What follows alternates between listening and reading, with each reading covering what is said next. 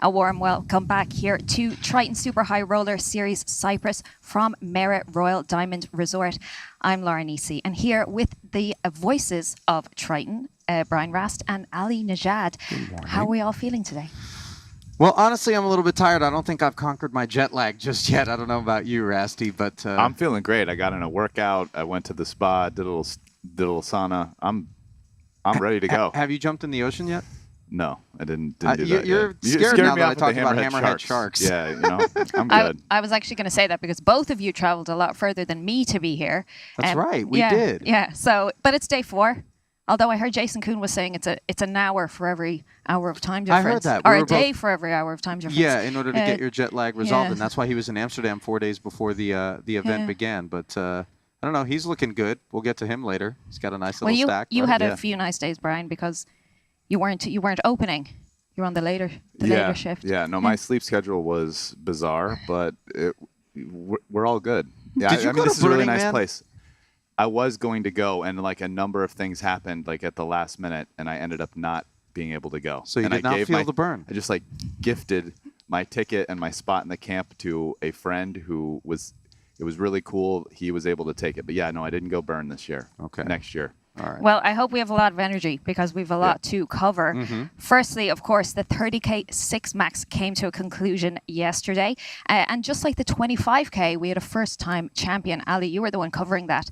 Can you fill us in? Yeah, so let's get right to it. Randy, Lou, and I had the coverage. There were 7 players that began that 30K final table, and the first eliminee was one of the 5 first-timers to a Triton series, and that was the Russian Viktor Kudinov, who nothing wrong with having ace-king suited. Unfortunately for him, he found himself not up against the ace-queen suited when the chips got in, but rather the 2 red jacks of Yuri Zivalevsky, who ultimately proved to be the executioner at that final table. His overpair on a 6-high flop looked great, and then suddenly tremendous amount of vulnerability on the turn when a 10 of clubs rolled off, and the big blank on the end would spell the end for Kudinov, who took home $164,000 for that 7th place effort. And then Yuri was back to eliminating folks. This time, it was the Spaniard first-timer, Chavero, who had King 9. Looked great on this ace-ace-4 board.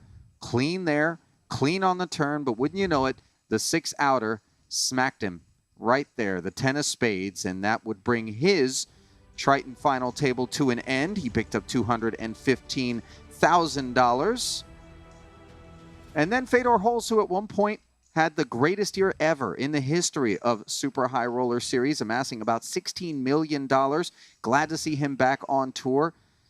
He would go up against Ben Tollery. Now note that we had the graphic there as A7, but when the cards were on their backs, we could see he actually had a king jack, and that's why on the turn, when the 5 paired on the queen high flop, Tollery having top pair king kicker, Holz was drawing dead and made his way off stage, but not before collecting $272,000. And then, of course, the very animated Alex Keating found himself all in for just $25,000 in chips. Now, why is that? Because not long before this, he had a king deuce on the button, tried to leverage ICM and bully the blinds. Ben Tollery would end up calling him with an ace-10, took all but $25K from him, and then here, that last $25K, he was dominated with king 6 up against ace-6. Yuri claiming his 3rd victim at that final table, Alex collecting $337,000. And then it was the podium. 3 players remained, and of course, Stephen Chidwick, always dangerous in these spots, defended against a min-raise open, the sizing from Zivalevsky, as the stacks were relatively short for a final table. His ace-5 remained in front of a jack-8, which turned into a gut-shot straight draw. Chidwick, with a bit of a stop-and-go, defended and then decided to put it in there. Yuri deeming the ace of hearts enough, along with that 5, some backdoor opportunities. But the ace-high was good as it were, and with no improvement on the turn and ultimately none on the river either, the man from Deal, England would softly wrap the rail, collect his belongings, and $408,000 for the 3rd place finish. And then Ben Tollery and Yuri Zivalevsky on the break prior to heads-up play decided that they would make a deal. Ultimately only played for $30,000 as $777,000 would be collected by Tollery, $749,000 by Zivalevsky based on the chip counts going into heads-up. And then it was an ace-queen against queen-8, a spot where we thought for sure Zivulevsky is going to be showered on this flop. And then suddenly the 8 rolled off on the turn, and the chat went crazy as all of the Brazilian supporters thought, yes, our man is going to be doubling up. And so did the rest of us. But then on the river, it was not meant to be. And you know what that means. A big, beautiful ace of clubs. If your name is Ben Tollerine, one of the most respected pros out there, collecting a Triton title as he showed Yuri the bad news and collected an extra $30K for a total of $808,000. And of course, let's not forget the beautiful Shambhala bracelet, Rast. I don't know how much of that final table you caught, but the thing that I keep circling and the theme that keeps coming to mind, Laura, you and I have talked about it as well, is this feels like a turning point in the series where all of a sudden the fields are so much bigger, and all of a sudden we're seeing some really interesting things take place courtesy of the fact that there are unknown entities sprinkled in amongst the folks that are so familiar with one another. Okay, Rast tends to agree. But Laura, I mean, you've seen it play out yourself, and obviously it makes for interesting, stuff that my guilty pleasure, my self-indulgence is I want the curveballs. I don't want to see the fastballs pitched down the middle with guys that all know each other, right? Yeah, that's true. And still exciting that we had 2 first-time champions already. I don't even know how we can top that. It feels like we almost have series highlights happening within the first few days. Yeah, you think we'll see another first-time champ? I mean, there's a lot of new people here, which, I mean, you look at the turnouts that we've been getting. I mean, each of these events have been over 100. I mean, the 50K especially, like nearly getting as many as the 25 and the 30 with 117 entries. I think it was over 70 uniques when I checked. Total. So, yeah. I mean, that's pretty strong. I mean, at Madrid, it seemed like kind of as the series went on and the buy-ins went up, there were a few less people that played. But so far, I mean, a lot of the people are playing the 50, so that's like a great sign. And I mean, a lot of new people here, first-time Triton people. And because of that, I mean, I think there's going to be a lot of first-time champions. Like, that's what happens when you got a lot of new people. I guess if you want to know who the people were that were shorting Luna on the way down, we just found them all. They're all here. R.I.P. anybody who was long in that particular crypto coin. A couple of things to put a bow on event number 1 before we move forward. Yuri, on event number 2, rather, or event number 3. I'm confused. I'm so lost right now. All I'm trying to point out, event 2, is that Yuri bubbled event number 1, comes back, has that second place finish. Obviously, a nice follow-up. Much better day for him. You know, that doom and gloom kind of sets in. You're like, oh my God, I just bubbled event number 1. Is this going to be one of those types of stops? But not to be. And then, of course, Chidwick, who's got that Player of the Year lead, keeping himself there with that nice little third place finish. We'll get to that a little bit more later. You know, speaking of which, I think his name is Peter, and I believe he's from Belgium. Ertz, yeah. Yeah, he actually bubbled event number 2 because I was in the booth for that, and I think he's one of the chip leaders right now in the 50. So we're not in the money yet, but you know, he could, again, same thing, turn it around and have a much better showing after bubbling in the very next event. Yeah, which is little bounce cool. back. Yeah. And then moving on, obviously that was event 2. Now we're on to event 3 yesterday, the 50K 6 max.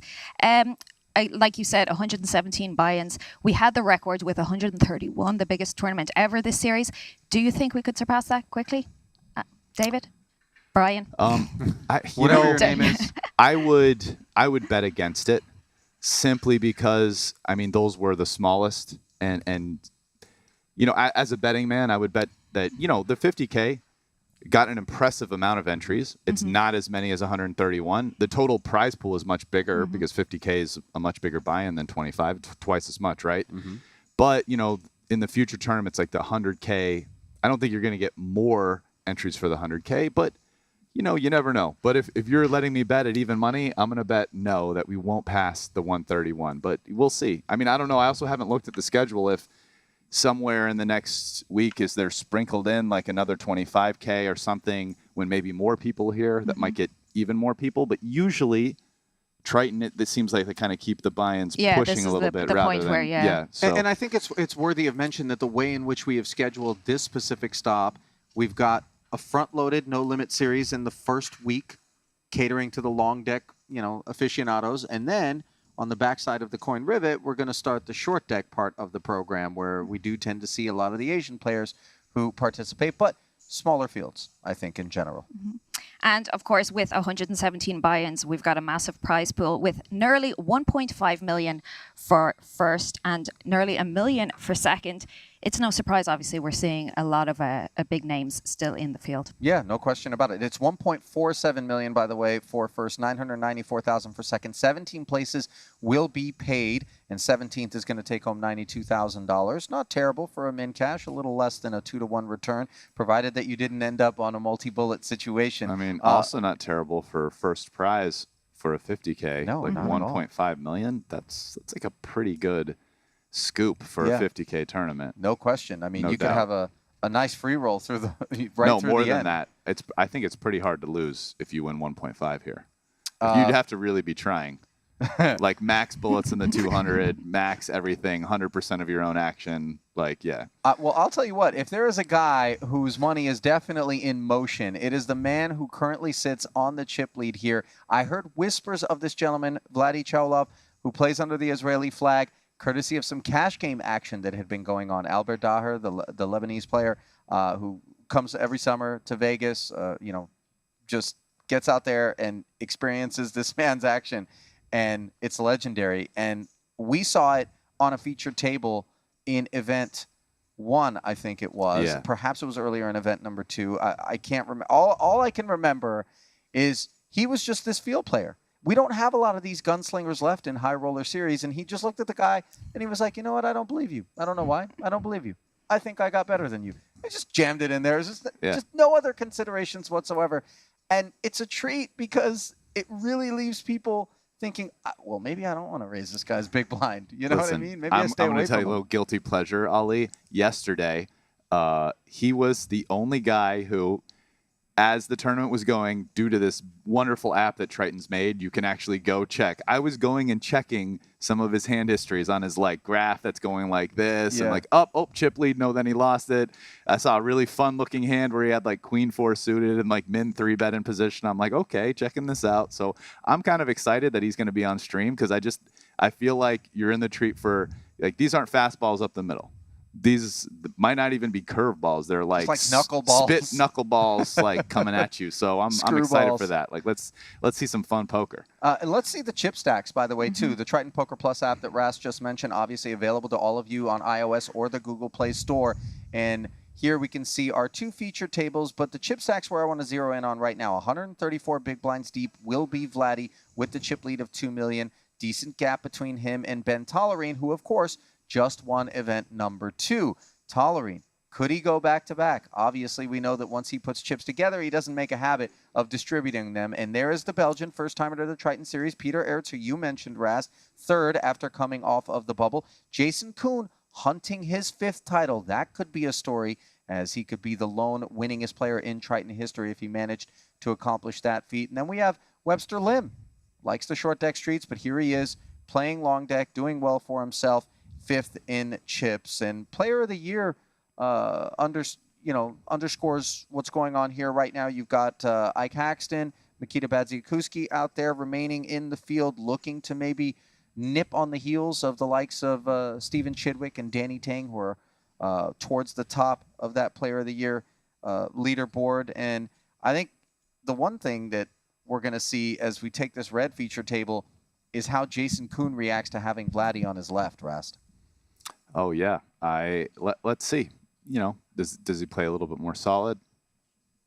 Little more snug, or does he? I mean, Jason's a guy that doesn't necessarily want to get out there with this gunslinger, not because he's intimidated, but because he understands sort of the discipline required in order to navigate your way into a deep run in these sorts of events. And this Vladi guy is the sort of guy that's just wants to make you uncomfortable. Yeah, and doesn't I mean, want if to you let have do a that. guy who's in position that wants to make you uncomfortable, a very easy adjustment to that is tighten up a little bit and play good hands. You know, so yeah, you're going to come at me. Okay, I have good hands. Let's play big pots. Yeah, but you that's got a very easy adjustment, right? Yeah, no, by good hands I don't mean we're waiting for jacks or aces. King jack suited or ace 8 suited. These are solid good hands that if a guy's got the queen 4 suited, you're happy to play a pot with him. If we're looking at the blue table over here, anything stand out to you, Rast, in terms of potential storylines based on stacks or history? We have Henrik Eklund, who won the main out in Madrid. He's here, the Dane. I mean, this is very clearly a table full of pros. You know, I mean, the thing that's I think going to stand out there is just looking for precise play that, you know, among pros, and not that kind of some pros, some amateurs, and the different dynamics that develop with that. Brian, I think we're actually going to get you two back to the coverage. I'm going to head, and we look forward to our first 7-figure payday of the series. Indeed. Thanks, Laura. So there you have it. The blue and the red tables are 2 feature tables here in event number 3. The 50K, 6 max, long deck. You get your first look at the infamous Vladi Cholov, your overall chip leader, seated to the left of Jason Kuhn. Also rounding out this field is Phil Nagy. He'll be playing in the Coin Rivet Invitational. Punat Punsri, part of the Thai contingent. This is actually his first ever Triton event.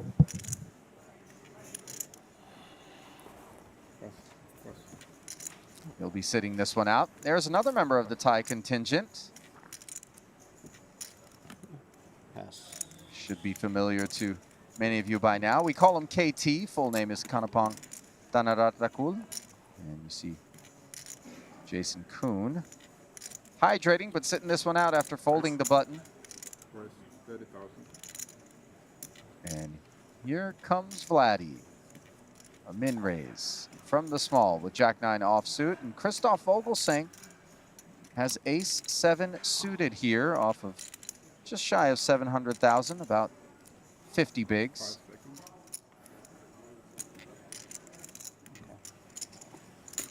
He will flat and go into his happy place as the hood comes up. 2 6s and a 10 here. Ace-7 still in front.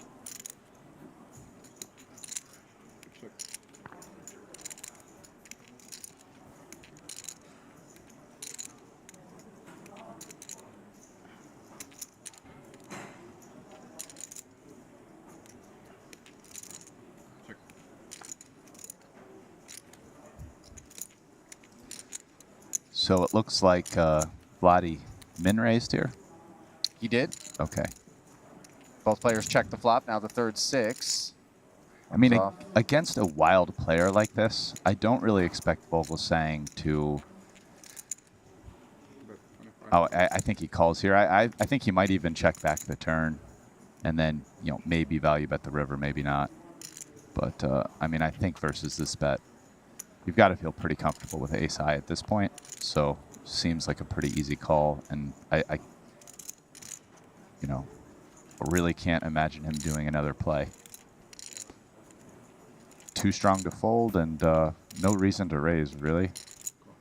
Especially against a guy that's really unpredictable.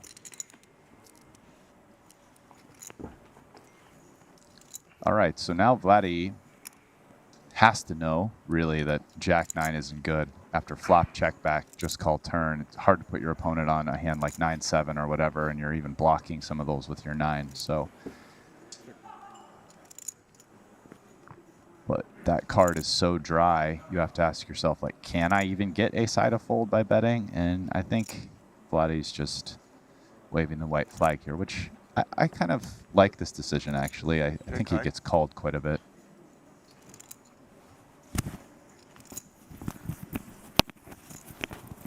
Well, it sort of demonstrates that it isn't simply maniacal aggression that is going to be deployed by Vladi, and perhaps some of the temptation is to presume that that is what we're going to see from him. Yeah, no, I mean, one of the fun things watching someone, and it's cool to kind of see Vladi give up there in a spot where I do think he's not a great bluff, especially given his image, is looks like he's aware of his image, and he knows that he's wild and that he's perceived that way. So sometimes he won't do that, and maybe try not to do it in semi, let's call them obvious spots, sort of. Yeah. As we transition over to the blue table, where we find Ben Tollerine engaged against the 2 kings, or what was 2 kings of Artem Vezhnikov. He now has top set after flopping the overpair. However, that third spade does give Tollerene a flush draw to go with the pair of sevens he made on the flop after defending his big blind against the open under the gun from Vezhnikov. 145,000 in the middle. Tollerene checks, and Vezhnikov checks back, Rast. Now he fills up with kings full, but why would we check back a three-spade board with top set? Is this not just asking for it? Don't we want to charge any and all draws on a board like king, queen, 6, 7 with three spades? Well, let me just present kind of the devil's advocate argument to it. He's not that deep, less than 2-to-1 stack to pot ratio by a little bit. He probably thinks some hands like 7x, 6x at this point can't continue. They're hands that are very likely drawing dead to him unless they have a spade. He figures if my opponent has a big hand and I'm good, I can probably get it all on the river. And I don't know that he wants to play for it all, right? At 1.5x pot when the flush hits, and the big blind does have more flushes than him, so it's natural for him to check it back. Like, I think it's an interesting play, and I think I'm okay with it. Like, it's a situation where the big blind is basically playing all of his suited hands, especially he has a ton of chips. So he makes way more flushes than Vezhnikov. And Vezhnikov's keeping in the hands that are drawing dead. Yeah, and here we go. See, by doing this, he managed to get Ben to bluff at him. And that induction plays out beautifully for Vezhnikov as Tollerene with a big misstep.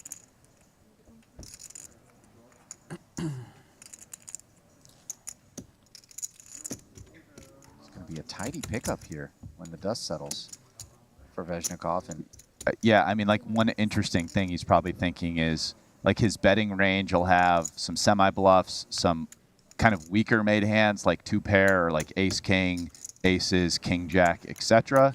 But, like, it's kind of a cool spot to check that set of kings or maybe like a set of queens. Meanwhile, and have that be kind of mix in with your range of check back so you're not too weak. Anyway, I don't know. It's an interesting play. I kind of like it. And obviously we see it like worked out perfectly for him. Sure did. Back at the red table now, where Vogelsang with queen 5 suited opens the button. And Bernard Punsry with king 6 has defended. Ace 8, 4. No connection in either seat. Punsry checks it.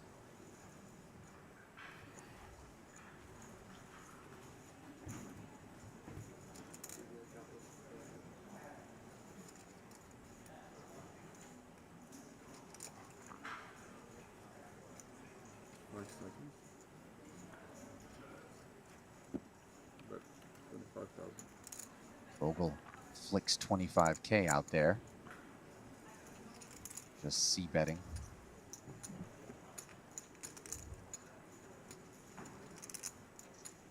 Punsry looked like he was going to reach for a flat. Thought better of it. Eventually comes with the call. Another 50K into the pot, which rests at 120,000. And the ace is actually a welcome sight for this king high. Yeah, it's a nice card.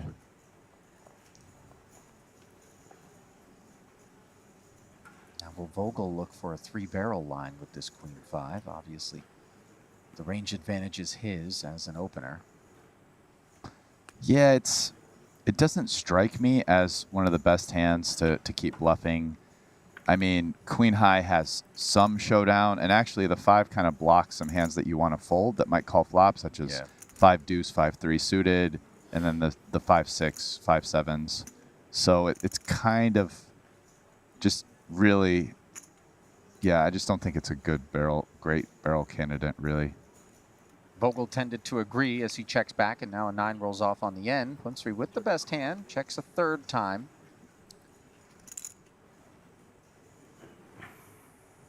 Yeah, I don't expect Vogel to bluff with queen high here, although I'm sure he thinks it's probably not good very often, but I think it can be good occasionally. Oh. Sure enough, he shuts it down, and Punsry able to get to showdown after flatting on the flop. adding to his stack. Currently 31 players remain out of 117 entries, 72 uniques. Lines at 10 and 15,000 with that 15K ante. Average like stack 750K, Batman. roughly Why so 50 bigs.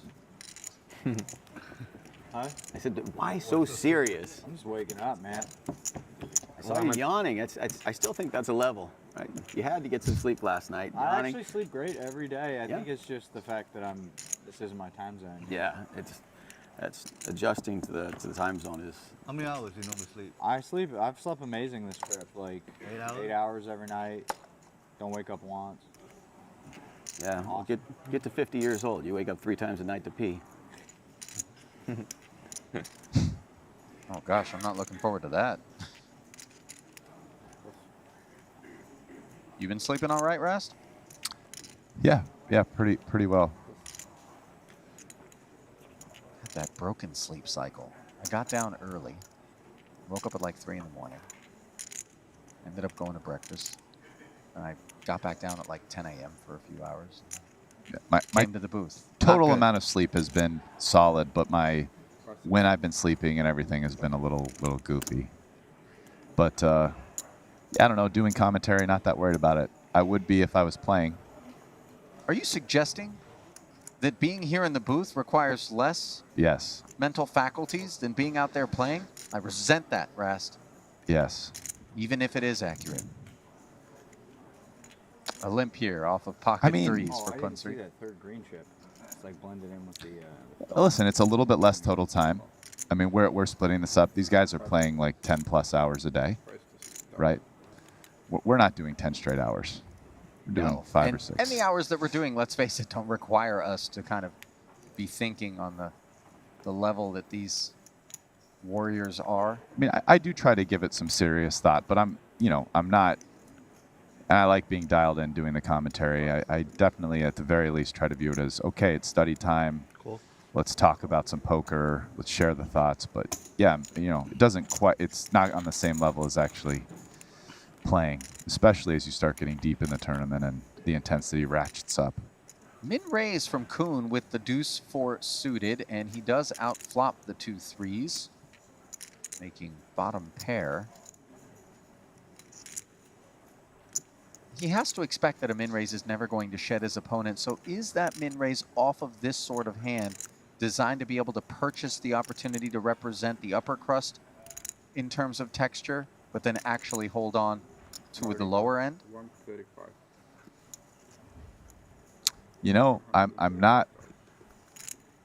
I'm not really sure. That's a pretty good guess. I mean, I haven't seen any pre-flop solutions that really do min raising out of the small blind.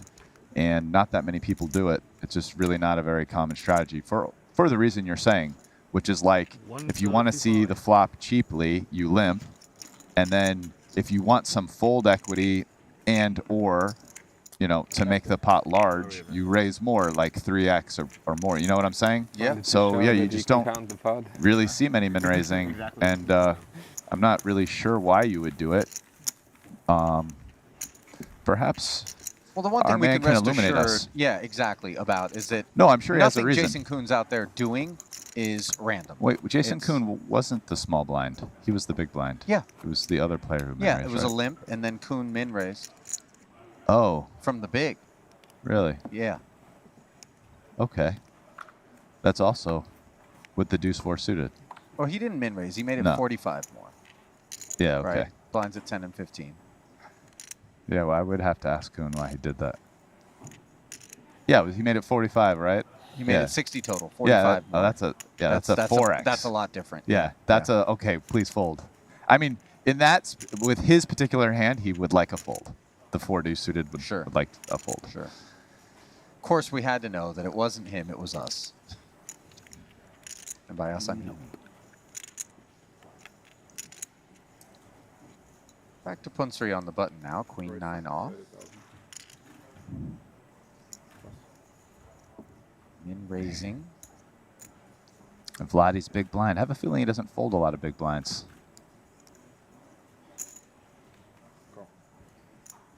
Certainly not when he has ace 8. No.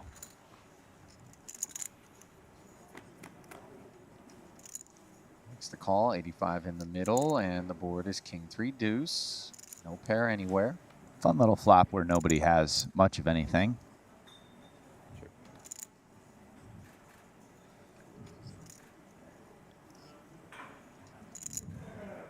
It's kind of an interesting board. The stronger hands definitely favor Punzri here, but Vladi can have a lot more small pairs. He has a lot more 3 and deuce X in his range, especially if you think he's playing loose and therefore has more offsuit combos that maybe other people might fold, such as say like 10 deuce offsuit. Check call of the 25K C bet.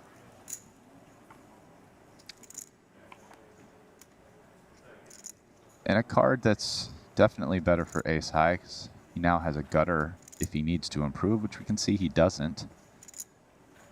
And doesn't really seem like a board Punzri barrels a ton with his particular hand. Doesn't really have anything relevant and no draws. So bit white flag waving there. Check back allows the king to pair on the river. And 2 quick checks as Vladi rolls over the ace high. I feel like we may have oversold him based on the 2 pots that we've seen him play. Granted, it's still early in the situation's warranted it. But you know what I mean. We really hyped him up as this maniacal sort of presence. But well, we can see he's not doing it every hand. Yeah. I have a feeling that something's coming. Yeah. At least with the If we just keep watching the hands, I doubt he'd go, you know, probably in the 2 hours, there's going to be at least one hand where you're like, okay, he's getting out in left field here. But, yeah, I mean, it's hard to stay in a tournament if you play crazy every single hand. I mean. Does everybody just wake up? Oh, no, I've been up for a while.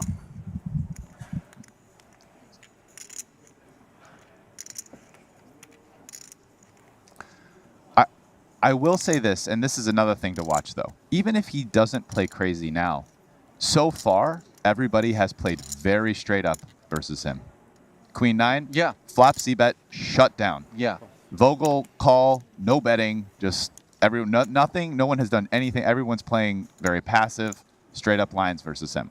It So, does you know, garner some real respect, doesn't Yes. it? When you know you got a wild man on your hands. Yeah, so let's see if that continues as well. But that is a bit of an indication that even though he hasn't done anything yet, other people know he's at the very least capable. And all right, here we go. We have an example as Kuhn opens the button with Jack-10 offsuit, and Vladi flats with 6-4. Vogel likes the price with Jack-9. 6-4 offsuit, Ollie. Yeah. We're not even suited here. Yeah. Okay. Let's say this is the beginning of the departures from, okay, here we are. This is trouble for Vogel. He's got top pair against bottom 2. Vladi going to double check. And the good fortune is certainly intact for the time being. All right. Well, so Will Kuhn c-bet here. He does have a hand. I mean, the jack of clubs, the 2 overs to the 9. It's a hand that c-bets some. But again, another passive line being taken in a flat where Vladi's in. I mean, we do have to kind of point out that theme that is emerging as we see the ace on the turn, a card that perhaps Kuhn could rep if given the opportunity. Vladi, that's 25K, and immediately you see Christoph Vogel saying, looking over like, yeah? You flatted an ace in the small? Is that what you're telling me? strangely small bet.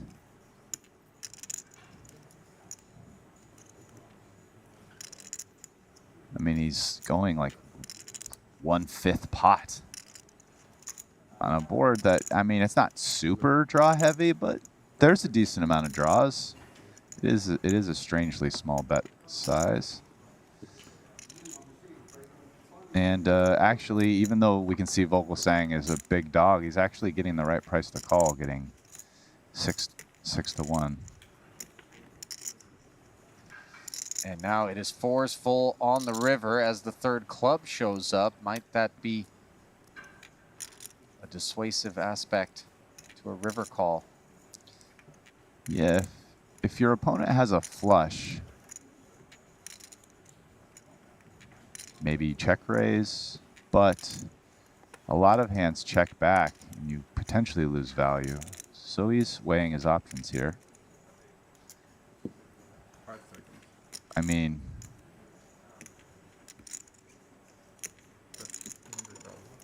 he's going big, and it's going to be hard for Vogelsang to call here with the 9.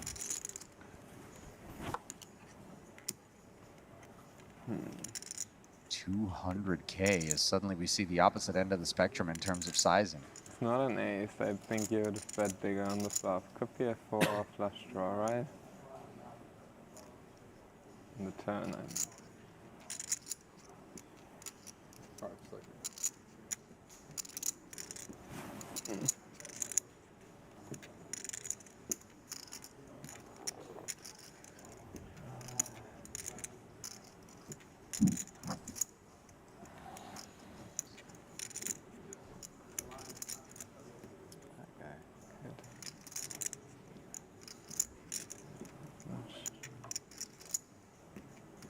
It's a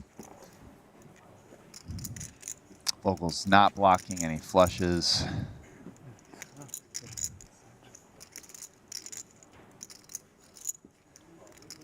I mean, does Vogel give it this much thought against a different player?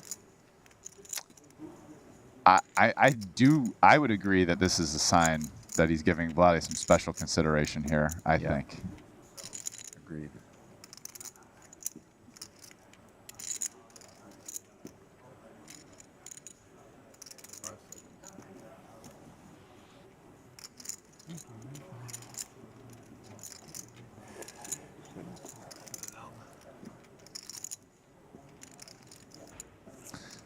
Like, I still think he probably folds, but if he calls, I feel like that's special Vladi consideration. And you know what? In some ways, this line by Vladi is emblematic of self-awareness, where he understands that he's the kind of guy that can get paid off. And Vogel did make the call. You see him sliding $200K over to the chip leader. I mean, I'm going to go ahead and say I kind of think Vogel's call there to over pot size bet is like that is an I would doubt that a solver calls Jack 9 of diamonds there. So I'm pretty sure Vogel probably it's a special consideration call. I got up actually early this morning. I watched somebody else run 10 miles. That was plenty of exercise for me.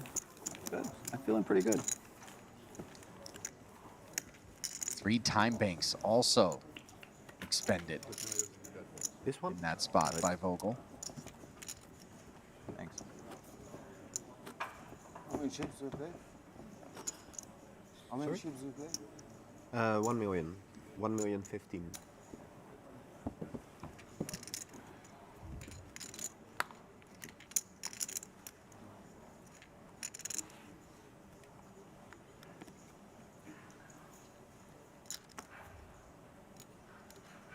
Vogel down to 475K, just 32 bigs after that payoff, while Vladi is up to 2.3 million plus for over 150 bigs. Current second in chips is Peter Eretz, the Belgian. Bubbled event number 2, and here he is making a nice run, and this is trouble for Vladi as Punsri has 2 aces. The min raise open, draws a 3-bet from the button of Vladi. And Vladi has shown, I've seen, one of the hands I saw looking at the app yesterday was one where he, basically in this exact same spot, had Queen 4 suited. So he has jacks, he is not folding, he's hoping Punsri actually makes a move here, but Yeah, this is kind of just a cooler, and it's not even really a Vladi special situation. I mean, 15K, we're talking 45 bigs or so. I mean, aces versus jacks in these spots is pretty standard get in. So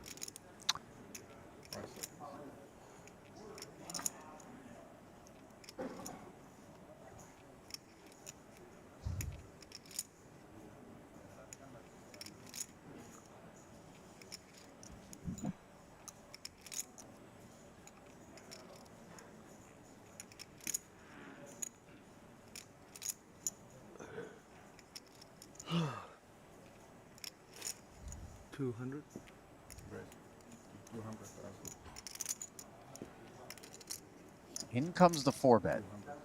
Up we go to 200,000. let's see what he thinks about. I mean, I was thinking he would just jam versus a 4-bet, but let's see how he plays it. Maybe he just calls.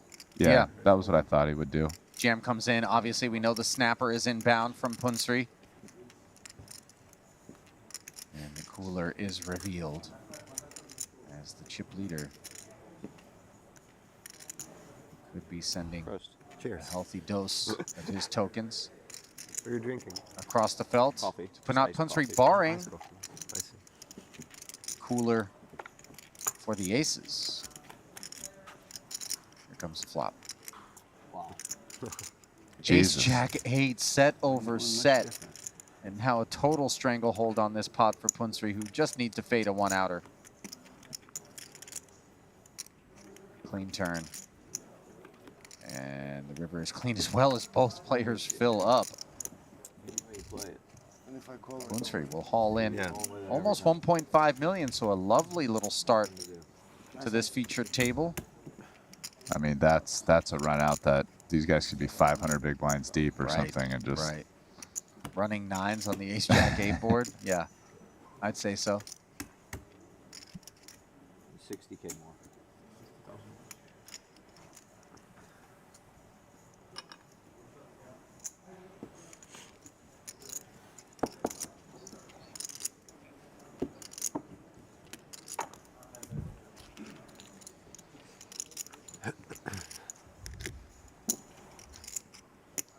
And even after losing that pot, it appears he just barely has the chip lead by 1 big blind over Peter, the bubble boy from the 30K. So that proves it doesn't just happen online.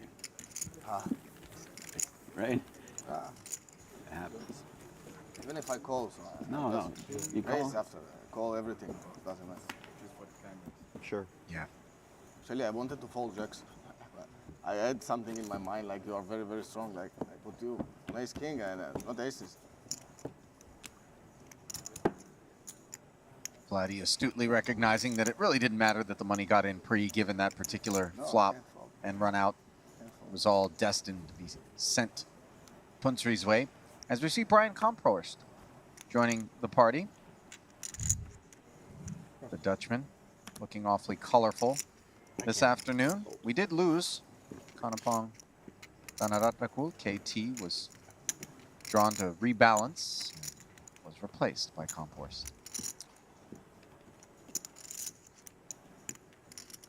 Folded around to the small blind of Phil Nagy.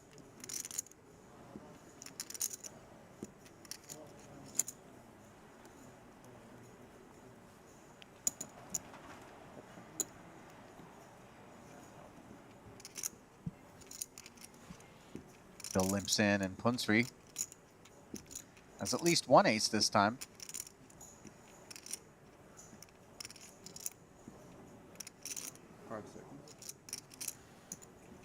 Raise to 45,000.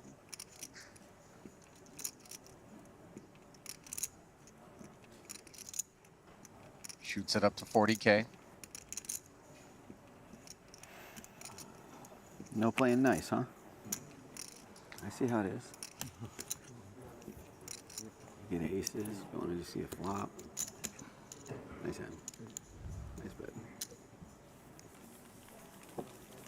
And Phil decides that's a little bit more than he wants to invest in this particular pot. I like how I called Kuhn 60K a min raise. That was pretty epic. Yeah. And it was 4x. Yeah. No, I'm off to a good start.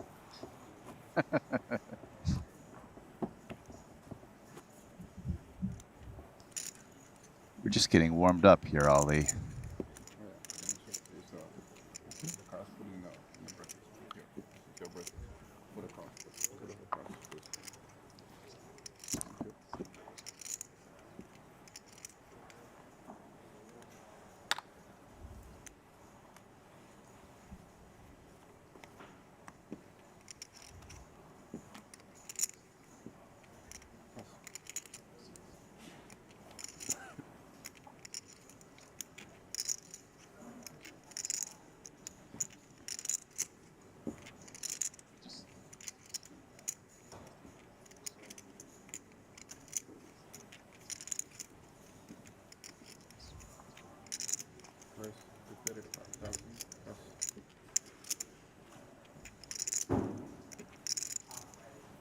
Vladi with Jack 8.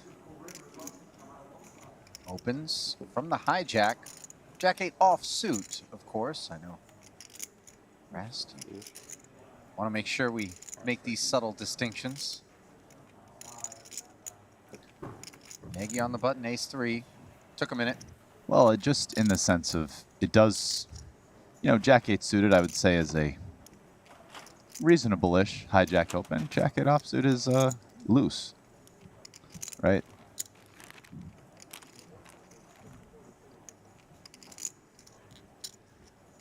Well, here he's going to hear from Camphorst for sure. Yeah, nothing loose about Camphorst's decision to play back. He's gone fairly big here. 155,000.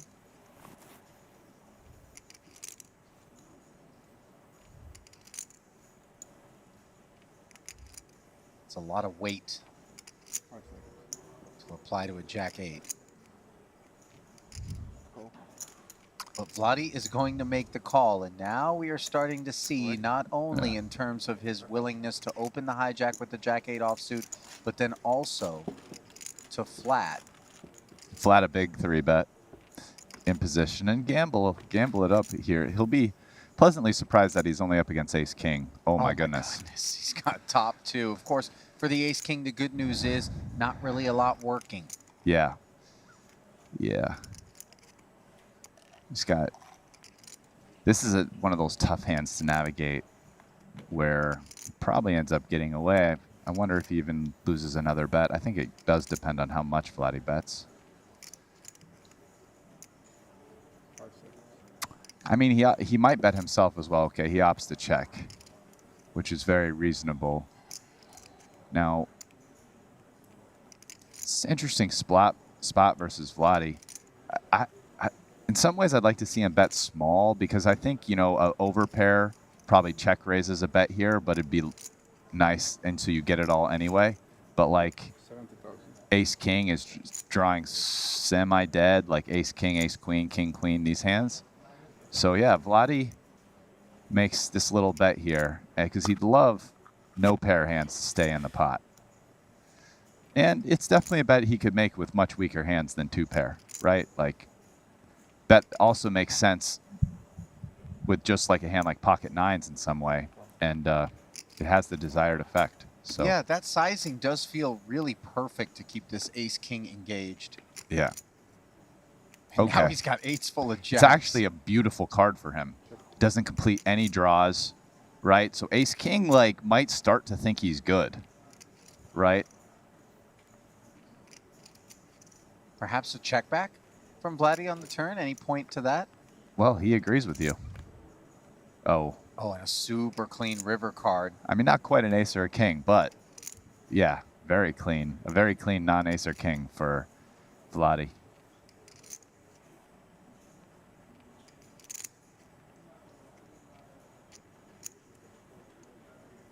Might Camphorst come with something defensive? No, I think just wants to get the showdown. He'd love to get to showdown, and he's going to decide versus a bet. I want to point something out.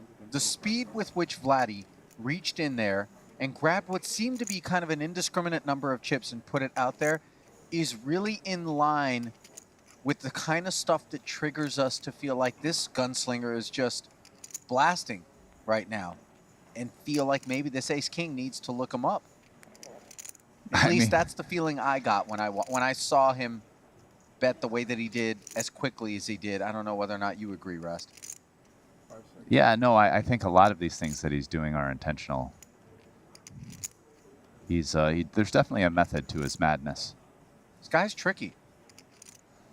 I mean, this is a pretty tough spot for Ace King here. I mean, you're beating every single bluff. You're not beating any value. In some ways, I mean, this is actually a call that a solver would agree with more than the 9-7. You know, to me, like Vogelsang's call is more out of left field than this one. And here we go, another boat. Vladi with his second boat in like 15 minutes. Here you go. And he's right back up over 2 million. Is it just me, or are you 3 for 3 on full houses? You just lost. Against aces. Right? Good observation. Give me the 6-4, the ace, but you lost one of them. But 3 for 3 out of full houses. Do you give lessons on how to do that? Make full houses every time? I'm just curious. You need to play the hand make to lessons make how the to full fold the house. jacks, Like ace. I think I might not have played. kind of lessons. Actually, I wanted to fold. I had a good feeling that the ace You can watch. I don't know.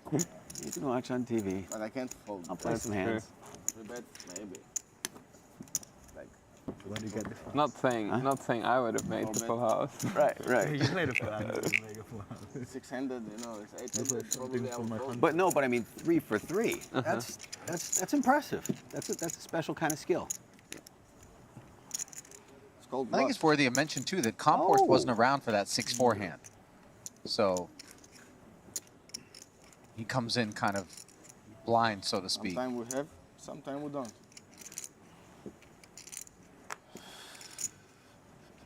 I wonder if I can order that from the waitress.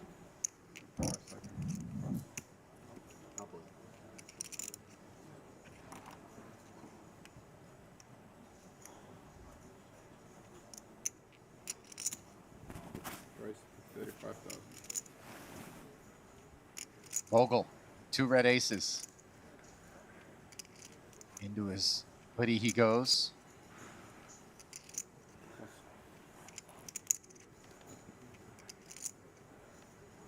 Get a cappuccino. Get a cappuccino with 2 sugars and extra luck. No, it's a cappuccino with 2 sugars. Nagy's sense of humor perhaps lost in the language barrier there. He ordered a cappuccino with 2 sugars and extra luck and immediately was met with confusion.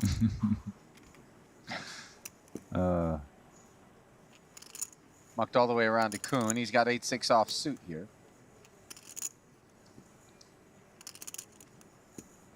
And he's a customer. He's got to hit a full house, right? That's the way this works if you're Vladi. Yeah. I mean, he didn't put in enough pre-flop to get a full house out of this one. Top set You gotta call like over 4x 3 bets and.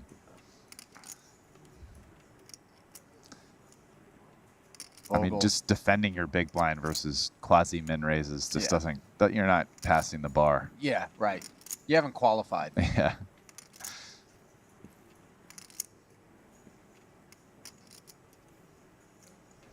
Vogel with top set. It's on a board. He's going to bet a lot. He is blocking a lot of strong continues. Jason's cards couldn't wait to get into the muck on that particular board.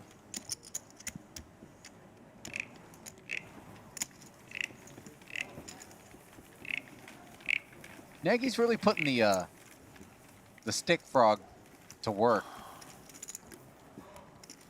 You've been to Thailand, right, Rast? I haven't actually. You haven't? Okay. I don't think really it's the sounds only like probably place down in Costa Rica. I did, yeah. You have to hold where it you just can right. get one of these things. But You live in the city? No, I live outside the city. It's- Outside of San Jose. yeah. in any night market, just a couple of bucks You can get one of I like these it out there. It's a little warmer. Kids can use the pool like 300 days out of the year there. It's great. little wooden handcrafted frogs, and you just run the stick across their back, and they sound Oh, like a frog. yeah. That's where it's from. Yeah, I'm not When they're bad. particularly sure what the Not backstory like it's is. raining too much. Negi is from Costa Rica, he mentioned, and says that's what the frogs in Costa Rica sound like.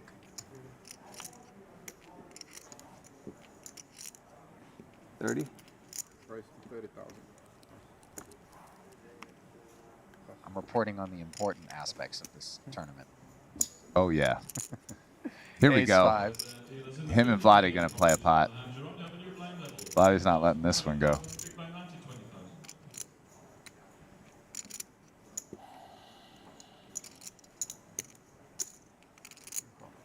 You're right.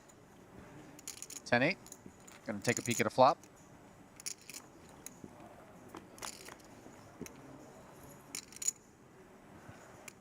And it is top 2 for Negi. Total air here for Vladi.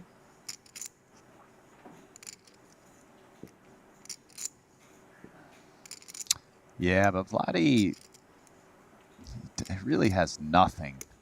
So this should be an uninteresting pot. You would think. You just can't be sure, though, Rast. No, but so far Vladi hasn't shown that he's just blasting away with nothing and no relevant cards post-flop. It's more been kind of like let's gamble pre and in some spots, playing some hands, 6-4 off, small blind defend, etc. But yeah. But post-flop there's a bit more method. Now I've played a hand. Full house? Full house. Small burn 10,000, big blind, and big blind and big blind. Predictably got early Delta finish set. to that pot. So, Negi C worked bets out. and takes Go it. ahead. I got Delta set before the flop.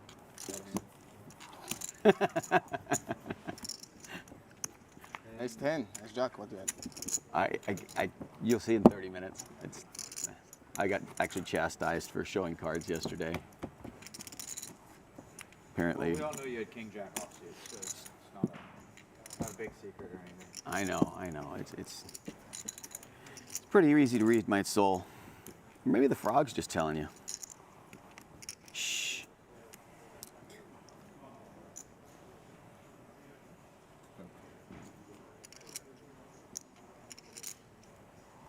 I'm just trying to be cool like you guys. Look at my hand. Wait for a minute. Oh, I don't wait. Oh no, you're not. You're actually not cool. These other guys. Look at that shirt, tiger. My banks, man. Ooh, my lucky cappuccino. Comp horse to King Jack I suited. actually did cut order off. it with extra luck.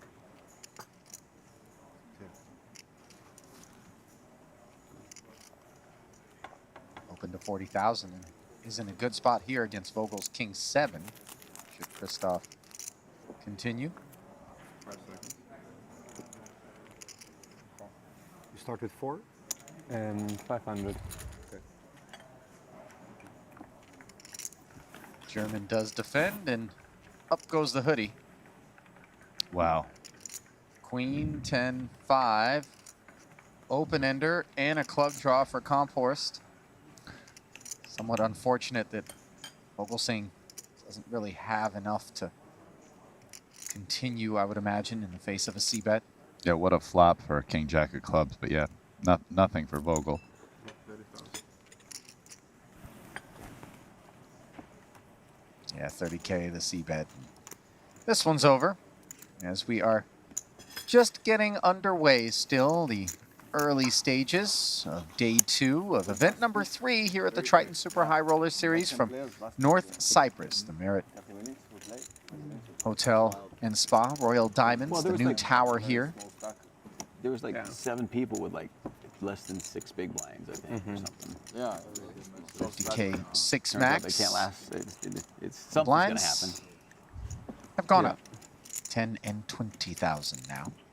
This looked like maybe the deepest table, or one of the is maybe the second. This was the deepest was the table, deepest yeah, table, yeah. definitely. I asked him to do that so I could get all the chips. And I Let's talk appreciate about that observation just made by Phil Nagy, Brian, in terms of how not all tables are created equal. We have 27 players remaining right now, and of the remaining 5 tables, this one is the deepest, having the biggest stacks spread out there. How does that impact the play that we witness? Is it a little tighter? Is it a little looser? Is there really no difference whatsoever? Sorry, the stacks being as deep as they are at this table, deeper than any of the other 4. You know, what's the impact? I mean, I think that at this particular table, I'll tell you what, if I'm at that table and I have a lot of chips, I'm going to probably want to take some chances and play plots with Vladi, knowing that he's playing some hands like 6-4 off and Jack-8 off. That said, I want to play good. I don't know. In some ways, here's the thing. In some ways, it might be kind of snug pre-flop because people wait for solid holdings, but then you're going to see when collisions happen, you're going to see big pots because the stacks are big. Like, you know, and you've already even seen a couple pretty big pots where people made big calls versus him. So. And look at him here on the button. He 3-bets the open from Punsri under the gun, who had Jack-8 suited, and in comes, I believe it's a 4-bet. Punsri could not have limped under the gun here, right? Yeah, wow. Big move. Now, that hand played out very similar to the other one where he had aces. Again, aces? So. That's immediately Vladi's comment. This time he was bluffing. So there we go. This is kind of the first time we've seen someone now make a move on Vladi. So far, people have been playing very straight up versus him.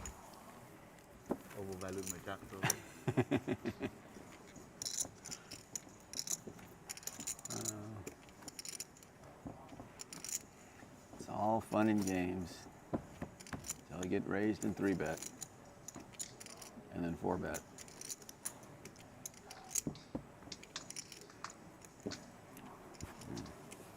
Lucky cappuccino, don't forget. So just to clarify in that spot, Rast, Kunat Punsri did limp under the gun with Jack-8 suited. Then came the raise on the button from Vladi, and then it was a limp 3-bet from Punsri, who, by the way, is kind of announcing himself as somebody who isn't going to be bullied by the overall chip leader in this event. Yeah, that's a strong play right there. Very much so. 5 seconds. Now Kuhn with Queen 9 suited raises to 45,000, and Vogelsang is jamming on the button with King Jack suited here. Nagy will be out of there in the small, but Punsri's going to wake up in the big with Ace Queen, and how will he respond?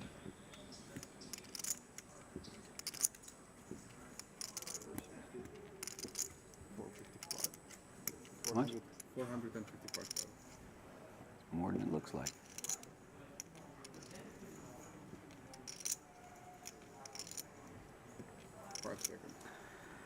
Nope. Plenty of time. Look up, Jason. 1.35 to start. Punsri asking for a count from Kuhn, as obviously that is a consideration. Yeah, that's fine. He has both of these guys covered.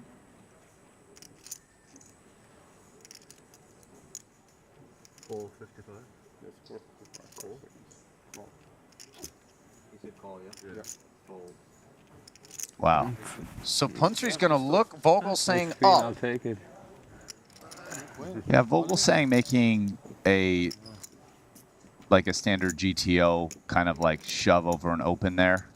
Definitely with King Jack suited, it's one you're hoping to get through, but And then Punsry kind of just wakes up with a hand good enough to call that. Yeah, a little north of 20 bigs was the sizing, and the ace-queen is holding on the 7-high board as Vogelsang is going to need some help here.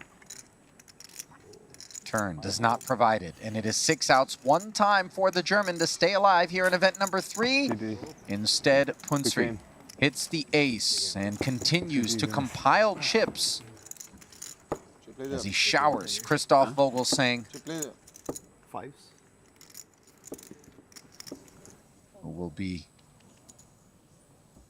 27th place finisher.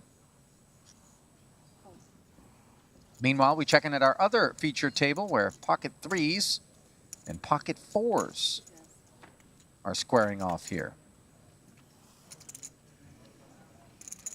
Advantage Tolerine. In this board texture, certainly does not rate to be the type that either of these hands are in love with. Clubless, monotone.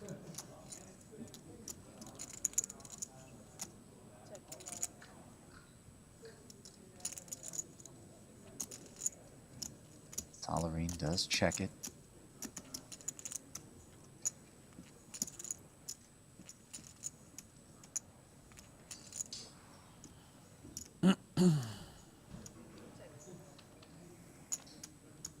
Ertz does the same. Board now pairs on the turn.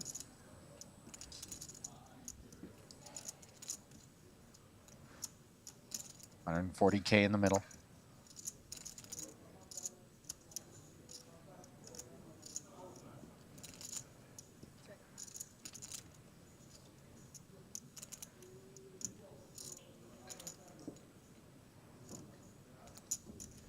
Second check from Tolerine. How will Ertz choose to proceed? With a check back.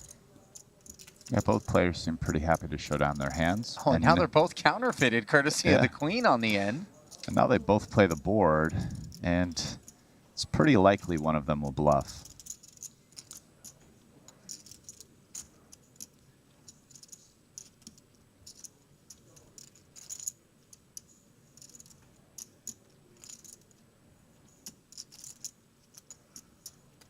And Tolerine, first to act, will be the man to do it, as he bets 40K.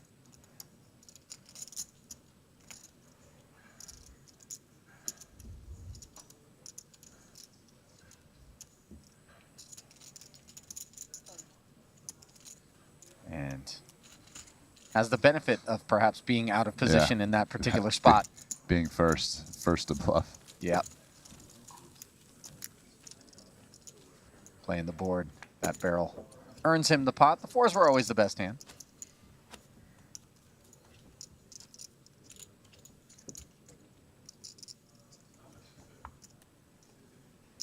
Tolerine currently 4th in chips overall. Ertz 3rd. Vladi Cholov has actually conceded the overall chip lead to Punat Punsry, who has had a wonderful start. Took his aces up against Vladi's jacks, which was the big infusion of chips. We see Sam Grafton on the button, 7-3 offsuit. Grafton, really a welcome addition to any featured table, as he tends to analog chip stacks. Bring plenty of personality and color to the proceedings.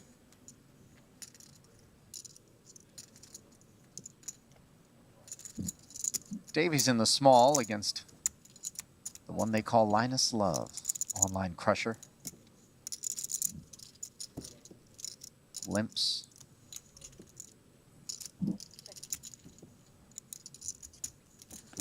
Linus checks back the 10-8.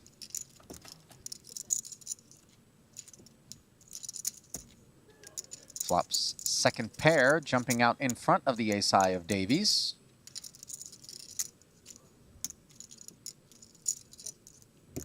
Yeah, second pair, backdoor straight and flush draws. Pretty solid flop for Linus. Not one he can expect to get 3 streets of value, but One where he can definitely expect to have the best hand most of the time right now.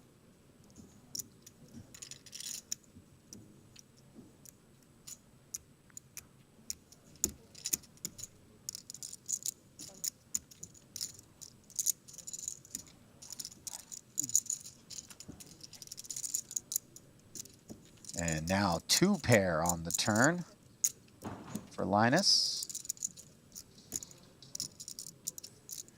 Yeah, 2-pair with a lot of draws. He's very likely now going to want 3 streets of value and to double up, but Seth doesn't really have a hand that can go along with that.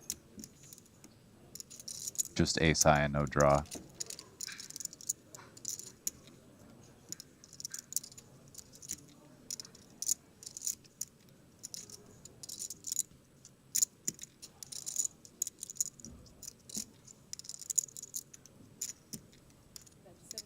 Second check in front of him, and this time he fires 75K. And the ace high goes into the mug as Grafton slides the button over to Seth as a consolation prize. Good luck, Ben. Good luck.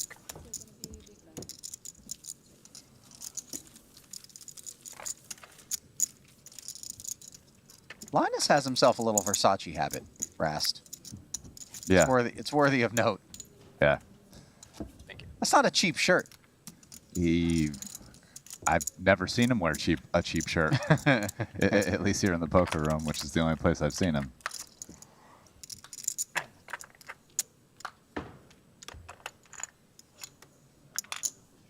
It's his natural environment. You could take the chips, and I could take this.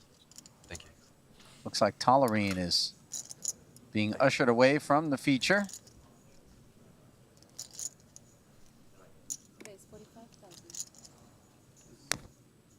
Leaving 5 behind.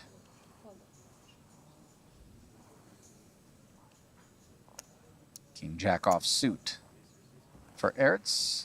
Makes it 45,000. And mucked around to Artem Veshnikov.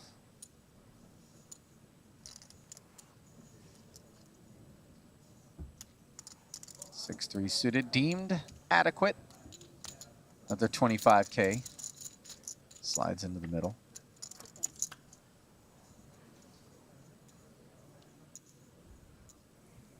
Two fours, 2 diamonds, and a 10. Neither player connecting as Veshnikov will check over to the pre-flop raiser.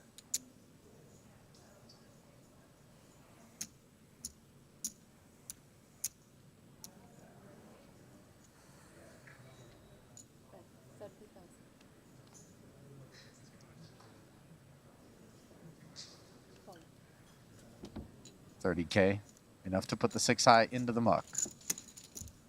Fairly straightforward stuff here thus far.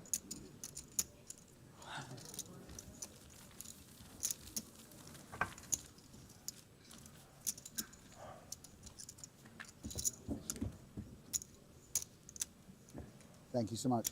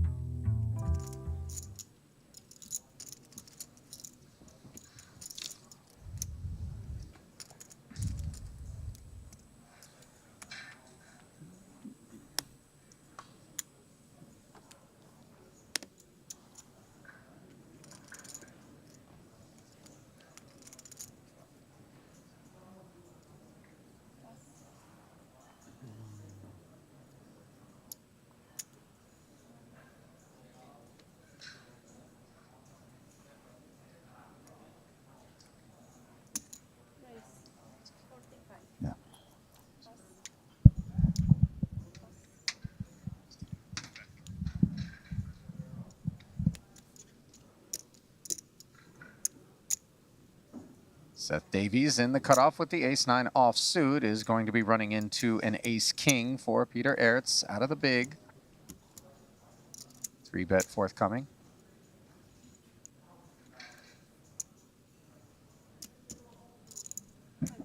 All in. Yeah. He decides he's ready to spin it. If Davies wants a piece, which of course he doesn't with ace-9. No, effective stacks of 25K. That's 530. it's a pretty. That's the standard sizing there. Blind's got big. I think you pretty much divvy up the 3-bet range into I was like, what a all-in record. shoves Like and 500 like K, something that's around thousands of big 4x. blinds. Million big blinds. It's like, then I remember businessmen. They don't look at stacks. They don't count it. The businessman just like, I've got to do it. They- Ace King probably. The businessman is just all in. They look at the man. Yeah. This guy doesn't have jack. Yeah. This guy's got queen jack. How much do you have, Sam? 535. Well, back over to the party table where the sheriff, Vladi Cholov, has now slipped to 3rd in chips overall, behind Punat Punstri, and the newcomer to the leaderboard top slot, Matthias Eibinger, with 2.1 million plus. Eibinger not seated here. Kuhn with a couple of jacks on the button. Very happy to open it up and would love Vladi to come around with the 6-4 offsuit. Ooh, ace-2 suited here. What are we gonna see? We're gonna see a call or a 3-bet.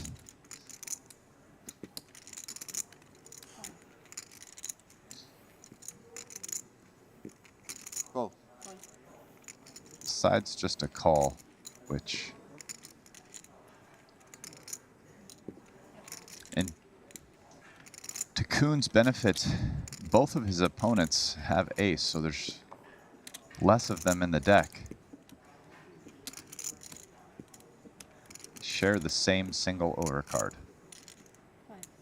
Could Phil Nagy try to squeeze this ace-4 out of the big? Oh. Yeah, he could. Instead, he does flat, closing the action. And Jason will be in position against both blinds in a 155K pot as it comes 8-7-5. Nagy with the bad end of a gut shot.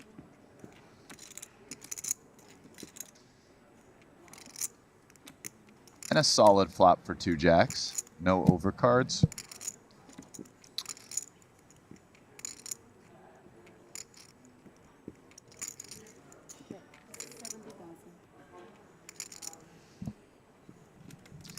A little lead here with not too much other than a backdoor flush draw.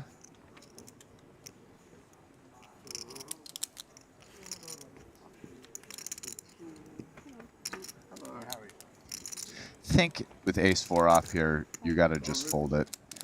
And a big reason why is that you have a player behind you to act. So, you know, maybe in that exact spot, if you knew Kuhn was folding, it's a little different. You could maybe talk yourself into a call. It's close. But with a player behind you, I think it's a pretty clear fold. Vladi with the backdoor nut flush. Switch down. Make you feel good. Deciding that this sort of flop texture favors his Please don't range. put that on And TV. That sounded way too weird. that 70K lead does get flatted by Kuhn. And now on the turn, a 4-liner on the board. Any 6 would make a straight.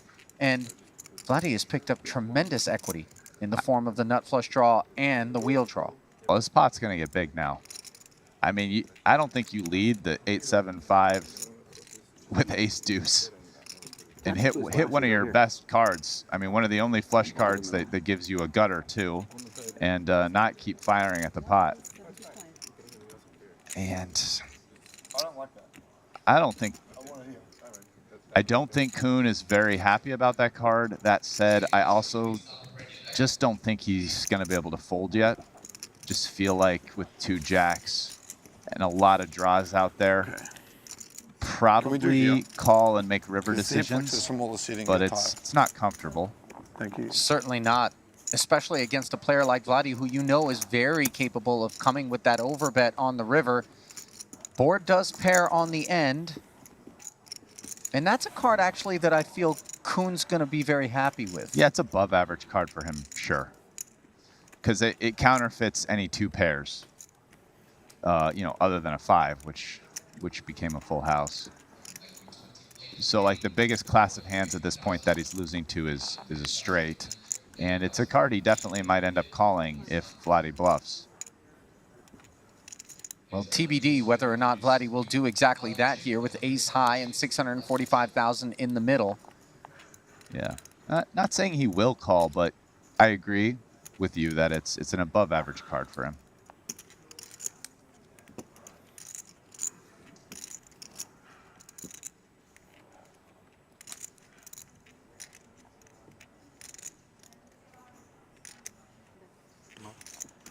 Look at this. 450,000. The bet into 645, and those jacks are feeling the weight now. I kind of think Kuhn is going to end up calling this. I just think. Did Vladi need to go bigger? Maybe to get 2 jacks. Full pot? Full pot plus? But I don't know if you caught that there, Kuhn. Staring up pretty intently at Vladi, maybe checking the pulse.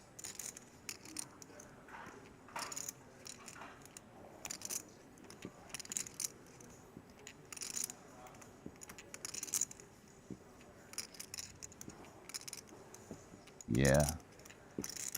I also don't think Kuhn is going to use all his time banks here to make this decision. I do actually think if he starts using a lot of time banks, he ends up folding. But I think 1 or 2 time banks only in a call. My apologies. It's a big pot for Kuhn, though, obviously. I mean, we can see if he calls this, he's down to only $500,000 and pretty short. But if he wins, he's vaults right into basically one of the chip leaders. Oh, and he does find the call. That's cool. And Vladi immediately giving him some credit. Jason Kuhn, one of the best around. And calls like that are in large part a demonstration. Yeah, nice call, Jason. And that is a big pickup for Kuhn. Jason, what type of watch is that? That's an IWC. It's going on. As we transition over to our other featured table, Seth Davies rocking the old school Triton hoodie, by the way. You had to be around all the way back pre-pandemic in London to pick up that piece.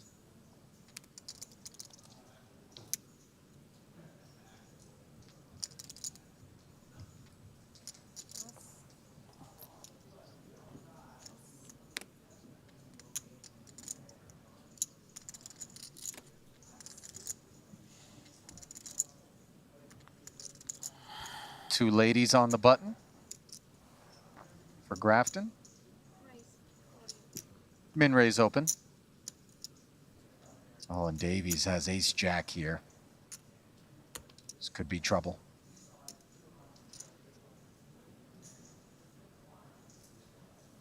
Yeah, he's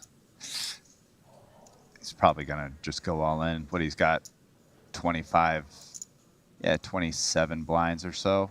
All in. Yeah, Yep. Versus there's the jam. Button open. Easy fold for Linus and the snap call forthcoming from Grafton. The speed with which it is announced obviously suggests that Davies ace jack is vulnerable. He always knows it. Snapman versus Big Slick. Yeah, it's inevitable. Think of the card removal, though. No way Not a spot with ace jack where you want to get No, snap called. You want at least some pause. And a bad flop for Davies as Grafton can take the ace of spades off the board. Don't moan. Don't reward that moan. Do not reward that. 2 outs once as Davies ends up with a pair of jacks. And full service Slides his stack over to Grafton. Quick fist bump, and that's all she wrote for Davies. Broke the seal back in Madrid after having never cashed in a Triton series. Finished in 8th in event number 1 here in Cyprus for 109,500. Came up empty in event number 2, and now same story here in event number 3 as Davies' departure leaves us with 23 players of our original 72.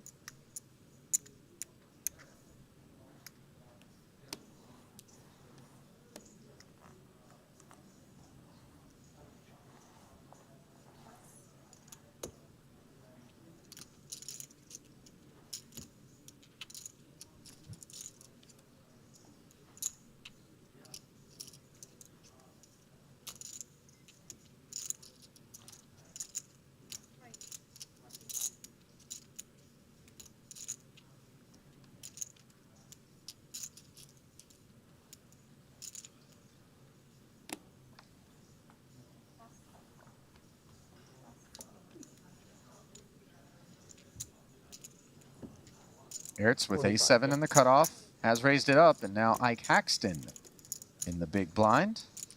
Ace-9 offsuit here. Let's see what he does. New arrival to the fold. I think call is most likely, but I wouldn't be shocked if we saw a 3-bet.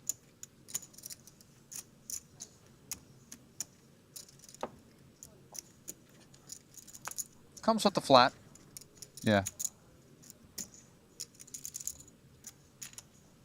Ike's the kind of guy that's well aware that he doesn't want to get into the habit of doing the same thing every single time. And he has outflopped the ace-7. Pair of 9s. Coordinated king-high rainbow texture. Yeah, I mean, Ike's the kind of guy who I would expect that if a play is mixed, he's probably randomizing using the shot clock or something, whatever method he has, in order to do so. I would not be surprised if that's what Ike did. But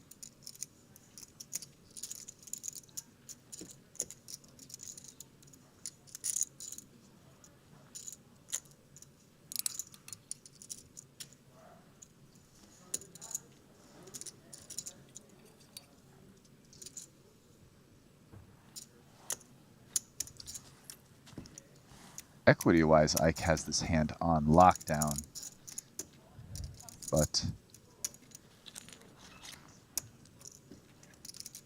ends up folding the flop, respecting that the cutoff's range is, it's a very good flop for the cutoff's range.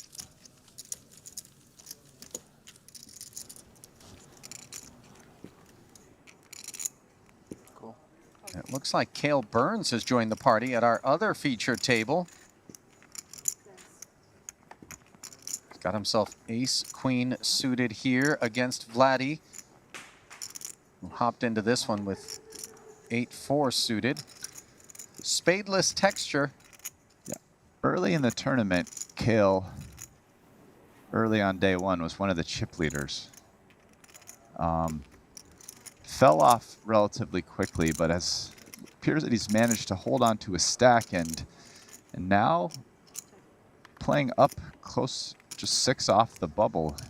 Still alive, 21st out of 23rd in chips, but I mean, still a healthy 20.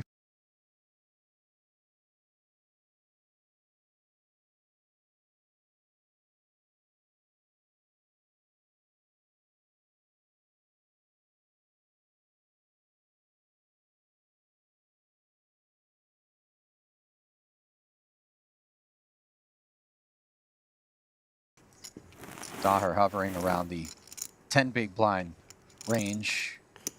Certainly would be more likely to find his way into an all-in pre, but here we have Vladi value betting the pair of 4s on the turn. Now a 4th heart rolling off though, and how's he going to react to that?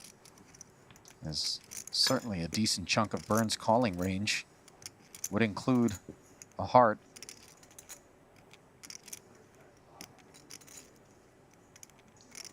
Shut it down or go for it? The answer is the former, as Vladi checks it. I mean, Kale's gonna have to consider bluffing this. I mean, just ace high, no pair. Doesn't have a ton of showdown here. A little bit, but definitely one of the weakest hands he gets here with.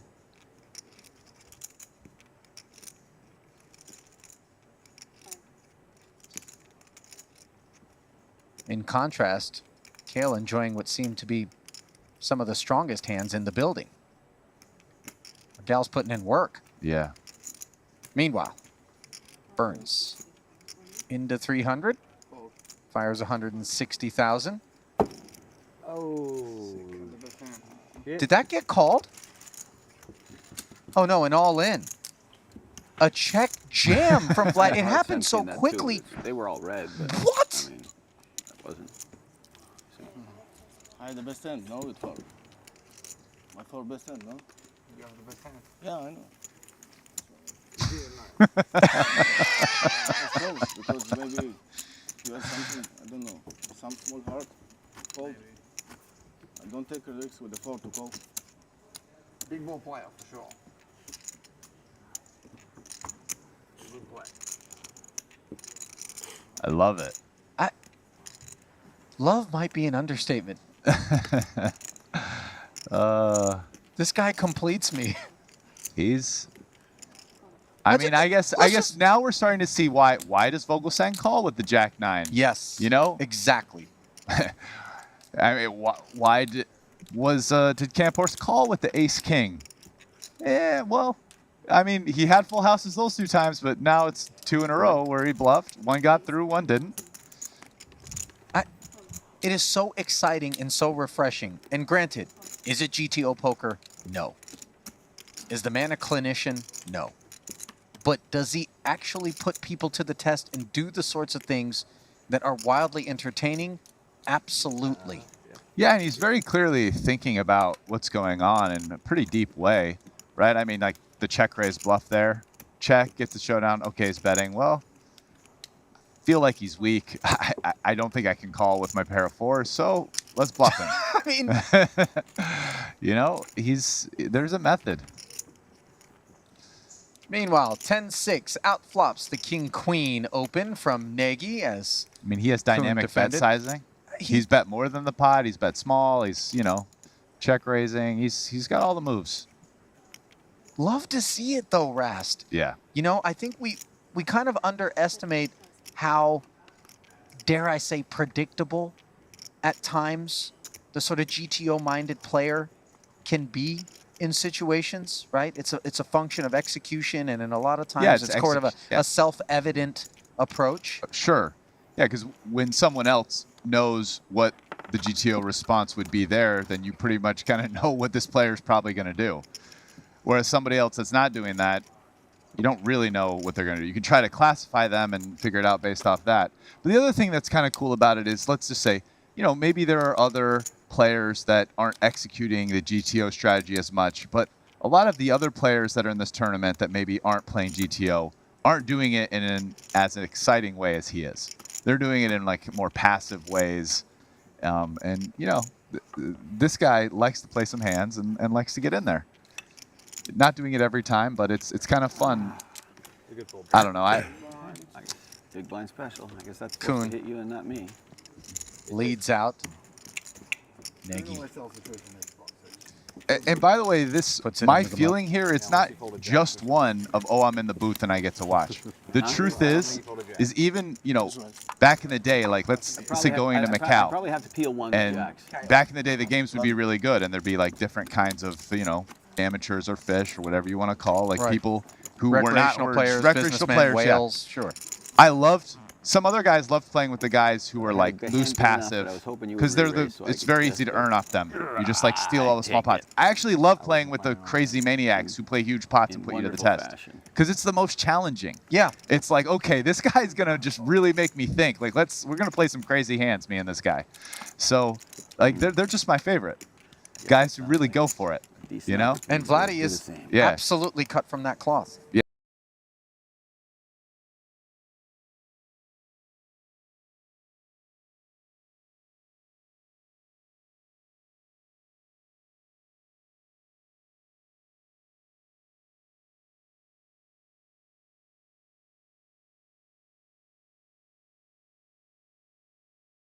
$1,500 no limit, so it's a straddle game.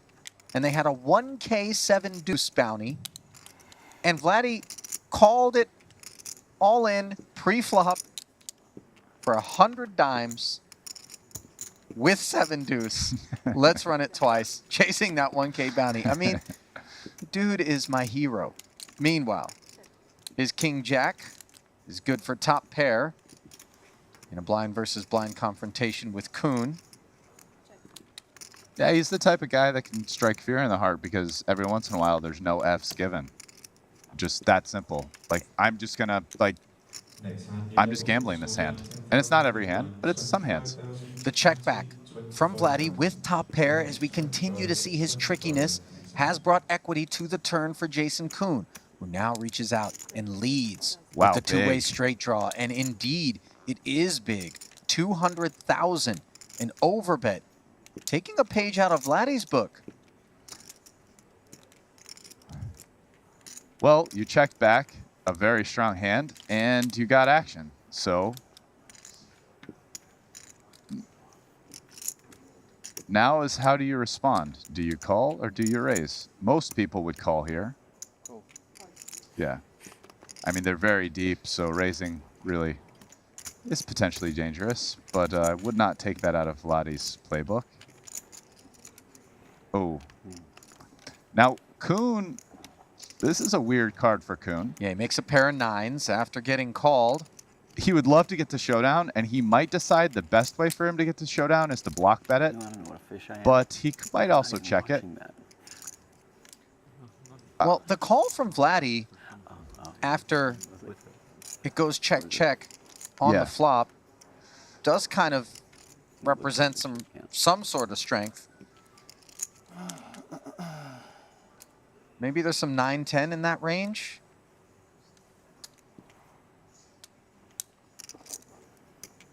This is a spot where I'm very curious to see what Vladi does, because he's shown a propensity to bluff a lot of rivers, and if you bluff a lot, this is a spot where you can get value from top pair, basically very good kicker. Yeah, I like that he's value betting this. And Kuhn just sees snap, pays it Yeah. off, but like when you're a guy who bluffs a lot, and we've seen Vladi bluff 3 times already, you got to value bet strong hands here when somebody checks. So I like this. Like I said, there's definite method to this. This guy's, you know, he's off page, but he's got a. Didn't catch the exchange there between he and Kuhn. And you see Jason, Oh, okay. Yeah, Jason yeah, a this little bit is- frustrated. A few people say that. This you know, dude's that in tough Thailand to they- deal with. they do that. Yeah. It's, I guess, That was a nice value bet by Vladi. poison dart frog to the And I don't know if you front. caught it, Big but it bet. was just that They sell last 'em at the stack of airport. white that he had on the right. Endangered species and stuff. And he reached out and he grabbed it As well. and just kind of tossed it in there. Seems to have done pretty Like, well. I don't know how much this is, but it's, Biggest you know, it's the tournament winner in the world. the Hold on, extra frog. off to the side. Let's bet this. So far, that's 2 for 2 for value. And the one time he bluffed, what was it, the ace deuce of diamonds, he did Yeah, kind of 25. think and then cut out the 450K.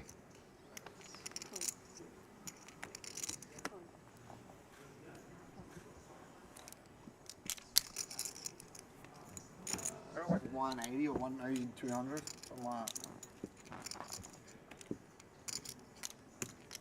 190. You've got an extra on your. Yeah, I know. 190 total. 191. 100,000.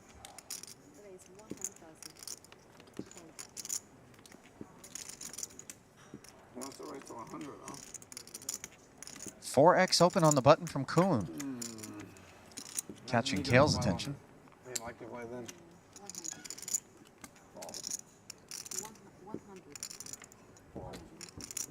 Yeah, he has a hand he's comfortable going all in versus Kale's stack, and would prefer, I guess, Vladi didn't play. I want to keep myself in the game too, but you bluff me too nice, so make it hard. That's better than 4. No. I didn't bluff you. You value bet. But you knew you were bluffing. But I didn't have better. Unfortunately. You can see on the stream if you want. You can see it on the stream. I believe you. That's the reason why I shoved. I wasn't sure. Maybe you got some small flush. I didn't take the risk. What happens when I bet a big flop? I fucked up.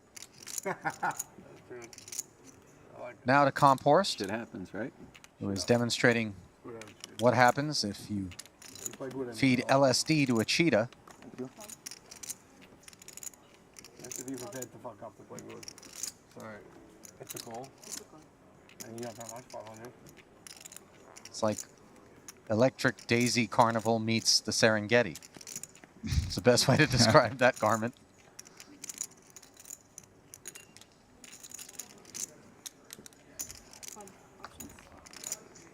Let me prepare myself to screw up. Maybe for the international audience, I should say Tomorrowland. I mean, Electric Daisy Carnival meets Somewhere Outdoors is also not too far off the Burning Man description. Although instead of the Serengeti, I would replace it with another African land feature, the Sahara. But yeah, pretty Yeah, close. that's right. Jack 9-7 offsuit here in a three-way affair. Comporst does flop the best of it. Cut shot straight draw for Nagy, the only other hand worthy of mention. As Kale will kick it off. Checking.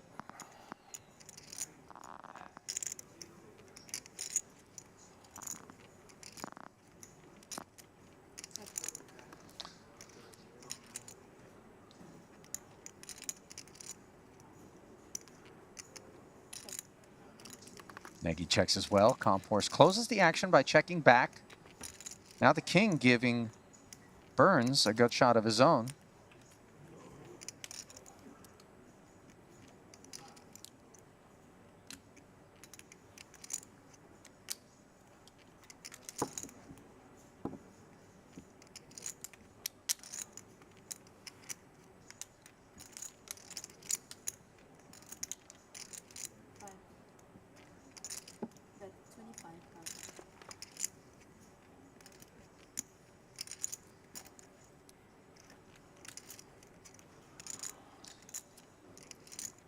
$25K flicked in there. Quarter pot bet from Kale. Nagy out of there.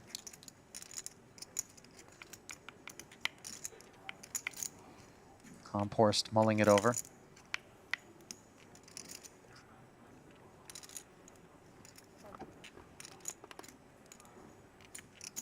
Does make the call. Getting laid 5-1. River is clean, and now Kale with just queen high. Will he barrel again? I mean, it might work if he does. It's just got 115K back. I have a feeling he, betting the turn. Given that Comporst checked this back. Started the pot with just 7 bigs, but remember, when we do have a stack this short and we are willing to fire a good chunk of it at the river, the presumption is often that it is a real hand. Would our man really be bluffing? I mean, he definitely is targeting like pairs of 7s and 9s that check back the flop here with a bluff.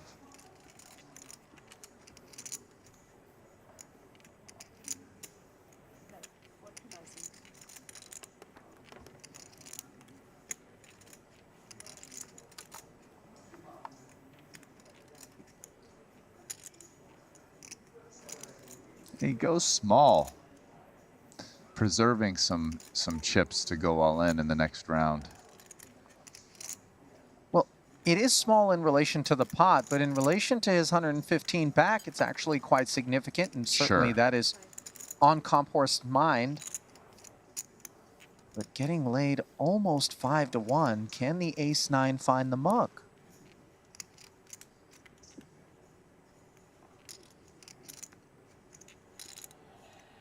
I mean, there aren't a lot of natural bluffs here. You start to have to dig into weak hands that you speculate, does Kale even play?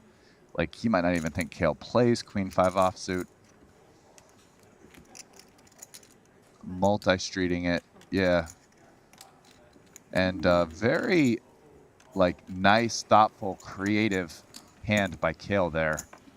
It's a very cool bluff to find, and I think, like, after betting the turn, got to follow through on the river. And even his sizing, going small, makes a lot of sense, and it still got the job done. Just well played, sir. Nice Sure hand. did. Really nice bit of execution there for Mr. Burns. As long as you could say that. At the end of the day, we woke up on some fucking island where we can go swim on the beach. We flicked in this tournament for what is a big relative amount of money to the average person. Kale with 11 bigs. Still the shorty here as you see that massive stack of Vladi Cholov, the current overall chip leader. He has reclaimed that title with 2.2 million. Leapfrogging Matthias Eibinger, who sits in second overall, and Punat Pansri is third. I got 260. Second biggest stack at this table belongs to Pansri. Jason Kuhn, fifth overall in chips. Mr. Jason. And third at this table. Raising to 55,000 I'll with leave it to you guys. King Queen.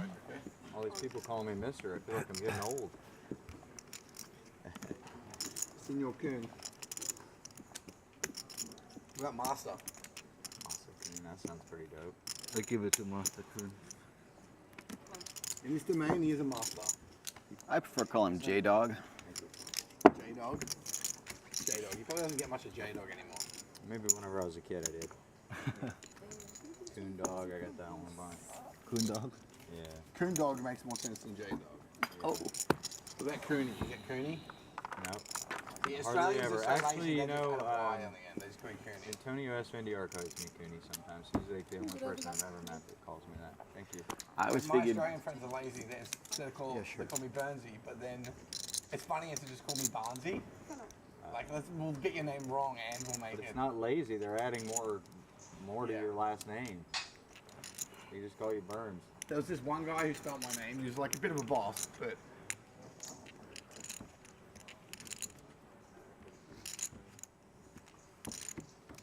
I want to hear it better now. there was this one I guy like who... how you speak. Oh, yeah. No, they want to get less. Like, move it away from his face. Shut this motherfucker up. There's one guy who was like dyslexic. He spelled my name in like the worst way ever. Spells it like Charl, like C-H-A-R-L-E. So then they started calling me Charles as a joke. Charl. That's a name, though. That's a name. That is a real name. It's not my name, but it's a name. Yeah, that's a real name. There's plenty of Charles. There's a UFC fighter named that. But- Charles Connor. Race 150. I'm gonna let this one go.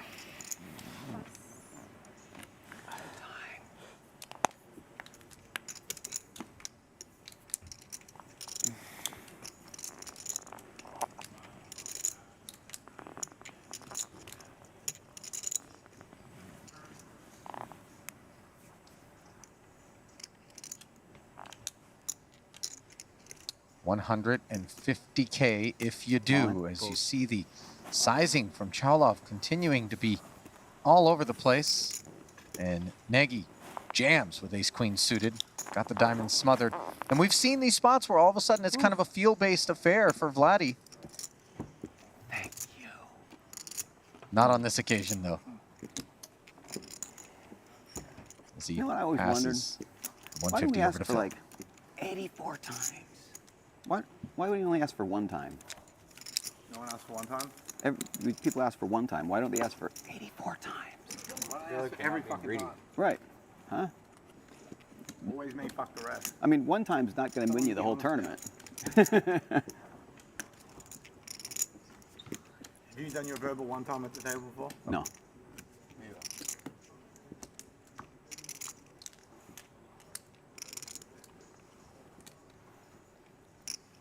If you use it and it doesn't come, do you get to fire it one more time?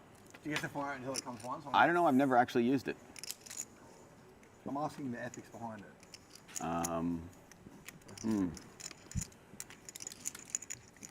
guess theoretically, every time is the next time, so that's...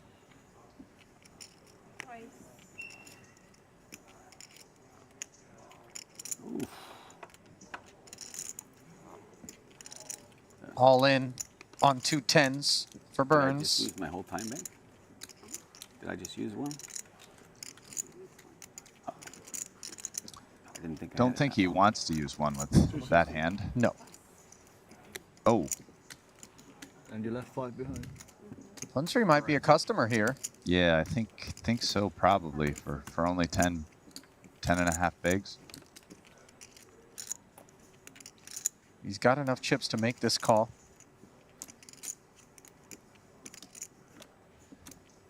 Cool. And he's done it. And these calls do look pretty strong to the players behind, You got a good hand?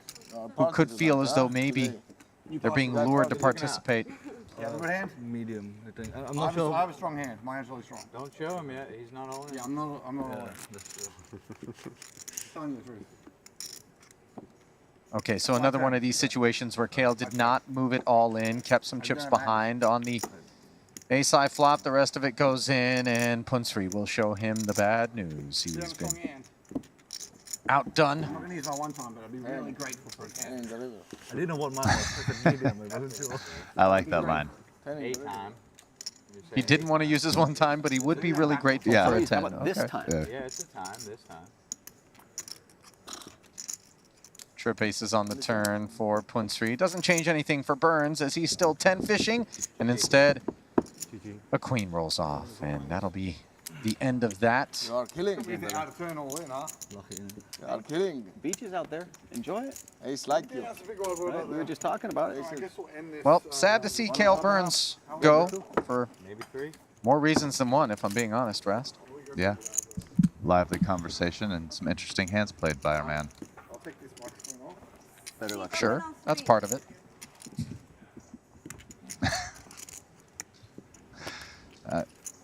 I have no idea what you're talking about, Ollie. Oh, I think you do, Rasty. I think you do. Felt me. Slightly better than.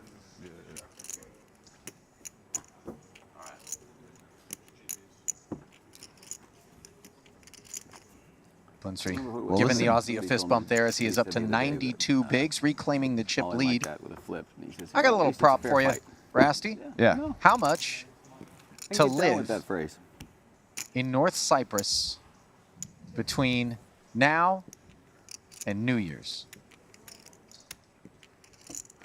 Rast, by the way, had to look at his phone to see what the date was as he's thinking over the response. We're in September, Rast.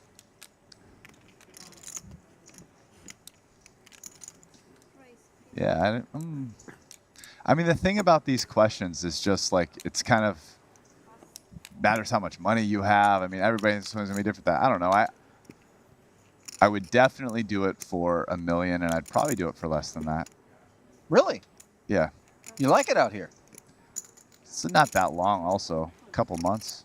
You have more than me. Yeah, you're right. September, October, November. You have more than me. It's 4 3.5 months. So what am I paying you? $250,000 a month? Yeah. I mean, I don't even know if that would cover the rake. 2 6s and a 3, rainbow texture here as Vladi and Punsry collide.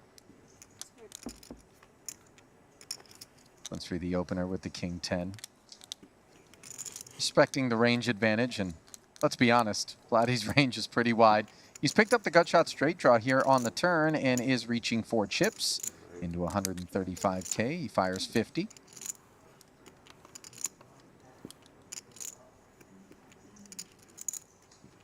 Yeah, and I mean, we're already going to be out here for another 2 weeks. So really, it's only you're like factoring 3.5. So yeah, I don't know, like 800 maybe, something like that. Take it. Fold. And Punsry's going to wave the white flag. Are you going to get in the ocean with me, though?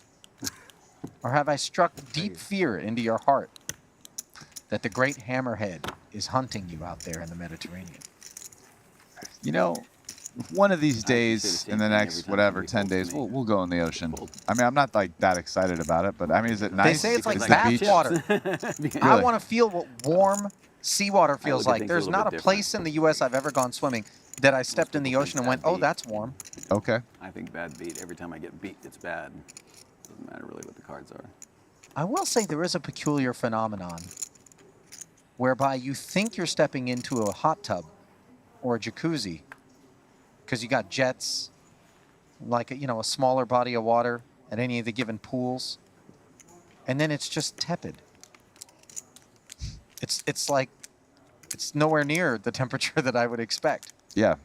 Yeah. I want a moved nice scald when I step in. to a jacuzzi. Yeah. Yes. I want Yeah. 100 plus. Oh, yeah, certainly. I don't know what that is in Celsius, by the way, just No, me neither. Dumb Americans. with our imperial units. Punseri off of ace-jack suited is going to run into Vladi's ace-king here. Buckle Ooh. up.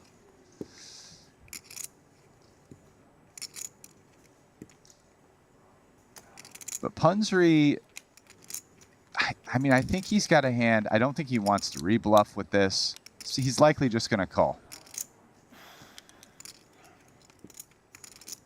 It is not fun being stuck between the two of these guys. But it is fun watching them collide. Yeah. Punseri's in position. He has a good hand. We're going to call. We're going to play a big pot here.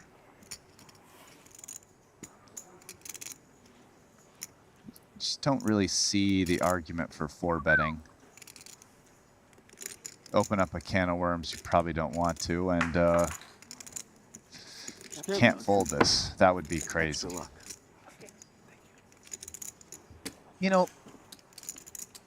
Punseri does end up calling, but we've seen some gangster things happen in that seat. Sure, but that was like he had Jack 7 and was bluffing. Yeah, right? the limp You know, re-raise. I mean, this hand is good. Like, let's realize some equity. Okay, this is not a Problems. good flop for Punseri. Yeah. Yeah, it's going to be hard for him not to lose something here. Sans a Jack coming.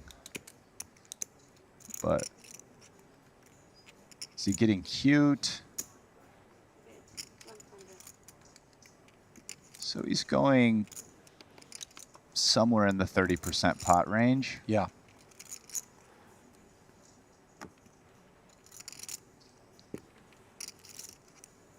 No spade on the board here. And you kind Again, of take the deuces and the threes out of Vladi's range. I mean, granted, it's never safe to do anything like that, but if you do so, then this ace just feels like it's content to kind of induce, perhaps, as we see the certainly. deuce pairing on the turn. Punseri thinks he has the best hand here quite a bit. He's going to be very happy to call a turn bet. Vladi will likely be able to get 3 streets of value here. Oh, wow, he checks. Now, this is interesting because Punseri now thinks he probably has the best hand for sure, but he might be thinking, hey, I could bet for value. Maybe I get raised. I don't want that. Maybe I get value. If I check, though, maybe I keep Vladi's 0 equity nothings in, and he bluffs the river. So this check back is he's trying to get a river bluff. Backdoor clubs show up. And just how big is Vladi going to come with on the river here? We have to imagine that he's going to get busy betting this. Yeah, I mean, I doubt he goes pot just based on the way, just my read on the way he's been value betting so far. Oh my God. Oh, wow. Okay, I'm wrong. Oh. Wow, this is Not actually only is it pot, it's pot plus, it looks like to me. Wow, the crazy thing is that Punseri basically got the river bet by checking back. But he got more than he bargained for. He definitely did. 675K. But I mean, I think he's going to call. I mean, as played, does he really have another option? Especially given the opposition. I mean, the only thing so far is, I think every overbet has been value. Right? I mean, he had the 2 full houses. I'm trying to think. The time he bluffed the ace deuce, he didn't quite go. Well, you hear Punsry muttering, feels like you have a flush. How much? But you're right, Rast. So far, this has been value. But each and every time it's been deployed. Apparently, Pundry is, Vladi like plays online, so many of these guys might have a lot of history, and our small sample size isn't indicative of his. Queens? No. 675. So Punsry does pay off, and in doing so, will fall out of the top 3 chip stack range. Because you would never call with kings. Vladi's He had ace queen with a club. gonna take down an almost 2 million chip pot and sit all alone at the top of the leaderboard.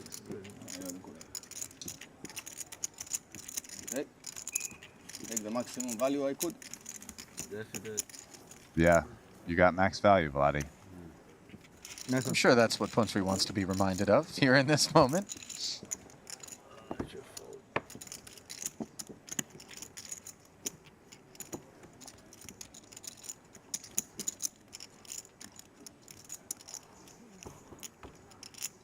Now I have more. Yeah, yes. You told you later. No interest loan. Now you definitely have more. Yeah. I mean, now I think we have a tournament chip leader. First over 3 million. Confirmed. Just gave me For to you over earlier. 125 big blinds as it stands. And here's another playable one for Vladi. Not that that is a narrow description of hands when they're dealt to him. Touche, Ali. Min raise open on the button.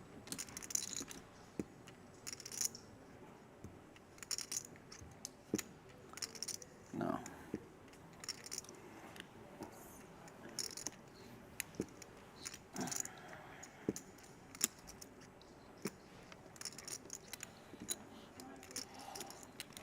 That's his. You can take this one.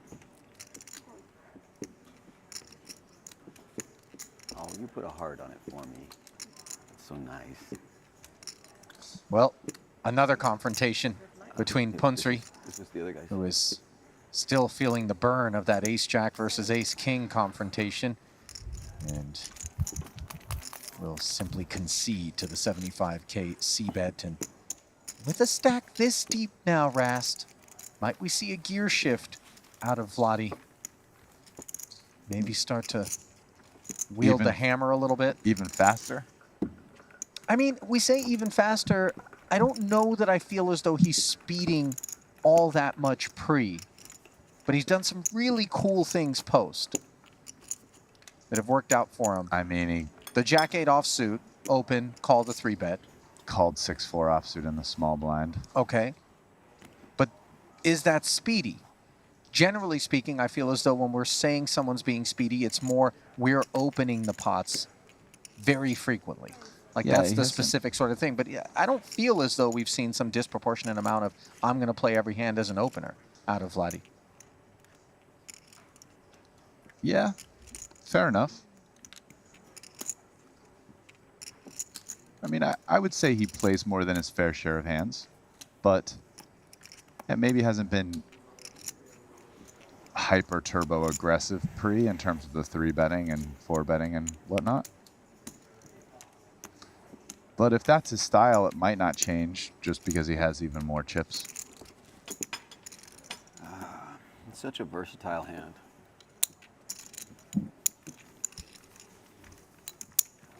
How inconvenient is having Vladi on your left if you're Jason Kuhn, Rast? Is it real bad? I mean, yeah, I'm sure he would prefer Restraddle. Vladi in a different position on the Now we're table. playing That poker. said, I don't think it's something he's complaining about. Well, I think he'd certainly be at Vladi's table than not be at his table, given that those are chips that you're always going to have the opportunity to win at any given moment. Yeah, that was I know. That's why it would be so fun to play with you. Non-stop, so I that just was my take. implication. And here you can. You just one bullet, bomb, finish. What? So I actually am kind of sharp.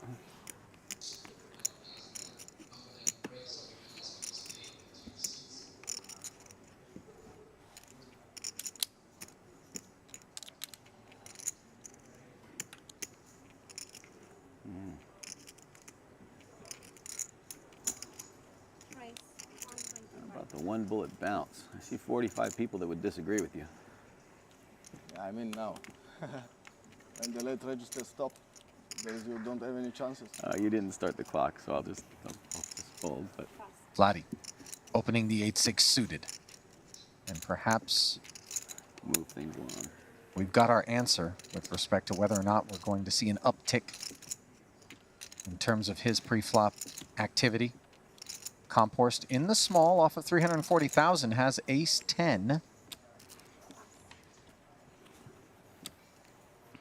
Puts it into the mock rast. 14 bigs. Surprised at his unwillingness to engage Vladi there with the ace-10? A little bit, yeah. Yeah, For the only 15 reason bigs. I really like playing cash is because I work so much and I can play, you know, for. I mean, it seems whatever, like few Vladi's minutes here and definitely there, playing enough whatever. hands I don't, to engage with it's 15 not as bigs. I mean, I feel like you're probably supposed to play it Southern at California, but I lived GTO in Costa much, Rica for about 20 years much now. less against somebody who's as loose as Vladi, which I'd say he's definitely looser than GTO. Half Tico.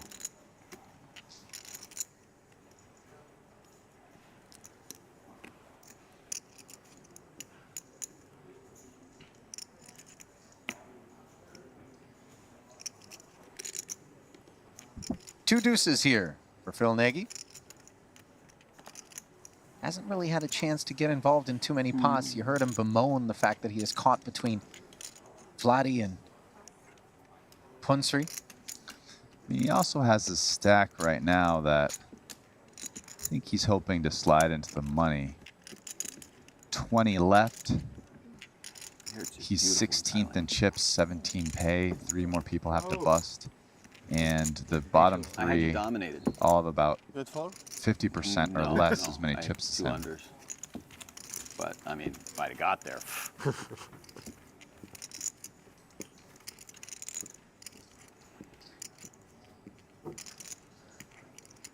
I just try to be funny and break the tension. Seems like. You still have time, Trey. Few Huh? cases. Oh yeah, I just like to talk and relax. and relax and enjoy myself. Yeah, good. I mean, I'm not here for the money. I'm here to just meet guys like you guys. Tiger, Jason. Tiger. You did it to yourself. It wasn't me. Yeah. I don't mind. You can call me Frogman. That's okay. I really like the frog though. Oh, sorry. Looks like Comphorst has a new nickname, kinda courtesy does. of Phil Nagy, who, by the way, Tiger. I'm a fan, you know? Just very open and honest about the fact that he's out here, living the dream, so to speak, Small blind. playing poker against some of the best in the world, and not here for the money, just here for the experience. Here he is, Frogman. Yet again with a bad hand, Take and the last longer bet for the frog. yet blind than again anybody. with a very long pause, Yeah. waiting to see whether or not Been my he's partner going this to whole play trip. it. Been pretty good to me. Phil is taking, sorry, Frogman is taking kind of a long time to fold his bad hands. Note, by the way, that You Vladi, get a lot of hands. out of the small, is 3-betting with Out of respect. 10-5 suited against this Jason Kuhn Open. It's so he's 3-betting so small though. It's like, what can Jason Kuhn fold to the less than 3x 3-bet size? Certainly not Jack-10 offsuit, which has Vladi dominated. Probably nothing that he opened. Yeah. Frankly, I would given agree. how deep they are. But that's when you know you're a sicko. You're out of position and you just want your world-class player to call you. Ace Jack 6. Like, please call me so we can play an even bigger pot. Kuhn way out in front of Vladi, who doesn't go blasting off, just checks it.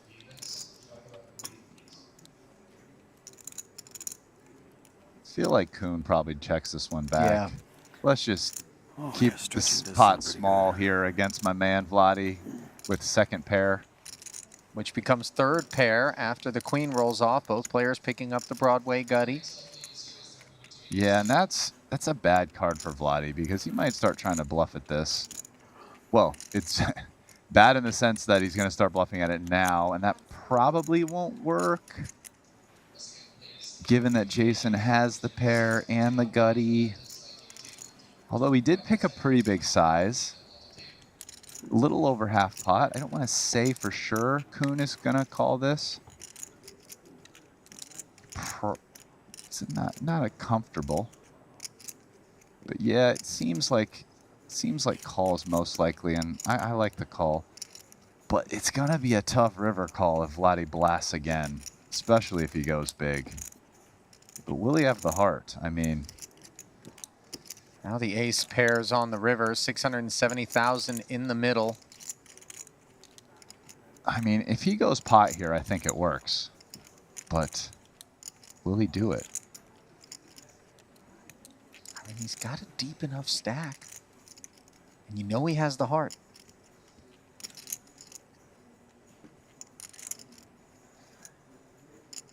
Oh, man. Yeah, look at that. That's way less than pot, though. 4 1/4.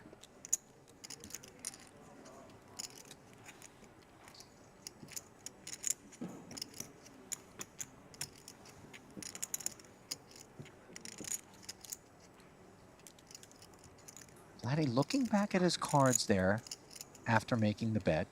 Again, he reached over and grabbed just the outermost stack in front of him and threw it in.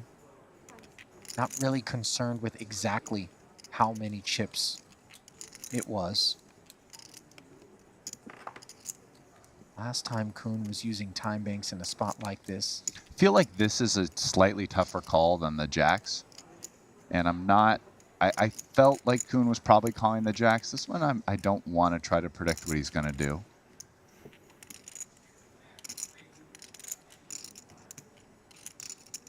Vladi could very well have just hit a queen on the turn here, a hand like king-queen, I would imagine, and is going for value. But I still want to call. My hand is so bad, though. It's like really bad.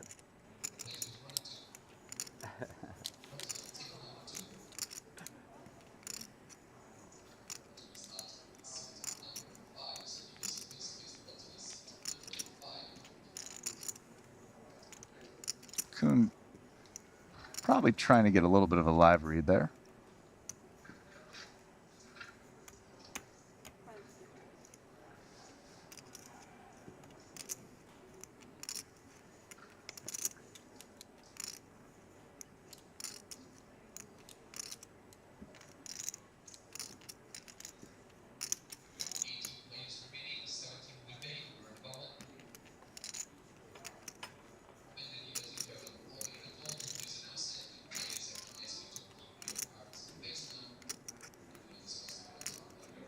Kuhn going through his time banks here.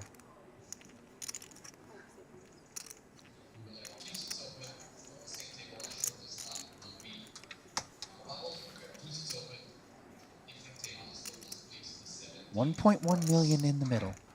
Sub half pot sizing. Certainly vibes milky. No, not more. No, because it's including that in the pot. It's 425 into like 550. Oh, yes. Forgive me. So it's like 3/4, 80%, something like that.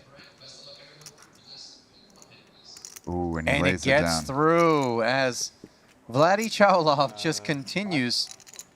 I told you I wasn't sure what Kuhn was going to do there. Felt like a call certainly was Yeah, I'm just possible. saying the jacks one on the 5 pair, it definitely felt like Kuhn was going to call, but that was a tricky spot. He's up against a tricky player. Yeah, Vladi puts people in the blender. He sure or does. as I guess as Mr. Kilbane likes saying, the bin. Puts him in the bin. We won't be on the I feature love all table. these terms. We're getting moved. We're gonna move. On the break. The break's in a minute. Oh no, is Vladi going away? Vladi's leaving our life for a little while. Say it isn't so.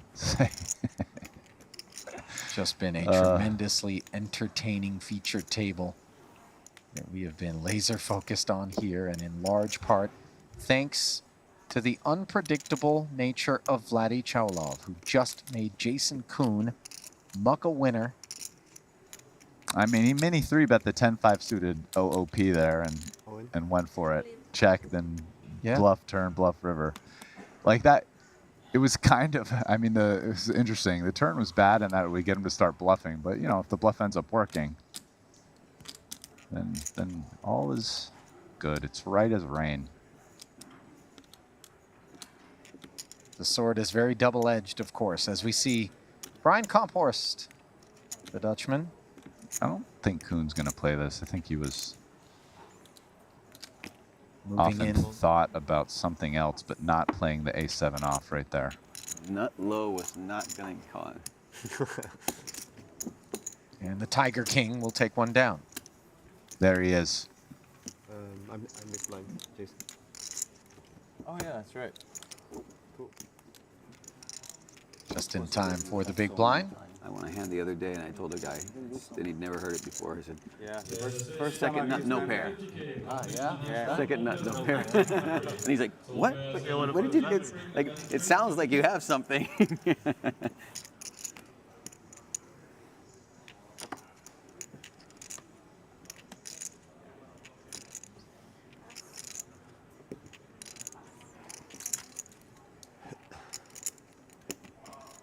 King 10 offsuit on the button, not going to open. 375. Thank you.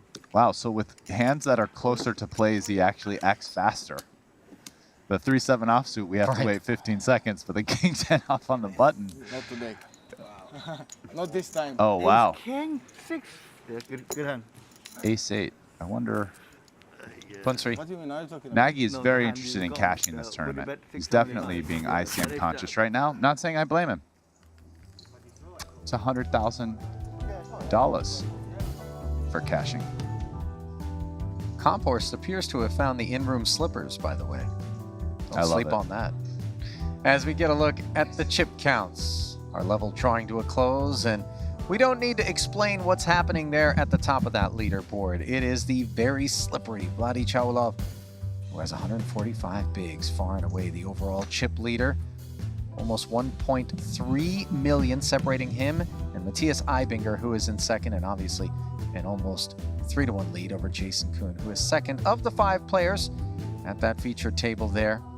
Komphorst with 14 bigs, closer toward the bottom of the overall chip counts. In fact, he is the shortest of all stacks. As we welcome you back to the break desk, Ali Nejad alongside Brian Rast here in event number 3, the 50K 6 max, where we are drawing to a champion today. This event will conclude, and the story really, Rast, I mean, there's nothing to talk about beyond Vladi and everything that we have seen him do, which has just been so fun to watch. I know. Yeah, these hands have really been a treat. I mean, I will point out that like 15 minutes into it, you were like, well, I don't know. Does he really play anything? My man needed a minute to warm up. You know what I mean? You just got to get him started. So it was early. Roll up those sleeves and get to work there. Jack 8 offsuit, let's go. Yeah. You Sadly, know? he will be departing us, of course, as we will bring in a couple of feature tables on the backside of the break. As we go to that break, though, we will send it down to Lulu Yang, who is standing by with, I believe, Fedor Holz, and we'll take that break. Rast and I will be back in a moment with continuing coverage from Cyprus. Stay close.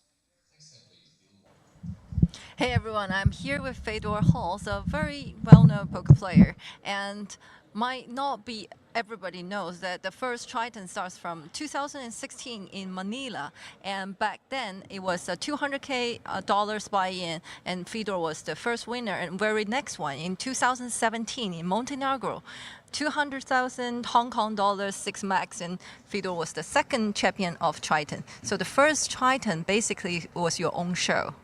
It was a lot of fun to play. I still remember that. Yeah, but after that, you announced that you were getting like retired from poker tournaments, and then but you still play a lot of Tritons. So why is that? It's just the best tournament series around. So especially these tournaments when there's competition, big buy-ins, I just really like to play the game and compete. So. And the third one in Macau, you won the second place again, right? The first 3. I would have liked to win that, but obviously you can't win them all. So. Yeah, right. So after playing 6 years of Triton, yesterday on the feature table, everybody saw that you got called by 10 high. How does that feel?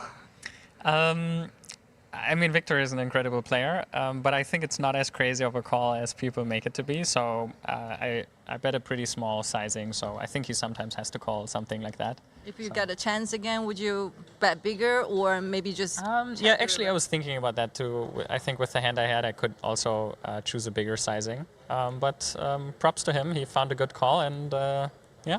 Right. So we noticed that you are in a jellyfish shirt today. Who picked it for you, or you pick it for yourself, or did you get a fashion idea from Linus?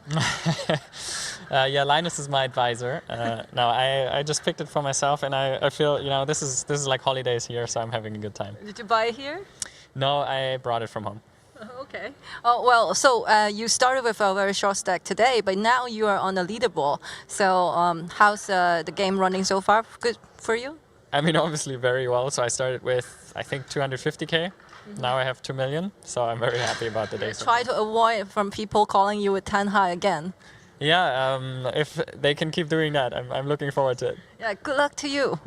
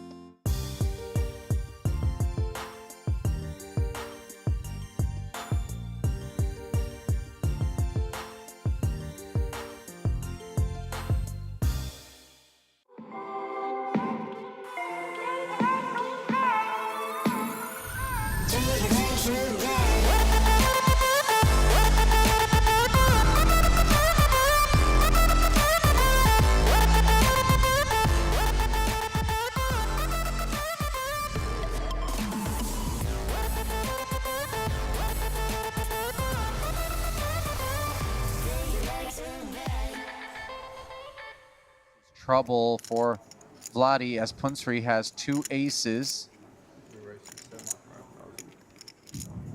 The min-raise open, draws a 3-bet from the button of Vladi. And Vladi has shown, I've seen, one of the hands I saw looking at the app yesterday was one where he, basically in this exact same spot, had Queen 4 suited. So he has jacks. He is not folding. He's hoping Punsri actually makes a move here, but yeah, this is kind of just a cooler, and it's not even really a Vladi special situation. I mean, 15K, we're talking 45 bigs or so. I mean, aces versus jacks in these spots is pretty standard get in. So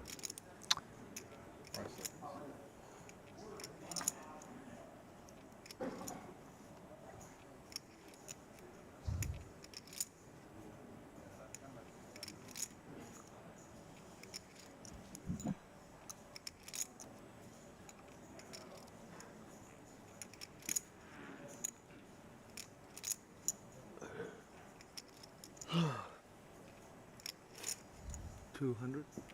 Great. 200,000. In comes the 4-bet. Up we go to 200,000. Let's see what he thinks about. I mean, I was thinking he would just jam versus a 4-bet, but let's see how he plays it. Maybe he just calls. Yeah, that was what I thought he would do. Jam comes in. Obviously, we know the snapper is inbound from Punsri. And the cooler is revealed as the chip leader could be sending a healthy dose of his tokens. What are you drinking? Across the felt. Coffee. To put out Iced Punsri coffee. barring Iced coffee. I see. cooler for the aces. Here comes the flop. Wow. Ace Jack 8 set over set. And now a total stranglehold on this pot for Punsri, who just needs to fade a 1-outer. Clean turn. And the river is clean as well as both players fill up. Punsri will haul in almost 1.5 million, so a lovely little start to this featured table. I mean, that's a run out that these guys could be 500. He's going to hear from Camphorst for sure. Yeah, nothing loose about Camphorst's decision to play back. He's gone fairly big here. 155,000.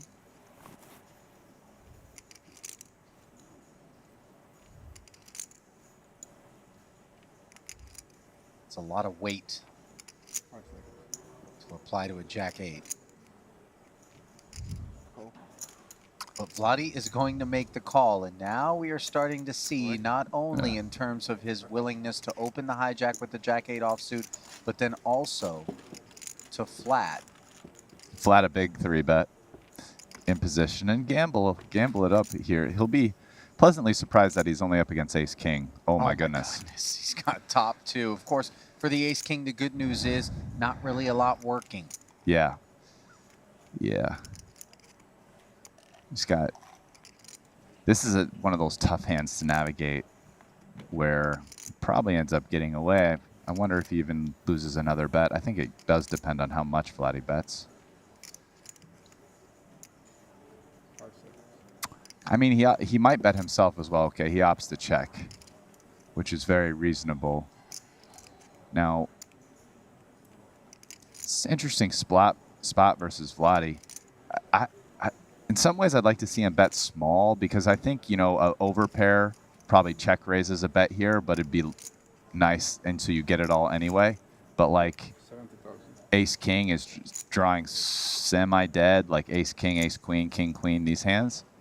So yeah, Vladi makes this little bet here because he'd love no pair hands to stay in the pot. And it's definitely a bet he could make with much weaker hands than 2-pair, right? Like, that also makes sense with just like a hand like pocket 9s in some way. And it has the desired effect. So yeah, that sizing does feel really perfect to keep this Ace King engaged. Yeah. And now he's got 8s full of jacks. It's actually a beautiful card for him. Doesn't complete any draws, right? So Ace King like might start to think he's good, right? Perhaps a check back from Vladi on the turn. Any point to that? Well, he agrees with you. Oh. Oh, and a super clean river card. I mean, not quite an ace or a king, but yeah, very clean. A very clean non-ace or king for Vladi.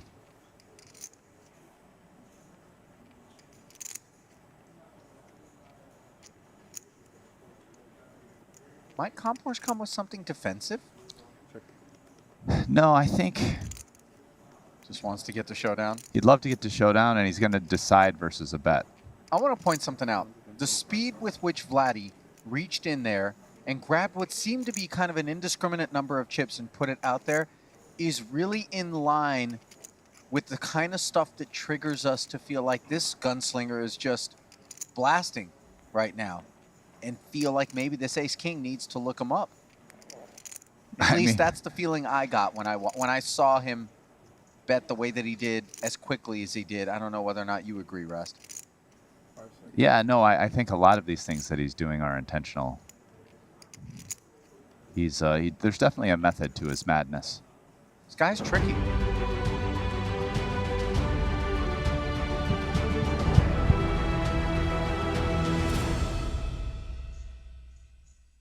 And welcome back to the Break Desk as we bring you continuing coverage of event number 3, the $50,000 buy-in 6-max no-limit hold'em event from North Cyprus, Merit Hotel, Casino, Resort, Spa, the Royal Diamond Tower, Ali Najad alongside Brian Rast. And we got a couple of new feature tables coming your way. Worthy of note, we do have the 75K event number 5. There is no event number 4, of course, in the Triton series.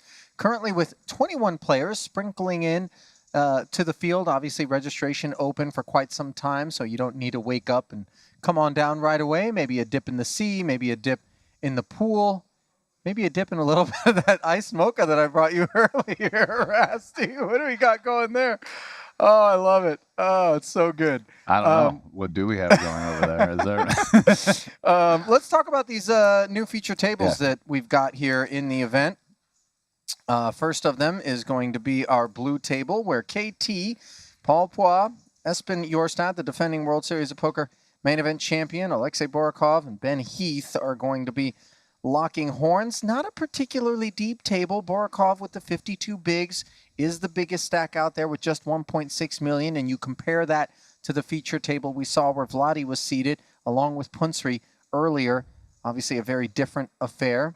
Looking over at the red table, we find the biggest of all stacks belonging to Matthias Eibinger, who is number 2 overall with 2.375 million, just behind Vladi. And when I say just behind, there's a 1.3 million separating the two. Fedor Holzdo, the third biggest stack, is seated here as well, so we certainly could see some fireworks.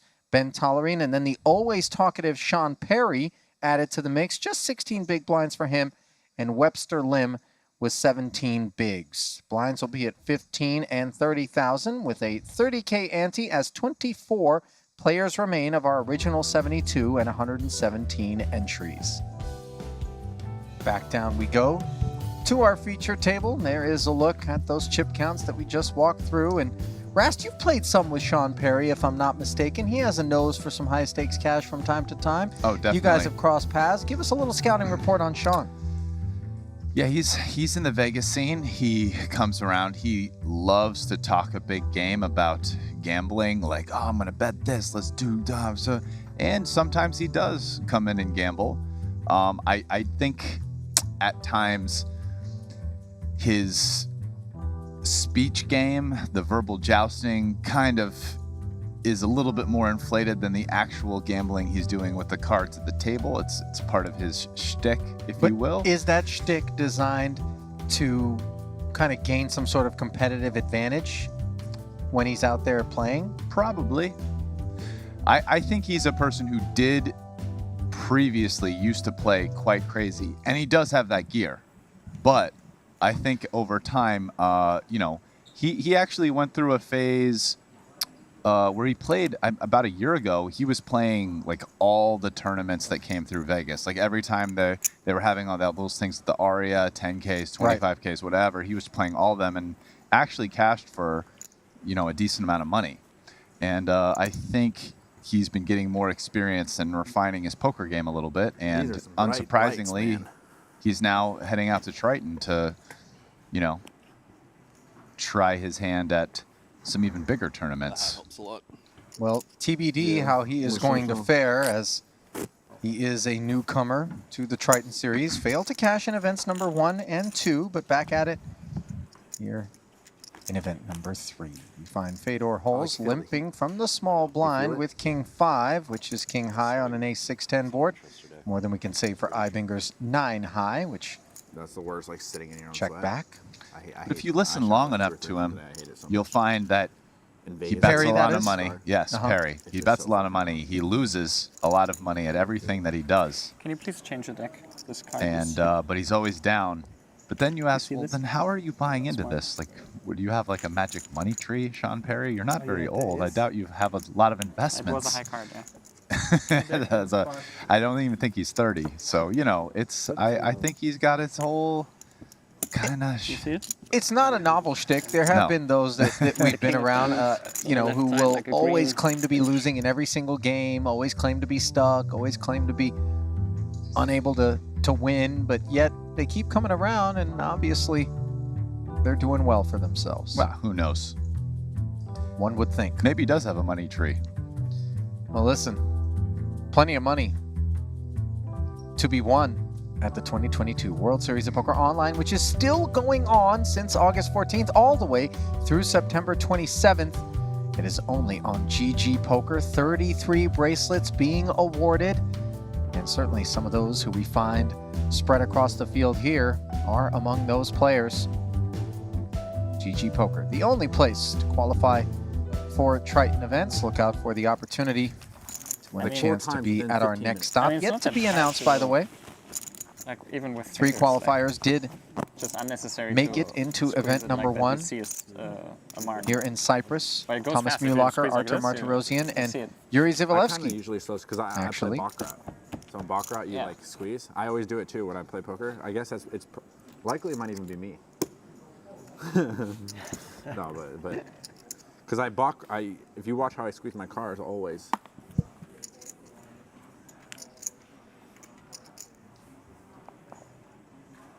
Let's not sleep on this Louis Vuitton short sleeve hoodie that Perry has brought to the party here today. Yeah, I like it. Feels like part of that Virgil Abloh streetwear vibe. Original designer of the Off-White collection, who then moved on to design for Louis Vuitton, has since passed away. Really changed the brand. Brought in a much younger audience. Somehow I've decided to now become a fashion commentator. I have to apologize. I don't know what came over me there, but I do love the amount of style that a lot of these guys do bring. The Balenciaga is super popular. We see a lot of that happening. As we see Perry's raise with ace-4 suited, running into the 2 red kings of Chinwei Lim. Yeah, I How do much feel you like start there's throwing? a style upgrade here compared that's to like a lot of other poker tournament scenes. Yeah. People realize that they're very likely to be on stream, or maybe this group just dresses better anyway. It's hard to say, but whatever the reasons are, I They agree. like them some labels. Yeah. I'll tell you that. The overpair and the king high flush draw on this monotone 10 high flop for Webster Lim. Playing under the Malaysian flag. He does check it over to Perry. Really doesn't have much going on, but nevertheless is going to take a stab at this 165K pot that he has built. And of his remaining 430,000, he bets 35K. Webster has over 3 million in career Triton earnings, 6 cashes, and 1 title, which came in Madrid, the 50K short deck, where he won 855,000 euros. Chooses to flat. Now Jack of clubs on the turn. It's hard to see how Sean Perry's going to keep putting money in this pot. I mean, he really has nothing.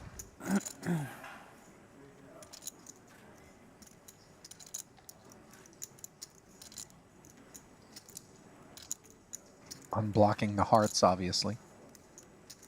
2 diamonds in his hand. Not drawn dead, coincidentally, but the 7 of diamonds isn't going to help him. Does put a 4-liner on the board. So the king's slightly vulnerable, but as played, perhaps there is value to be sought into this 235K pot. I mean, I'd imagine if he goes for value, it will see a block. Yeah. Don't really see...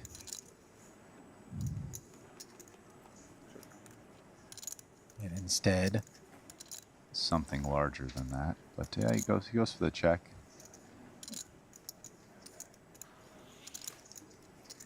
I think there's a strong chance for a call if Sean decides to bluff at this.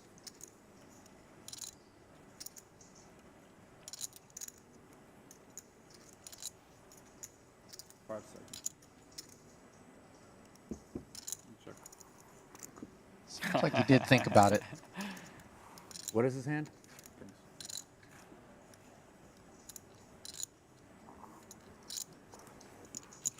You have queens? Harry does fold. Me?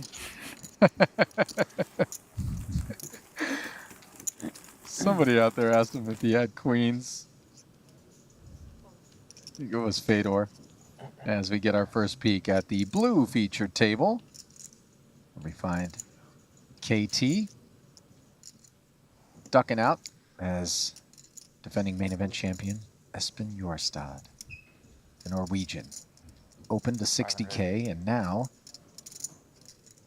fourth in chips overall out of 20 remaining players. Alexei Borakov, a newcomer to the Triton series, decides to jam. Failed to cash in events 1 and 2. Back at it here.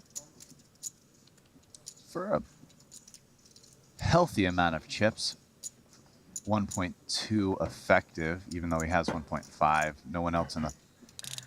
Espen has 1.2 and no one else had that many, so it's essentially 1.2, and that's 40 big blinds, which is a lot. And are you surprised to see that he didn't come with a more standard 3-bet sizing?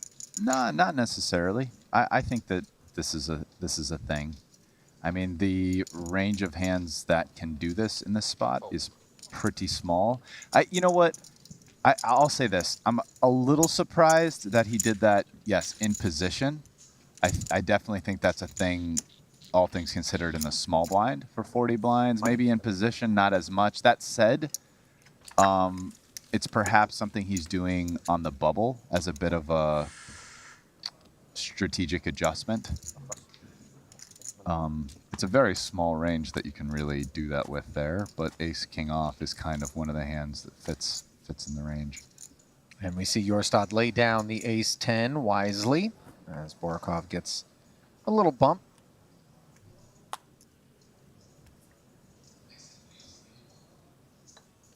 KT with KQ.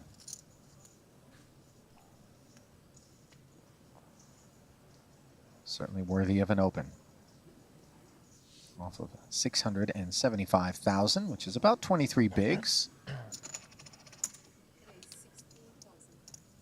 Opens for the minimum.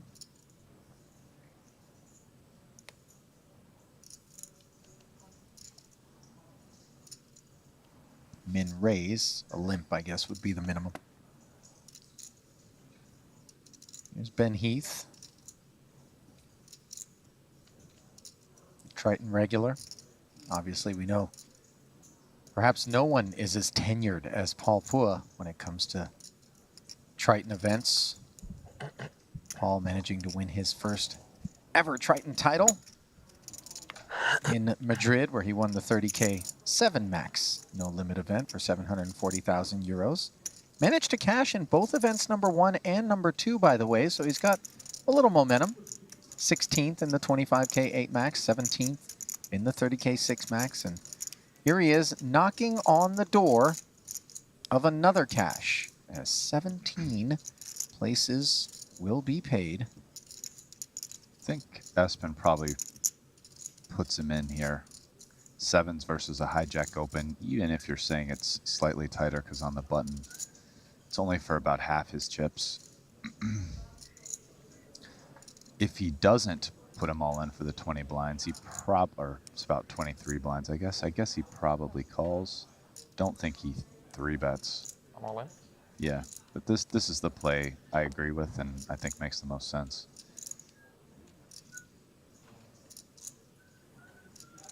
You called it a jam.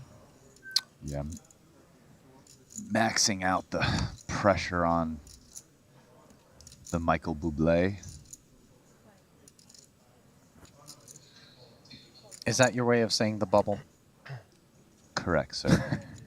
Took me a second. And that pressure just too much for KT, who will concede. Little pickup there for Jorstad. Has been a newcomer to the Triton series. Did cash in event number 2, 15th place for $60,900. Thank you. Thank you. Thank you.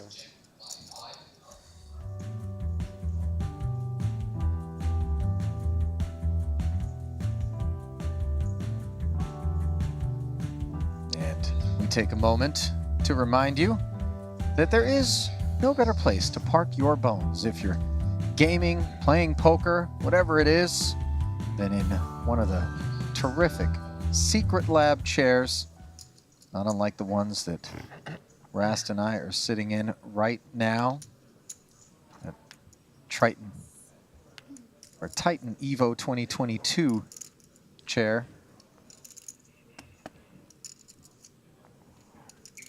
Available now.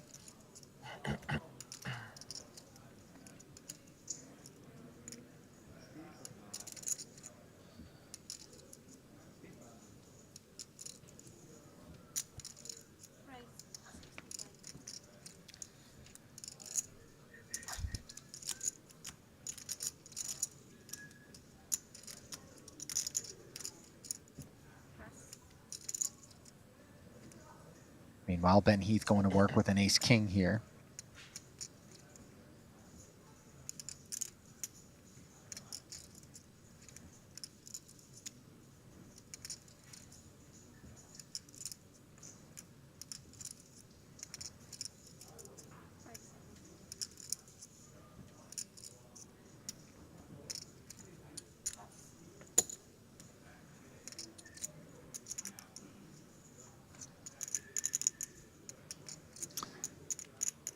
Interesting big blind spot. It's a decent hand for a min raise essentially, but you know, on the bubble, sometimes in the name of chip preservation, you pass these spots as you kind of have to under realize equity post. But so wouldn't have been surprised if KT passed. Hopefully. Although we both know that our man KT likes playing some pots as well. After that is 20 bigs. Wow, 2 hearts, 2 sixes, and a 5, not in KT's zip code. Nobody really shot. Ah, fuck. Average stack 40, 41 big blind. But medium stack might clash. I agree.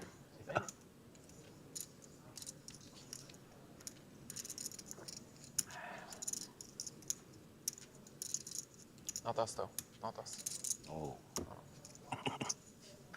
On that table. Yes. Vladi can bust someone. Vladi blast 2 guys.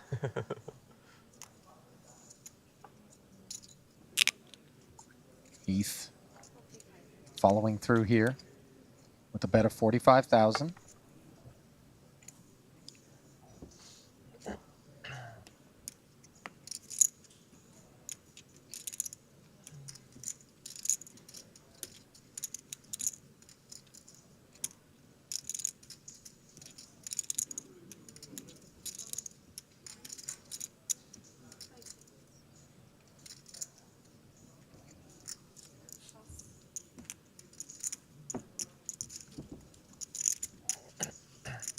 Easy fold for the 10-7.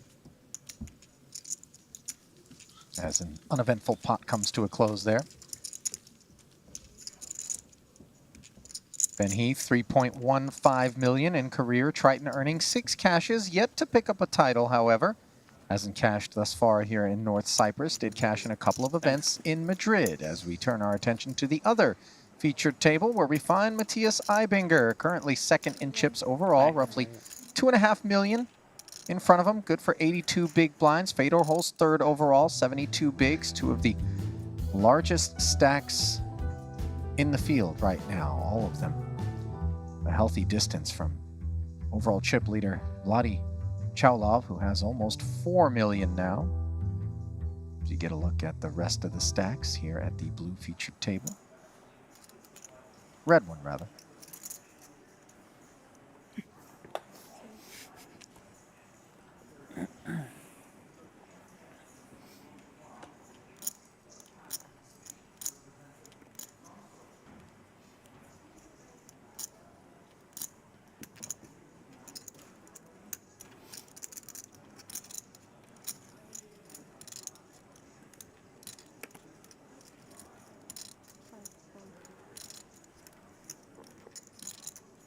Easy fold for Perry over to Tollerine. Jack 10 offsuit.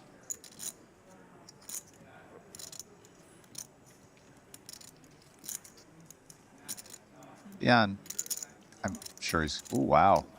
He ends up passing. Who is in position on him? A lot of people with chips. That's why. So this was obviously Jack 10 off, and the cutoff is an open, but it's one of the weaker opens, and I believe he feels like Fedor... It's a respectful fold to, for sure, Fedor and possibly Michael Eibinger as well, both of whom have more than twice as many chips as him. Number 2 and 3 in chips in the tournament, and he just feels he's probably going to get messed with here on the bubble too much and doesn't want to go to war with a weaker holding. So... Not the pure bubble, though we are down to just 19 players as we have lost Ryan Komphorst in 20th. It's fun to see these little real-time adjustments. That's precisely what that was.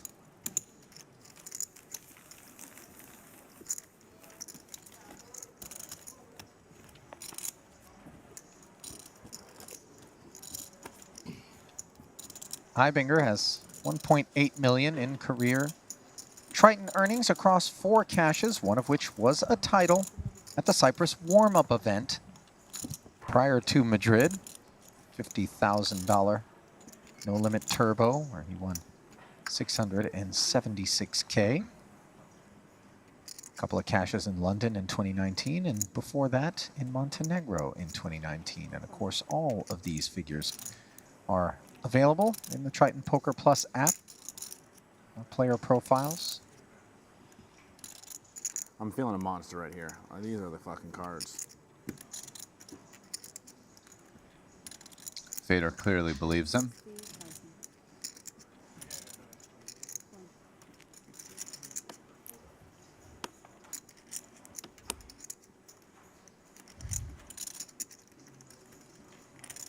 Now this is an interesting spot here for Chinwei Lim because GTO, I believe this is a shove versus a cutoff open, but we're on the bubble. So yeah, it kind of sucks. Then again, you could make an argument that, and it appears to be true because King 8 off is not an open in the cutoff, that Fedor might be opening extra wide, which would then lean it to even more kind of be a shove. So it's very interesting. Just that little spot here between Fedor with the king, with the cutoff open, and Chinwei Lim's decision with 6s there.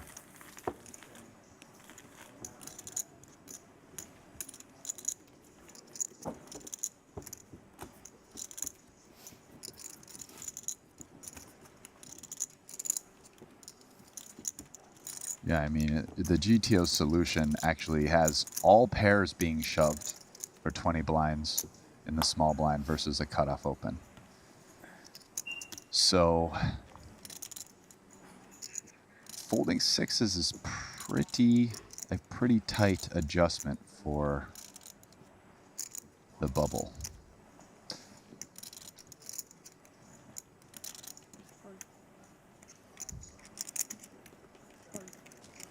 I would say my analysis would be if you knew Fedor was opening wider than standard, which King 8 off is a sign of that, then I would shove 6s. But Chinwei Lim, it's hard to know what Fedor's precise strategic plan will be.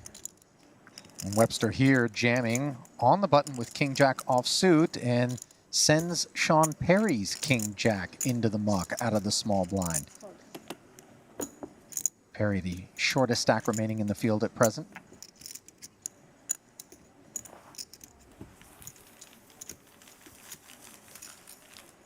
Nice little boost there for Webster. Now sits with 20 bigs. And we're kind of at that stage, Rast, 2 away from the money, where you begin to see things sort of tighten up a little bit. The bigger stacks able to exploit the shorter ones. Oh, certainly. Especially if, I mean, and why should Fedor stop? Or Eibinger, although we haven't really seen Eibinger doing it. But, you know, I mean, Chinwei Lim just folded sixes in the small blind in a spot where all pairs shove. So, you know, forget deuces, threes, fours, fives. We went up to sixes, which is, you know, 5 from the bottom.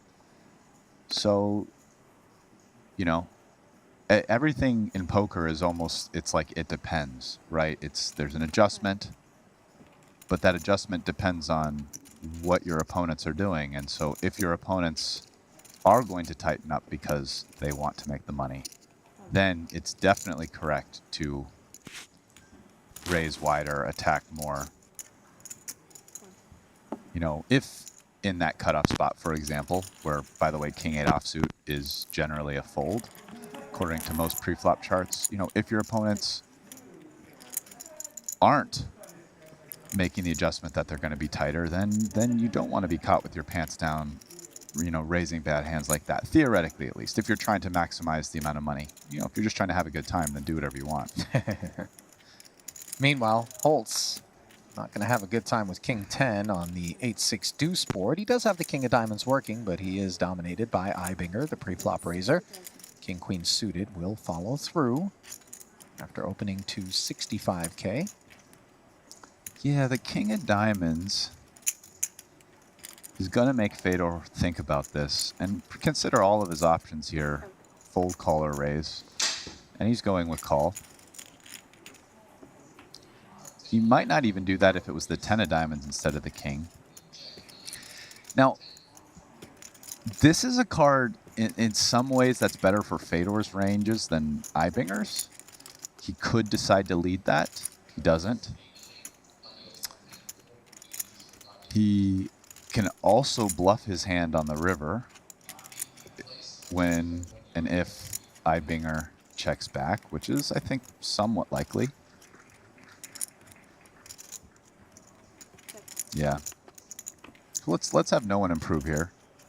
All right, yeah. Ask and you shall receive as the diamond draw comes in. An even better bluff card now with Fedor having the king of diamonds blocker. So I think we see a bluff from Fedor here a lot. 295 up for grabs. He's got the king of diamonds. He's got a 10. He doesn't have no show. I mean, pretty close to no showdown. Think about it. If Ibinger has queen or jack high, those are actually straight draws on the turn and are more likely to barrel. So, I mean, really, king 10 here has essentially no showdown.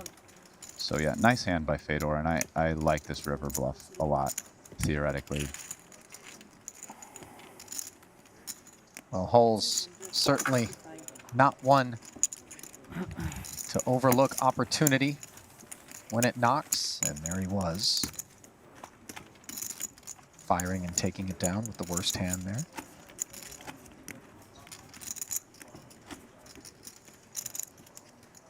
Yeah, Fedor is a thoughtful player who I find thinks through spots, and he definitely finds a lot of the moves. It's creative. The results back it up. Meanwhile, back over at our other featured table, Ben Heath is hauling one in. Do you have Instagram? What's your He's a Instagram? very thoughtful player. Do you use Instagram? Yes, I have. What is it? I show you.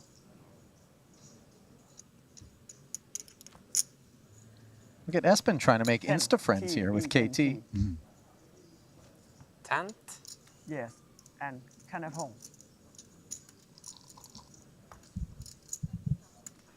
Oh, sorry. Just a second.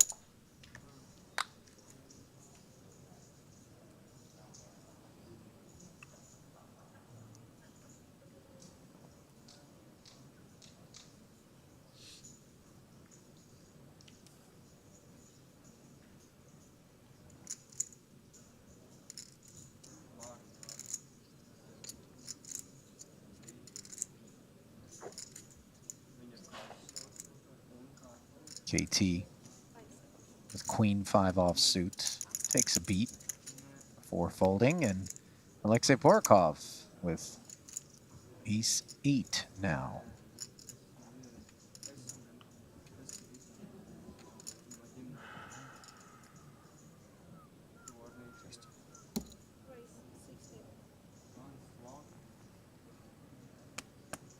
Min raise open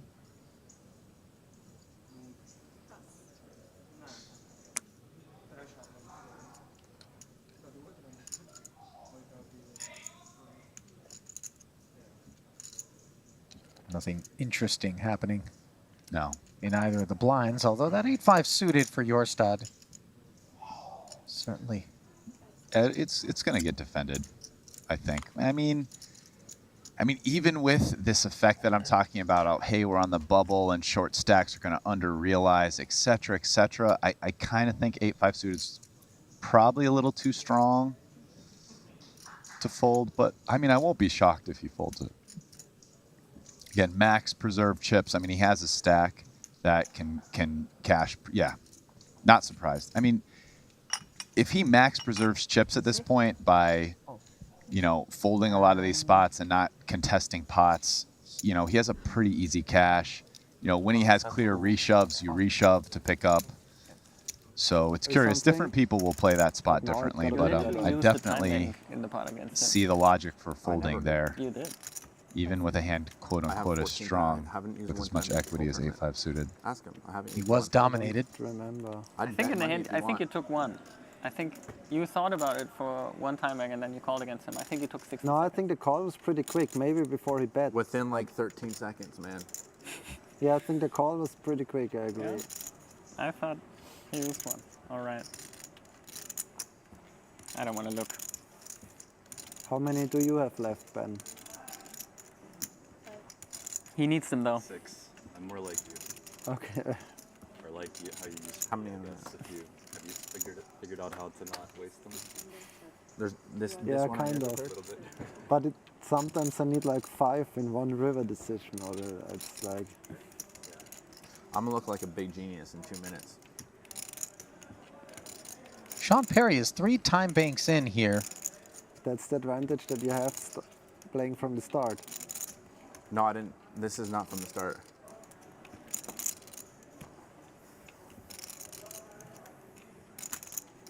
We aren't on the pure bubble. There are still 19 players remaining. And Perry just has 7-5 suited. What's going on here, Rest? I mean, he's probably it's 5-handed, so hijack is under the gun. He's going to take the big blind, and I guess he's decided, given how short his stack is and the bubble, he wants to max his chance not to take the big blind by essentially stalling here. I mean, then they're like, is he really thinking of using his... To open or not to open? So it's like this? No, they're obviously just showing the other table right now. Yeah, you know what I mean? sure. If there was only one table, I wouldn't be doing this. You know what I'm saying? There's 2 tables, so like... No, Sean, we all really want to see you Would be stall funny on if the there's a bubble. guy on the other table stalling too. Doing the same thing? Yeah. Just Cat's out of the bag. Dude, how no one's busting though, man. That is a good question. Is this more interesting? I'm That must be a pretty really sure- boring I'm pretty hand on sure the you're other going table. to lose about 11 I time mean, banks, then you really. go through big blind and small blind, and then we redraw. You think that's gonna happen? I think that's what's going to happen. I mean, it would be funny if he's using all these time banks literally for no If it was good meant to reason. be, it was meant to be. Like either because there goes to soft hand for hand, or nobody busts or breaks or whatever. Any number of reasons you can think of. He's just like wasting these for no reason. Oh, okay. Fold. So Good to Luca know. Vivaldi has come over and stepped in to advise Sean Perry of the I didn't know. No, they never said. soft hand for hand policy that is not intended to I be wish I would've known exploited in 7 these time sorts of banks ago. situations. I mean, it doesn't matter. I don't So- use my time banks, but Perry being educated.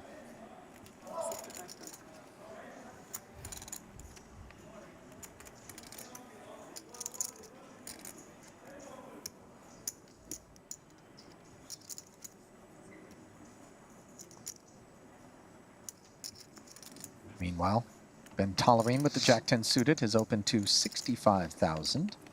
So we get to see that Ben, despite folding Jack-10 offsuit, a little bit later, not going to pass the Jack-10 suited in the exact same spot, which makes sense. We're tightening up, but, you know, not tightening up all the way. Still got chips to win and a potential tournament to win. Let's go for 2 Triton titles. There we go, Ben. Well, he did win event number 2, obviously riding a wave of momentum.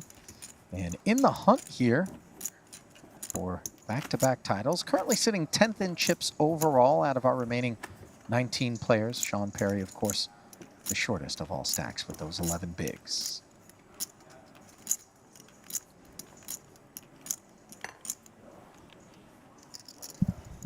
And despite his best efforts, there he is, posting 60K in the big blind. 30 for the blind and 30 for the ante. Represents a pretty significant chunk of his stack, about 20%.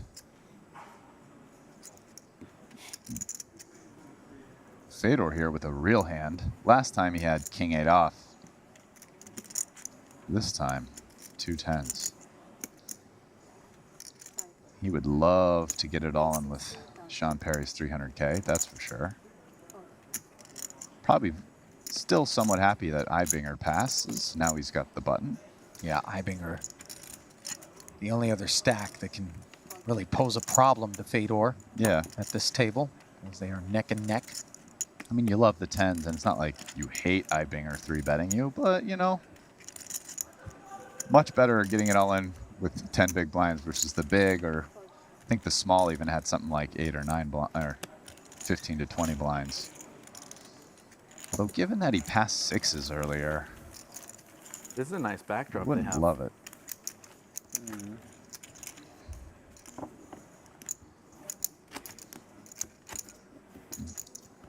Fedor's like, I guess I just really don't need hands to win.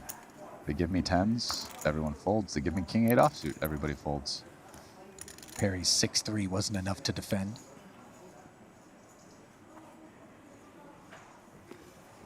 Treading lightly here as we approach the bubble. You hear that crack? My back just cracked. Event number 3. That crack is the sound of Fedor's 60,000 hitting the felt as he opens the king 10 off from the hijack. Wait for it. Wait for it. Wait for it. Crack. Rasputin prophesizing, and it's coming true.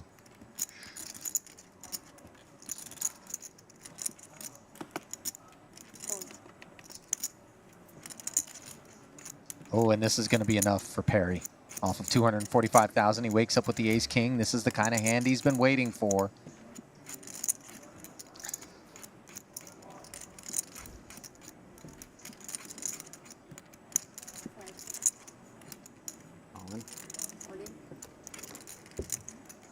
Jams it.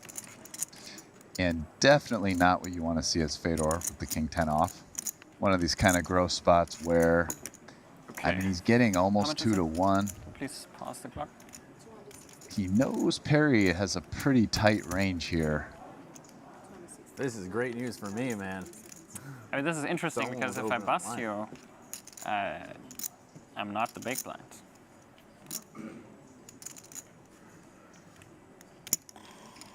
That's some next level thinking.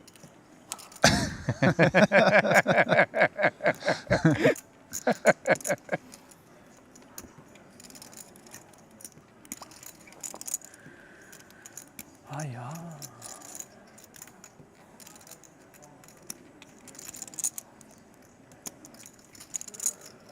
Yeah, but do you really hate being the big blind when you have 2.4 million and your table's not really playing pots with you? Yeah. It makes you feel better at Absolute Monster. I mean, I hope you have, otherwise... Otherwise, it's a bad fold. Yeah.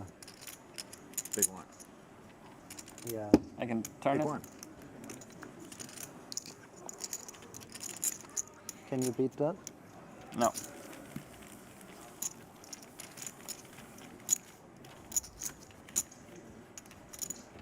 Fedor would be a I lot was torn happier if he between- picked the other one. I have to speed up, and I have to slow down. Checking back in at the other table. We find Espen Jorstad, suited and connected up front. Yeah, I think he's going to pass this. It's kind of like the, who else is at this table? How many chips they have? It's kind of like the same thing as the 8-5 suited pass from the BB when he didn't defend. A little bit like, okay, we're just like playing a little tight, trying to max our chances of cashing. Just a hallmark of situational awareness by Espen there. I mean, he's 15th in chips. All in. KT, who's 18th and one of the guys Espen's waiting on, he knows he's hands like this have to happen. Maybe KT goes out. And there's a good chance here. Heath is... Yeah, he's waking up with 2 10s. Yeah. Where is he going? Nowhere. 595. He's going Oh, all in.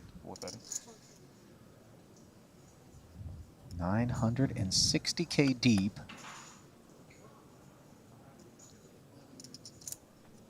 Some considerations, though, with those shorter stacks out there, no? No. I mean, he's just, I mean, people don't act instantly. But yeah, he's 100%. The chips are going in. I would have laid like 40 to 1. And you see KT showing off the Queen 8 suited. The good news for him is he draws live to a Queen against these 2 10s. Of course, your favorite. Well, mathematically. Heath has him covered. He's very lucky He's not nowadays. at risk. Very lucky here at the moment. Sure. It's not good. Queen. See? Oh, and a Queen on the flop. Now, puts KT well in front. Better than 9 to 1 favorite with 2 to come. Make it 95 to 5. Just about everybody in the tournament, other than KT, pretty unhappy with this. It's 5 o'clock. I think I fall. With this outcome. Near the bubble. Get a couple. Thank you, Paul. I got a feeling you are lucky. Yes.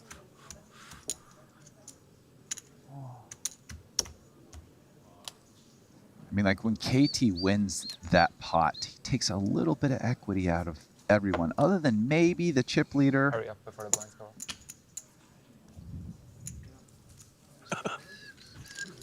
Maybe a couple of the chip leaders don't care as much, but most of the rest lose a little bit of equity with that, and especially the shorter stacks. That's really kind of big swing for them. Difference between going to the stone bubble and now one of the shortest stacks doubling up.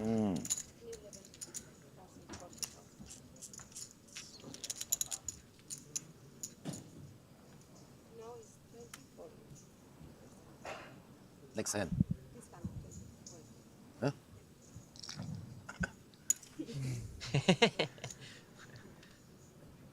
It's not the same rule. If you start to shuffle, it's the riffle, not the shuffle.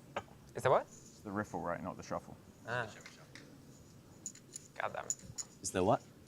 The riffle. Do that. So KT is doubled to 920,000. Takes a pass, and now Borikov off of 1.6 million will look down at ace-jack offsuit and open this one. See what your hand is first. True. Everybody taking a trying to anti-jinx little bit of time to make decisions. I'll win. Oh, wow. Oh, it must be, everybody behind him is short. Yeah, effective stack factor here. Yes.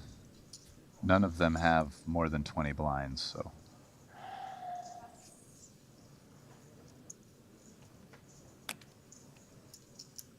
In fact, none of them really have more than 15 or so blinds. On TV, you cannot do this. Tough decision. Tough decision. Every hand, tough decision. Okay. 10 seconds, okay. You go 20. Tough decision. 20. I might King need 20 six. seconds to figure this one out.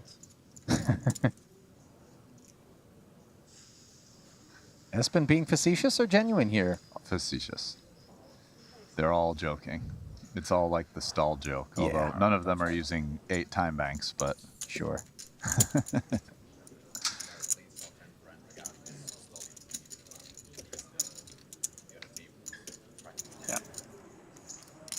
Oh, Sean Perry with Yeah, he gets 4. He gets 2 the more. snowman. So we don't distract, yeah?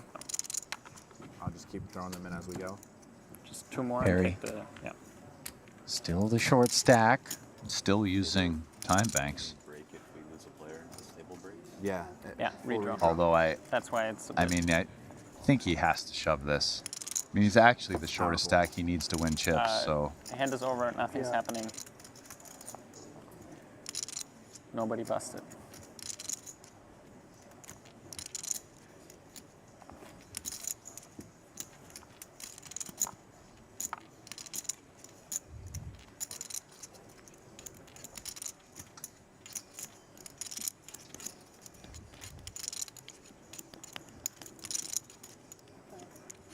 $370. Yeah. No surprise with the shove.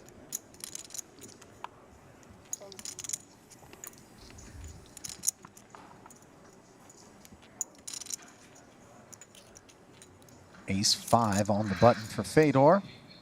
Facing that 370K shove out of Perry. We'll let it go. And Sean going to get this one through. Big pickup for him. And actually, the 2 shortest players here are Sean and Chinwei Lim. Let's go. Genius, Perry seems baby. fired Let's up. do it. Imagine you get the big blind. This is why I'm the best. Showing off his humility as we flip back over to the other featured table. Story checks out. Still 19 players remaining. Actually, I think he's happy because he did actually avoid paying the blind. I think they're redrawing, or I don't know what they're doing, right? I mean, that's why he's happy, isn't he? Who knows with Sean Perry? Busted. Who? The Russian up tip. Okay, Bear. He had. Oh yeah, he had.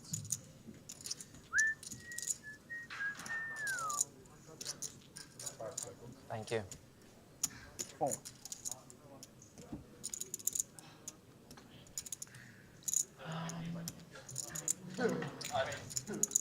Borikov's open with King 10. Does get through. He's currently 6th overall in chips with what is now 18 players remaining as Artem Vezhnikov was eliminated at one of our outer tables. So we are on the pure bubble, and indeed, as a result, we will be redrawing here. 3 tables are left, and there is a look at the 5 at that featured table. Boss among them, of course, Borikov, top 6 stack, and then you have the level stacks of Paul Pua, Espen Jorstad, and Ben Heath, all sort of jockeying to stay out of that danger zone, that sub-10 blind range where they're going to have to spin with the blinds at 20 and 40,000. Those chip counts brought to you by GG Poker. We welcome you back to the break desk. Alina Jad alongside Brian Rast. And now we are on the pure bubble. Rast, the shortest stack as we turn to the Triton Poker Plus app, will belong to Chinwei Lim. He has 445,000. And look at that tight cluster from 14th to 18th. Paul Pua, Espen Jorstad, Ben Heath, Sean Perry, Chinwei Lim, all of them really in that sort of range of being the next player out.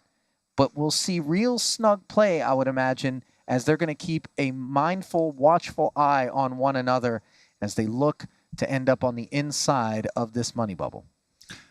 Yeah, certainly. Although, because they're now down to 18 and it's 6-handed, there's a redraw. So Sean Perry's little tactics paid off, I guess, in the sense of he's now avoided paying his big blind on this hand that he just shoved. With the 8s, he would take the big blind in the next hand, have to post the 60K, and he'd actually would be the shortest stack. But I guess he faded that. And now we're going to redraw and have a different configuration. So probably Sean and Chinwei Lim won't be at the same table and get to sweat each other. And yeah, it looks like there's 5 guys, though, who are all sub 15 blinds. Yeah. Average stack, 1.3 million, 32 bigs. Overall chip leader continues to believe Vladi Cholov. Rast and I will step away. We'll have those 3 tables when we come back from the break. Don't go anywhere. Continuing coverage of event number 3, the 50K 6-Max on the money bubble. We'll be back shortly.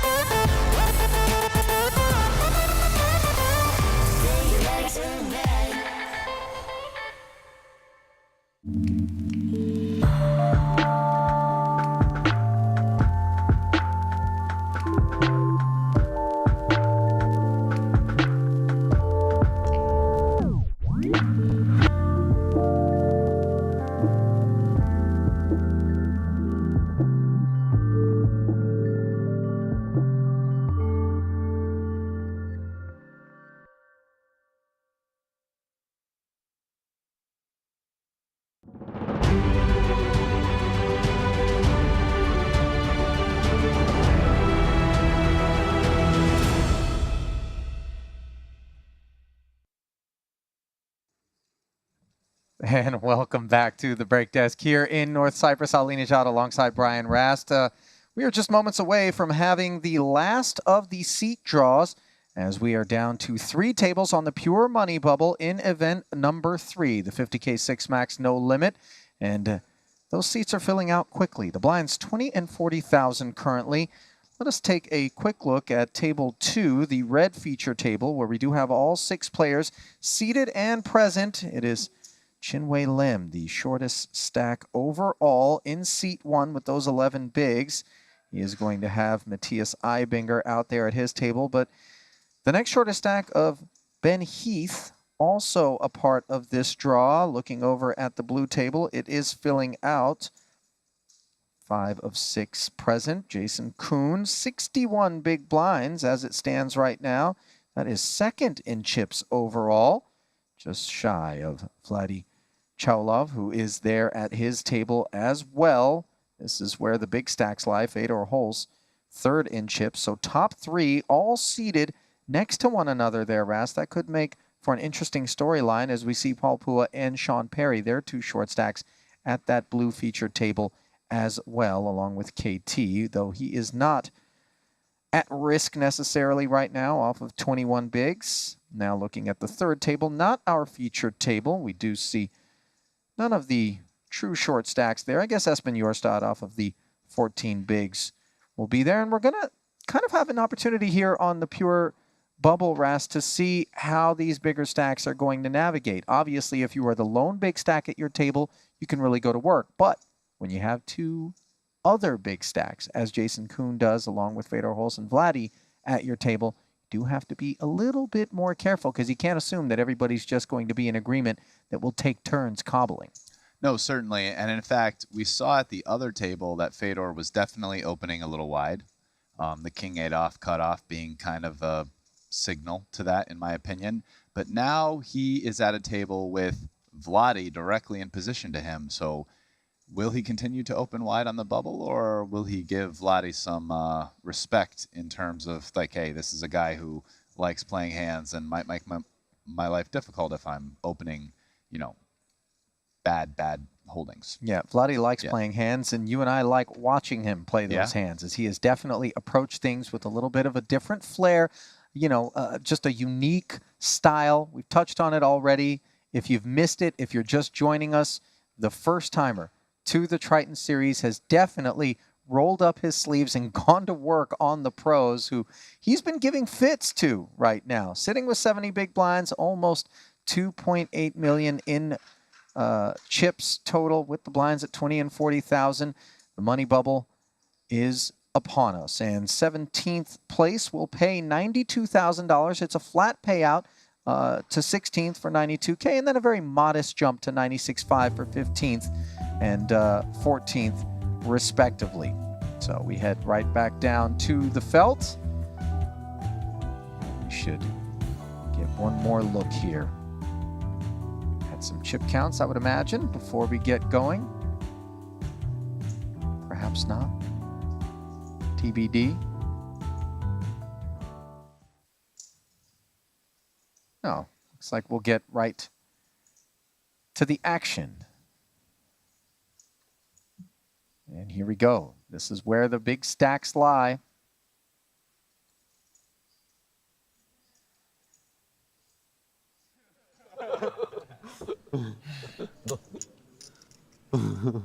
Is it double?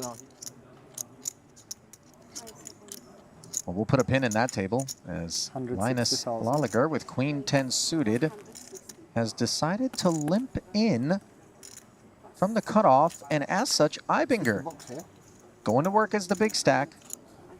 I see. On the right? Okay, yeah. On the right. Wagging his But finger now I fell in love with the Russian girls. at Linus.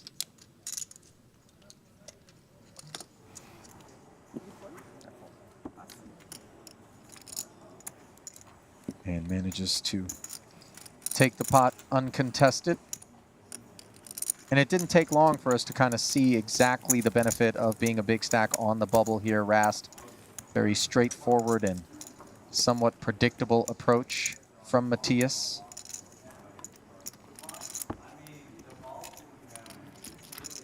I always have stack envy in these situations. Yeah. You know, you look up, you see Matthias, you're like, oh, must be nice, buddy. Go ahead. No, do it to me. It really must be nice. 1.5 up top. Let's go.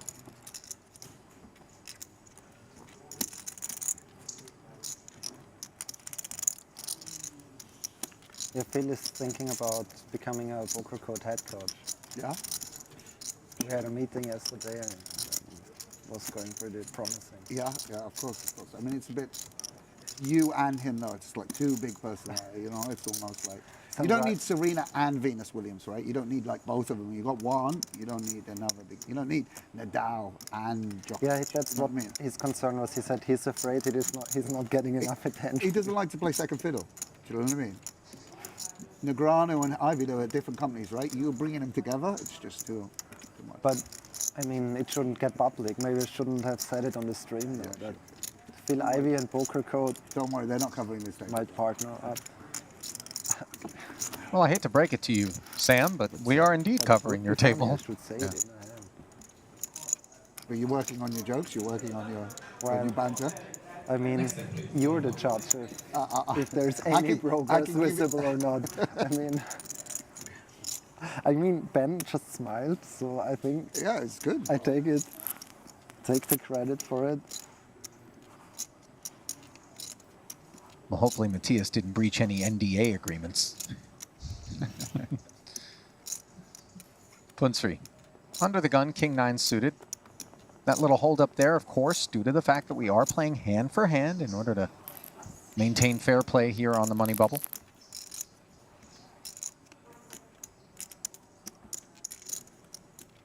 $85,000. Did you catch that, the Linus Love stare off there for a second? There's an intensity, but with a tinge of bewilderment sometimes. Yeah. I find it to be very fascinating. Yeah. No, there's no one like him. Yeah. In terms of the look. I'm too Ibinger, tired. meanwhile, making it 85,000 to go with way more hand than would have been required. And I think he gave the boys a free look here. Nice hand. Well, he's showing it. He's got the goods, guys. He's got the goods. Next time you raise, Grafton just remember. immediately zeroing in on that act. Come on, don't expose me. Sick live checkers.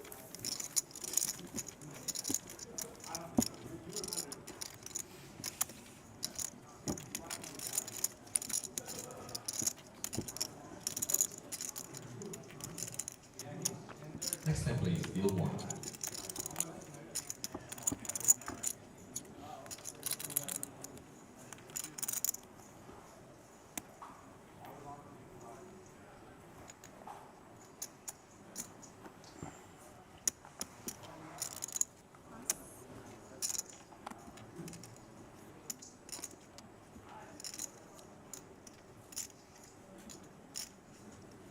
$80,000.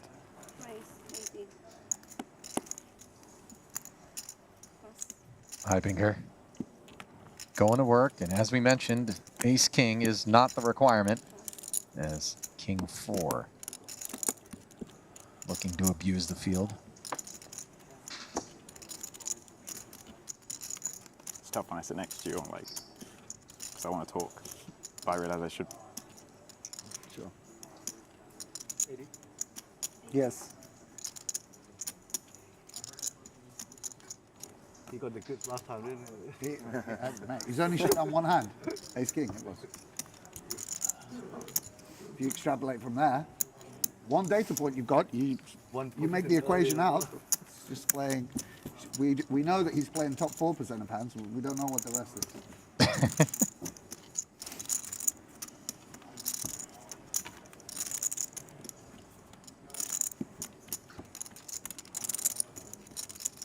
It is always a weird phase of the tournament, isn't it? Everyone knows what you're doing, and yet it is totally appropriate to allow you to do it. As we look at one of our outer tables here, appears Ben Tollerine and Phil Nagy in a confrontation.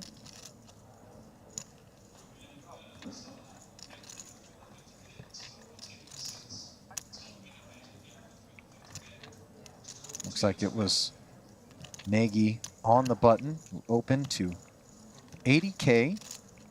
Tolerine flatted from the small.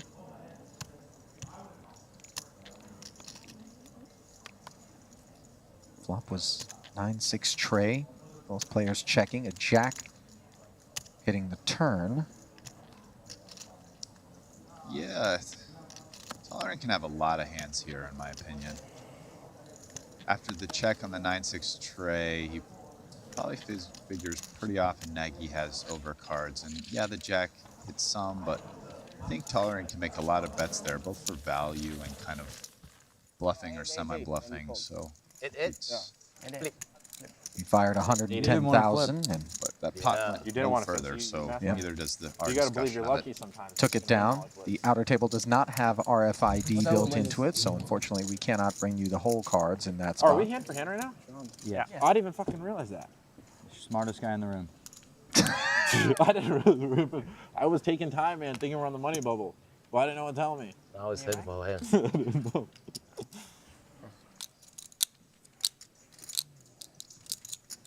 Good chance Perry's not trolling there, Rest. Yeah, maybe not. I think he knew the tables were about to break, which was kind of a big deal. That even probably if like a it red bubble. 8 or something. I don't know. Yeah, flip it over, probably flash. Oh. 8, yeah. Colorblind, Close I though. guess. Close, yeah. Paul Pua is just one Crazy spot that you away knew the from his 8 card, third not consecutive cash. Not the color. Actually, just insanely like, strong. black and red, like, Here in Cyprus. it's kind of a, I don't know, sometimes if it's low light, red looks black. Like at nighttime, you can't see red, right? At all. Yeah, it's very dark right now. Yeah. Yeah, very, very dark here. The color I have no excuse. No, well, you do have a hat on. I mean, you spotted the 8. I would never have got that. Blind versus blind. Vladi spikes a 9 here. As Fedor chose to limp pre with the Jack 10. Chip leader barrels sub 50%. This app is insane. What it shows you. Yeah, for a bet this small with 2 overs here, Fedor's not going anywhere. Little Jack 10-9 straight interaction as well. Wait, what do you mean hand history? You won a hand with one Not a hand. good card. Good. You need one guy. This is a very good card for Vladi and a bad card for Fedor, so this pot will probably be over unless Vladi checks it back. Oh, and now he does check it back, giving a free pull at the Jack 10 for Fedor, who does not improve, as the board is now double paired in a 220K pot. So interesting. This is one of the worst hands Fedor can have, but I just got the ice because it's too hot. Still gonna check it. Oh, big bet here with the 9. Kind of an interesting one. He's definitely targeting hands like ace or king high. Feels like those hands still might look him up. I don't think Fedor will call a bet this big with jack high, just because like at some point you might be worried that like what if he's bluffing with queen high and I lose? It's like actually a consideration I think he needs to make. So I'll be a little surprised if he calls here. Also, let it be noted that yet again he's actually bet pot or slightly over pot.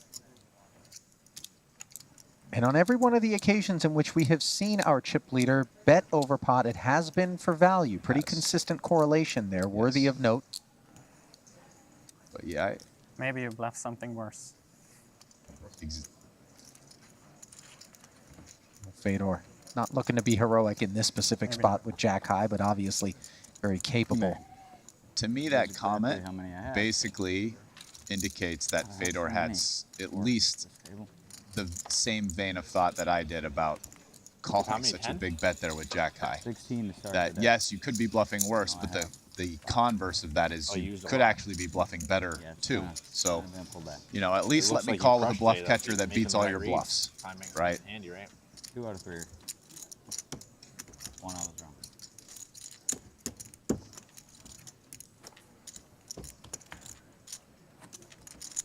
Next step, please, deal 1.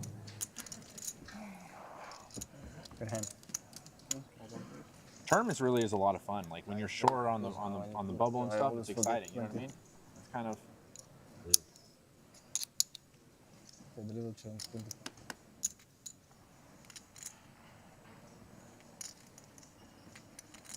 10-8 suited, not enough for Perry.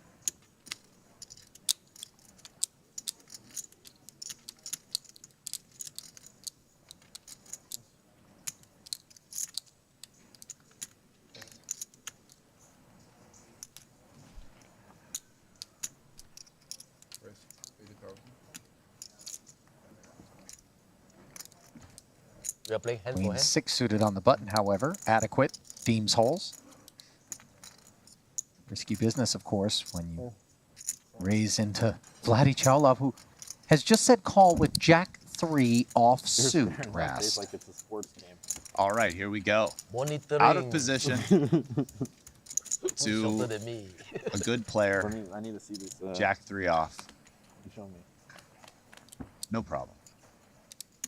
Jack in the window on an ace-high flop, but 2 diamonds out there, so this one could get a little interesting as Fedor does have the queen-high flush draw. You can see, sitting chart. Yeah, this is a pot that you normally think like 2 pros would keep small, but when Vladdy's involved, you just never know. Like here he is inflating the pot out of position with middle pair, bad kicker, a hand you kind of think just wants to get the showdown, but where the big blind is, where the button is. Vladdy don't care. And yeah, Fedor happy to just call here on the strength of a strong diamond draw. And a diamond would be really bad for a man Vladdy. But probably not. Because you just never know what he's going to do. Yeah, one more click. Exactly, I could do it. Now, you would kind of think Vladdy has almost exactly the type of hand that can't lose a big pot here, but you just never know with Vladdy. Yeah, the 9 of diamonds rolling off, giving holes the lock. He has showdown. He doesn't really have a draw of any kind. No diamond, no straight draw. So you'd think he really can't lose a big pot here, but who knows? You also think, like, can he even call 1? Definitely think he can't call 2 bets. Maybe not even 1, frankly, but you never know. If he thinks you're bluffing, he's not going to fold. I'm from West Virginia, man. Not really the best known rapping state. Okay. I don't know. I would feel like you're the kind of guy that knows how to rap. You're a man of many talents. You know what I'm saying? I'm a fan of a lot of hip hop, so I can like kind of karaoke rap maybe. Dude, those people, I could never do it. I feel like people that are able to rap, like I watch these, like you watch on YouTube, they just go for minutes, and it's like good. It rhymes. They have to have a high IQs, I would assume, to rap, right? Poets, man. It's crazy. I could never do it. Just like on the spot, just start there and rhyming things and a lot of creativity. It's crazy. Vladi concedes to the 275K bet. A lot of creativity. Somewhat disappointingly for Fedor. I'll admit, when he's sitting there thinking about it, I'm nervous. Oh, yeah. I'm just like, oh, yeah. Is he going to call this, like, pot-sized bet? Is he going to just go all in? With Jack 3 stone dead with 1 to come? You just never know, my friend. Yeah, you really just don't. Yeah, but I'm going to win this pot. I have more confidence than you do. You big blind? You know what? I think versus Vladi, Yeah. I'm just thinking about this. Like, if I'm Fedor there with a flush, like, what about just, like, betting small? Oh, and just inducing some heroic pile? Sometimes, or a raise. I mean, a pile's so big. No, but, you know, just like a big, like, one of these you big... bet like 75K into like 400, and he's just like $500,000. Because just one of those things, when you have a bull, sometimes you got to just like wave the red shirt in front of them, you know? You bet like almost pot, and sometimes you scare the bull, but you wave the red shirt, and they're just like, are you really betting 20% pot versus me? Do you know who I am? Right. No. This won't. I will not abide a 20% pot bet here. I don't know. I just feel like it would have been. It'd be interesting. You say, oh, the small bet size isn't as greedy, you don't win as much, but you never know with someone like Vladi. You can induce with something like that. Of course. Of course. Honestly. Can I tell you something? I'm the luckiest motherfucker. All right. Know that, okay? Anytime I enter the pot, chips always come back. Perry advising Boss that he is the luckiest player out here. Supposed to be As half. Holes and Cholov squaring off once more. Deuce 3 suited turns into bottom pair, but it is up against top pair here. So Ali, this, by the way, that exact thought process is like, you know how we had this discussion much earlier in our broadcast about, I'm back in Macau. I love playing with like really aggressive kind of maniacal players. You know why? Because in these kind of pots, it's like every spot you have this thought, like, what should I bet here? Like, how can I either get the most with this, or in one of those spots where you don't want to be raised, if you are betting, like, what should you bet? I don't, you know, there's a lot of interesting things because with players like that, you don't know how they're going to react. So all these, like, you know, what normally seem like not that big a deal decisions, there's room for a lot of creative decision making and implementation of your strategy, much more so than normal. Meanwhile, Holes has picked up trip jacks on the turn here. Now, this is a spot versus... And then me and my friend, we grabbed the deck of cards and we went and flipped outside. Vladi, I would be tempted to bet a little bigger. I won like 300. Well, it was 65,000 on the flop. I was telling him, yo, you should. That got called. Now with 390K in the middle. It's a lot of draws. You have a strong hand. What type of flip you play? PLO. So now Fedor goes, say like 40-ish, 35-40% pot. But then they end up making a stop, so we had to stop.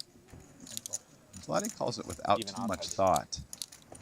3 would be a terrible card for him. No, that card might save him some money. Yeah, the hearts get there. All the Broadway stuff connects. I mean,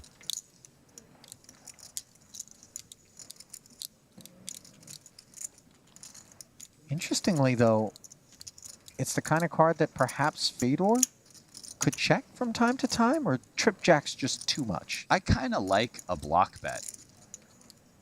Or if not, like super small block, like what about like 150 again?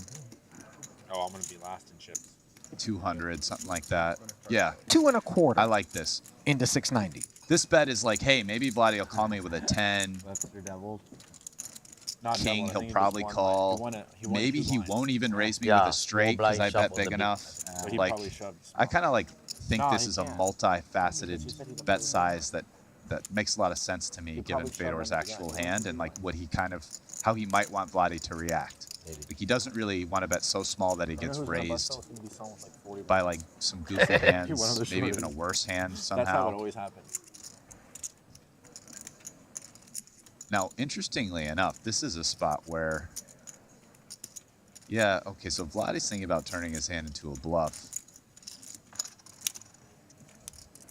which is a creative play. Cool. Yeah. 3. And the raise to 675K did look credible, but at the end of the day, the scouting report is in on Vladi, and it doesn't have to be the goods, as Holes finds out by flatting the raise. And he picks off a very healthy pot of over 2 million, which will take a bite out of our chip leader, who remains such, but Fedor in second behind them and has narrowed the gap to 7 bigs. You don't do anything other than poker, but you have a roulette watch on. No, I work. I have company in Thailand. No, like gambling-wise. You don't do anything but poker, but you have a roulette watch. Why don't you have a poker watch? I work. Like from work, business. You know? But I don't know what you mean. No, what I'm saying. Paul has a poker watch. Oh, don't. Elton gave it to you as a gift. I heard the story yesterday. Is only play poker, the watch? Right? Yeah. So why you rock roulette if you don't play roulette? Because don't have poker. Don't have poker watch. Sonny, you don't know where it is. He has poker watch. That reminds me, one time I got Jason Tom said Hall. he has poker watch. I got him like the nicest bottle of wine I've ever bought in my life. And like I was excited to give it to him, and I showed up to his place, and he's like, Chinese tradition, we don't look at gifts when people give them to us. And he just like put it away. And I still to this day don't think he knows that it was me that got him that bottle of wine. I think it's just like in his cellar. He's like, why is this nice bottle of wine? Like, You wouldn't have got it for him if you. Would you still have got him that gift if you knew he wasn't gonna look at it? I think I would have got him a different gift, something different, you know. Something cheaper, maybe. Me, I can't really. Maybe he is. Maybe he can tell the difference between like a really nice bottle of wine and the nicest. I don't know, but I can't. I mean, it's probably like the same thing. You know how people like donate to charity? Like some do it publicly and some do it anonymously. I know a lot of people here that do that privately. Yeah. So I'm asking if like. I do a lot privately. You do it privately. So then, but you would have changed your gift you got him. Yeah, just because I think it would have made an impact with him. Like, I feel like he would, you know, like 100%. Yeah. Paul But no matter in the the gift you blender a got bit there with that ace as Fedor's open off of But you 2-5. probably have to get him something that like he Gets actually through. uses instead of drinks. It'd have to be like. You just bring him a puppy. No. Or one sack. And you have 10. Just put a picture of you with him. No, I have less like, than that. That's smart when he opens it up one day. You have 9, right? Yep, that's it. I should have done that. All right. And write a nice card and put it in there. That's why didn't I do that? Why didn't I take Look, the everyone's bottle? staring at it. That was exactly. Yeah, what show Thank you. this. It's actually. But I'm a believer, man. Older, I guess. And as the dealer change occurs, we see Fedor Holz with 93 bigs. Boss stack. Having jumped in front. Vladi down to 1.87. 1.85, rather. Jason Kuhn, second. Did Might have given that chip count prematurely after. Ollie, did you just Fedor catch beat him. Fedor Holtz's problem-solving brain just like wrapped on like Jason telling a story and like, oh no, this is how you solve that problem. Din's like, oh yeah, didn't think of that. Just in his spare capacity, yeah, right? in between thinking about a hand, Fedor paid a little attention to the conversation and gave a solution. Now we're Meanwhile- back to poker. Yeah, looks like we got one brewing between Alexei Borakov and Ben Tollerine here on the flop. Efforting some information with respect to how this one played out pre. Borakov was on the button, made it 210,000? No, it was You regret it? Tollerine. I never said that I regret it. No. People were asking me like why I lost. Yeah. Tollerine raised and then led flop and got raised on the flop, I guess, but small. Borakov on the button. Yeah, but it looked like he just raised a flop bet because Tollerine was like putting out a call to the raise. Yeah, I really love covering hands on the outer table. it's my favorite. Well, it's so speculative, obviously. Can't even see the flop cards. It's hard to tell the bets. Our apologies, of course, as the lack of RFID tech at these outer tables does create some challenges being able to track exactly how the action comes down. Yeah. Everyone wants to be the first to have the world champion in their team. I don't think it's like it used to be that like if you win match automatically. He's following up. I do think it went, given their positions, it looks like Tollerine was in the low jack or 6-max under the gun. And it looks like he probably raised, and given the fact that he bet the flop and got raised, I'm guessing it was a single raise pot pre-flop, and he c-bet and got raised in position. And now after calling that raise, he checked. And we have a follow-through bet on the turn. Looks reasonably healthy now. Wow, and Ben is going nowhere, so this pot is getting big. And Board is King Jack 4 with 2 spades, I can tell you that, and the turn is a very dry deuce of clubs.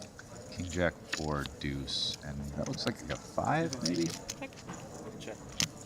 Showdown. We have King Jack. Good for top 2. So Tollerine with a healthy infusion.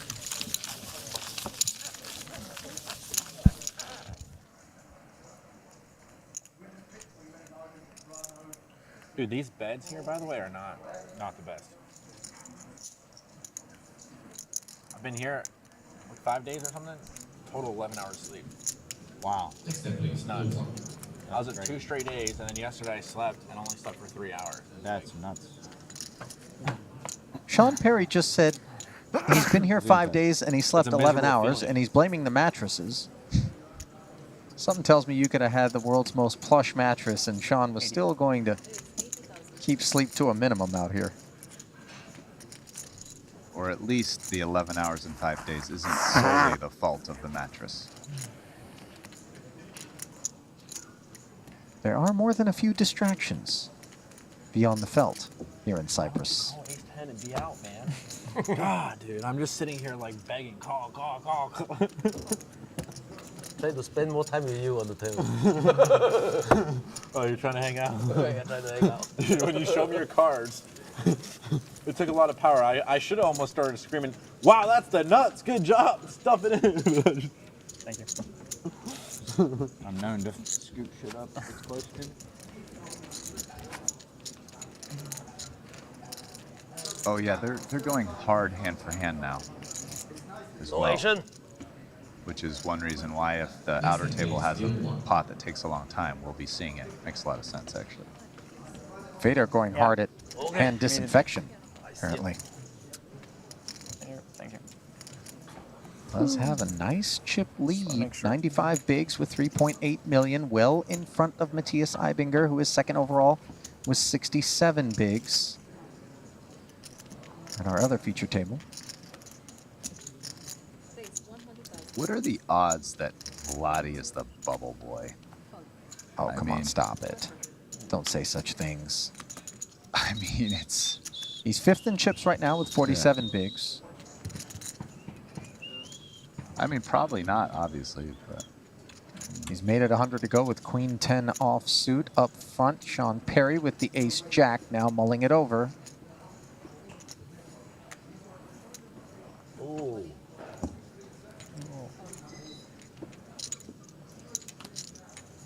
Oh, wow.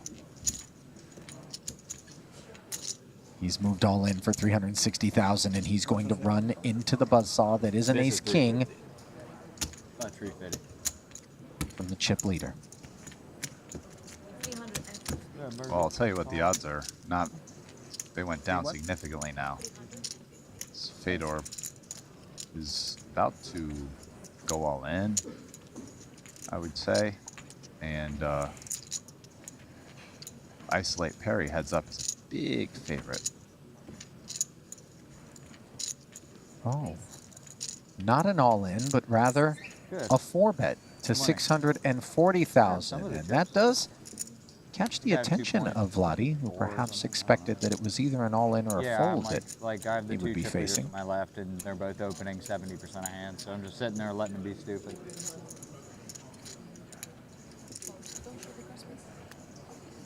Vladi comfortably puts the Queen 10 offsuit into the muck, and the discomfort will come once the Ace King is revealed. Sean Perry, a big dog now. Good luck. Sean is our only player in ace jack, ace of hearts, jack of clubs. Federer holds ace king. Ace I feel like, one second, I gotta get to the other side. I gotta sweat this, man.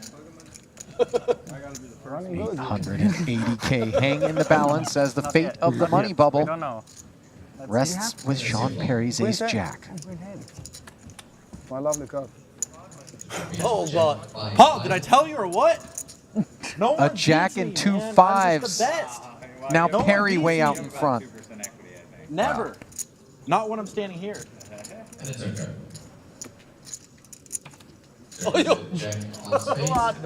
Jack's full, and he ices it on the turn. Oh, you're the luckiest man. Bro, much to the disappointment I'm the luckiest? I believe that. I believe of that. 17 other players. Just now I didn't believe. Just now I didn't believe.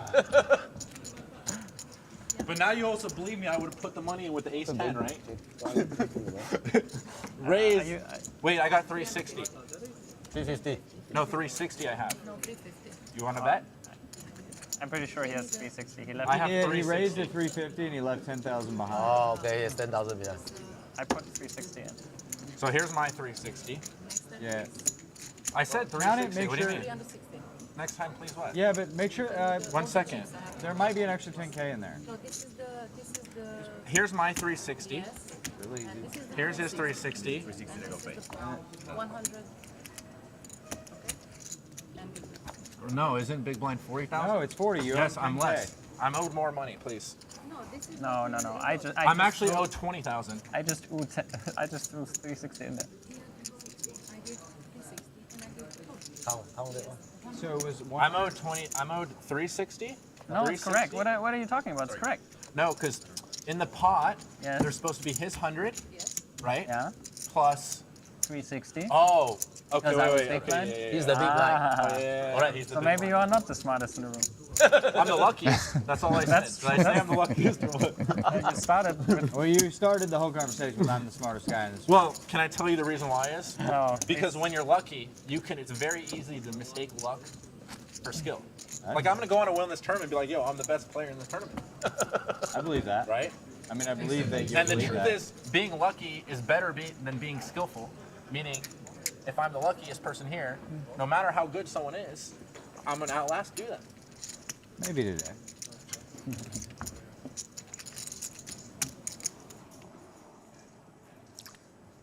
Well, that cleared everything up for me. What it didn't clear up, however, is the money bubble as 80,000. Perry doubles up. And it is Webster Lim who sits with the shortest of all stacks, effectively level with Espen Jorstad and Paul Pua, all of whom have that 9 big blind business.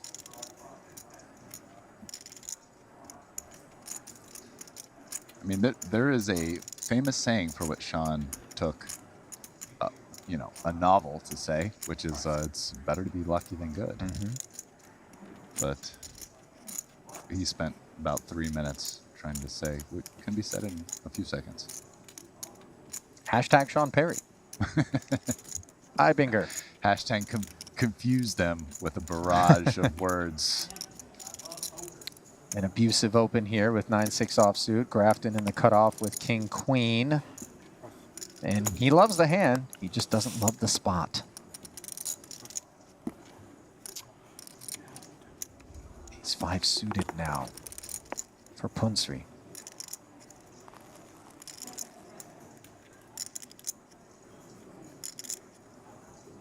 Will he go for it?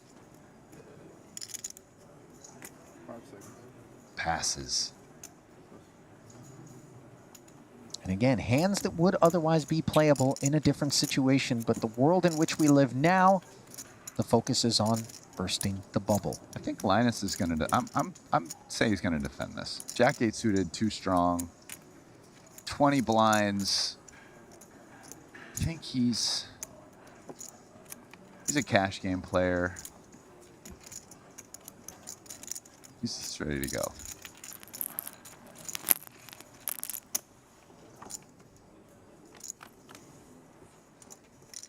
He has the best hand.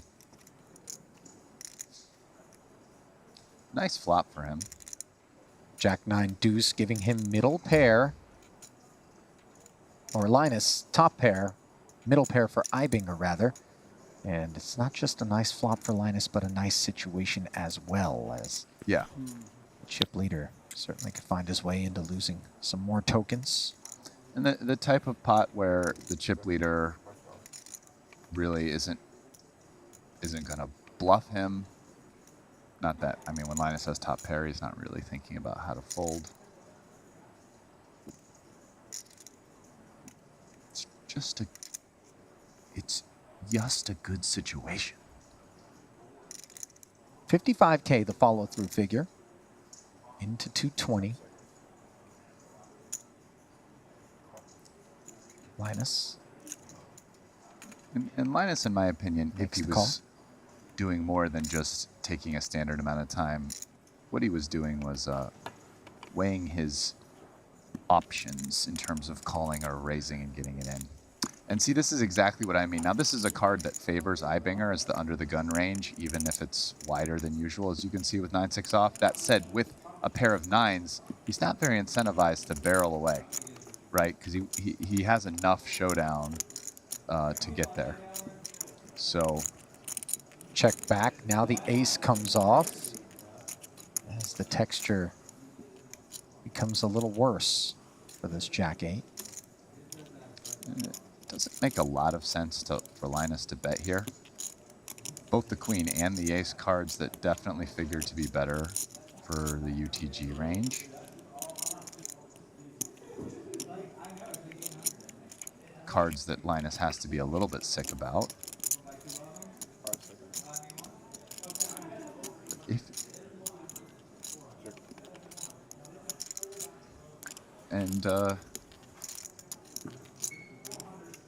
Ibinger knows those cards are good for him, but yeah, he has a 9. He also needs to say, though, you know, if Linus has a 9 as well, I mean, I guess we're probably chopping a lot because the Jack, Queen, and Ace would all play.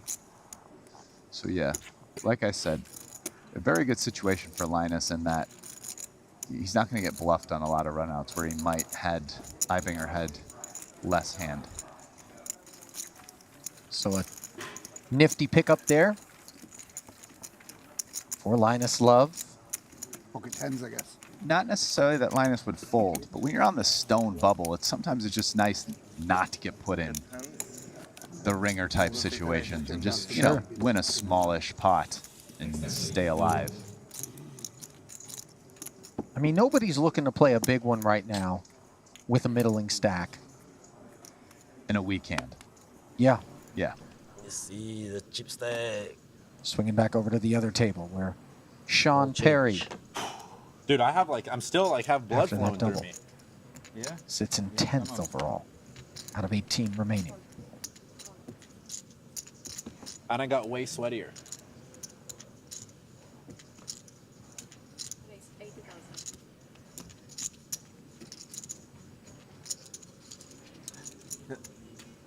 Min raise open from overall chip leader. So crazy though. Fedor Holes with the suited connector. Yeah. It's like Look at Vladi. ridiculous. Vladi so far has just loved Yeah, these. it's like I'd be afraid to 10 hit more on suited. tens in the 3 small blind. scoops to 345K. A 10's going to go into the muck from KT's big. Yeah.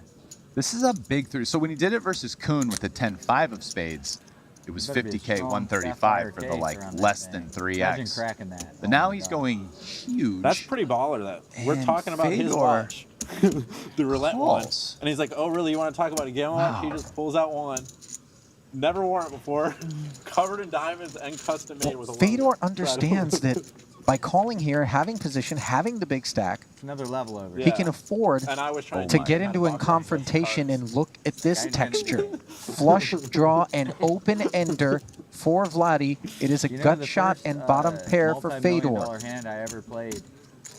Paul was at the table, and he asked me if I would like to sweat the river, and I sweated it wrong, and him and 2 other people told Well, me I I was mean, sweating my card. if you're going to But I call was just like, I'm just gonna do 340K it. pre-flop here, I mean, I guess you call I'm another sweating here. 175. Yeah, it's a very downsized follow-through here from Vladi. I actually think he wants to keep Fedor in there, but at the end of the day, he has 10 high, and it has not improved on the turn. Right? Because then you think, okay, Does he have a double barrel? I mean, if you're going to bet that on the flop, I kind of think on this turn you I'm just like boring, go huh? all in basically. No, he's not That's the idea. Get a little bit more in the pot before you get your opponent to fold their weak hands. Kind of what I think. I mean, given his flop bet, I really don't like a check here with a 1 stack to pot ratio. Down and then you bet towards the end. Yeah. Like blackjack. Yeah. There's seats here.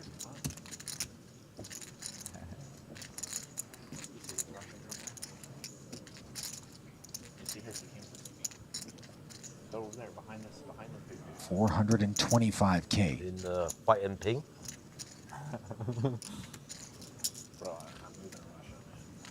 And Fedor keenly aware of the fact that Vladi isn't necessarily just going to shut down Come out here. on the end. Yeah, and by keeping these bets small, he's kind of kept Fedor in this pot where I think maybe had he just gone all in some different spots. And Fedor makes the queen high straight on the end as Vladi has paired the 10 in a 2 million chip pot. And he is checking. I mean, I kind of think if he went all in on the turn, don't think Fedor calls. Maybe if he had pot at the flop or... But he kept Fedor in this pot with his sizings and didn't get there. And now is going to get the bad news.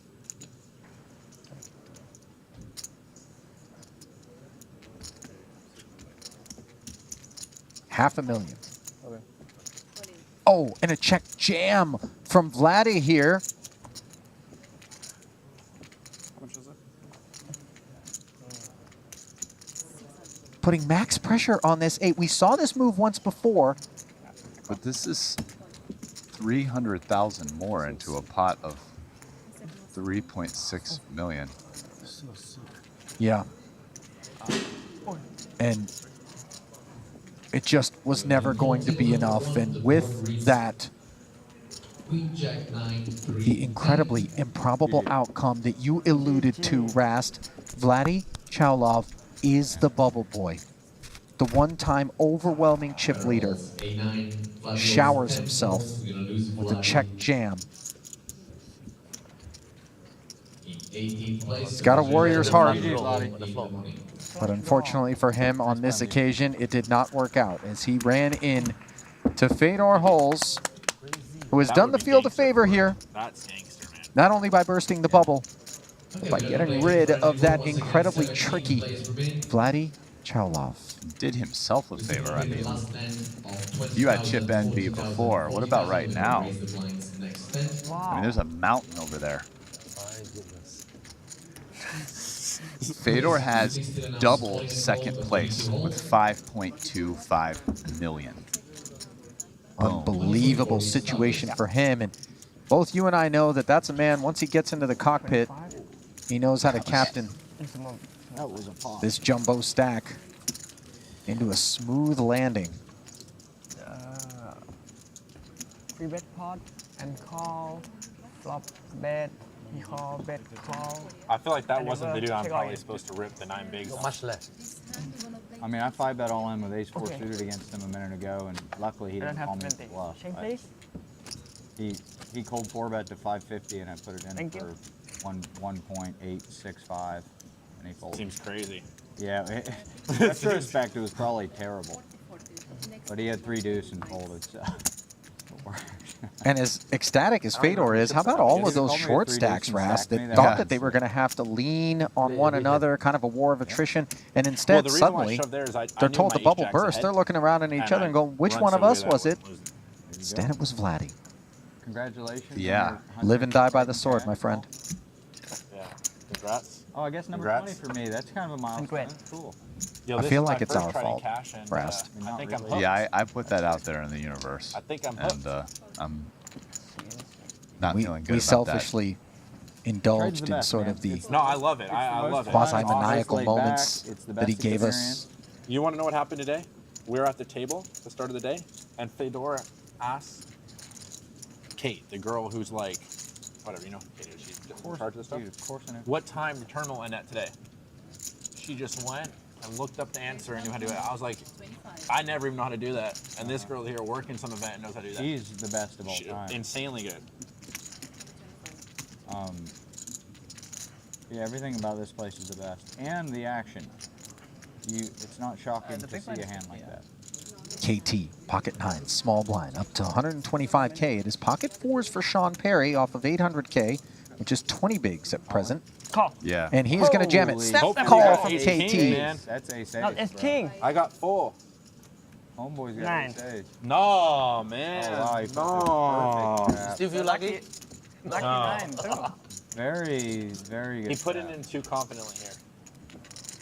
Good luck. Ladi, no All right, wait, patience. I gotta go to my lucky spot at least. I don't like how. I will save you. KT wants to come over to the lucky spot He's got along the with wheel- Barry. He's got the wheel draw too. You're basically flipping here. 3 of spades. Fair? 3 of spades? No, what? Okay, deuce of okay. spades, deuce of Okay. spades. Oh! Do you have 3? 3.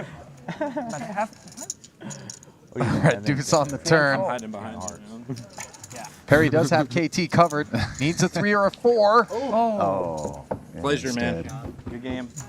Good it game. is a 7. Good game. Maybe not. Maybe the cover. Maybe you check. That was some fun sweating right there. Perry Oh, thinks you he's see covered some here. left. Yeah, he's Is still yours in. too? Oh my god, I'm really gonna win this? How much does he have? Perry's first reaction to realizing that he is not eliminated and instead has a nub is, oh my god, I'm really going to win this. That's the power of positive thinking Just right boundless optimism in that seat. Gotta love it. He's a cheeky one, that's for sure. Well, let's get some clarification on that. It's kind of important. Question. This says 16. There's 5 players over there. So Yeah, let's just do. Is that right? yeah, there's 5 there, 5 here, 6 there. It checks out. 5, 5, 6. So while we do a little bit of accounting and realize that Sean Perry is still in the hunt, we take another moment to remind you that GG Poker is the place to play online. Exclusive GG qualifiers will be coming your way. $25, $250, and $2,500 levels will get you a seat into one of our Triton 25K events at our next stop as the World Series of Poker Online rages on straight through to September 27th. Of course, there was that incredible $1 million mystery bounty event that they held. Had the opportunity to commentate on that with Jeff Gross, who just arrived here in Cyprus.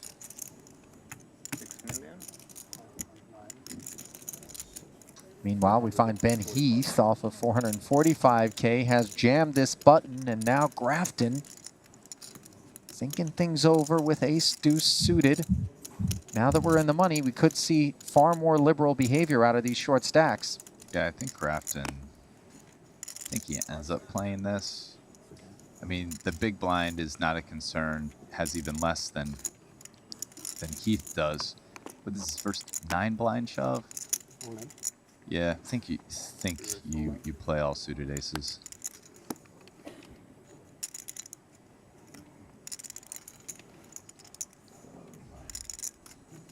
Just a small jam over the top of Heath to 680. Ben obviously didn't want to see this. Would have preferred to just pick up the blinds and Annie.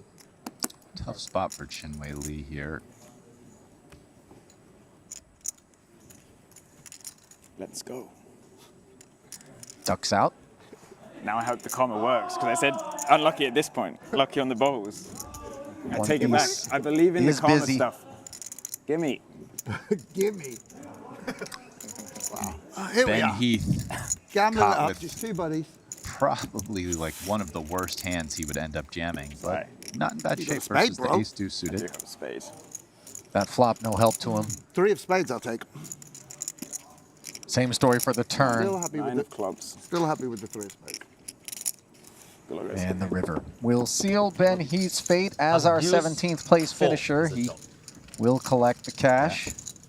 Or Min cash. Oh! Looks like we've got another all-in and a very spicy turn card where Sean Perry jammed the nub and was dominated against Paul Pua, who gave him a spin with 10 deuce. And the river does not help. The 8 deuce, 10 high no? is going to be Oh good. my god, I thought we chopped. No, it's done. No, 10 high win. Okay. Pleasure. GG. Pleasure. So, For the second time. Sean Perry. Let's. We gotta shake with our left this time, I guess. Even it out. At least I made the money. But lost money. What number did I get? 17. Also collects some in cash. 16. Seb. Vladi, what are you doing? Yeah, I have so much chip envy too because I started the day. I mean, I still made 800K from start, but I did let him bluff me in 1. I got him in 3, but he did bluff me in 1. How much was his all-in? 700. He was getting like 15 to 1 or something.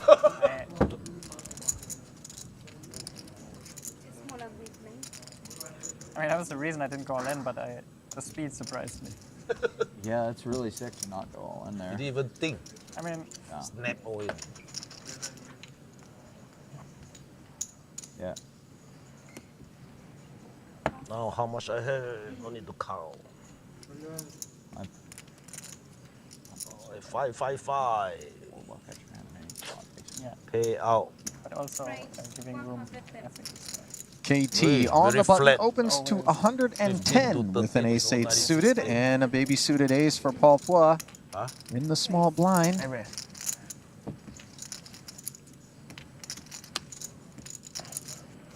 Cyprus on the trampoline. What?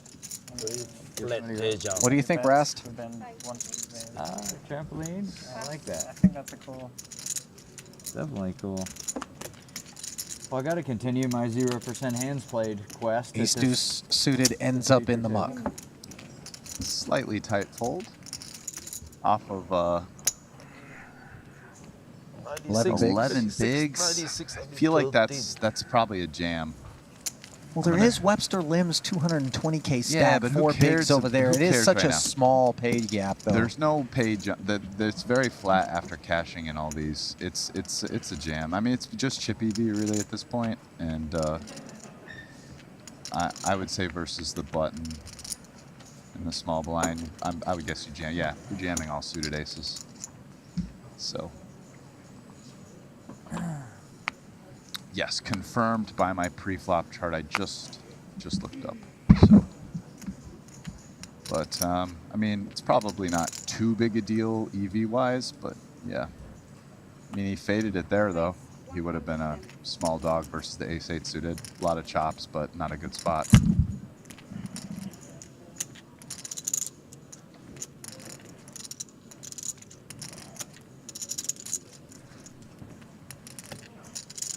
$110K now. KT again opens. Now an even better suited ace for Paul, and a frustrated muck there. One tree, one. He does have the option to get involved in these spots, and a little furrow on the brow of my partner Brian Rast here suggests that. Yeah, was that ace 4? Ace 6. Ace the bottom one that I would call. Versus the cutoff. I mean, it Unless there seems were like another spot we were where 3 out of the money. you should probably shove, I would No, guess. we won the bubble. Stone? Yeah. Stone bubble? Oh no, I don't. why I fold. No, I don't think you can call that. Fader with ace 9, And I'm not the obviously shortest. Yeah, I thought we going were to 3 out of the defend money. his You big. can't call Comes that. up empty on king 10 It's tray. probably like- Same story though for the queen 8. Benefit of position even ace and jack. initiative for KT. Ace queen. Action check to him. Well, you want suited cards more than you want big kickers, I think. Like, I think ace jack suited is better than ace queen off there because he's just shoving like a lot of random stuff. Wide range, huh? Yeah, so maybe it's like, I don't know, 10s plus. Ace. Always fold. Yeah, good fold. I know, crazy. So crazy, never seen so crazy before. No, I had one against. Yeah, I mean, there's no real jump in the payouts. Yeah. I mean, 12th is I wish I pulled 105K. He did get one through on me. And there is no He pay. missed one. So the I next called him two on like a spots pair are of both both 4 straight. 96.5. So, I mean, 3, 5, 6, 7, 5 with jacks like in a huge pot and one. But then there was another one. Such a weird bluff. It was like I raised the button. We take the turn. The board has paired.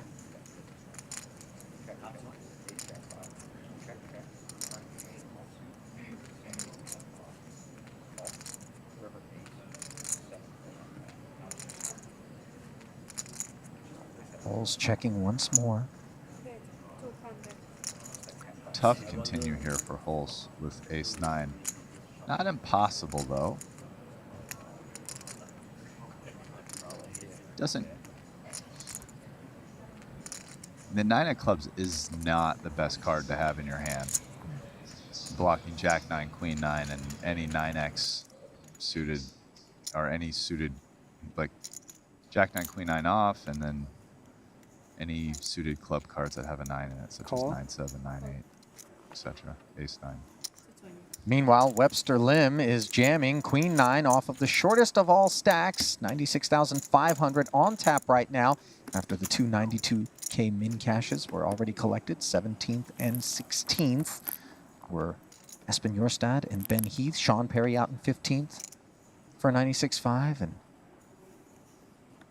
three-way affair as Eibinger's King Queen has Webster's Queen 9 smothered, and he has flopped top pair to jump out in front of Linus Lolliger's 2 10s. Eibinking this one This is going to be a tricky spot for Linus. The good news for him is that it's a dry side pot, so generally somebody betting into it when somebody's already all in for the main, it's usually a little bit less likely that they're bluffing. I mean, did Chinwei Lee jam and Linus just called the 2-10s, keeping Ibinger in the pot? It certainly has to. Seems like a pretty bizarre way for him to have played his hand. Sort of does really invite Ibinger in with a wide variety of holdings, which 2-10s is not exactly nutted and may certainly prefer to be heads up against Webster for the 220. I do think that almost everybody would re-jam with Linus to stack there with 10s.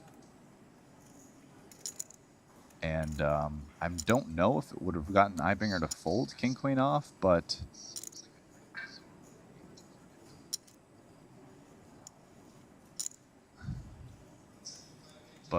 now,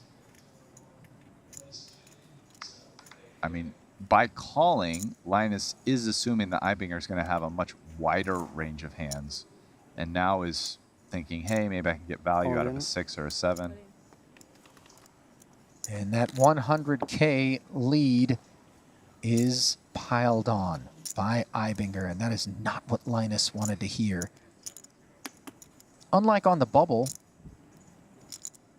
there's less of an ICM consideration at this point, especially given the pay jumps, right, Rast? Yeah. I mean, I think he has to ask about, like, what hands is Ibinger doing this with? Like, right. If he has a, let's say he has a straight draw, 4-5, 9-8, 8-5, like, why would he go all in? Because those hands can't win without improving, right? So he might not go all in with those hands because he could just lose with 9 high to Chinwei Lim, and it's like, why not just call the 100 and see 4 out of 5 cards at the very least? So if you can rule out straight draws, and now it's down to like pairs, like does he have a 6-7 or king? It's tough, you know. You could maybe do some kind of goofy analysis where it's close, but the problem is if you start to think, yeah, he could have a king or a 7, now it's like you still kind of have to call, even if you don't think he has draws. And Ibinger would never just flat? Yeah, that's the question. Like, would he flat some of those hands? Look at this turn card. Absolutely dynamite for Webster. He picked up the open ender. Laliger picked up the gut shot, and instead it is Ibinger who picks up the entire pot. A double elimination as both Webster Lim and Linus Love will hit the showers. And now back over to a developing situation between KT and Jason Kuhn. Too small for it to be a minimum raise, and he called. So I have to place the minimum raise in, but I'm saying it's unfair to him because it would have been a larger raise. I'm not saying he wouldn't have still called, but like he matched a bet already. So it was 115, 350, so 235 more. And Jason announced 540, and the minimum raise would be 585. Yeah, so it's 45K more. So, you have to call. So it looks like Kuhn opened the button probably to 100K and 115K. KT 3 bets here So he to will raise the 350. minimum amount, then he have option. You have the option to call the Call or fold. Call. Like, let's battle. And Kuhn I think they are correct. clicks it back with essentially a minimum 4-bet re-raise, which KT calls. And we have a lot of chips in the middle here, ladies and gentlemen. Going to the flop. KT obviously getting the kind of price that he was never going to lay down this Queen 10 with, and what a flop he's hit. Top pair and the club draw. Well, I don't think there's a play other than check it over to the 4-better. You're getting it all in versus aces or kings, and if he has ace-king or ace-5 suited or some goofy hand, let him bluff. Fair point. I mean, especially with the clubs here, like ace-king has very few outs. 4, right? Because the 2 clubs are dead. And even if they hit, there's a bunch of resuck out, so. And a hand like ace-5 or whatever, if Kuhn has a hand like that, is 2 outs. And now you get your c-bet, and now you can decide whether you want to call or just raise, which is basically going all in. 200K into 1.245. All in. Yeah. And he does jam. Snap call from Jason Kuhn. And this is a key pot. 3.4 million in the middle. Thank you. KT's fate hanging in the balance. And Kuhn probably surprised to see a hand with so many outs because, I mean, he has the ace of clubs in his hand. He's probably figuring to see like kings, jacks, ace queen, king queen, a bunch. There's not, with the ace of clubs blocked, not a ton of club flush draws, but KT shows up with the monster here, so they're going to run it. Turn card. No help to Tanarat Rakul, who is needing help on the river. Is it there? It is the 10 of hearts, and you see the fist pump as he staves off elimination with 12 remaining. My house is gone.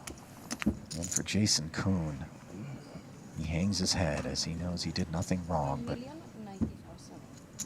max pain instead of max reward. And he will be left with just 535,000. Well, it's one of those things. You always want action when you have aces, but every once in a while you didn't want that action. If I don't hit bet, I check, I call.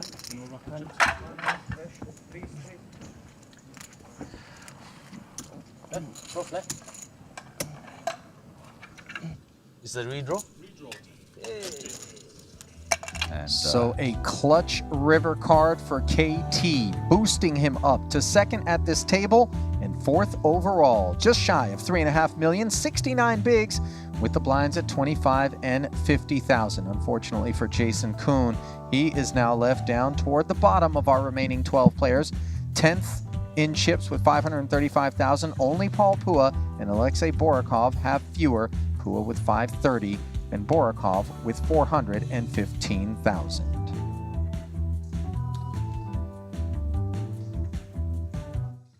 We welcome you back to the desk, Ali Najad alongside Brian Rast. We did have that double elimination. Matthias Eibinger, who is currently second in chips, 3.9 million, did claim 2 pelts at once. Still overall chip leader, Fedor Holz, of course.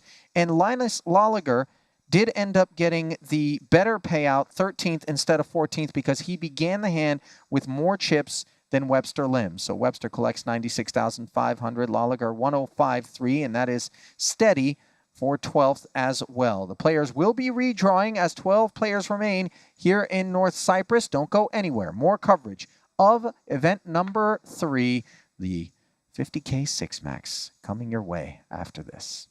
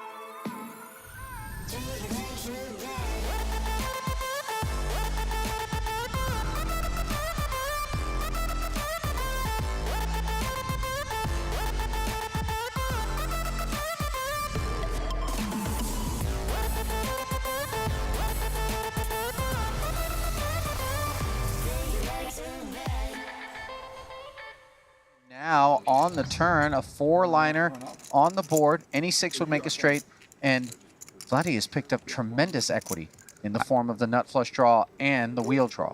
Well, this pot's going to get big now. I mean, I don't think you lead the 8-7-5 with ace deuce and hit one of your best cards. I mean, one of the only flush cards that gives you a gutter too, and not keep firing at the pot. And I don't think Kuhn is very happy about that card. That said, I also just don't think he's going to be able to fold yet.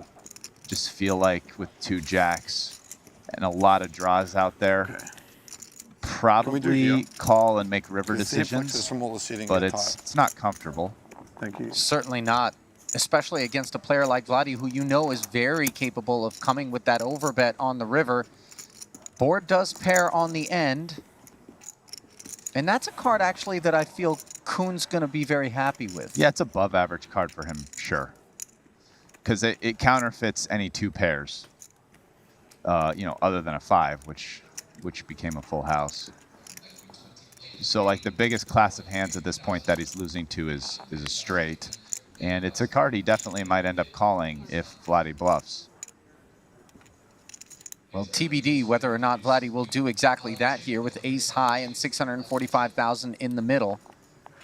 Yeah, not saying he will call, but I agree with you that it's an above average card for him.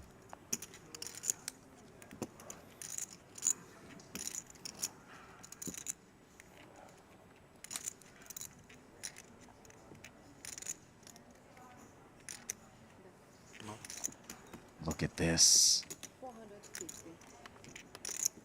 450,000. The bet into 645, and those jacks are feeling the weight now. I kind of think Kuhn is going to end up calling this. I just think. Did Vladi need to go bigger? Maybe to get 2 jacks. Full pot? Full pot plus? But I don't know if you caught that there. Kuhn staring up pretty intently at Vladi, maybe checking the pulse.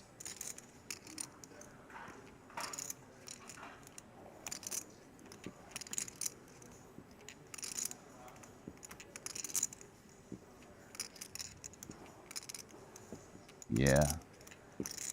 I also don't think Kuhn is going to use all his time banks here to make this decision. I do actually think if he starts using a lot of time banks, he ends up folding. But I think 1 or 2 time banks only in a call. My apologies. It's a big pot for Kuhn, though. Obviously, I mean, we can see if he calls this, he's down to only $500,000 and pretty short. But if he wins, he's vaults right into basically one of the chip leaders. Oh, and he does find the call. Let's go.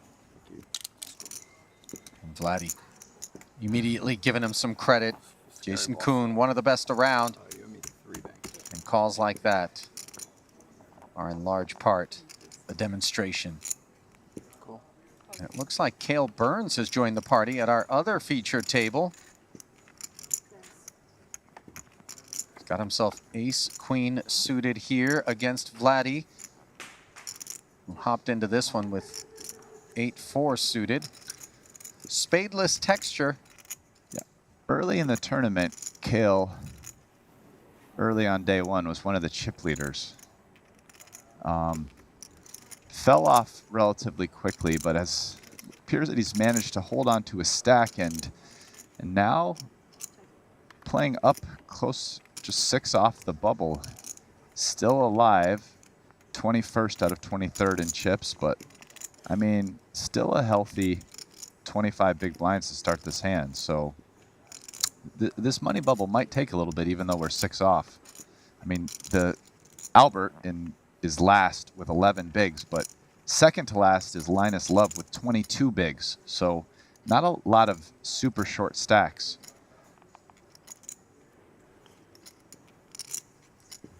Daher hovering around the 10 big blind range. Certainly would be more likely to find his way into an all-in pre. But here we have Vladi value betting the pair of fours on the turn. Now a fourth heart rolling off, though, and how's he going to react to that? There's certainly a decent chunk of Burns' calling range. Would include a heart.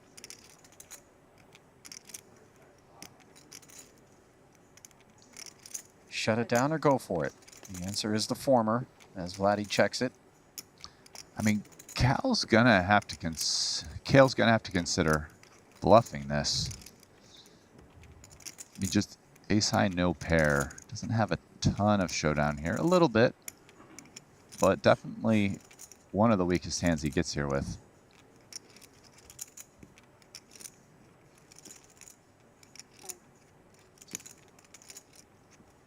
In contrast, Kale enjoying what seemed to be some of the strongest gal's in the building. Gal's putting in work. Yeah. Meanwhile, Burns into 300, fires 160,000. Oh.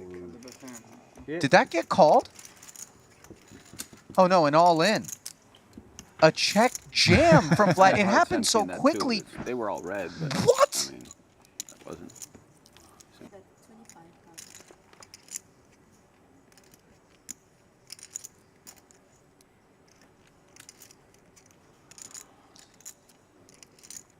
25K flicked in there. Quarter pot bet from Kale. Nagy out of there.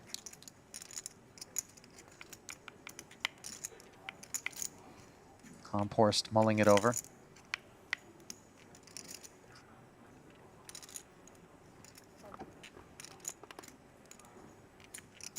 Does make the call.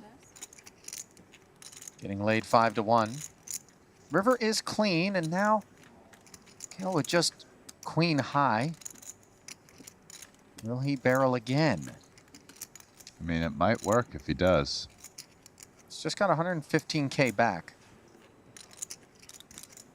I have a feeling he, yeah, betting the turn. Given that Camphorst checked this back. Started the pot with just 7 bigs, but remember, when we do have a stack this short and we are willing to fire a good chunk of it at the river, the presumption is often that it is a real hand. Would our man really be bluffing? I mean, he definitely is targeting like pairs of 7s and 9s that check back the flop here with a bluff.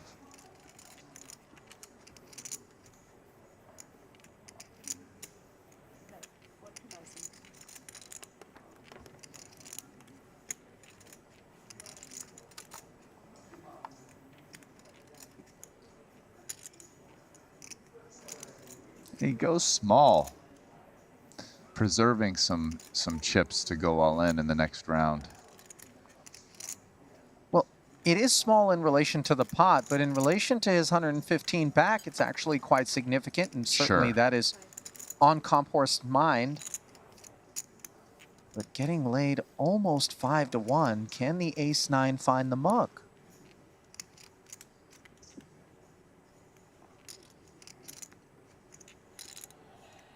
I mean, there aren't a lot of natural bluffs here. You start to have to dig into weak hands that you speculate, does Kale even play?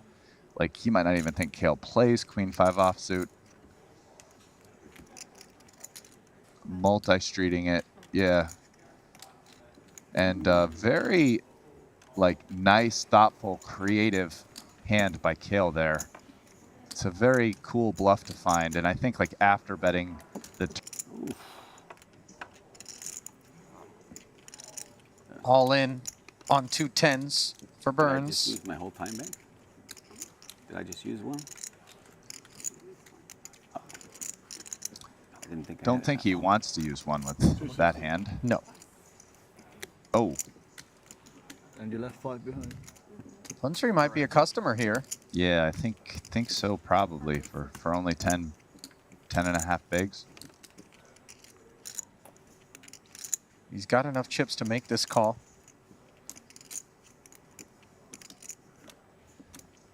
Cool. And he's done it. And these calls do look pretty strong to the players behind who could feel as though maybe they're being lured to participate. Good hand? Medium, I think. I'm I not have sure. I have a strong hand. My hand's really strong. Don't show him yet. He's not all in. Yeah, I'm not all in. That's true. Telling you the truth. Okay, so another one of these situations where Kale did not move it all in, kept some chips behind on the ace-high flop. The rest of it goes in, and Punsri will show him the bad news. He's been outdone. I'm not going to use my one time, but I'd be really grateful for a hand. I didn't know what mine was. It's a medium. I wasn't sure. I like that line. 8 time. He didn't want to use his one time, but he would be really grateful Yeah. for a How 10. about this Okay. time? Yeah. Yeah, it's a time this time. Trip aces on the turn for Punsri. Doesn't change anything for Burns as he's still 10 fishing, and instead a queen rolls off, and that'll be the end of that. You are killing. If it out of turn all in, huh? You are killing. Beach is out there. Enjoy it. Ace like you. Right? We were just talking about it. Well, sad to see Kale Burns go for Maybe 3. more reasons than one, if I'm being honest, Rast. Yeah. Lively conversation and some interesting hands played. You know, Punsri does end up calling, but we've seen some gangster things happen in that seat. Sure, but that was like he had Jack 7 and was bluffing. Yeah, right? the limp You know, re-raise. I mean, this hand is good. Like, let's realize some equity. Okay, this is not a Problems. good flop for Punsri. Yeah.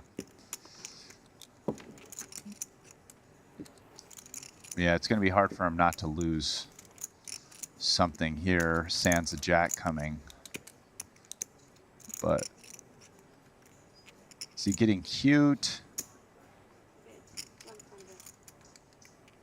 So he's going somewhere in the 30% pot range. Yeah.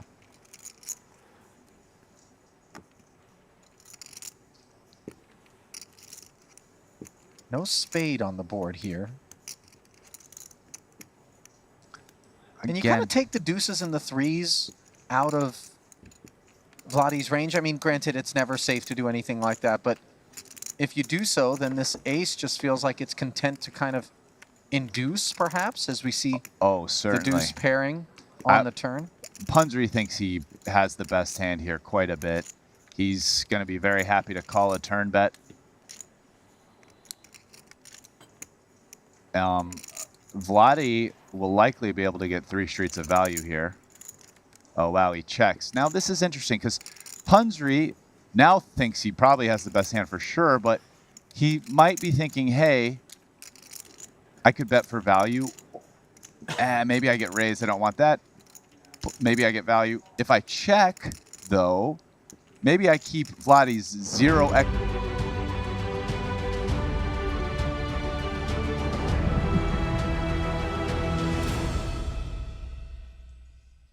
And welcome back to the break desk here in North Cyprus from the Merit Royal Diamond Resort and Spa. Alinejad alongside Brian Rast, and we have ground our way down from, what was it, 72 uniques down to 12, 117 total entries here in event number 3, the 50K 6 Max No Limit Hold'em, where currently we do have a chip leader in Fedor Holz, the phenom that took the world by storm back in 2016, super high roller, and definitely one of the really theorists of the game for a long time. Did step aside, has come back, obviously demonstrating that no rust is evident on his bicycle, as we have 2 new feature tables to walk through. Let's take the Triton Poker Plus app and get a look at the first of them. We find Alexei Borakov with 7 bigs. He is the overall short stack currently, as you can see, 12th in chips out of 12 players, 345,000. He is present at this table. Jason Kuhn with 11 bigs, a devastating blow to his stack, where he had the 2 aces against KT, ended up against queens and 10s. KT now has 69 bigs, mind you, courtesy of that double, and is 4th in chips overall. Let's get a look at the other featured table. The only other table left with 12 remaining in a 6 Max event. There we find Matthias Eibinger, 3rd in chips overall, and Punat Punsri's short stack of 13 bigs alongside Paul Pua. So, Rast, if you had to pick right now, do you just saddle up to the monster stack of Fedor Holz, or what do you like with 12 left? Certainly. There's just no doubt. If I have to pick, yeah, if I have Yeah. first pick in a draft, I'm taking Fedor with a million chip advantage, 100%. I mean, What- what about you? Well, what if I make you? What if I make you pick everybody from everybody who is below the average stack of 2 million right now? You got 7 players to choose from 5th down to 12th. Yeah, I'll go with my man Ike, who has the most under 2 million, and I think a very good player. I don't think you'd be unwise to take Ben Tollerine out of that field Ben as is, well. Yeah, Ben is solid, but yeah, no, those would be my picks. But I mean, a lot of good players left, and I think there's a lot of good poker in store. So, you know, I mean, anything can happen. It's a small sample size. Definitely It's don't a fold the tournament. flop. Haven't said the name If I Peter get called, Ertz much so maybe I far should during make today's you. broadcast, but let's keep an eye on the Belgian. As you We pointed still out lose all the money. before today's Yeah, we still action get it all began, in. he was the pure bubble boy in event I saw a number red 2. card out of the Now he corner of my sits eye. I with was like, oh, I second held, in and then it chips was a 10. overall, just shy of 4 million.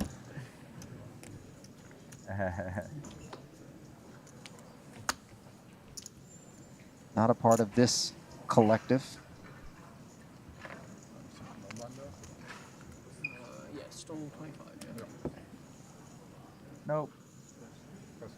Stand corrected. He is actually seated to the left of KT at the blue feature table.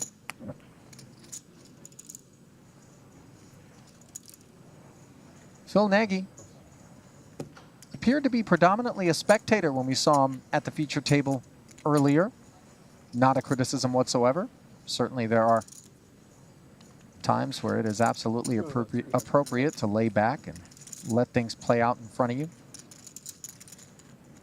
Fold it around to the blinds, where Ike's Jack 10 is going to jam, and Borikov Call. Or then call on 1. does make the call with King 4. And he will have the edge. 4. Fair fight. Very fair.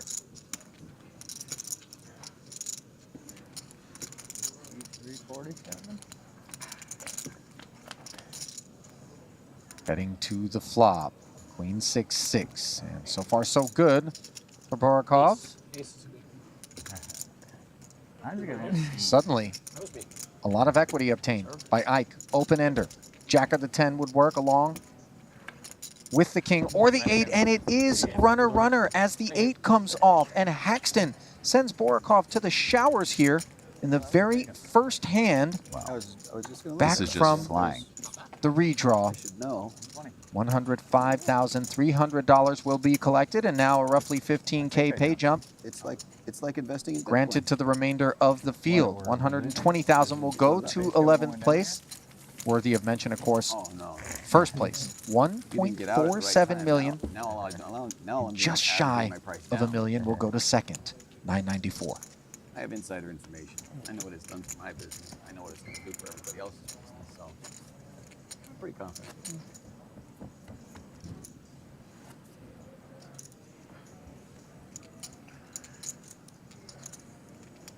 Key is just not to get over-invested so you sweat it too much. Oh, yeah. Too late for that. Short stack duties One big will one, now right? be inherited Yep, that's small, by worst Paul price for Pua everybody. So you and guys Jason know, Kuhn, more walks. both with 11 bigs. Yeah. Seated at opposite tables. 1 walk. 2 walk. Nope. KT puts an end to Jason Kuhn's walk aspirations. He shoots it up to 110K, and Jason's going to wake up with an ace in the big blind here, Rast.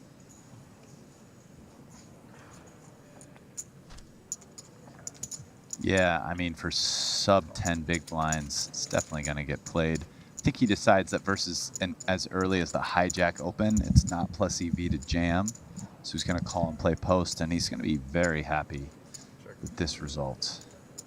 Well, that is provided that he is given the opportunity to get to showdown, which is not a given on the 10-4 tray board. A7, of course, has not managed to connect meaningfully. I mean, Jason's not folding here. 55K, quite downsized. Just think it's a spot where you probably just go all in. You hope against hands like Queen Jack, maybe you get them to fold. Oh, he's going with call. Okay, interesting. He's actually, this is the perfect play against ace-7 because ace-7 is drawing so dead with the ace being covered. The Third heart on the turn here. Rast, I'm sorry, go on. Sorry, the issue with this play, though, is that it does let you perhaps get bluffed out. I mean, he's so short that check raising to deny equity on the flop versus some overcard hands. Like I had suggested Queen Jack might fold, etc. Like those hands all have 2 overcards that have 2 times the hit. So yeah, here's KT continuing to apply the pressure on a card that's obviously better for his range. It's a tough continue here for Jason.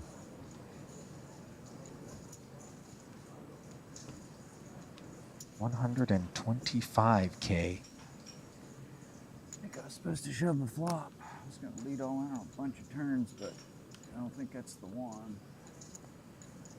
Yeah, match a bunch of your bluffs. Nice hand. Nice double barrel from KT as he manages to bluff one through. Was I in good shape or bad shape? Okay shape? I bluff. You bluff? Yes. Damn it. Supposed to shove, well, maybe not supposed to shove the flop. It's very close. You have king 7 suited? No.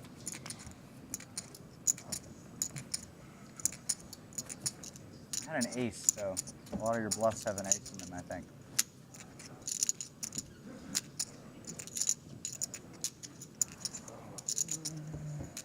Like ace 3 offsuit, no backdoor on the flop. Ace 3.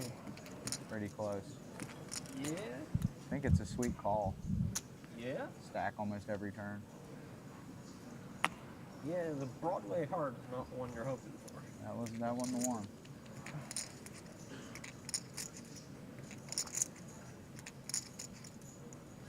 Yeah, I was hoping Jason would provide some more analysis about why he chose to check call.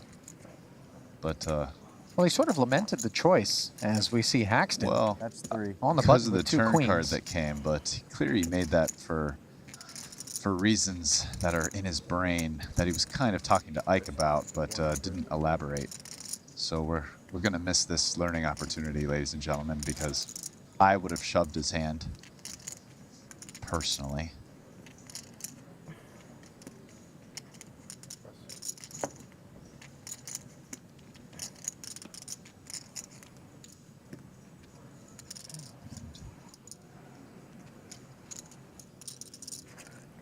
And I am by no means saying that shove is better than call. I just, since that's not the play I would make, I probably need to hear, I could try to reverse engineer it, but the truth is I think Jason's explanation would do much better.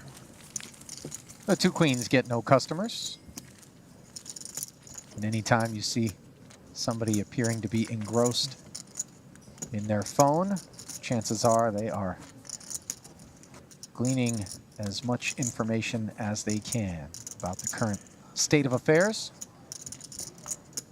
through the Triton Poker Plus app. Players are obviously able to look at things in real time. Those of you who are downloading the app and following along with Rast and I will be fed the information on the delay so as to sync up with the stream and not create any spoilers.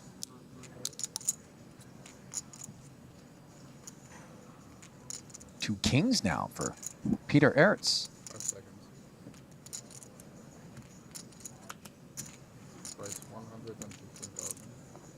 And the boss stack here opens to 115. Yeah, it is.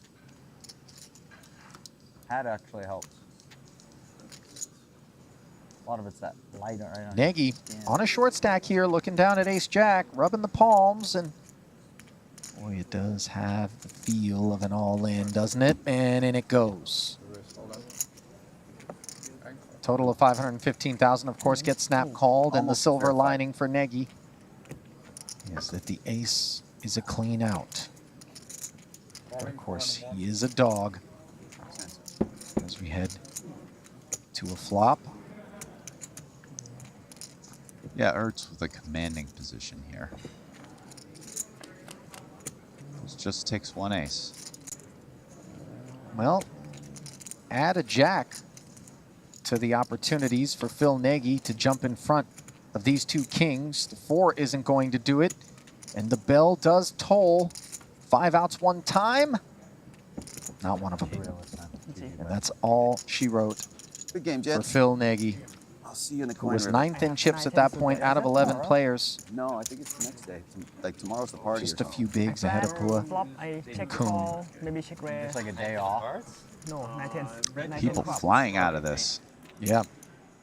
Nagy will collect $120,000. That's a steady payout for 10th, as 10 remain. Now we pick up the action between Grafton and Holes. Flop was 9, deuce, 10 with a couple of clubs. 10 is paired on the turn. Try to bring you the action leading up to this moment.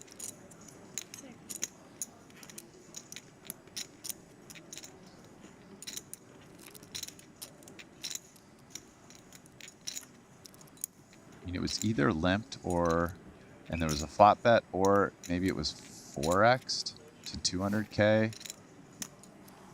Looks like the small blind of Fedor Holes did limp the ace-3 suited. Grafton then with the king-queen made it 200 to go. Fedor Yeah, flatted. 4x'd. Grafton with 2 overs and the gut shot straight draw did check back the flop. Board paired on the turn. And looks like nobody bet, so in comes the 5 on the river. Ace high, still best. I mean, these guys literally have the hands one after the other on the hand ranking chart, right? 10-10 king queen 9 versus 10-10 9-5 ace, like the ace where the kicker doesn't even play. Ace high. That's literally the next best hand over the king queen there. So both players with pretty clear trying to get the showdown. Yeah. I was ready. I thought you go for bet turn, bet river. And then you shook your head, and I was like, okay, I guess we check.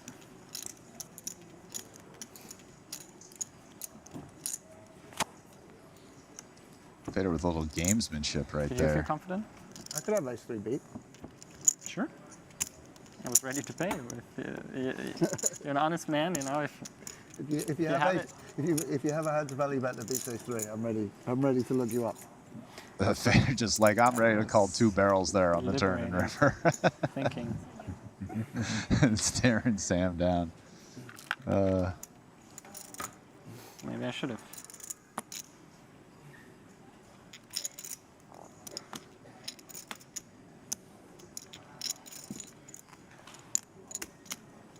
Ace-queen suited now for Pua, as Fedor was able to get the showdown and take it against Grafton.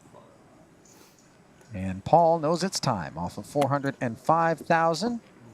In it goes.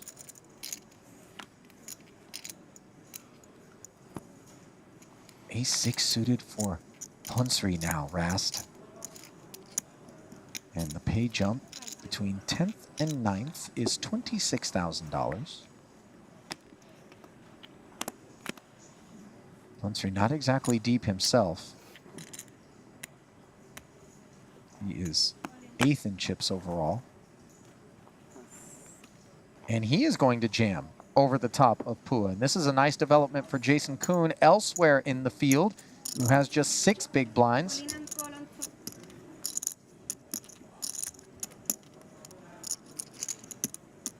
The good news for Punsri is he is not the all-in player. That honor belongs to Paul Pua, who is looking to hang on, but now this 2-spade flop makes things precarious. And I don't know, I got a bad feeling about this. Short stacks have just been flying out recently. Turn card is a queen. Pua needs to fade the spade. As the 6 comes off the board and the spade comes out. Rast, you had a hunch. Punsri takes the dominated ace to glory there and eliminates the boss. Paul Pua in 10th place. He will collect $120,000 to add to his incredible Triton success in terms of cashes, 14.8 million. Knocking on the door, 15 total, 23 cashes total. This will be his 24th. And of course, one title, which came back in Madrid. Swinging over to the other table, where we find one Ben Tollerine. That's how much it is. And that's how much I'm going to wager. Right.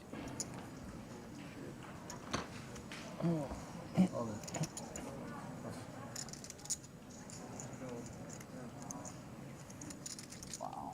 Got a real live chance to get it through here.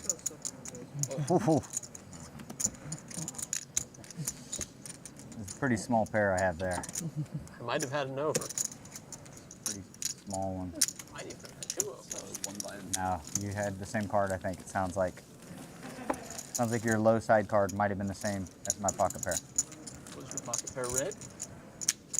Red and black. Still be right. What did you say? It's a one-line page up. Very cool. Oh, we lost another? Yeah, 9. We're at 9 now. Nice little pay jump realized by Jason Kuhn, Rast, courtesy of that Paul Kuo. Yeah, it's very nice. Ultra short Elimination. stack. Good situation. 120 to 146. Actually, the pay jumps start moving now.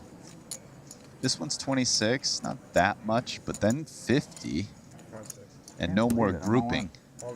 So, no more grouping. How much? We have now actual ICM 570, starts. Yes. It adds up the same every time. I just want to make sure. Starts back again. Good to make sure you didn't get underpaid. Yeah. Kuhn's 2 deuces are going to I be think I'm just getting it through again. jamming. Is that a Jack 10 suited into the mug from No, KT? offsuit, Offsuit. but I don't think even if it was suited, he could. Wow, I don't think he's getting it through. No, 2 9s for Tollerine, if not the ace 10 in front of it, likely to be customers. Wow, I mean, the best situation for Kuhn here is if Ike goes all in and Ben folds. I mean, it's not a comfy spot for Ben Tollerine if Ike goes all in. He's covered. There is serious ICM effects on the call.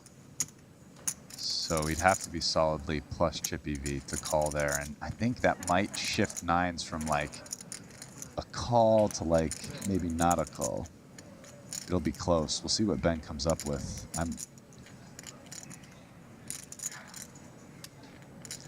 Obviously, Ben was praying for Ike to fold because he'd be very happy calling Kuhn's bet. I was gonna say, Okay. you're one of the few people I legitimately can't tell if you're actually going to fold or shove. Good luck. I got a pair. So Haxton folds the ace 10, maybe happy to have done so, given that Tollerine Good night and hook it through. The deuce is never Has loose. 2 Maybe we can get like a 9s. Broadway chop it up. Is this me or Ben? I don't want to be grabbing chips ahead of time. All right. Okay. If Ike would have flatted, Rast, would Tollerine have pressed the 2 9s all in pre, or would he have flatted as well? Ace 10 off, Ike? I think he jams. But I don't know. Oh, set wow. of 9s. Hiding behind that deuce. This has been a really like fun sweat final table. Set over set. All right. Simply horrendous development for Jason Kuhn. And Quads were made. the 1-outer comes in, but it comes in for Tollerine, who didn't need it, as he makes quad 9s. in the door. Too tight. No. And I think I might be too loose, but there were some reasons.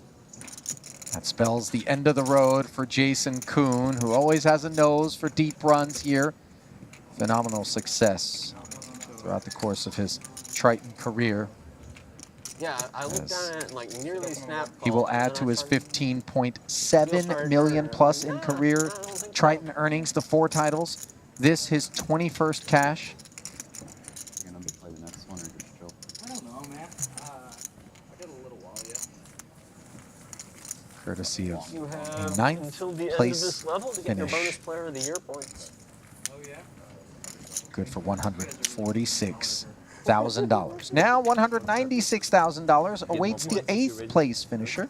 You get 2 points toward the player of the year race if you register on time, and if you were still in the previous event, you have until the end of the current level. to register. New and short still stack get the belongs to points. Pranat Or Punsri. maybe into the next level even. 20 bigs. And I think Jason is currently maybe second place in Player of the Year, so it probably matters for him. Mm-hmm.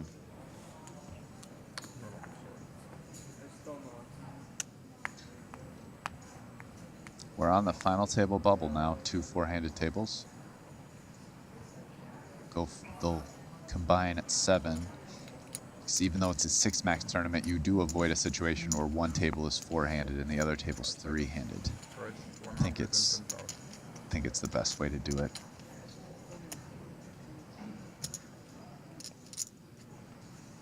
$110 to go, says Peter Ertz.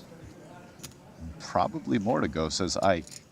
I think with 40 bigs here, I mean, with 40 bigs, it's pretty much a pure 3-bet. The only reason why you flat is these stacks and the blinds, maybe. But no, they're pretty deep. Everybody's deep at this table, so I think normally it's a flat, but always love seeing what these guys come up with.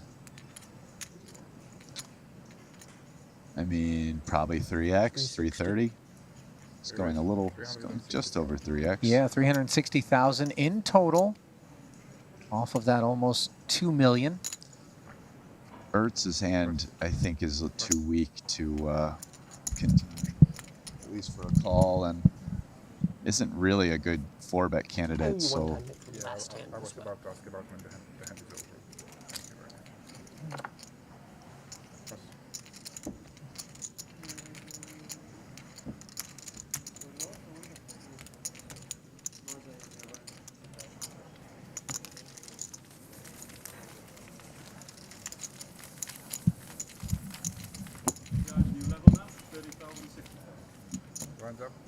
Bad news for the shorties. We get new time Blinds banks go at up. the final table, yeah? It happens every 40 minutes like clockwork, as Ike just confirms with the staff that once the final table is set, time banks will be replenished. For me, it's also a reason to sometimes use a time bank. It's like the main reason I use time banks. It's very weird. Deciding what play to make is easy. Remembering how much is in the pot, that can be hard.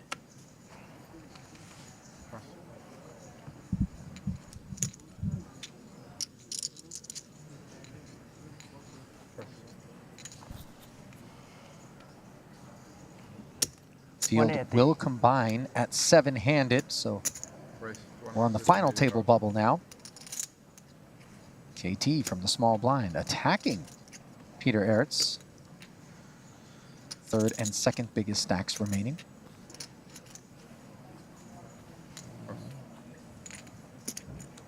And Ertz decides he doesn't want to tussle.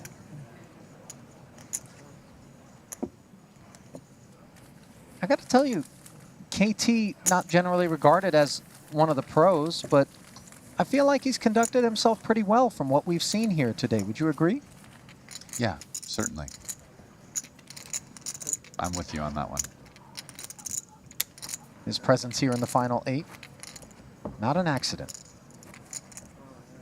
Did give a bit of a very mini muted celebration when he won that big pot versus, the versus Queen 10. Toon. That said, Stasis. I'm sort of okay with that. I think it's okay to care a little bit, just like briefly.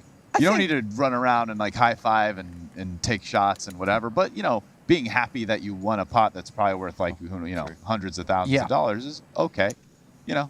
And it shows that the players actually care. There's a lot of competitive spirit out there. And let's be honest, our cup does not runneth over in terms of emotion out there. Exactly, yeah.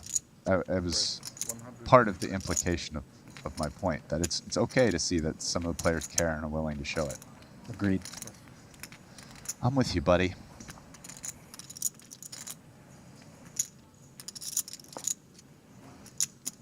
A raise to 125,000 from KT with King Jack. Same stuff for Haxton, and both players sharing suits as well. So this one could get interesting out of the big. It's just 65 more for Haxton to call. The double King Jack off.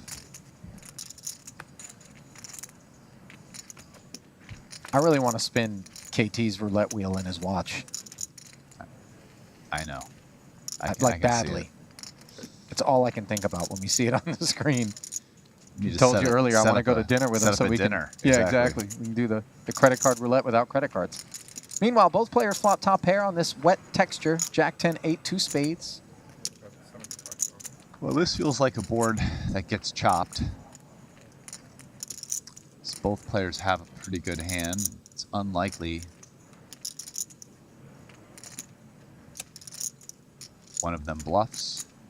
So I feel like I'm gonna end up seeing a chop in this one, which is cool.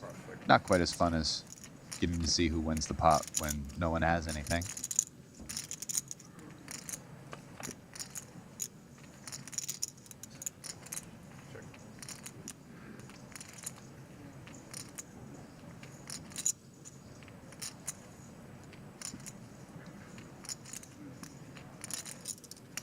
I check called. Now the ace on the turn, delivering a gut shot straight draw to both players.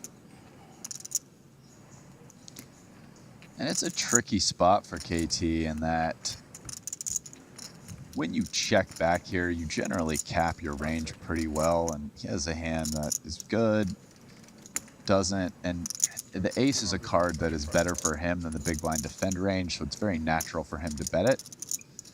So he solves that problem by basically coming with half pot in a spot where he's, I would say, extremely likely to check the river, unless his hand improves considerably in the form of like 3 jacks or a straight. I'm trying to even think if he bluffs any rivers, like maybe like the 9 of clubs.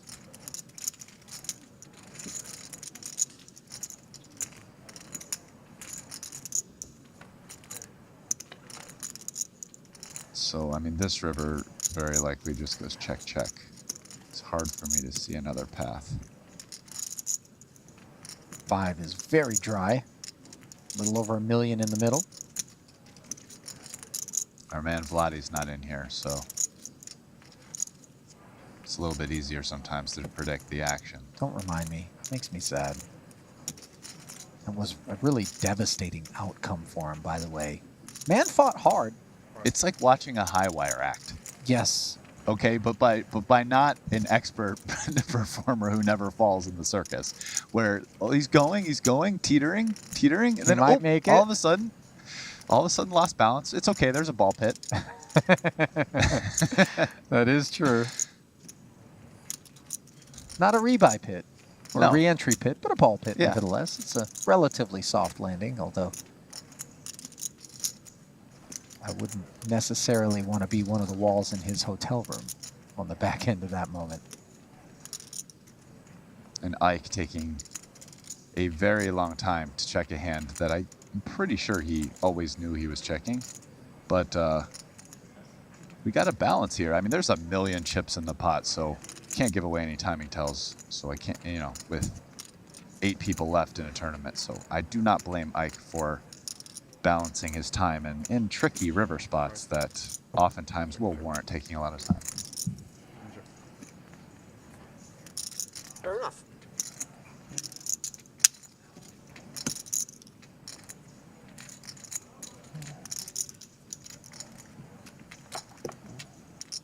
No harm, no foul on the end. Players will carve it up.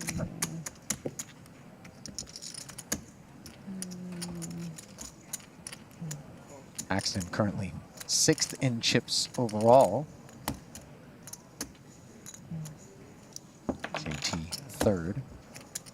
The only shorter stacks belong to Bernard Punsry and Sam Grafton, who have 16 and 13 bigs respectively. A considerable drop off from the Axton stack as we get a look at Punsry.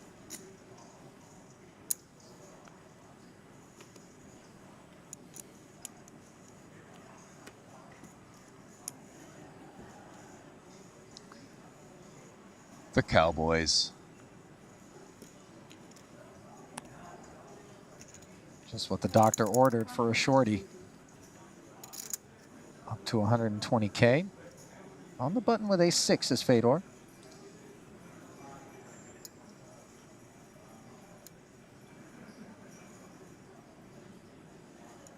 I mean, GTO says this is a fold, but when you have a massive chip lead and you want to put pressure on, sometimes you dig a little deep. Yeah, just any ace blocker, even a really dusty one like that. But Fedor decides not to, and all in. Sam doesn't have a choice, and he's going to see the bad news that he's up against a big hand here. Ace-queen suited for Grafton in the small blind after holes. Resist the temptation with ace-6. Does come all in for 780. Which one of these cards did you fold? Ace or a kid? Yes. Punsri has him covered. The only player remaining in the field that he could say that about. And an ace in the window. Grafton jumps way out in front. It's good news now he folded ace. And the tournament gonna deal one of these guys essentially out.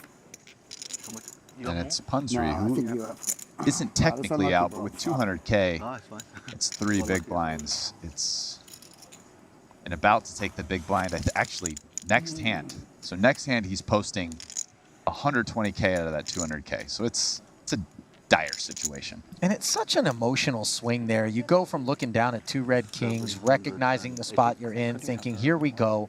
I'm going to get the double.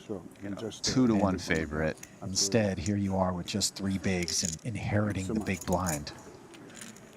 I mean, that pot was worth a lot of money. It's like poker's version of a swift kick to the undercarriage. Yeah.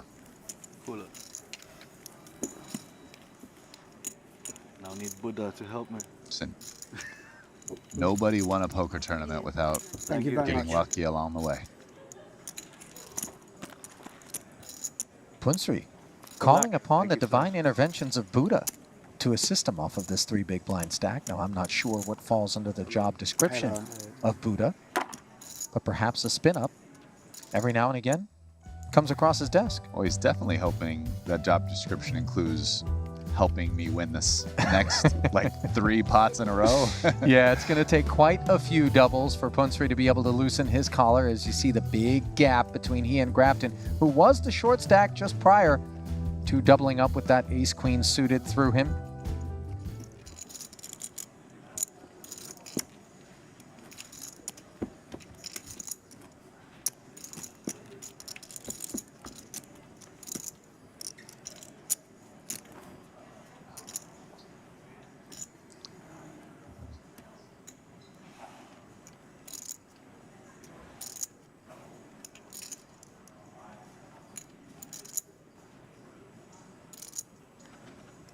King 5 suited now for Fedor Holz, chip leader.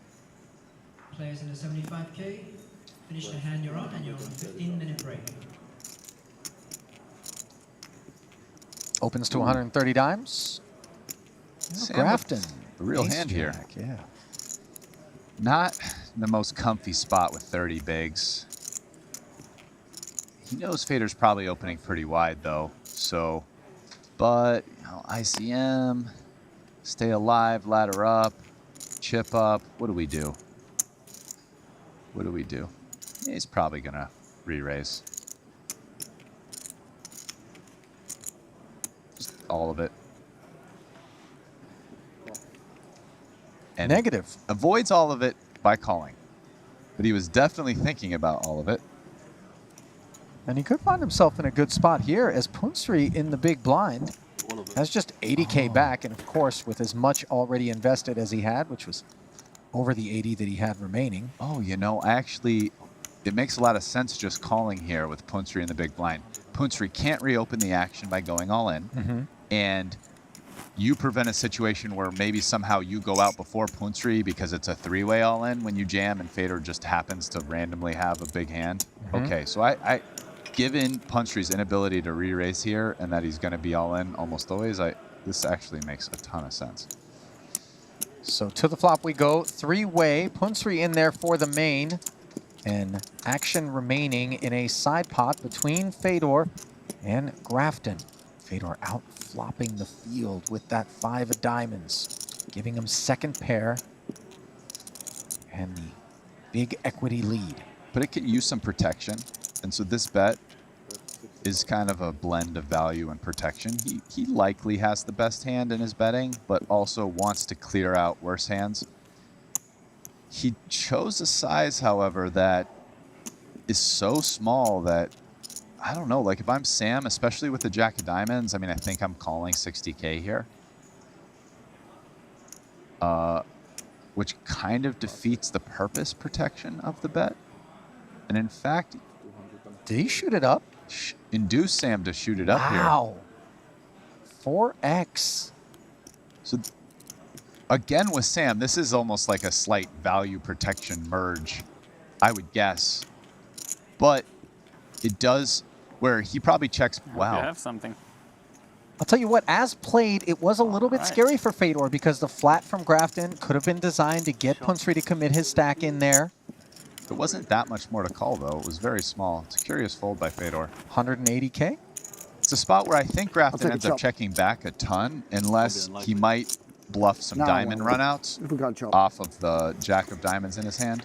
Look what he's able to accomplish, though, as he then ends up heads up against Punsri, who was always dominated and is unable to hit the 10 that he needed on the turn or the river. Gracious in defeat, runs around, hands out some handshakes and some fist bumps as his departure in 8th place will leave us I like that play. On a final table, as he will collect $196,000 and leave our remaining 7 with a 260K payout locked up. This is why we watch Ali here, because that was cool. I hadn't thought of that play, and that was a nice little play, because Ace-Jack is kind of good enough to win versus a very wide range for the all-in for 3 big blinds.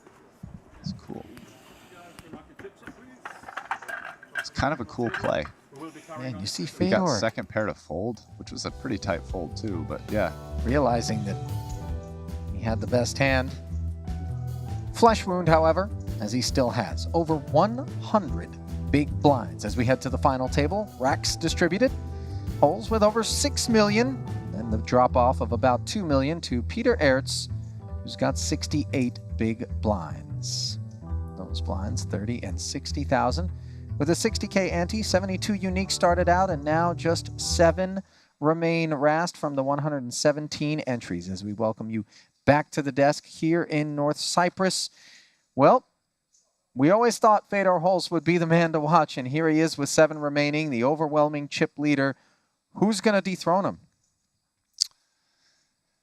There's a lot of good choices right here. You know, what if Benjamin Tollering just goes back-to-back? He's low right now, but 34 bigs, enough for him to operate off of. Haxton, the short stack with 30 bigs. I mean, a spin, like consider Haxton doubling through Fedor. He'll have 60, Fedor will have 70 in terms of blinds. So really, you're just one collision away from really a complete rearrangement. Any of these guys can do it. You know, it's mostly going to come down to how the cards break, with you know, some room for maybe a few expert plays weaved in, but you know, at the end of the day, there's going to be some all-ins. You got to win those.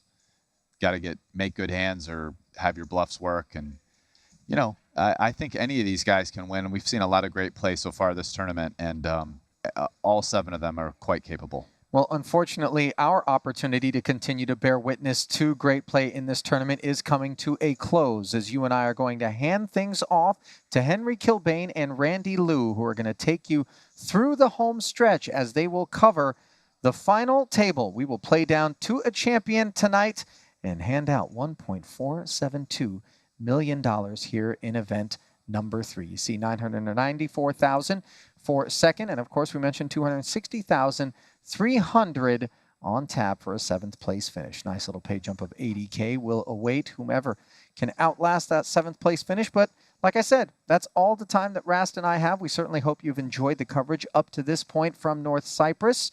And we'll send you to a break. When we come back, it'll be the final table of event number 3. Keep it close.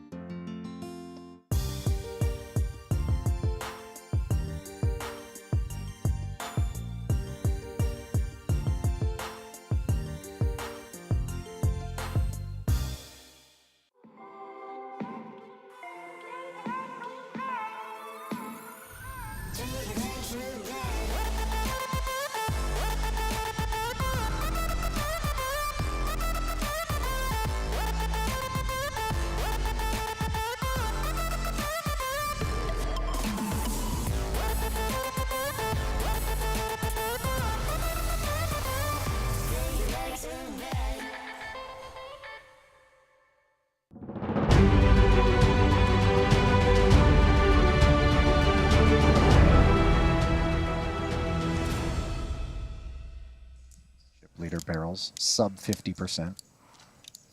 This app is insane. Where it just shows you. Yeah, for a bet this small with 2 overs crazy. here, Fedor's not going anywhere. Little Jack 10-9 straight interaction as well. Wait, what do you mean hand history? You won a hand with one Not hand. a good card. Good. You need one guy. This is a behind. very good card see for how accurate Vladi it and is. a bad card for Fedor, so this pot will probably be over unless Vladi checks it back. Oh, and now he does check it back, giving a free pull at the Jack 10 for Fedor, who does not improve, as the board is now double paired in a 220K pot. So interesting. This is one of the worst hands Fedor can have, but I just got ice because it's too hot. Still gonna check it.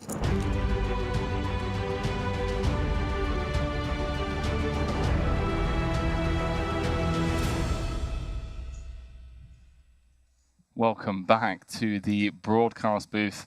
Randy Liu alongside Henry Kilbane here for the 50K 6 Max final table. It is day 4 of the Triton Super High Roller Series here in Cyprus. And Nano, quite the final table we've got set. But before we take a look at this final table, how about we unpack some of the absolute scenes and absurdities that have happened today? You know, we mentioned one of the fan favorites from an entertainment point of view, Vladi Cholov from Israel. First time here at a Triton Series, I believe. He was in the mix in the 25K and 30K. Came in today as the chip leader with 36 left, but then was one of 18 on the direct bubble. What happened, Randy? Because when I heard what happened, I was just left pretty dumbfounded, to be honest with you. I mean, he was playing the craziest hands against everyone there. He was making big plays. Sometimes he got called. Sometimes his bluffs worked. In that final hand, he 3-bet, the 10x suited, the one he loved, against Fedor. Fedor hero called him. I mean, he called with 9-8 on the Queen Jack 9, called another bet on the turn, and the river came a 4-line straight. Yep. He just needed a king. That's it. And he checked. Fedor bet his 8. He had to straight with the 8 or the 9, and he check raised all in for like 300K more. There was like millions and millions of chips in there, bubbled the tournament, and was out. And I was like, oh no, I'm not going to get to rail him when I finally get to commentate on his final table. Honestly, it is one of the things that I was looking forward to the most. It's like, I just need to be in the booth when this guy is playing, just from a pure entertainment point of view. But it was Fedor who kind of beat him to the pot with the lower end of the straight, kind of knew his customer, if you will. Bubble was burst, everyone else guaranteed, you know, just shy of 6 figures. And it is none other than Fedor Holtz now coming into this final table as chip leader. If we take a quick look at the counts, I'll get the table up for you guys. So Fedor leading the pack with a pretty healthy chip lead. So what can we expect, Nano, from someone as not only capable as Fedor, but a bit of confidence, you know, on the back of the last Triton Series in Madrid? He's going to be feeling really good about this pole position here. Yeah, he just came off of another final table right before in the last event, and he had an opportunity to just take it down, but had some unfortunate spots and busted a lot earlier. So he's got the confidence. He's back on top again. And I've seen him play the other day. I've seen him play many times, and he will always go for the win. He was going to put the pressure on people. I think, you know, these guys are going to have a tough spot if he runs away with it. Certainly will, especially with that ICM noose around everyone else's neck, if you will. Ike Haxton, Ben Tollerine, Sam Grafton, Matthias Eibinger, KT, our favorite player from Thailand, and Peter Ayots, all rounding out this final table as we head on down to the main stage. It's the 50K 6 Max, first 7-figure payout for the series, just shy of 1.5 million. Also worth noting that second in chips, Randy, just shy of $1 million. So huge money up for grabs here. Day number 4 of the Triton Super High Roller Series. And Nano, it's worth noting the stack depth at this feature table, a lot deeper than what we've seen thus far. I believe a byproduct of the 14-minute clock coming into today, 55 big blind average. So we've got a lot of wiggle room here to see some, you know, just world-class play. Yeah. The last final table, we had a very different dynamic where everyone was very short. We're waiting for those guys to blind out. And we got to situations where everyone had like 10 big blinds. The chip leader had like 20 big blinds. So today is going to be a lot of play. And if you look at the lineup, we got a lot of guys who are very experienced in deep stack and tournament poker. Well, you know, Randy, we talk about confidence. How about the confidence of the man coming in 6th in chips, Ben Tollerine, first ever Triton series, first ever dub, first ever win, just getting it done in the 30k 6-max. So clearly a format that he is familiar with and feels really confident about his game, especially on the back end of a win. 10 million. Of course, yeah, he's going to be very confident, given that he just shipped that last tournament. It was a bit of a grind, but he got it done. He did. We know he's just an extremely good player. Everyone knows he's a good player here. You know, and like back in Madrid, Michael Adamo won 2 trophies like right away. Why can't Ben Tollerine do the same thing? Like 100k more? Yeah. Well, based on his resume, Randy, Afraid I can't count.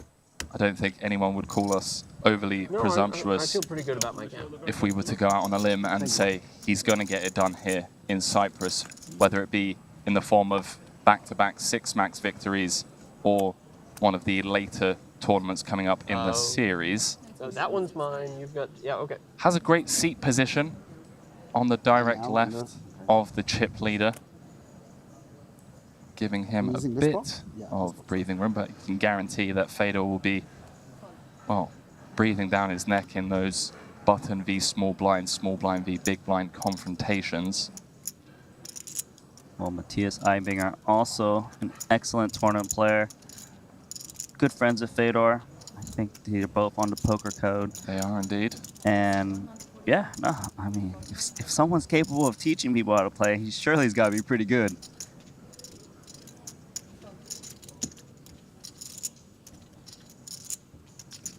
KT in the small blind, 7-6 of clubs.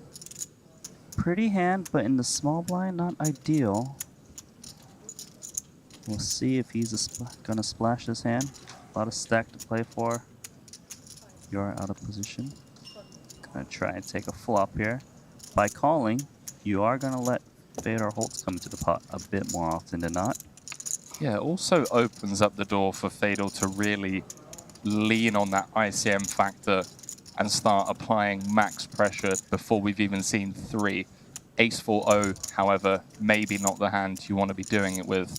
Let's see how Fedor proceeds. Or is it? There we go. I stand corrected. Fedor, hand number 1 of the final table. Straight into 6th gear. When he saw KT flat there, he's thinking KT's got to be very weak. Well, you know, medium strength hand, no premium. Premium would 3-bet out of small blind. So he's just kind of worried about Eibinger. Ace-4 doesn't play that well, but it's a good hand to 3-bet bluff with, right? You got the ace blocker. With the 4, you unblock the hands that will fold to a 3-bet, you know, like the 9s, 10s, the jacks. Like these types of hands usually don't call big 3-bet, especially at a final table. So it's a good candidate to do so. It's just annoying if someone happens to call you. But when you make such a big sizing, it's very unlikely someone's going to call the 3-bet. They're more just going to 4-bet, jam, or fold on you. Well, Fedor setting the tone early doors here. Really leveraging the ICM pressure that everyone else is under. If we take a quick look at the payouts, everyone currently guaranteed $260,000, Randy. Pay jumps straight off the bat in the form of, well, I mean, let's call a spade a spade. They're chunky pay jumps, you know, 80,000 between 7th and 6th. 5th will be walking away with 431,000. 4th, casual $500,000. 3rd, 646. Then a huge jump to 2nd, just shy of $1 million score, 994,000. Then the eventual champion be walking away with not only the trophy and the Shambhala bracelet, but also 1.4 million USD richer. As Ike opens things up here. Shortest stack at the table, playing 30 bigs. Yeah, 30 bigs. You don't even need to call him a short stack. Shortest stack, he's very comfortable. You're going to see probably a bit of grind. And But you're gonna see Fedor, put pressure on people during this grinding phase, where people want to try and maintain their stack, but then again, they don't want to risk their whole stack. So, as you saw earlier in the ace-4 play, a little pickup of kings. Simple hand. Always love to see Sam Grafton at the table. On the 9th and 10th, and you can get He's change it and engrave it. And obviously a very chatty guy, and quite the action player, in my opinion. Big Squiddy fan. Very, very nice. And happy belated birthday to Mr. Sam Grafton. Is that right? Did he make a wish to final table or win today's event? There we go. Sam Grafton, 844,000 in Triton earnings. First one coming back in Madrid in the 100k main event where he came 5th for 716,000 euros. Hasn't cashed yet here in Cyprus. Until now, I should say. Yeah, but in Madrid, he played one bet. And then he left. But here, he loved what happened in Madrid, of course, with that big score, and he's like, I'm going to go back for more. Fedor holds pocket deuces on the dealer button. It is pretty tempting to call here in position. You got at least 30 blinds. Try to set my hand, but not necessarily set mine. When you got more chips, and you can put your opponent at risk at some point, people tend to play a little bit tighter against you and will check to you more, so you get to realize your equity more. Maybe get an extra turn card or a river more often than not. Just because when people see bet flops, well, they open the door for people to raise. So as a big stack, it makes a lot of sense to kind of defend and flat a bit more. Haxton is the pre-flop raiser, has outflopped both opponents with his pair of threes. And Haxton right now, he's thinking about the range that Fedor holds flat in position against him. I would say it's quite wide. Most pocket pairs. And, king, queen, suited connectors. There's just so many hands. It really is, Randy. And also, again, I know it's something that I feel like we maybe overstate and over-reiterate, but by flatting in position, gets to C3, and again, really just gets to just pile the pressure on post-flop. Yeah. Deuce is maybe not the candidate on this board texture, however. Against a 100k bet, you're like, it's not too bad to see a turn card, just because the price is so good. Looks like he doesn't want to. Eibinger, ace, jack.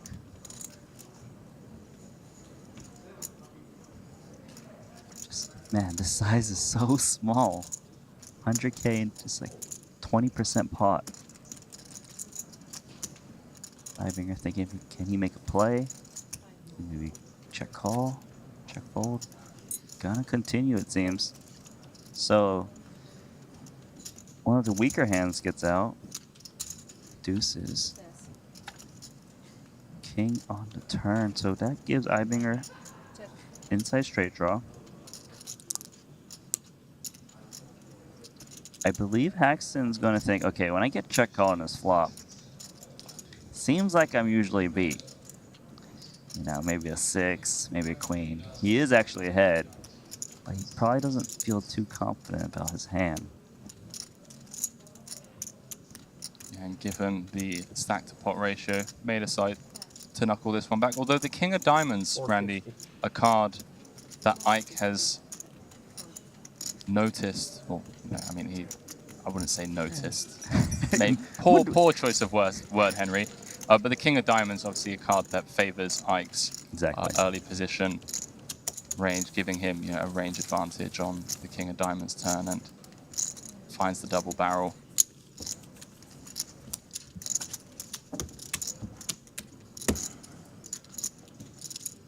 Thank you very much. Thanks. Get our first dealer change. And whilst we wait for that, quick shout out to our official timekeeper of the Triton Super High Roller Series, none other than Jacob and Co, who were our proud sponsors back in Madrid as well. It is the official timekeeper, and we've actually had some of their pieces not only on display at previous events, but at these feature tables. Note seat 1, one of our favorite players from Thailand, Kanapong, rocking, I believe, the $675,000 roulette version of the Jacob & Co. timepieces. So, if I'm not mistaken, Kanapong was, well, firstly, I know for a fact that he was with us in Madrid. In Madrid, they brought a variety of some of their pieces, and I think he actually got one in Madrid. He was just like, hey, yeah, let's go. Let's rock it. Shows up to the next Triton. There it is, left wrist. Yeah, that's a hefty price on the watch. It's very nice. I think it's the It actually spins and everything, yeah? Yeah, it's called the Astronomia Casino, and it has a functioning roulette wheel inside the piece, which is pretty wild. I mean, talk about randomizing. You just look down at your watch. Shake it. Black, red, 82. Oh, there's no 82 on a roulette wheel, I'm pretty sure. But hey, we're talking about him, and he's 3-betting Queen Jack offsuit. Usually I've seen KT in these deep runs with a shorter stack. It's nice to see him maneuver with one of the bigger stacks. Is 3-betting this Queen Jack off. Pretty cool. Now, Randy, I just received information. So, Triton Jacob & Co. Astronomia, which is a exclusive piece, only 8 pieces made for Triton, coming with a price tag of $888,888. And if I'm not mistaken, Bossman Paul Poole was actually rocking one at the table today. Customizer made only for Triton. It has cards inside the watch that show Ace King of Spades with a multicolored chip stack, dealer button, and an all-in button. I've got to find this watch and just take a look at it. I just want to see it. I can't believe you underquoted how much the watch was by that much. No, this is a different piece. Okay. This is the exclusive piece that was made for Triton. The actual Astronomia, I believe, is 675. But listen, I don't mind. Is huge. Yeah. This makes this buy-in seem small. It's above my pay grade, let's put that. I don't know about you, Randy. I know you've been around a lot longer than I have, but maybe I'll get there one day as we jump back into actually the man that we've been talking about, KT.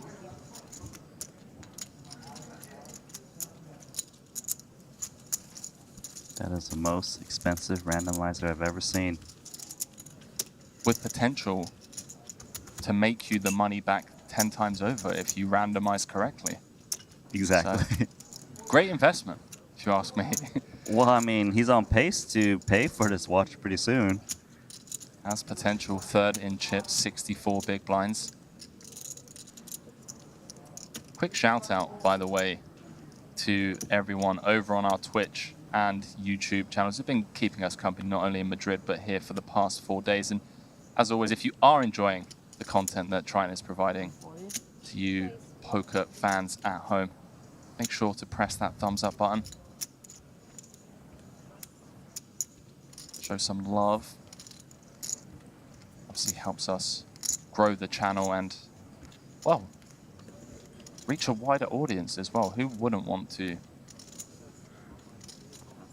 see some of this action?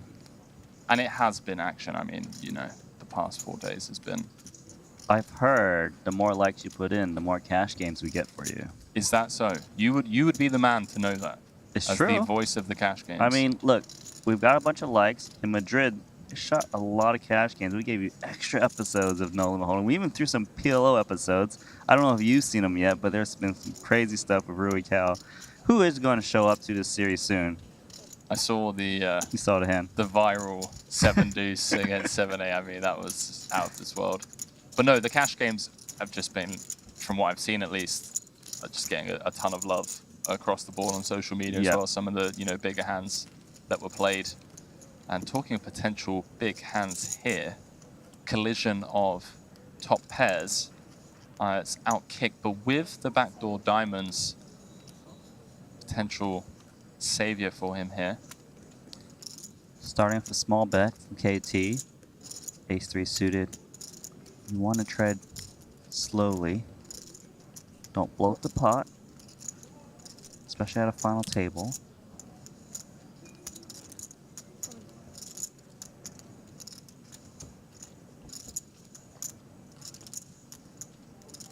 Oh boy. Case, ace. 520,000 in the middle. The only potential savior here for AS is that he is up against an under the gun range, and worth noting, KT does have chip leader Fedor on his direct left. So kind of narrowing down the range of hands that KT would be opening from under the gun. So you see KT here kind of go for like a half-size bet. It's designed to get the ace to continue as well as the 9. If he went extra big, he might get some hero folds from the 9. So this kind of gets the best of both worlds. For sure, and also KT with the King of Hearts in hand. Maybe not as concerned about flushes. Biggest pot of the final table so far. We head to the river. It's a potential action killer, although, as mentioned, King of Hearts in KT's hand. Yes. Knuckling over. It is important to have that King of Hearts, meaning it's less likely your opponent is check calling you on the turn with, like, you know, the King High flush draw is literally impossible. So he can safely go for a value bet. I probably wouldn't size too large because it's hard to have a very obvious bluff, you know, like a missed flush draw. So I like the sizing he's going for, where I want some crying calls. He's probably not expecting a 9 to call anyway, so he needs to just bet what an ace would call, but not too big where it's pretty easy to hero fold against the under the gun open. And let's waste no time in paying him off. Ace King, good at showdown, and KT up to 4.9 million chips as they exchange rolls upon the pole positions. KT now second in chips, courtesy of that cooler.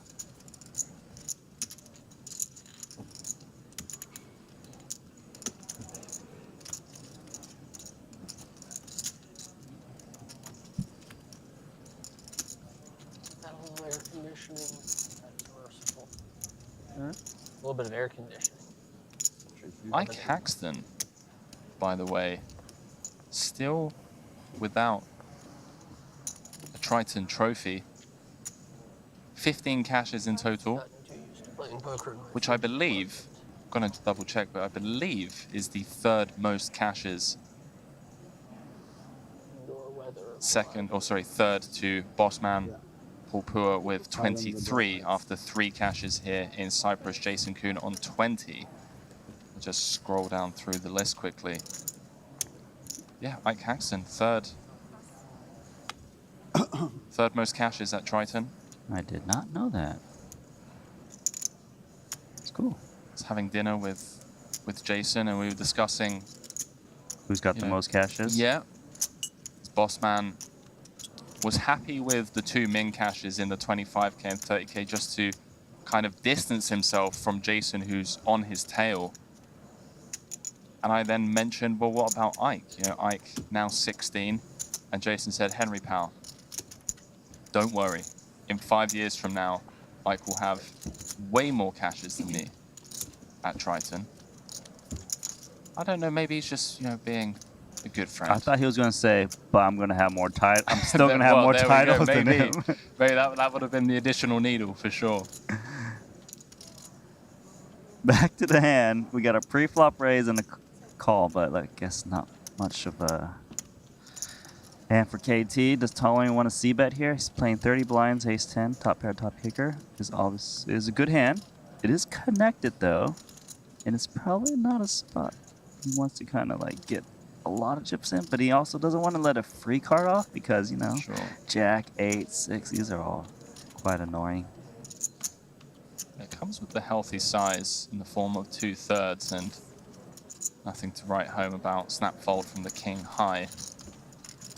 Ben 86 rocking the Triton cap and the Jonas Wood collab between Triton and Jonas Wood. All the players, I believe, I mean, I was fortunate enough to run over as they were actually setting up the store with the merch.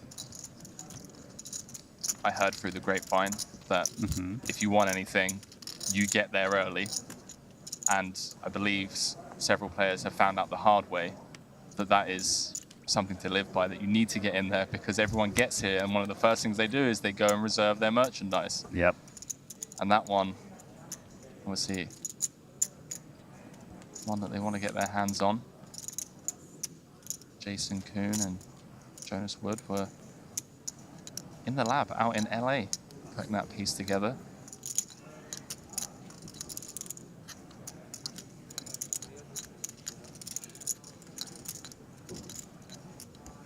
Sam Grafton without playing a hand, moved down to 7th in chips, but still very healthy 33 big blinds.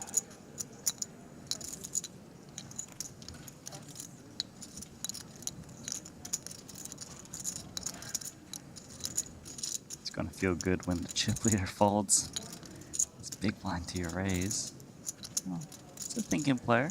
Vader likes to take his time. Is he actually gonna play the 10-3 off? I don't think so.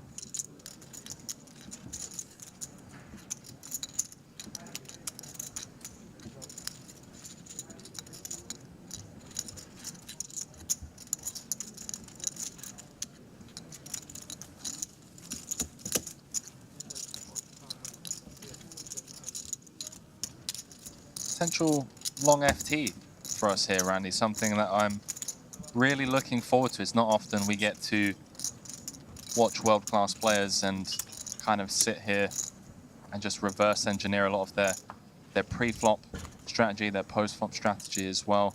Going to see a lot more flops, turns and rivers, one would assume, given the stack depth, the average stack at this final table.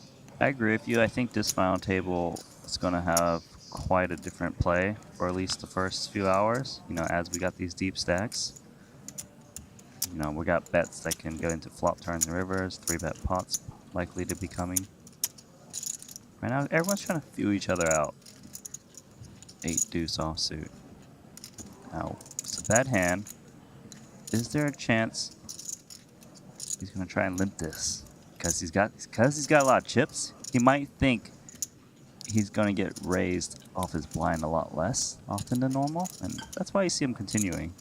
I feel like those are raising chips? Yeah, I think the most likely option is always going to be violence from the small blind with a hand as bad as 8 deuce, just kind of utilizing the potential pretty relentless, I would say. Fedor's a beast. Unretired now, out here battling in every tournament. Everyone unretires poker at some point. This is true. I'm going back in soon, guys. Are you jumping back in? Yeah, I'm getting antsy watching these guys play. Just gonna put my whole bankroll on Coin Rivet. Can I be a businessman? Me and you. Behave. I'm drawing dead to these animals. Bottom pair, he's pre-flop raised. Since he raised pre-flop, of course he's expected to hold that ace. His hand is very vulnerable. Is going to opt for a check. Tolerino king jack high. Ben knuckling back. Picks up additional outs on the 10 of spades turn. A queen would now give him Broadway.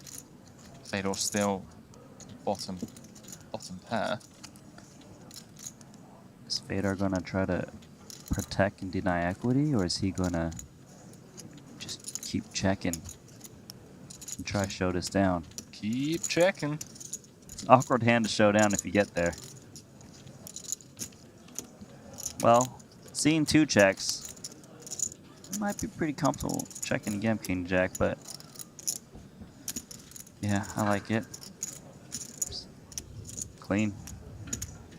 I mean, I guess it's clean. Clean's the wrong word. I know what you mean. Clean against this particular holding. Yes. The king high. Obviously losing to a lot of hands on the 3 of spades river, and then with a bit of a weird one. King high, some showdown. I think there's a good amount of showdown with king high. I would take it. Keeps me up against other king highs. Maybe a queen jack. Yeah, Ben deciding to knuckle it back and get shown the 8 deuce.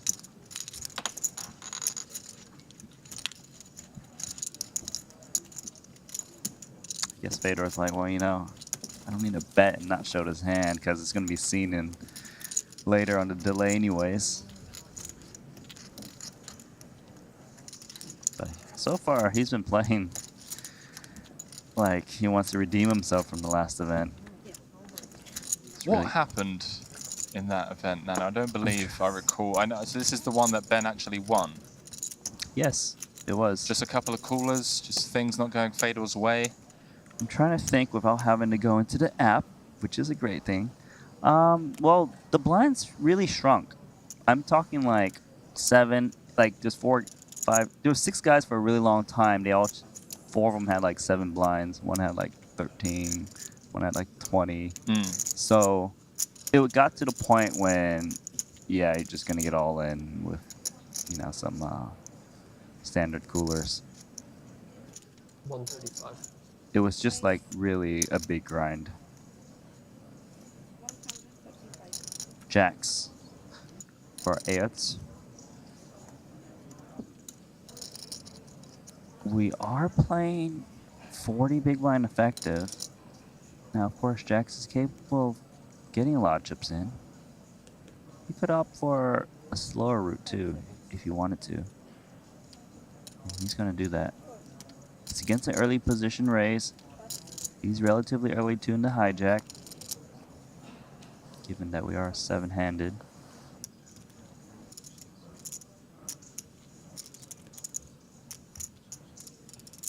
It's a Belgian representative here in Cyprus. I think when I see this flat, it's kind of saying that I don't want to get into crazy battles. So, king high flop. Paxton seems to get flatted in position a lot lately. Yeah, I think with ICM, flatting versus EP makes a lot more sense. Yeah. Fedor behind, able to peel a squeeze should someone take it north. Pocket jacks on the king high board. Wondering what Haxton would check as the pre-flop raiser. Would Haxton bet a king? Start some 2 checks. Safe card on the turn. For the pocket jacks. If Haxton doesn't fire soon, he's pretty much giving up the hand.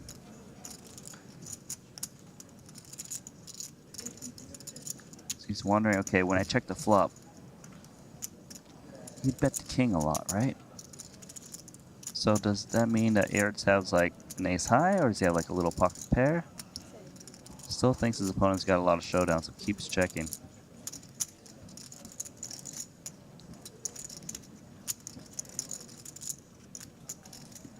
Low jack v high jack. Ayat's flatting range gonna contain a lot of pocket pairs. Suited ace X, some king queens, king jacks of the world, and king of clubs pairing on the river. Changes nothing. Belgian with the 100% check mark next to his name.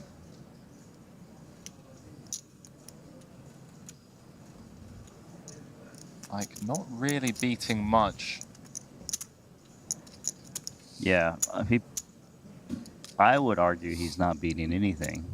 The only hand that I could really think of in this bit of a stretch would be Jack 10 or 10-9 suited. I mean, you could argue that AS actually doesn't have 10-9 suited and it's exclusively Jack 10, which we block. Yeah, I was gonna say exactly that. So right now he's thinking, okay, I've seen a lot of checks. Does my opponent got ace high or pocket or like I don't think he thinks his opponent has jacks. He probably thinks more like 9s or 7s, a little bit smaller there. 590. He does come with the overbet. And this bet designed, Randy, to target exactly those hands that you mentioned, some of the ace-high flats that checked flop, checked turn. I don't think Ike is targeting pocket pairs here at all. Maybe feels like AS would have bet those at some point during the prior streets. I think if this goes to showdown, which one would assume it will, may see a perplexed. It's a very, I would say it's a very odd hand for Ertz here. He's basically like, why are you all of a sudden overbetting? Did you really check a king to me on 2 streets? Are you like doing some sick overbet value play of like queens or aces ever? I mean, you've got to think sometimes I've got a king. Isn't that risky? So it kind of doesn't make that much sense. But then again, they both know these things, so it could become a leveling war, right? And it's throwing in a couple of time extensions as he thinks this one through. I don't think he thinks Haxton would do this for value with a worse pocket pair like 10s and 9s. No, this bet. Not this sizing. Not for this sizing. So he's gonna just think it's polarized to, I don't know, like pocket kings or something. I don't know. I think this bet from Ike is basically saying like he's polarizing to queens plus. Yeah. Queens, aces, and then a disguised king. Maybe king, queen, ace, king with hearts that just, you know, absolutely smash the turn. He does eventually flick in the call, gets shown the queen 10, and moves back up to second in chips.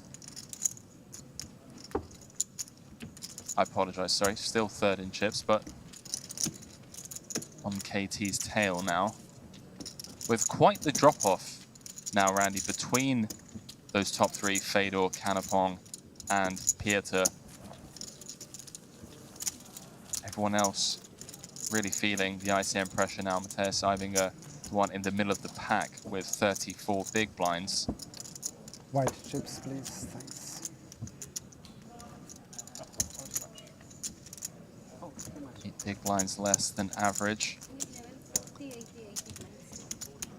Yeah, we've just started this final table and already seen some Yeah, I think so. quite the extensive post-flop hands so far. Very different dynamic than yesterday. The blinds go up to 40,000, 80,000, and 80,000 big blind ante. Something we've noted throughout the festival so far, the amount of new faces here, this Triton Super High Roller Series in Cyprus. Peter Ayots being one of them. Total live earnings, $336,000 with his best live cash. Just a mere 40,000, already smashed that here. Guaranteed 260,000. And if he can ladder just one more spot, be guaranteed more than he's ever made in his career, at least on the live felt. But scrolling through his Hendon mob, seeing some very big cashes on GG Poker. One worth noting just a week ago, 28th of August, came third over on GG in the 10K Super Millions High Roller Bracelet event for 586,000. And then a week prior, won an online bracelet in the 5K 6 Max, event number 8, over on GG for 400K. So this guy is no stranger to high rollers, obviously a very competent player, and maybe only just now have things fallen into place for him to come and join these high roller live stops and kind of the proving ground, if you will, of high rollers. Right now he is proving it. It has quite a sick run of very recent too. Yeah, bracelet, million in cashes, all within So the he last must 2 be weeks. playing some of these bracelet events that's on his side when if he busts the tournament, he's like, all right, I'm just fire up GG. Just kind of like a satellite, right? Win a bracelet, you know? Why not? Get you a couple binds into these tournaments. I'm a huge fan though of when these online enigmas do venture out into the live scene. I've always got them in the corner of my eye. I'm curious to see what they do, and hopefully someone we're going to be seeing on our screens for, you know, future events as well. So Tolerane recognizing that Holt just always gets out of line when he's got a big chip stack. Reshoving a sizable stack here of ace-9 suited with multiple players stacked behind him. Playing the player.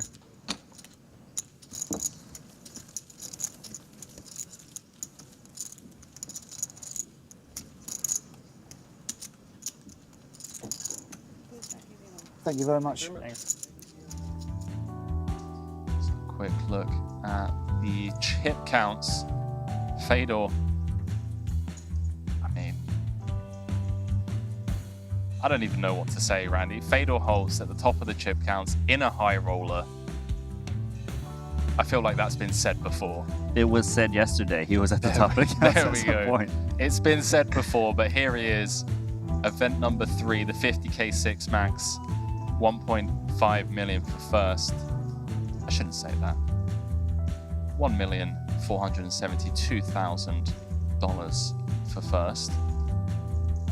But hey, you know I was what's really 28K intending to lose between no money in friends? that hand. Sure. Tried. Then He tried got to the behave. river, and the universe told me it was time to lose a lot of money. At least you got a good old tank. I did, It yeah. wasn't like just pathetically snapped off. There we I feel go. very good that it was more of that and less just like, Yeah.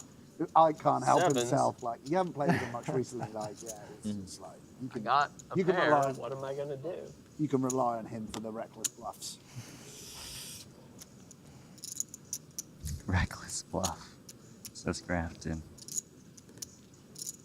Mike just enjoying the fact that he got 2 time banks out of it. It was worth the sweat, and I can relate. Surely you can relate to that. When you're running a huge bluff, your opponent eventually makes the call, but when you reflect back, you're like, I enjoyed the sweat. You know, there were 60 seconds there where part of me felt like it was going to work. If I had a choice, I think I'll hold on to the chips instead. I agree, but it's a, you know, it's a fine line, Nano, on these small things in life that we get to enjoy, especially at the poker table. And when you can get to that stage where even after losing the pot, you find something to hold on to. Yeah, stretching. You know, I mean, stretching for sure, but hey, here we are. See, he folded 7-5 offsuit in the big blind, so you know, I think he's a little bit selective on trying to play too many pots out of position.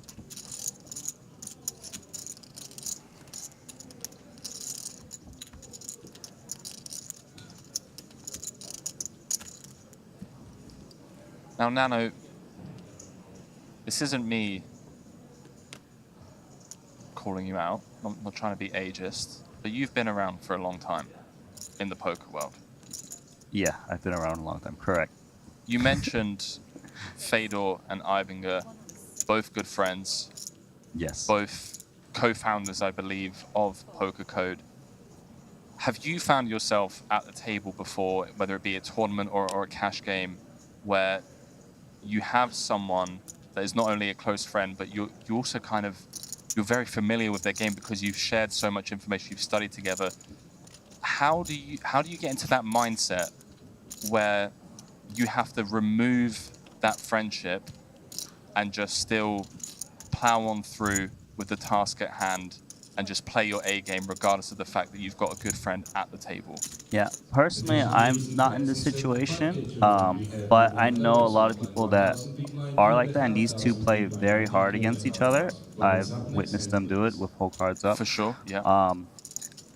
Another pair that kind of comes to mind that is the Greenwood brothers. I've seen them play each other in Triton events, and no one has a problem with it because they play very hard against each other too. Yeah. It's just something, you know, in these high roller scenes that have such small fields, it's just the right, you know, it's right etiquette, first of all, right? And, you know, especially if you know someone's game, like you feel sometimes, oh, I could maybe take advantage and, you know, do some other tricks that I know he does. But then you got to be cautious too, because if your opponent knows you're doing that and you make an adjustment outside of your base game, you could potentially be exploiting yourself instead of being the exploiter. So, you know, it's tough, but I do know that these two play very hard each other. I mean, like you saw him squeeze with straight out the ace-4 gate. Oh, for offsuit. sure. No, there was no insinuation on my part. I'm very aware that they will play the spots as they come, whether it be against, you know, each other or their opponents. Yeah. But the reason I asked, because I hadn't experienced that until about a month ago, where Espen and I were doing these meetup games in America. Are you name dropping right now? I mean, I feel like there are bigger names, but sure, current world champion, Espen Jorstad, who cashed this event, by the way, came 17th, snuck into the money. But I did exactly that, where I leveled myself and ended up kind of like a reverse exploit where there was a bit of a weird dynamic, you know, good friend against good friend. I was just like, is he just trying to get me, you know, just like wants to table the bluff kind of thing? I end up making, you know, probably a bad call because of it. He shows me a better hand, and I end up stacking myself by just, you know, that kind of mindset shifting. Yeah. And that's why I wanted to bring it up to you, because it is so important to just separate the fact that it's all business here. You know, there's a lot of money up top, and if you do fall into that trap of is he not, you end up deviating from your base plan and can kind of screw yourself over. I almost want to say that playing on TV tables like this is kind of like a similar concept. Is that, does he want to show a bluff because, you know, we're going to see the cards or make me look silly? You know, and then you end up making some extra plays, or you make some extra calls and that you wouldn't, because you don't want to look like, you don't want to hero fold this too good of a hand. So, you know, maybe that's a little practice for you getting on some TV tables. Oh, I love it. I love that we have this, we have access to this, and, you know. Back to the hand. Tolerine is the pre-flop raiser, gets flatted by the small blind against the undergun. Generally speaking, this is supposed to be a pretty defined range.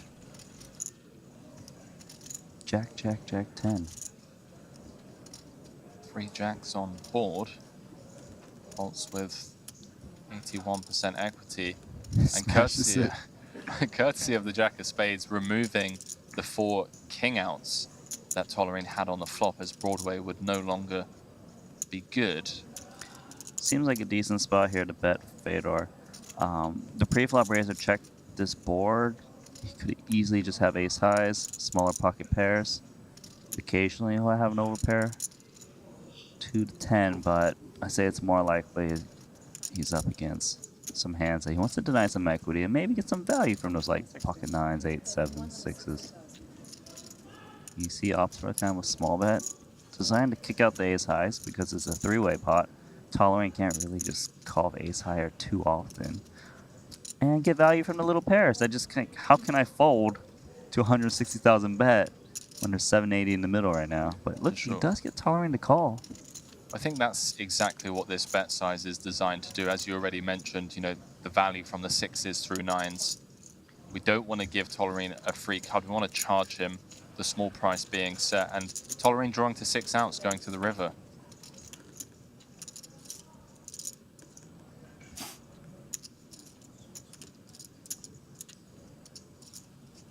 Deuce as clean as it comes. Fedor with 2 full houses now. It's hit every single piece. Fedor's likely going to think if he's getting value from a worse hand, it's from those 9s and lower. I don't think he would think ace high would call a turn and a river bet. It may have called the turn. So he needs to try to design a bet that he thinks those hands will call, but also he needs to make it sizable enough where it looks like he's trying to move those hands off of a bluff. With a bluff. So it's quite tricky to figure out what the perfect size is. There's a lot of thinking of, what do you think I would do? You can see he likes to take his time in these spots, trying to figure out the perfect sizing. It looks like a small bet. Comes with the block for 1/3. Just really dialed in, isn't he, Nano? Very aware of what Tolerine's range looks like here. Doesn't want to get greedy. Yeah, looking for some crying calls. Tolerine now thinking, well, would you try to get me to fold ace high with this sizing? Wow. Did he just raise? Tolerine. Did he raise? Coming with the river raise to 1.4 million. Nano. Oh my. Strap yourself in, pal. Let's try and reverse engineer this. Jack, Jack 10, multi-away, flat from the small blind, big blind defend. Tolerine is repping queens and higher right now. Queens and higher, 3-way checks paired boards a lot, like the Jack-Jack. For sure. Because it's hard to get 3 streets of value, so you're better off making a 2-street game, or maybe induce little bets here and there. Given Holtz bets less than half the pot, it seems unlikely Holtz would have a jack to play with this sizing. So Tolerine is able to make a bigger sizing with, if he had queens, kings, and aces, quite safely. That's exactly what Ben's gone for. Now, for Fedor or Holtz, of course he's thinking about bluffs. He's also thinking, is there a world where Tolerine has got the same hand and he's trying to move me off of a chop? It is possible, given that he bet kind of smaller. Potential to have, you know, the ace-10 suiteds of the world, 2 combos of those out there. Really thin range being repped, hence polarity of this spot. Kind of in a real intricate part of the game tree here. Fedor has to ask the question, you know, given the river block, is Tolerine more likely to just call with the ace-kings, ace-queens of the world, given that, you know, they're still going to be good a decent amount of time? Does he lays let it go. down. Take a bow. Ben 86, Tolerine realizing that he has the overpair range advantage on the Jack, Jack 10, Jack Deuce board after opening from under the gun. And, well, Nano, I mean, what can you say other than tip of the hat to you, sir? Tolerine got that through against Fedor Holtz. That is absolutely sick. That is reading your opponent perfectly on what he would do. I think he knows Fedor folded a 10 there. Given the 3 time banks, for sure. Oh, for sure. No posturing there from that man. Not afraid to pull the trigger. when necessary. Hand of the tournament so far. It can't get better than that today, can it? Oh my gosh.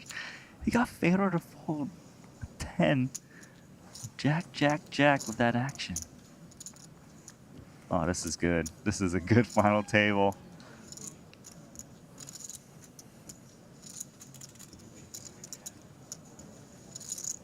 And roughly even in regards to total combos, right? Ace, king, ace, queen. Yeah. And then queens, kings, and aces. Well, actually, that's not true. Ace, king, ace, queen. Gonna have the offsuit combos in there as well. I think that went to just pure hand reading. It was just like, okay, since there's 3 jacks on the turn, right? What obvious bluffs can Tolerant even have? You know, like, it's not like you just put them on a straight draw or like a flush draw, which didn't even exist. So that's some of the things that came into Fedor's mind. He was also thinking, would Tolerant raise to move me off a chop ever? And I believe he concluded that was a no, hence why he folded. And it was basically weighted to the queens, kings, and aces. Very occasionally a jack, although unlikely, because a jack does have a lot of incentive to bet the flop. Yeah, just such a crazy hand. But the game continues. Grafton pre-flop raiser, going to continuation bet. You're going to see these very small continuation bets, especially when you reach final tables. Extends that stack to pot ratio. Also allows you to risk less because your chips are so important. Image, and then still. You won the hand? Yeah. Congrats. My first 100% record at this final table, by the way. There we go, Squiddy. 100% record at this table indeed. Yeah. Saying to his table mate, Ivan, you know, look, preserve the tight image, and then you just get one through. I want to say, talking of tight images, but it never feels like that's the case whenever I'm playing on GG. When I'm in the 4-card and 5-card streets, now, may I just say, you know, we're playing 3-way, 4-way pots every single hand, and I'm just, you know, for the most part, loving life. And you viewers at home can head on over to GG Poker. We already mentioned that one of the players at this table took down a bracelet event just 2 weeks ago. I believe event number 8. There are 33 bracelets up for grabs, with the main event September 26th. 5K buy-in, $20 million guarantee. You can qualify for just as little as $5. And I was saying to Brian yesterday, I believe, I remember growing up very, very early in my career, just that was the dream, was entering these small satellites. And you know how you can just start living in fairy tale land a bit, which I did for most of my life. I mean, to be honest with you, I still am. I was going to say you still are. But you know, like just seeing the lobby and seeing, you know, you can win a main event ticket and then dreams of going on to cash, final table, win. It's the feel-good story that no matter how many times it happens, you still just love to see it. And I'm really hoping that at the next Triton series, we just have some complete random who's playing like $22 ABI tournaments into the $25 satellites, winning a package to come and join us at the next Triton. So I would love to see that. I think we will get that opportunity to happen, especially as we grow with the qualifiers now, which is really nice. Yeah, we're gonna see some guys just make Fedor Holtz look like he's not very good at poker anymore. Especially now as well, with the satellites having the success that they did on pretty short time frame, what I believe 6 weeks prior to Cyprus they started running. We have a bit more build up. You know, we still don't know the exact dates of the next event, so yeah, really looking forward to it. Yeah, definitely would be more time. Onto this hand, Haxton pre-flop raiser, checks back the flop, turns it onto Ibinger. He's got middle pair. Doesn't like to see that overcard roll off. It's gauging whether it's better to bet and deny equity against those ace highs, or check and play puck control. Everyone's seen Haxton make a pretty big bluff recently, so stuffing crossing Haxton's mind, which may make him size a little bigger. Try to keep things a little bit consistent. 360. You can see it is a huge size.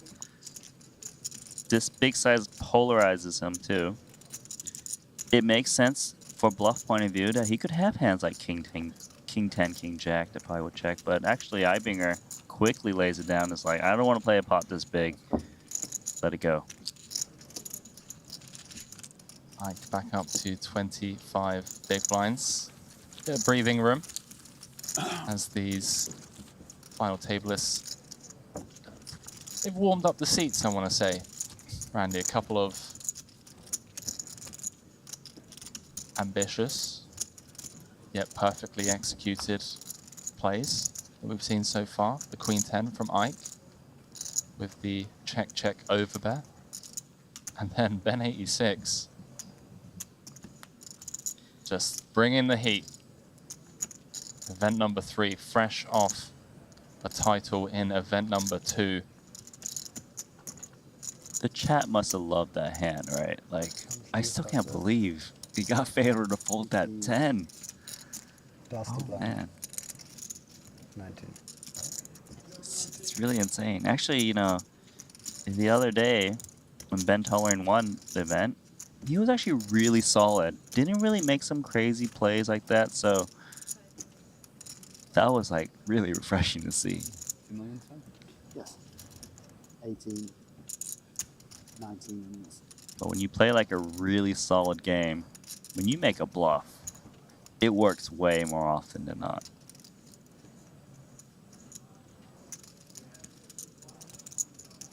No.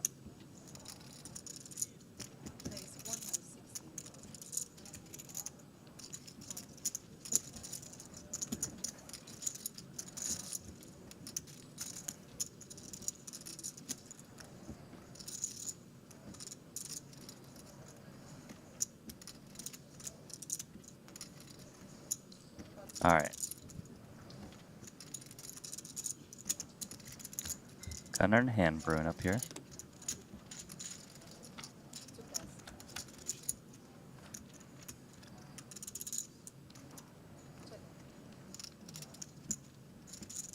All right.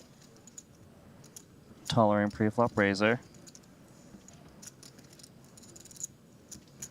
It is the type of board where it should smash tolerance pre-flop range. Of course, the big blind would be 3 betting hands that would smash this, so he's going to keep the betting aggression, because if he doesn't bet, his hand starts to be face up as a weak hand. I don't know about the poker card, but we call that the razor's board. Good board for the razor. They include it in the poker card or something. Razor's board. No victims yet. This final table.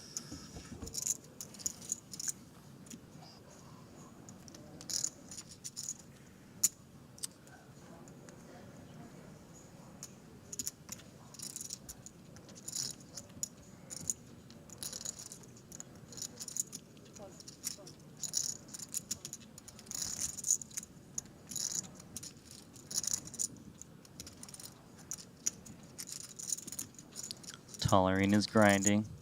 3.2 million chips, 40 blinds. Now he's going to put on some pressure. Yeah, came in 6th of 7. As you already mentioned, he's grinded his way up to the middle of the pack, just shy of average. Ibinger trying to decide whether to 3-bet or flat this hand.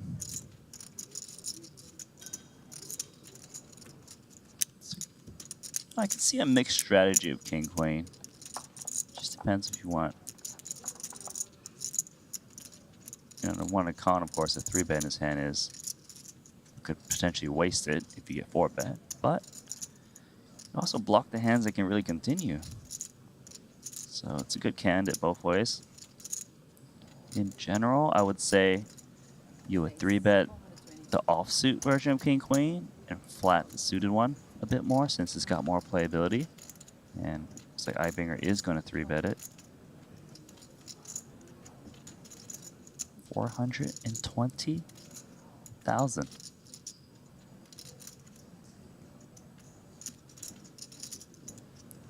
Queen 9 suited, a little bit connected. It is a small sizing, so he is technically getting a good price. However, he is out of position at a final table.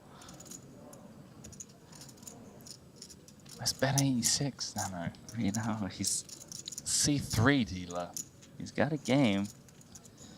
It's pretty, I don't know, he's just got good timing. And it does seem he's kind of suspicious right now, doesn't it? Bleeding into his time bank in his hand. Contemplating play. Is going to lay it down.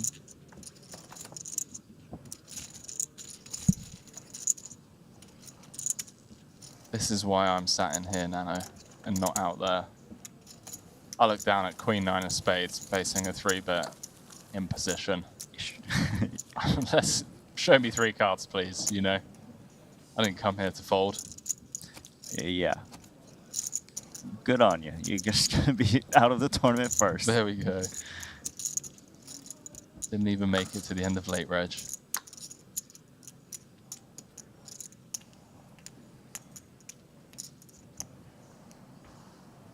Haven't seen much of KT so far.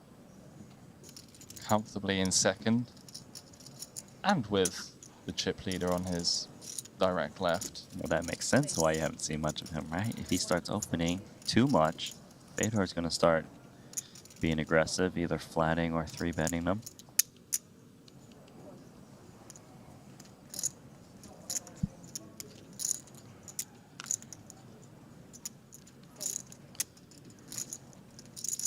Peter here with 8-7.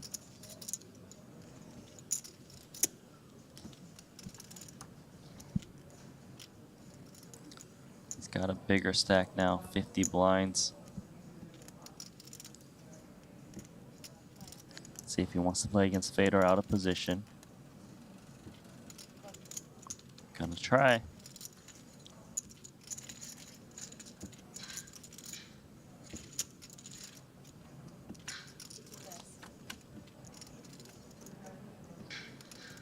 Breaks off. Fedor is pre-flop raiser. Ace King 9 heavily favors the pre-flop raiser from early position. Does indeed, Randy, and as we've seen in recent years, these underpairs from early position on these types of board textures typically like to go blasting as Fedor looks down and reaches for chips. Just start with a bet. Consider multi-barreling since you've got a range advantage. Oh, we're firing 3 pow. Yeah. Chip leader. Got that sneaky set draw. Set draw. Oh, mate. Just like a bolt of lightning goes up your spine whenever you just peel it off on the table. Like, hang on a minute. Yeah. I was about to blast as a bluff, and now I'm blasting for value. Let's go. Passing 5Ks around while playing. Yeah, that's after, I think. Yeah.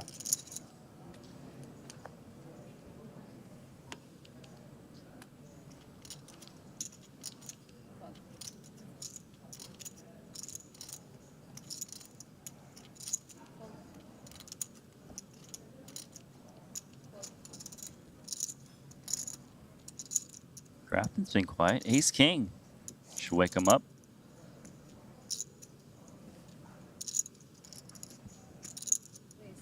See if he can maintain that 100% track record at the final table. 1 for 1 so far.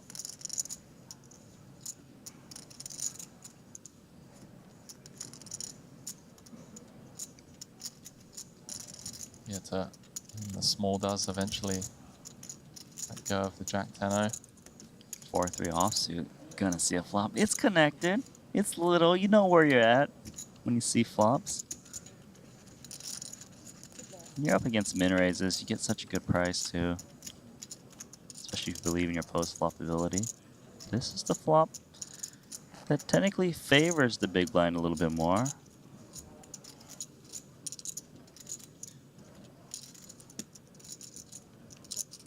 You could see Grafton potentially checking his ace high. Good bet as well. No diamond in your hand. Checking. Checking. 180. Let's come with the latter. The form of 180,000, and I like it. Start putting a ton of pressure on, you know, the 8Xs of the world, some of the bottom pairs that KT has. And should we face check, bet, call, the 2 overcards? Oh, wow. Nano, how about this?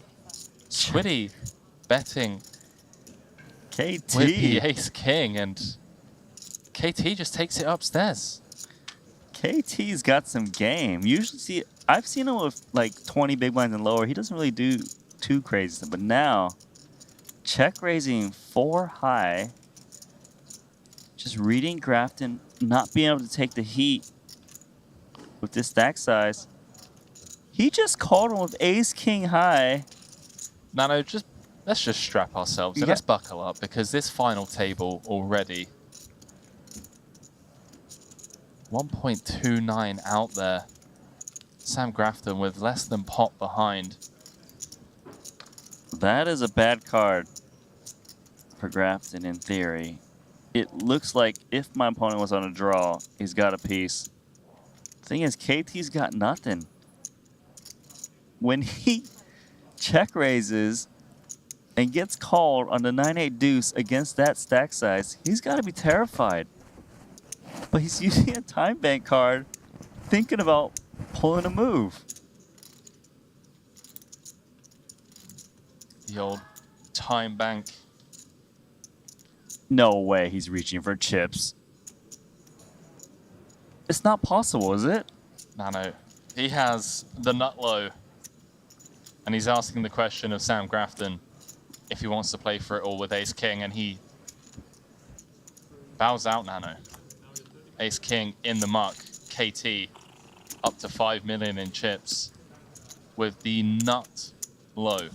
4-3 check raise on the 9-8 deuce, finds the barrel on the 7 of spades turn, and 400. wow, that hand almost seemingly out of nowhere. Felt like that was just going to go check, bet, hand over.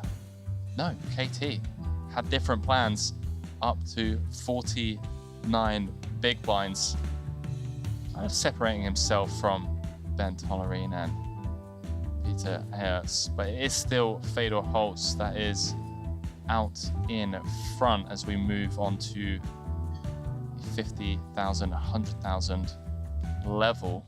Welcome back to the broadcast booth, Henry Kilbane, alongside Randy Liu.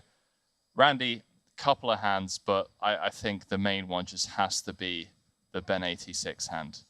You know, 3 ways to the Jack-Jack-10 flop, checks through, turn brought the 3rd jack, Fedor with 10 deuce, so, you know, boat, comes with a small bet, Ben sticks around with the ace queen, and then a deuce on the river, Ben with just ace high, Fedor again with the block sizing on the river, and Ben just finds the upstairs for 1.4 million. Yeah, absolutely insane hand. You know, Ben 86, people have heard about him. They know about him. He's one of the best in the world. He just showed you world-class poker there. The other day, he won his first Triton title. That was absolutely sick. Fedor burned through a lot of time banks. Folding a 10, which is, to me, the insane fold. Like, I thought he was just going to go, sigh, okay, yeah, call, cool. take my chips. Did you really do this value raise of queens, kings? Well done on you, right? Yeah. No, he out-leveled himself, knowing this player is so amazing that he wouldn't have such crazy, ridiculous bluffs, but he pulled one. It was just, it's phenomenal. And then we just saw that hand right now with the 4-3 offsuit, like, and we just got started. And we're playing for 1.5 million. I know, right? Playing for 1.5 million. And one of the things I really love about this is, you know, the fact that we get to talk with these players and potentially get some insights into their thought process or thought processes in these spots. And that's exactly what we're going to do now. We're going to head down to the floor. Lulu Yang is going to be speaking with Sam Grafton, and then Randy and I are going to go on break. We'll be back in around about 5 minutes' time for more coverage of event number 3 here in this 50K. Hey Sam, I just did a little research about you, so happy belated birthday. Thank you so much. Yeah, getting a little bit old to be hanging with this crowd, but I'm doing my best. And yeah, I had a really nice birthday. Thanks for mentioning it. Just keep coming here and give them some lessons, I guess. Yeah, exactly. I'm the old man in, not necessarily in poker years, but in actual age, I'm one of the old guard. But, I'm having a lot of fun. Since you say you're too old for this game, but first time you joined Triton events and you were finished 5th in Madrid for the main event and you cashed like 716,000 euros. And this time is your second time in Triton. You're already sitting on the final table. So how's everything going so far? Yeah, it's lovely. I mean, I've been obviously fortunate to run well. Obviously only played 4 tournaments and to make a second final table, that's way above expectation. So I'm just trying to enjoy the moment. It's a very, very, very tough final table. One of the hardest live final tables I've ever been at. That's to be expected with Triton. So I'm just going to do my best. I'm the short stack at the moment, but I'm hoping I can spin it up and go for that trophy I missed out on in Madrid. It doesn't look so hard for you because we just saw your ace-queen suited, busted someone who had kings. And then your ace-jack ran into his ace-10 and you busted him again. Yeah, I really feel sorry for him. I mean, it's a little bit of a call-out. Obviously, ace-queen suited is such a strong hand. I was absolutely loving it. But yeah, especially I think ground-up guy folded ace as well. So I got very, very fortunate. But that's tournament poker, there's a lot of luck involved. Fortunately for me, in this instance, there's a lot of luck involved and it worked out for me. And, there's other times I'll get unlucky, I'm sure. I think you're being too humble. I think in the future, what's your plan for the Triton event in this trip? You're going to take home some of those trophies? Well, obviously, we've got the 200K coming up, which is going to be one of the most exciting events there's been in poker in a long while. I'm really, really hyped to play that one. I've got my businessman partner as well, raring to go. So, yeah, there's a lot more poker to be played this trip. But right now, I'm just focused on this final table and doing my very best. All right, good luck for the event. Thank you so much. Thank you.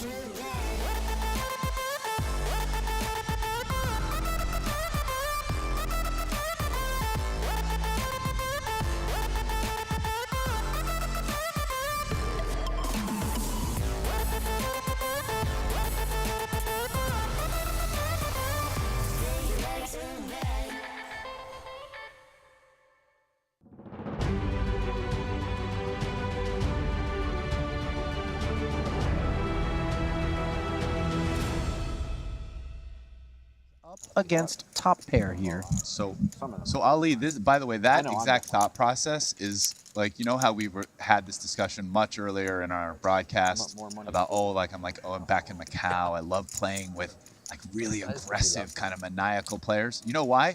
Because in these kind of pots, it's like every spot you have this thought, like, what should I bet here? Like, how can I either get the most with this, or in one of those spots where you don't want to be raised, if you are betting, like, what should you bet? There's a lot of interesting things, because with players like that, you don't know how they're going to react. So all these, like, what normally seem like not that big a deal decisions, there's room for a lot of creative decision-making and implementation of your strategy, much more so than normal. Meanwhile, Holes has picked up trip jacks on the turn here. Now, this is a spot versus... And then me and my friend, we grabbed the deck of cards and we went and flipped outside. Vladi, I would be tempted to bet a little bigger. I won like 300. Well, it was 65,000 on the flop. I was telling him, yo, you should play. That got called. Now with 390K in the middle. It's a lot of draws. You have a strong hand. What type of flip you play? PLO. So now Fedor goes, say like 40-ish, 35-40% pot. But then they end up making a stop, so we had to stop. Vladi calls it without too much thought. 3 would be a terrible card for him. No, that card might save him some money. Yeah, the hearts get there. All the Broadway stuff connects. I mean,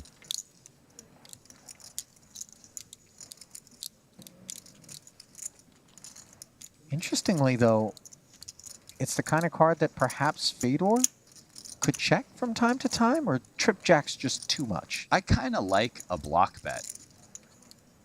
Or if not, like super small block, like what about like 150 again? Oh, I'm going to be last in chips. 200, something like that. Yeah. 2 1/4. I like this. Into 690. This bet is like, hey, maybe Vladi will call me with a 10. That's your devils. King, he'll probably call.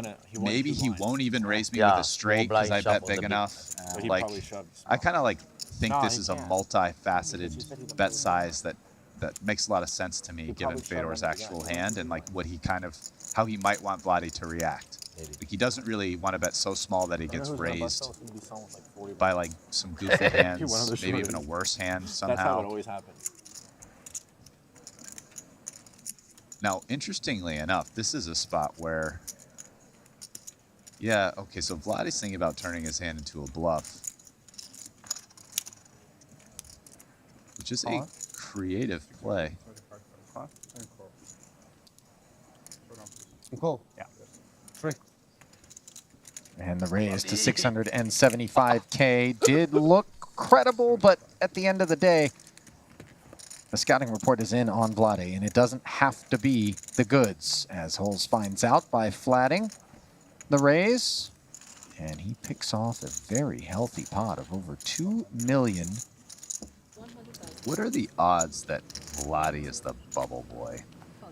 Oh, come on, stop it. Don't say such things. I mean, it's... He's 5th in chips right now with 47 bigs. I mean, probably not, obviously, but... He's made it 100 to go with Queen 10 offsuit up front. Sean Perry with the Ace Jack now mulling it over. Oh.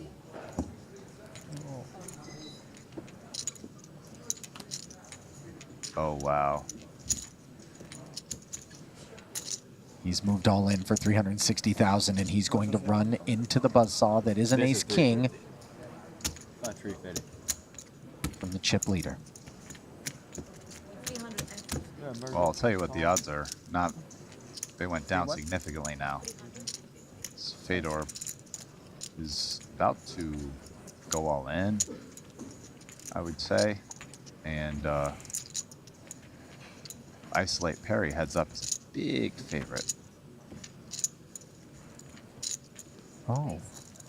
Not an all-in, but rather a 4-bet to 640,000. And that does catch the Yeah, 2 attention points. of Vladi, who perhaps expected that it was either an all-in or a Yeah, fold I'm that like I have the he would two be chip leaders facing. to my left, and they're both opening 70% of hands, so I'm just sitting there letting them be stupid.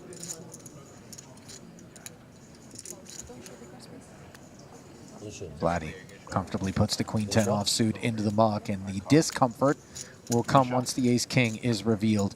Sean Perry, a big dog now. Oh, good luck.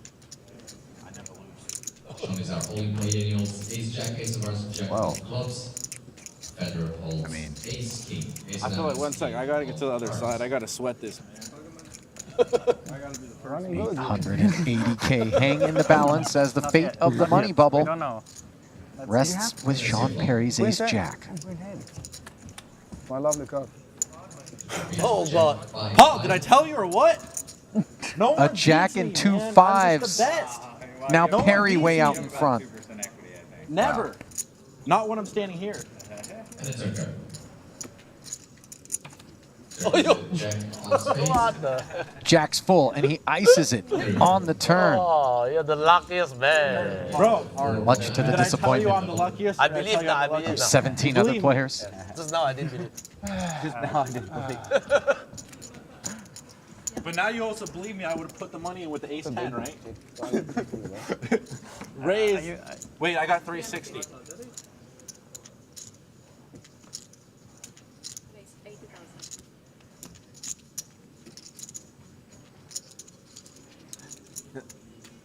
Min raise open from overall chip leader. So crazy though. Fedor holes with the suited connector. Yeah. It's like at it's Vladi. ridiculous. Vladi so far has just loved Yeah, these. it's like I'd be afraid to 10 hit them. more Suited suited. tens in the 3 small blind. scoops to 345K. A 10's going to go into the muck from KT's big. Yeah.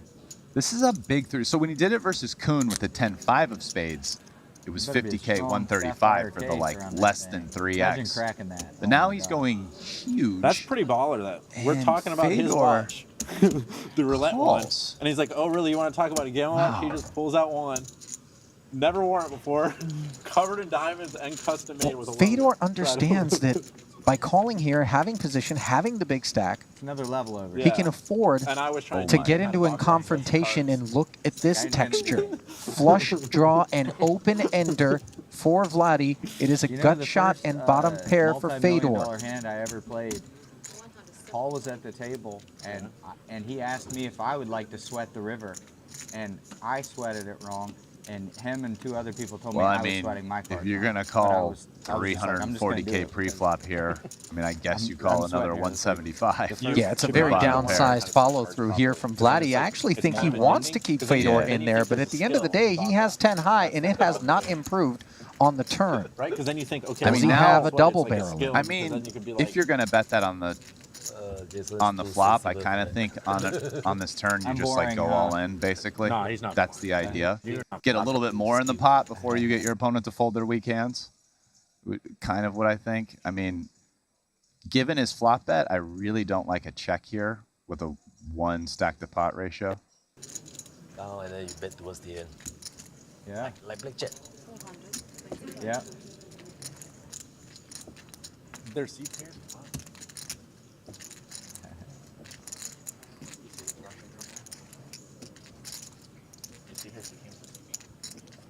Over there, behind this, behind the 425K. In white and pink.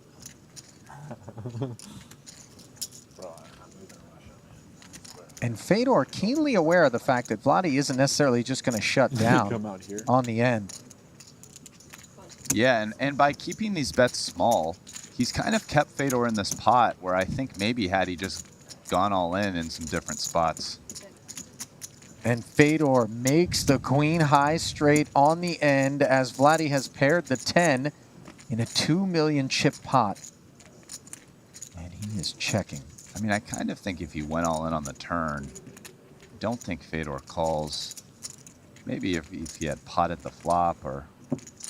But he kept Fedor in this pot with his sizings and didn't get there. And now is going to get the bad news.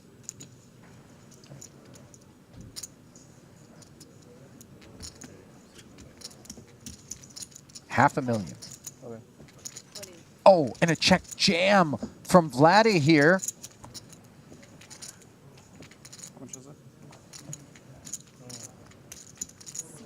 putting max pressure on this 8. We saw this move once before. But this is 300,000 more into a pot of 3.6 million. Yeah.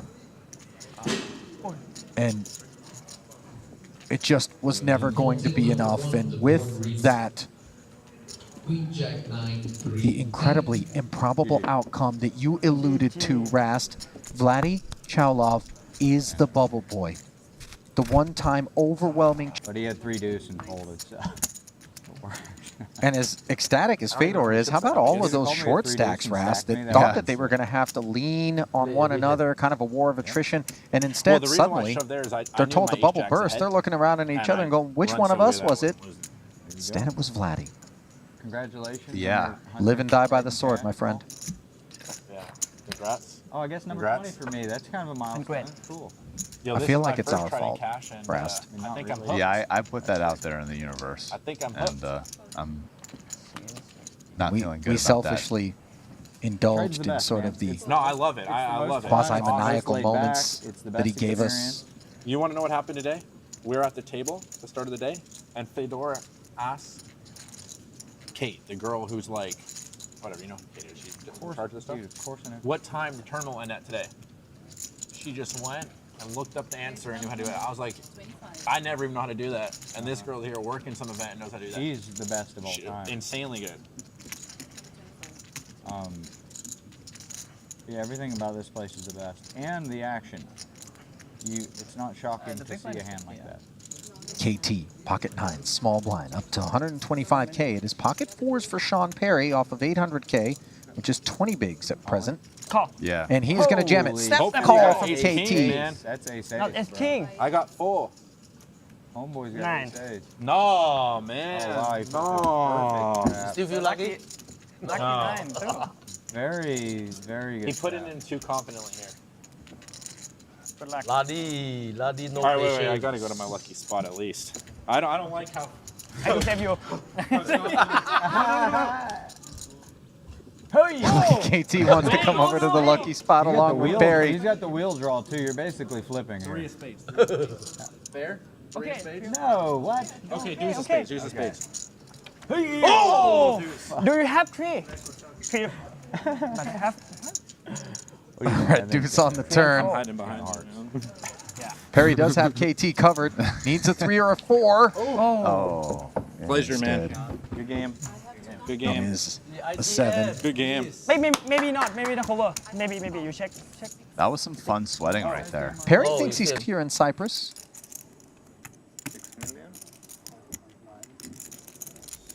Meanwhile, we find Ben Heath off of 445K has jammed this button, and now Grafton thinking things over with ace deuce suited. Now that we're in the money, we could see far more liberal behavior out of these short stacks. Yeah, I think Grafton, he ends up playing this. I mean, the big blind is not a concern, has even less than Heath does. But this is his first 9 blind shove. Yeah, I think you play all suited aces.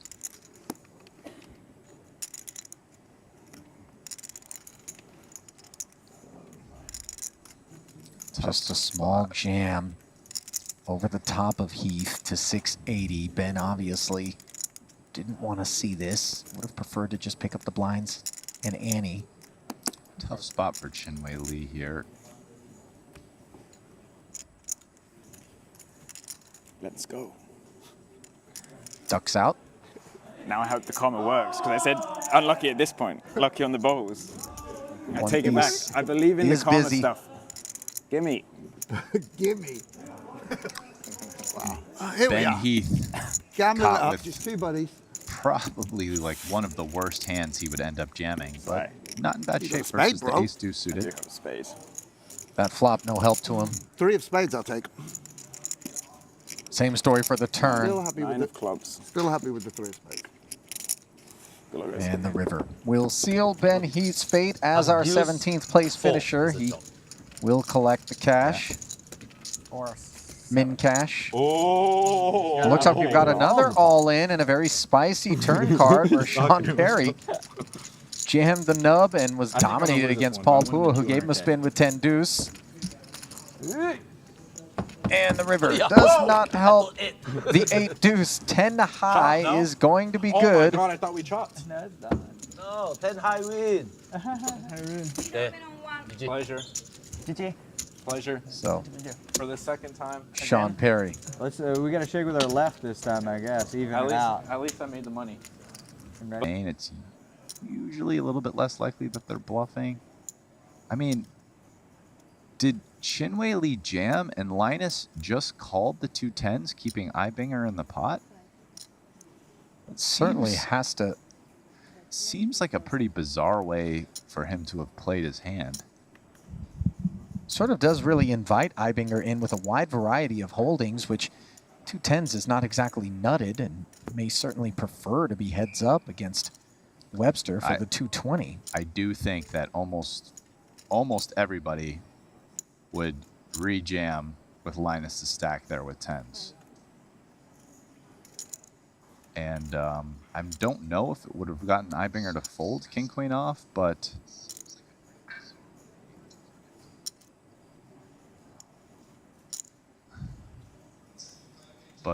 now, I mean, by calling, Linus is assuming that Ibinger is going to have a much wider range of hands, and now is thinking, hey, maybe I can get value out of a 6 or a 7.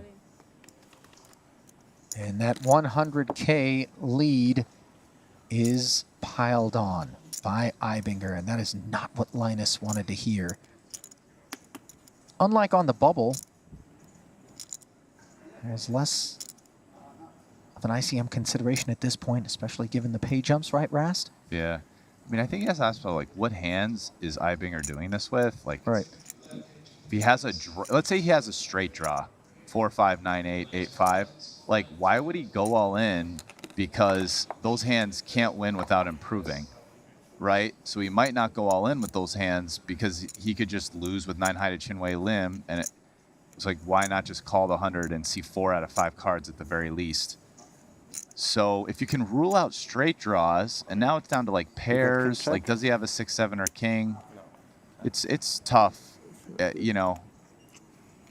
You could maybe do some kind of goofy analysis where it's close, but the problem is if you start to think, yeah, he could have a king or a 7, now it's like you still kind of have to call, even if you don't think he has draws. And Ibinger would never just flat? Yeah, that's the question. Like, would he flat some of those hands? Look at this turn card. Absolutely dynamite for Webster. He picked up the open ender. Laliger picked up the gut shot, and instead it is Ibinger who picks up the entire pot. A double elimination as both Webster Lim and Linus Love will hit the showers.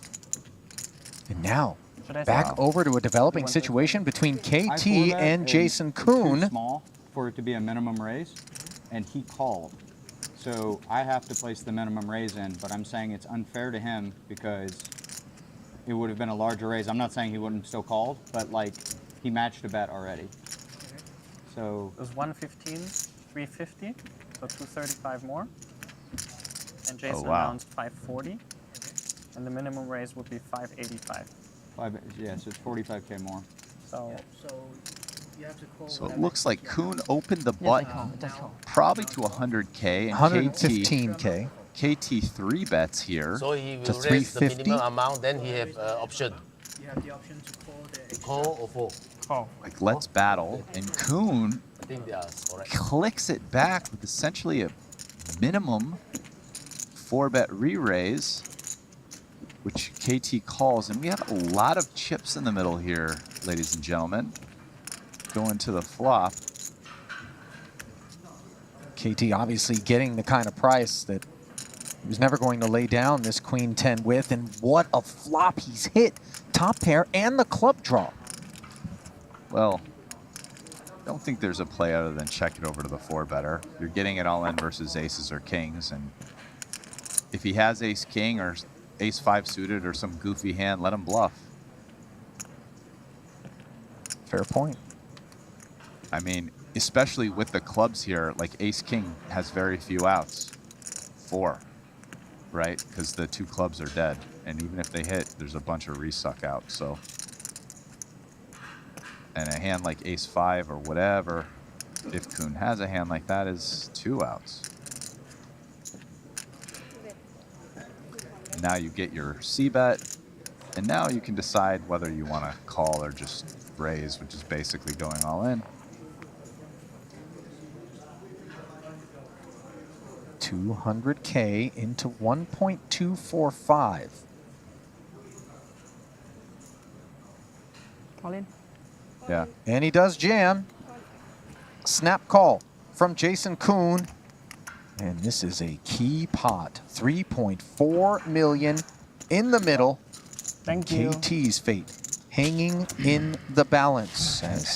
And Kuhn probably surprised to see a hand with so many outs because, I mean, he has the ace of clubs in his hand. He's probably figuring to see like kings, jacks, ace queen, king queen, a bunch. There's not, with the ace of clubs block, not a ton of club flush draws, but KT shows up with the monster here, so they're going to run it. Turn card. No help to Tanaratnakul, who is needing help on the river. Is it there? It is! The 10 of hearts, and you see the fist pump as he staves off elimination with 12 remaining. My house is gone. And for Jason Kuhn, he hangs his head as he knows he did nothing wrong, but max pain instead of max reward. And he will be left with just 535,000. Well, it's one of those things. You always want action when you have aces, but every once in a while you didn't want that action. Stand corrected. He is actually seated to the left of KT at the blue feature table.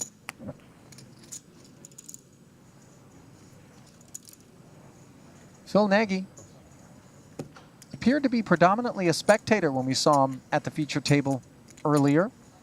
Not a criticism whatsoever. Certainly there are times where it is absolutely appropriate to lay back and let things play out in front of you.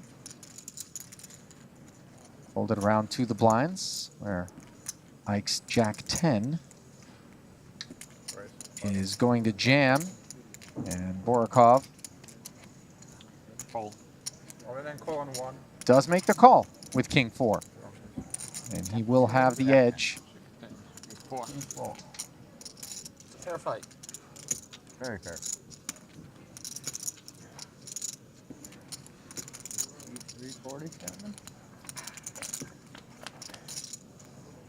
Heading to the flop. Queen 6-6. And so far so good for Borikov. Suddenly, a lot of equity obtained by Ike. Open ender. Jack of the 10 would work along with the king or the 8, and it is runner as the 8 comes off, and Haxton sends Borikov to the showers here in the very first hand. Wow. 2 kings now for Peter Eretz.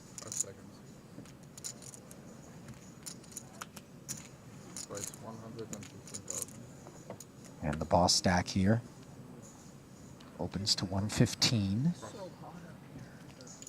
Yeah, it is. Hat actually helps. A lot of it's that light right on. Nagy on a short stack here, looking down at ace-jack, rubbing the palms, and boy, it does have the feel of an all-in, doesn't it? And in it goes. Total of 515,000, of course, gets snap called, and the silver lining for Nagy is that the ace is a clean out. But of course, he is a dog. As we head to a flop. Yeah, Ertz with a commanding position here. This just takes 1 ace. Well, add a jack to the opportunities for Phil Nagy to jump in front of these 2 kings. The 4 isn't going to do it, and the bell does toll. 5 outs 1 time. Not one of them. And that's all she wrote. Good game, Jet. For Phil Nagy. I'll see you in the who coin was river. 9th in chips at that point out of 11 players. No, I think it's the next day. Like tomorrow's.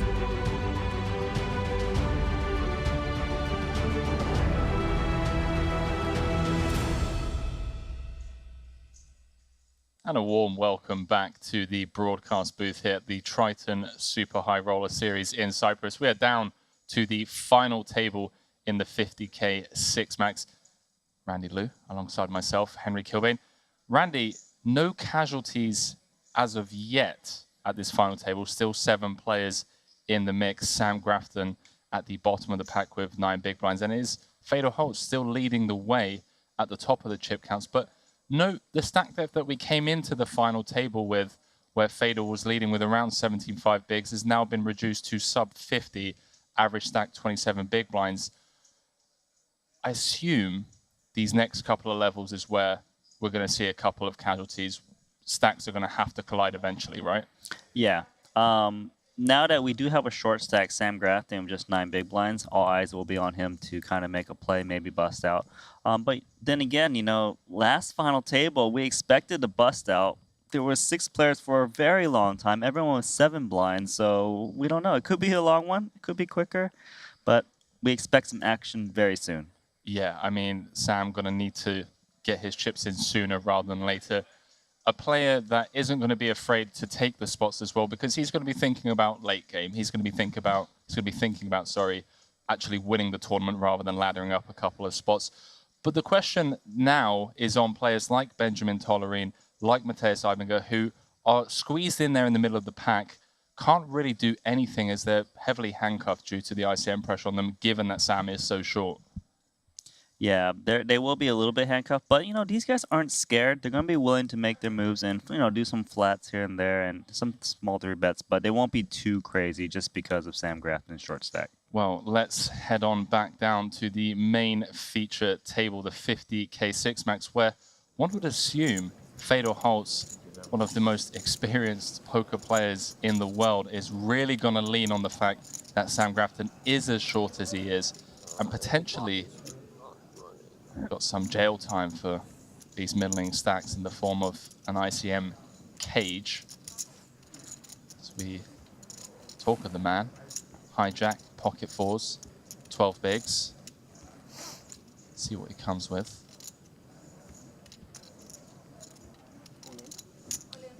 Does announce himself. Yeah, he's basically like, well, since everyone's waiting for me anyways, I might as well put myself in a spot to go for some chips, but pocket 7s here. Interesting. 2 people behind you. Both cover, by the way. This is a really great, yeah. Wow. Okay. Big Yeah, lay down. Just out of there. Feels like a big win for me if I'm Grafton. Oh, for sure. Yeah, really grim spot for AX with the 7s. I get called. Yeah. Would you call Ace-10 there, Sam? I think Ace-10 is probably a call. Sure. Yeah? 12 bigs, right? Fedor with a very cheeky grin. Would you call Ace-10 there, Sam? I believe he flashed the ace. He did not have Ace-10. No, he had Ace-Deuce, but Yeah. I think he's just memeing. Yeah, for sure. You would at least thought about it a little bit. I think he beats him to the pot, pal.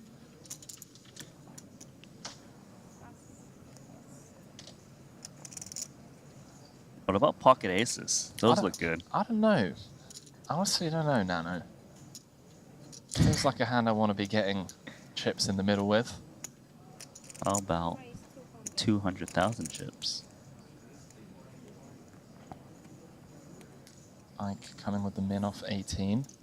A stack depth where he is going to have raise folds. Not many, but these guys almost perfectly balanced in all spots. The old raise and take. No customers. You know, if you're playing one of those local live casinos, that's when you show the aces to everyone.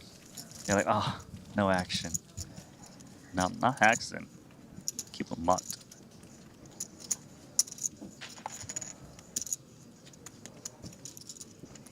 I like to show them so that people think I always got aces. So the next time I raise, they don't 3-bet me. I just don't play them.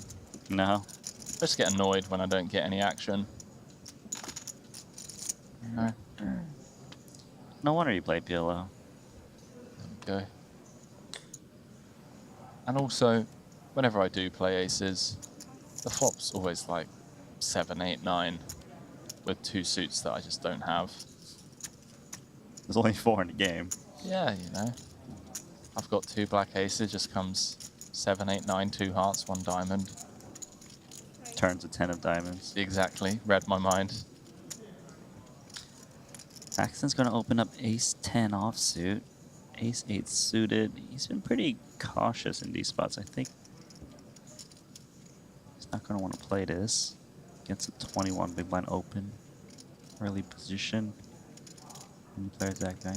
But if you're going to play it, usually you would go for a raise, so it does lay it down. Queens. Hello.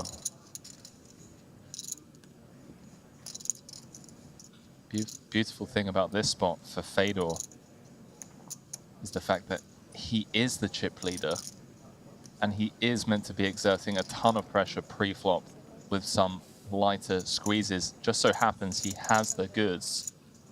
Yeah, and he's got the dealer button, so like the perfect, all the things that align with you should be making plays. And note the 3-bet sizing, 2.5x, Ike opening off of 21, kind of allowing Ike to come back over the top, saying, hey, look, I've still got fold equity. If you jam, I can still have 3-bet bluffs in my 3-betting range for this size.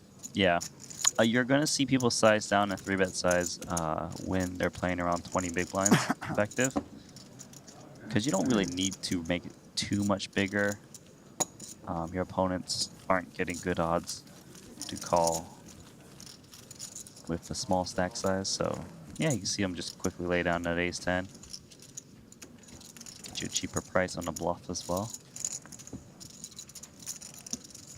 Yeah, a couple of levels here where Fedor can really run away with it.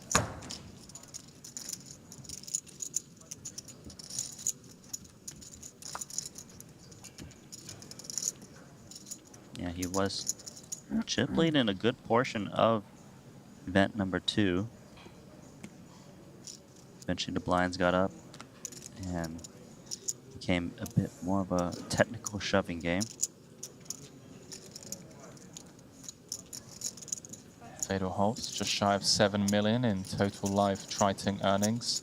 2 titles, 6 cashes, looking to join the 3 titles club. In the form of a win here today. Has the chip lead, 7 left. Matthias Eibinger in the small blind gets a dealer button open, 26 big blinds effective. Probably just gonna rip this one in. Put maximum pressure on. Hold in. Solid read. Grafton Mr. Lou probably would have just reshoved this ace-9 onto Tolerine had it folded to him now. Asking for a little count.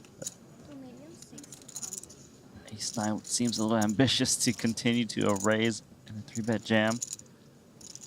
26 blinds, but he's got 12 remaining. It's really giving us some thought. I mean, it's one of those real grim spots, Randy, right? Button v small blind Eibinger. Got to be jamming the suited Broadways of the world. Even some hands we have dominated in the form of some ace-4s, ace-5s. Sam getting out of there and potentially avoiding elimination courtesy of the Ben 86 Open. Had it folded round to Eibinger in the small, one would have to assume the ace-9 going in blind v blind. When we talk about variants in tournament poker and butterfly effect and whatnot, that's certainly one of the weird, beautiful things about this game.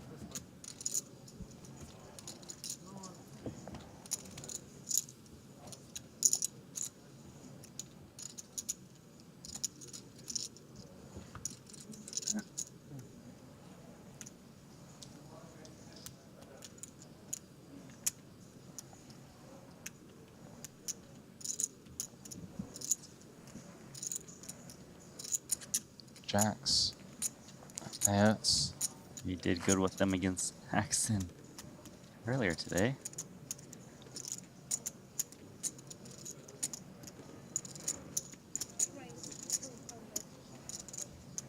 And it's one of the stacks that Fedor can really go after comfortably in third. 39 big blinds. Bit of a drop-off between him, Ivinger, and Tolerine. Obviously be an absolute disaster to go from third to out in seventh. And I feel like you and Fedor are on the same wavelength. 3-betting 10-6 suited against the player you think he can attack. if only we had the same results, Randy. Yeah. You have the results when Fedor has got the registrations to open, rebuys. True. This is true. But yeah, wow, 3-betting this. Fedor just really doesn't skip a spot, does he? Tolerine's out. I promise you, during that 20-second tank prior to folding the ace-9, the 4-bet rejam thought went through Ben 86's mind. Yeah. At least 3 occasions, and then elected to fold. And you're correct, because it just seems so, I don't want to say obvious, but like that the chip leader's attacking this player's under the gun open. It is a play that happens a lot, expecting the undergun to fold a ton. Anyways, 1.3 million in the middle, lots of chips to play for. Yeah, strap yourselves in, ladies and gentlemen, because Fedor is going to be putting max pressure on Ayerts post-flop as we head to the 8-6 tray rainbow. Fedor with middle pair. Randy already noting the size of the pot, 1.3. So SBR sub 3. I like a C-bet here. You've got position. It's a board texture that you really don't get check raised on, especially at a final table. You know, you deny equity against 2 broadways. Get some value, you know, out of some like ace queens, I would call ace jack suited. Yeah, I gotta like have betting. the best hand here a lot of the time, right? Exactly that too.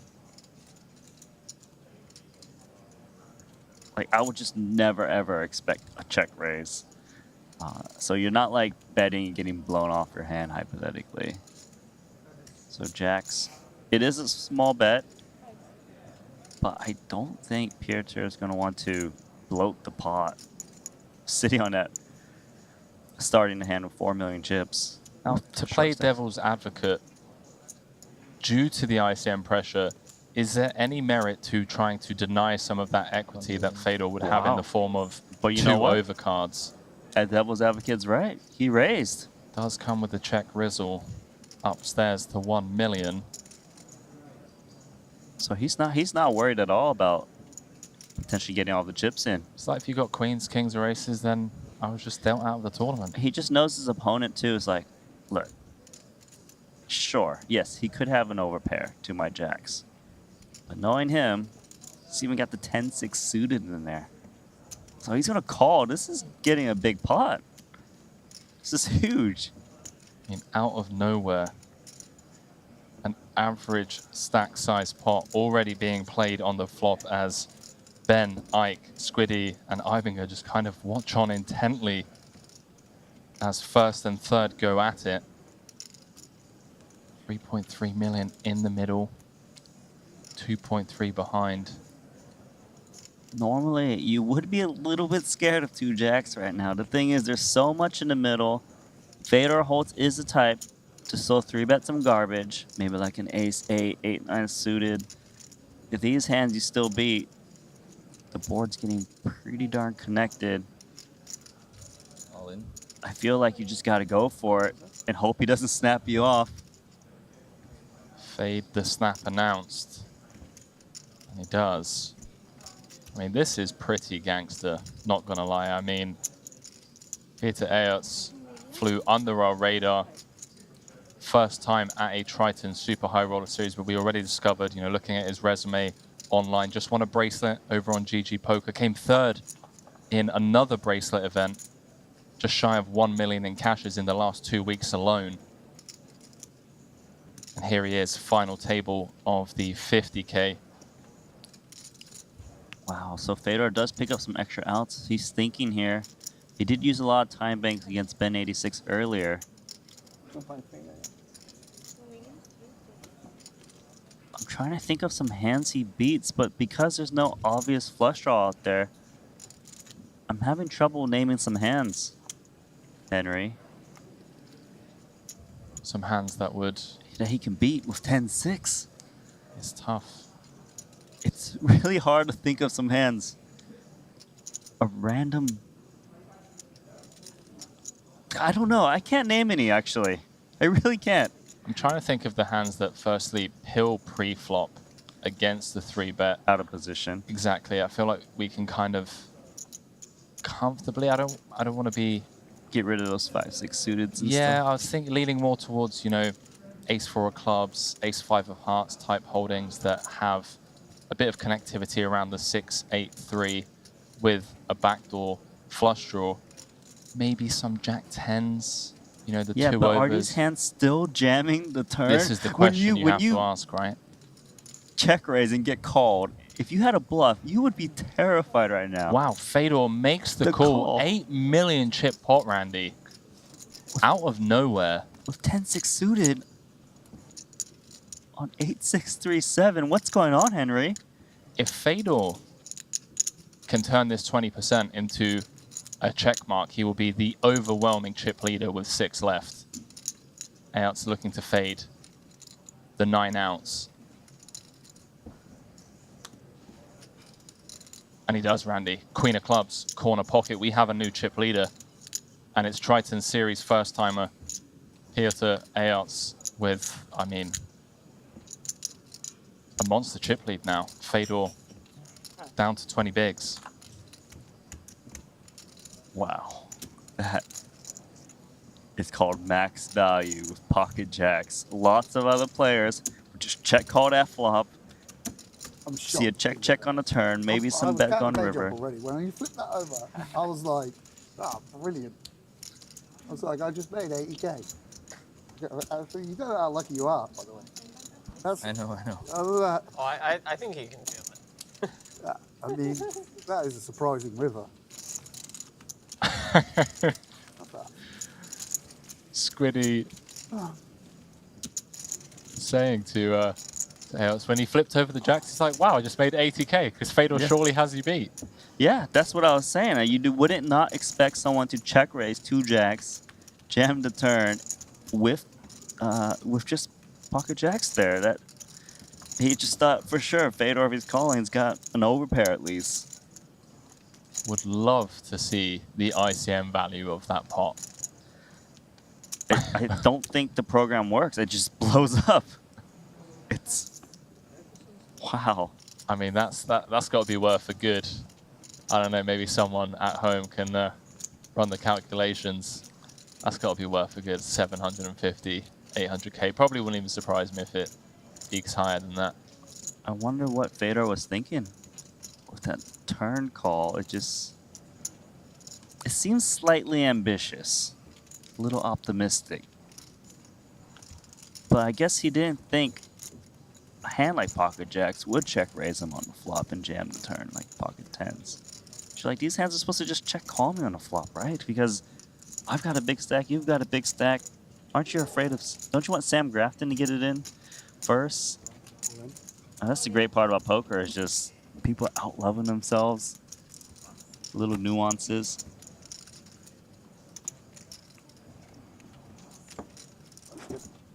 You're saying this man won a bracelet online on GG recently. He did. And another final table deep run. Parlaying those winnings into a Triton event. He can win 1.5 million today. That's a strong start to your Triton Poker Series career. That's for sure.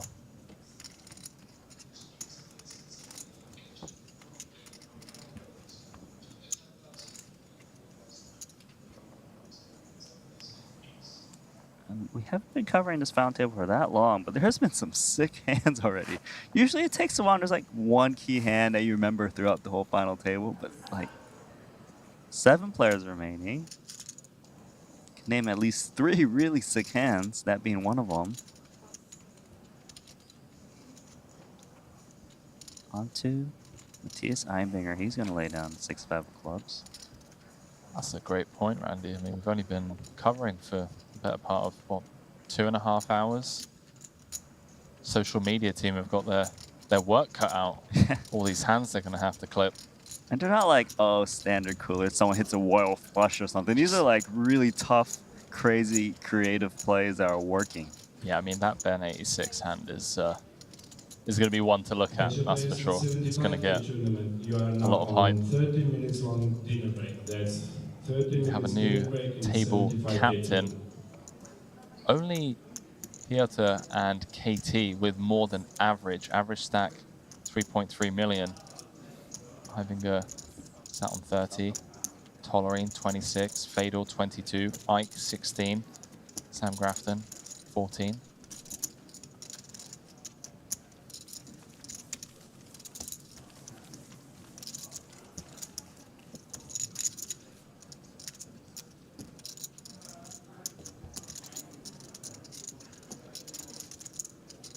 Also, Fedor,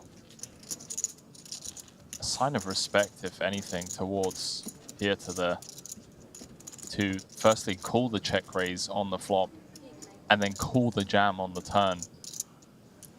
I mean, Fedor's not calling there if he doesn't think Piotr's capable of having bluffs, right? So Right, yeah, that'd be just bad math then. But yeah, nah. I'm still having trouble naming some hands that are bluffing, like what, ace-5, like. But even then, like, I'm just thinking these hands, high chance of slowing down. Once you check raise the flop, get called, it really would look like Fedor's got quite a strong hand. But you know, it's. I wonder if when he reviews this sometime later, if he thinks he made a mistake with that call or not. Regardless, pocket tens in the small blind against early position raise of Eibinger. But this time he's got the more chips. Is he gonna flat or 3-bet? He also doesn't have to worry about Fedor behind him having 6 million chips. Fedor's only sitting on 2 million, so if he wanted to just rip it or 3-bet, he doesn't need to worry about risking his whole stack. Yeah, he's going to go aggressive, it seems.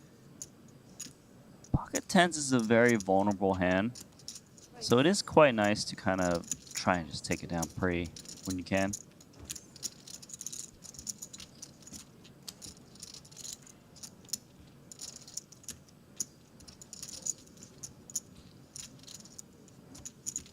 So it's a good price, but kind of a not so good hand against a position that should be pretty strong from the small blind against undergun +1. Eibinger agrees. I mean, you know my opinion on the Queen 9 of Spades. I'm in there. You would have called both of them in position, out of position. I'm in there. Yeah, you're like, you can make it 2 million chips. I'm still calling you. So your jersey would have the Queen 9 of Spades on the back. That's my guess. No.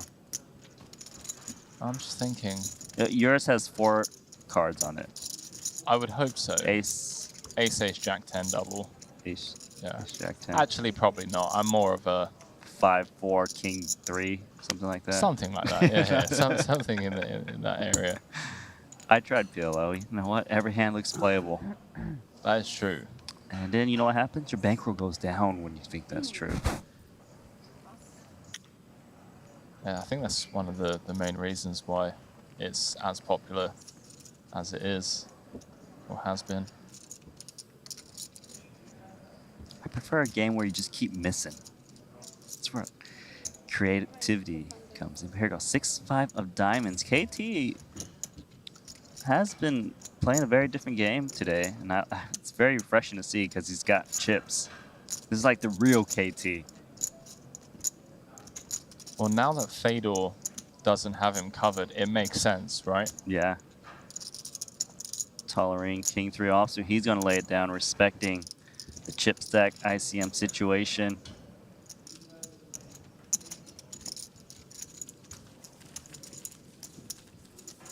Just trying to run this hand. The 10-6 suited. You're trying to see if he's got odds? Or are you trying to see how much the stack is worth? Well, the sim is struggling, Nano. And I'll tell you why the sim is struggling. Because firstly, it's not flatting with the jacks. Undergun +7. Undergun 7 V hijack. And secondly, when we dive into the 3-bet range, 10-6 suited doesn't show up. Off of 40 bigs effective, there's no 10-6 of spades. However, completely different to what this is showing us. A lot of ICM pressure. Fedor very aware of the dynamic at this table, as is Pieter, and, you know, deviations were made. Yeah.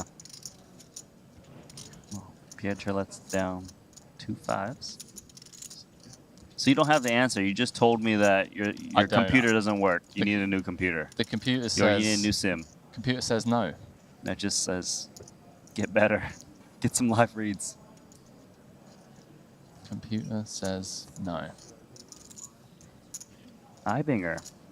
King 10 of clubs. Any Little Britain fans out there? Oh no, it's not Little Britain. That's Catherine Tate reference, I believe. There we go, James, director in here. I'm sure a lot of people watching know these people. Then they would be incredibly cultured, Randy. If they watch this show, they'd be incredibly cultured. I guess I'm not cultured, am I? A nice way to say it without saying it. Back to the hand. Ibinger's got King 10 suited. Okay, so we've seen Grafton open 14 big blinds under the gun. Trying to see, was there a chance for fold equity if he had jammed? Decided not so much, just calls. Flopping nothing.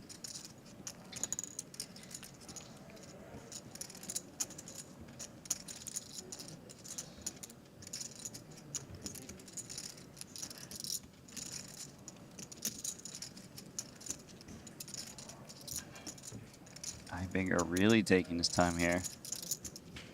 First one to act. Well, she did check already. Grafton going to go for the C-bet, the small one. 8-4 deuce is really dry. Big blind not expected to defend hands with a deuce or 4 in it besides.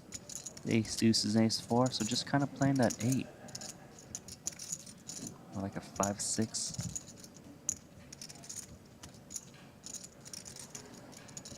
Oh, Ibinger continuing with King 10 of clubs. See some backdoors. See some potential to rep that 8 pretty well. Turns the 10. You know, sometimes you don't need the backdoor clubs, Randy. You just need the 2 overs and turn top pair. That's the thing. These small, tiny C-bets, while, you know, you get a good price on your bluff, sometimes they invite people to float you that wouldn't float otherwise. Then they win the pot. And more chips are going in for Grafton. 375. Grafton is reading this kind of slow tank call pre-flop. This slow tank call on a flop as kind of a marginal ace high type hand. Maybe a little pocket pair. I wasn't sure, like 3s, 5s. I would really like to see Ibinger just flat hit, mainly because it gives Grafton the rope to blast off with, you know, his bluffs. But more importantly, when the river is a king, gets to call us some of the king queens, ace kings of the world. Although I would assume that Grafton checks back a hand as strong as ace king on the turn, and well. I understand where you're coming from. I think the main reason he jammed is that Grafton has 7 big blinds remaining. And it's very easy for Grafton to have kind of a draw, like Queen Jack, some hearts, something that has a lot of equity, and he didn't really want to let him get away for that. Get away with that for free. And well, whilst we have you here, don't forget you can follow us on our social media channels and activate notifications. I mean, we've been putting out some, if I may say so myself, stellar content. The feedback has been well received, Randy, from the floor, giving the viewers at home insights and little close-ups with some of the, how do I want to say this? The elusive high-stakes players of our community. Sometimes it's difficult to get their attention or get them on camera, and here we are at the Triton Super High Roller Series. They seem to be more open to sitting down and talking with us. Yeah, and it's nice that, you know, there's other tours out there that do their live streams, but they're really big fields, so you only got like 1 or 2 favorite players that you get to see. Here it's like the whole table is full of amazing players that you want to learn from, you want to watch, and you want to watch them play for big stakes and get their bluffs in. So really, it's nice that Triton puts out this content, and, you know, let them know you like it. Give them a thumbs up, a follow, turn on your notifications, and they're going to give you more content for free. Well, I think the main thing that people miss out on are those cash games that you cover. Obviously, they aren't released during the series. That is a post-production piece of content that goes out. And, you know, by following over on the Instagrams and Twitters of the world, when that content goes live, you are made aware that, hey, there's some ridiculous cash games that we got access to, and it's finally over on our YouTube channel. I think that's one of the big things for me, is just waking up and seeing an Elton Sang crazy hand history on my feed and be like, okay, boys, let's sit down with a cup of coffee and check this one out, because you just know, Elton's about to do something insane. One of my favorite people to watch, not only in tournaments, but cash games as well. So this hand's actually quite interesting because Haxton has done something different with a 3x open, more than 3x open, gets Ben Tollerine to fold pocket 8s. That is a big fold.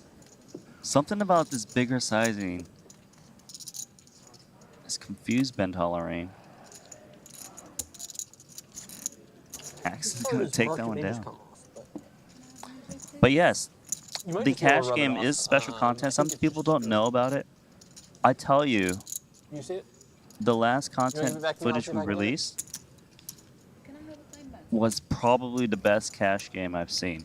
I'm not biased. It really is. I don't know if you've seen all of it, but when you get the time, do so, and you can find it just through the app. Yeah. Really, it's really easy to find. Simple. Yeah, I mean, when that went live, All right, everybody, I'm just gonna fuck with this card that I know a lot. put out some stuff on social media, and through the powers of retweets and whatnot, people caught wind, especially of that hand. For those that haven't seen it, I don't want to spoil it, obviously, but let's just say, big 6-figure, low 7-figure pots being played, and Madrid's Madrid. As we take a quick glance at the chip counts, is none other than new Triton High Roller Series face, if you will. Peter Ayart's top of the chip counts. As we already mentioned, though, no stranger to high stakes. Recently took down a bracelet event over on GG. I believe 2 weeks ago. Bracelet number 8. Followed by another strong performance just a week later, coming third in the 10K Super Million. So just shy of $1 million in online cashes under his belt. And Randy, I mean, from a confidence point of view, when you are mentally preparing for a series like this, where the competition is going to be fierce, having a couple of big scores prior to coming here, he must be feeling really good about himself. Confidence is huge, and these hands are huge as well. Henry, it's ace king. Fedor's got pocket jacks, 20 big blinds, a standard spot to just put all of the chips in there. We've got a race coming. We do indeed. Ace Oh, King again. wow. Wait. What do you do here, Henry? That's a great question, Randy. Honestly, we saw it in the 25K where we had Ace King open, Ebony Kenny came over the top with the Ace Queen, Patrick Antonius then came over the top from the big blind with Ace King, and the Ace King folded. Not here though. Ben 86 happy to run it for 23 big blinds. And I mean, Fedor going to be in fantastic shape. Yeah, 2 Ace Kings. Get a count. In this spot, we saw the Ace King fold in that tournament. But this is a little bit different because KT's got them both covered. And if he calls and loses, it's not detrimental to his stack. That's true. That is very true. He would still be, I believe, just shy of average stack in the form of 30 big blinds. 1.9. Potential triple up spot here for Fedor. If you look at the equities 3 ways, actually a 66% favorite. KT didn't come here to fold Ace King. No, I don't think so either. You can't have a watch like that and fold Ace King, can you? Oh, but I can understand why he's paying. Tolerance's hand should be pretty darn strong to be able to still reshove in this spot. In the cutoff, you gotta remember there was a dealer button, a small blind, and a big blind to act as well. Yeah, well spotted, Randy. This is +1 v hijack Boom. v cutoff. Does eventually put a fist of chips in as we go 3 ways to C5. Fedor, the immediate at-risk player. Tolerine sharing Ace King with KT. If he can hold jacks, he's going to be back to his stack starting his final table, 6 million. Sam Grafton just gets to watch on from the sidelines on 5 big blinds. I mean, there is a world here where we get the 4 hearts and KT eliminates both players. 8-6 tray. Fedor now an 83% lock on the hand. Needs to fade the 4 outs twice. So far, so good. As we head to a tournament-defining river. Oh! Wow! King ball corner pocket. Holtz from 1 of 7 to out in 7th. Bye. See you, mate. I should fold. A disaster. First one out of the final table was a chip leader. He was a chip leader in event number 2. Also went out pretty early. I mean, Randy, got to run well in those all-in spots. Had to fade 4 outs once, and the king of clubs on the river means that Fedor be jumping into the 75K. And look, another strong performance from Holtz, as to be expected in these high roller events. Have a 3-way all-in with no eliminations there. That would have been upsetting. One hand that he's certainly going to look back on, the 10-6, but look, there's just so many things that came into play in that 3-bet pot. You know, he was first in chips, AX was third, have a bunch of short stacks, we played for 1.5 million, he's in position. I was not unhappy with that outcome. Sam Grafton. He should have said, thanks for the 80K. Typically, that's what I would go for. That's what I would lead with, at least. I mean, he was joking about it earlier. He was indeed. Squiddy gets the ladder. Everyone now guaranteed $340,000. 475K, sorry, it's important. And sorry, something that we didn't mention, by the way, is obviously Tolerine, had that king not rolled off, would have been down to just 3 big blinds. He covered Holtz during the hand, now finds himself sat on around 35 bigs. This is the event straight after. I mean, like, I believe, if I'm not mistaken, after winning event number 2, he just jumped straight in event number 3, and here he is, final table, healthy stack. Yeah, he had to late register. He did. Into the tournament. but it's working out. I guarantee you he's coming to future Triton events too. One would hope. This is an absolute pleasure How much are you buying? to watch Just from roughly. both an 3.4. entertainment point of view and, you know, from a get your notepad and pens out point of view. Class has started. Ben 86 in the mix here in Cyprus. No, I didn't use one. I was announcing it a few seconds before I had the chips in. Did you hear it? I said 250,000, and then it took like 4 seconds till I had the chips in. Before I announced it. We can allow, I guess Like, if it's close, I mean, we could do on our I system. was locking the watch, so I'm so confused, but maybe I was wrong. It looked to me like you got the race in time as well. Yeah, we can allow it. You know, Daniel's their job. But Had some time bank discrepancy, but it was just an open raise. You can see how. Danielle, as Grafton, correctly says, she's just trying to do her job. And believe what happened was there was an announcement made prior to the chips being moved forward. Yeah. Slight delay between announcing and the motion. The clock had run out by the time the chips went in, but Ibinger, verbally stated that he raised, and everyone's just, it's the thing. If this was down at my local, the £10 nightly, it'd be a fist fight in the car park. But here at Triton, everyone's just like, look, we'll allow it. Danielle's trying to do her job, world-class dealer. We'll let it slip for one. £10 nightly. Okay, I've learned something new about you. I thought you were playing $20, £20. But. Hey, listen, man. The £10 nightly down my local when I was 18. That's where it all started. Many years ago.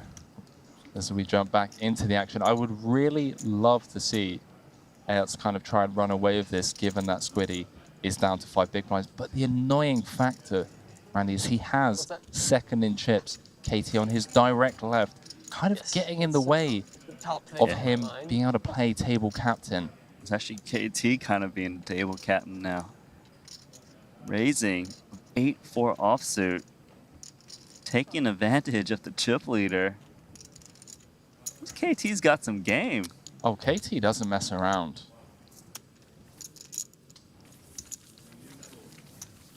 Thailand. One of Thailand's finest.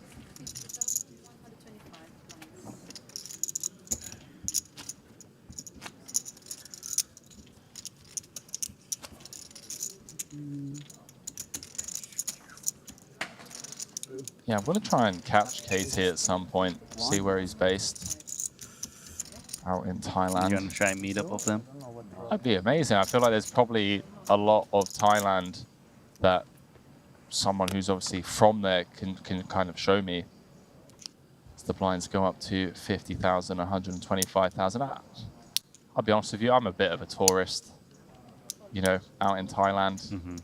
It's mainly just westernized restaurants and spa facilities. Yeah, I'll let KT take me down the side streets in Bangkok. It's like, hey, Henry, let me show you what's really going on here, okay?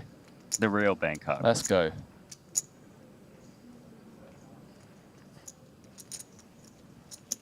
You might be going to some very upscale places. I mean, some of the rooftop bars in Bangkok are legit. You think you've seen good ones. Yeah. Check out the ones that KT goes to. There we go. Rocking his watch. I'm not gonna lie. Paying $50 for a cocktail anywhere in Asia hurts. When you're Vegas or stateside, you normally expect to pay that kind of money as Grafton He from the just went with hijack. 10-3 of clubs in the hijack. Well, worth noting that he is going to be kind of forced all in 2 hands, taking the suited 10x from the hijack. Still has some fold equity. Seems a little ambitious, but then again, he is the tournament specialist. I'm not sure about this one. It's favorite hand? I have much worse than ace king. Well, out of all the hands you want to see, you don't normally mind seeing ace-7. Nope. But Ike covering the clubs of Grafton, going to need some help exclusively in the form a 10-3 or some straight. Man, that would be Spicy flop. very strong. That's very, very strong. 3 of hearts, sir. Some clubs are dead. Okay, doesn't, I mean, reduces the outs. The 3 aces in the deck, no longer going to bail Haxton out. Club and a club only, no dice, 5 of diamonds, Squiddy gets the double and then some. I need to look at 3 big blind cards. Do you have them on poker card? I'm a bit rusty. We have everything. You have everything? See how I give you little opportunities to do adverts, by the way. You should Oh, I'm too bad, sorry. Should be shipping me some money. If we have a pushing chart and poker code, Sam, of course we do. That's like... We have everything. You need some push fold charts. 10-3 suited might not be in there. Trying to get a confirmation from Matthias about it. Sub 4 big blinds. You were busy. As mentioned, going to have to put in more than half of your stack in 2 hands. Look. Would you have jammed at? Suited 10x. Yes. Given the stack depths at the table, yes. Got it. Well, you and Grafton are the same. 10 deuce, that's a downgrade. Let's sweat what he wakes up with in the big. we gotta. Depends on what you got on the big. Determines whether you should jam. Well, you know what? If you're gonna hit trip 10s, sometimes you just know, Randy. You ever get that feeling where you're kind of on the fence? Should I peel this 4-bet with ace-4 suited? Probably not.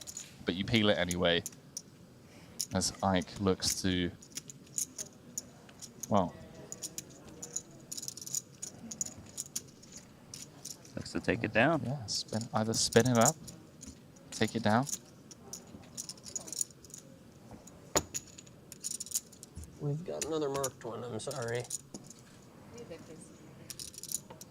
Somebody has some gunk on their hands, I'm pretty sure. All right, we need a bathroom break. Everyone washes their hands. It's got gunk. Do you got any gunk on your hands? I'm just looking now. I mean, I've got no gunk. Perfectly. Perfectly Sometimes manicured. on break, I'll grab a coffee and it's like a bit of overflow. You grab the side of the mug, you start typing and you realize, you know. It's not damaged, it just has crap on it. I could have wiped it off. It's got crap on Queen it. of clubs for what it's worth. Literal crap on it, says Axton. We're all honest men and we don't mark cards, but we have very poor hygiene. Fair enough. No, I mean, I don't think anybody else is marking cards. I just don't want to see crap on the back of a card and say, oh, that's the Queen of Clubs. Sure, of course, of course. Players in the 75k tournament, you've just under 3 minutes left in the clock. Oh man, I love Sam Grafton. He's got to be one of the greatest I'm guys. not the least bit concerned anybody's trying to cheat. Bet myself. Oh, Squiddy. I don't want to take the crap off the card, but I'm going to tell the dealer to take the crap off the card for me. Thank you, Isaac Haxton. Yeah, I mean, you know, sometimes when I have mud on my white trainers, I've got 2 younger brothers. Like, why reach down myself? Why did my parents give me younger brothers if, you know, Dominic, get the flannel, my shoes need shining, you know? But no, I mean, yeah, just swipe it off and move on to the next hand. But hey, you know, here we are. Players in the 75k, just under 2 minutes left in your clock. More than welcome to take a seat. KT pocket nines. Reminder to players in table 3, you're now on the feature table on the right. It's been on fire.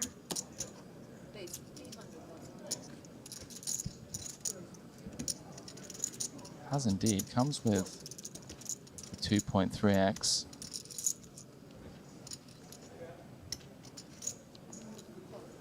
You actually will see people open a little bit bigger when the big blind is under 10 big blinds. Try to Because they can realize their equity very well against the min-raise, so you're trying to like get them to not defend so much. And you seem excited that he got Jack 5 in the big blind. Please share what you're thinking. He read me perfectly, ladies and gentlemen. I'm here pointing at the screen. Rob, you bluffed me with Would have been 3-4. forced all in. I don't know. Come on, man. I got friends and family watching. Leave me with some dignity, you know? My mom's going to know that I'm terrible at my job, you know? Like, I don't know. The way we look at the cards, the way at we least do the timing. have a high card in your hand. Serious. Please, sir, I beg you. Feels like a very nice compliment, Matthias. Thank Well, you. nice hand. Nice hand. No. Oh, someone clip that. Fantastic. Fantastic. Grafton obviously referencing 1575, including the blind, I'm pretty sure. the hand where Katie went a blasting. Yeah, with With that 4-3. with 4 high, just like 0 equity in some worlds. In that instance, he actually had 6 outs. And still betting on a 7. It's a really hard card to continue firing into a short stack. All in. Ivinger comes with Oh. open jam. Hacks him 2 8s. Announce his call, cards on their back. Haxton, a huge favorite here to double up to 3rd in chips and basically swap positions with Ivinger on the chip counts. And Sam Grafton, by the way, Nano, had 5 bigs when Fader was eliminated. Potential ladder for him here. 2 cards to come. Ike looking for one of the 2 remaining 8s in the deck. 2 outs once, not the spot you want to be in. Your tournament life is on the line. No dice. GG, Ike. Randy, as we lose Ike Haxton in 6th, he's going to be going home with $340,000 for his efforts as we take a look at the Prince of Darkness over the past couple of days in this 50k 6 max.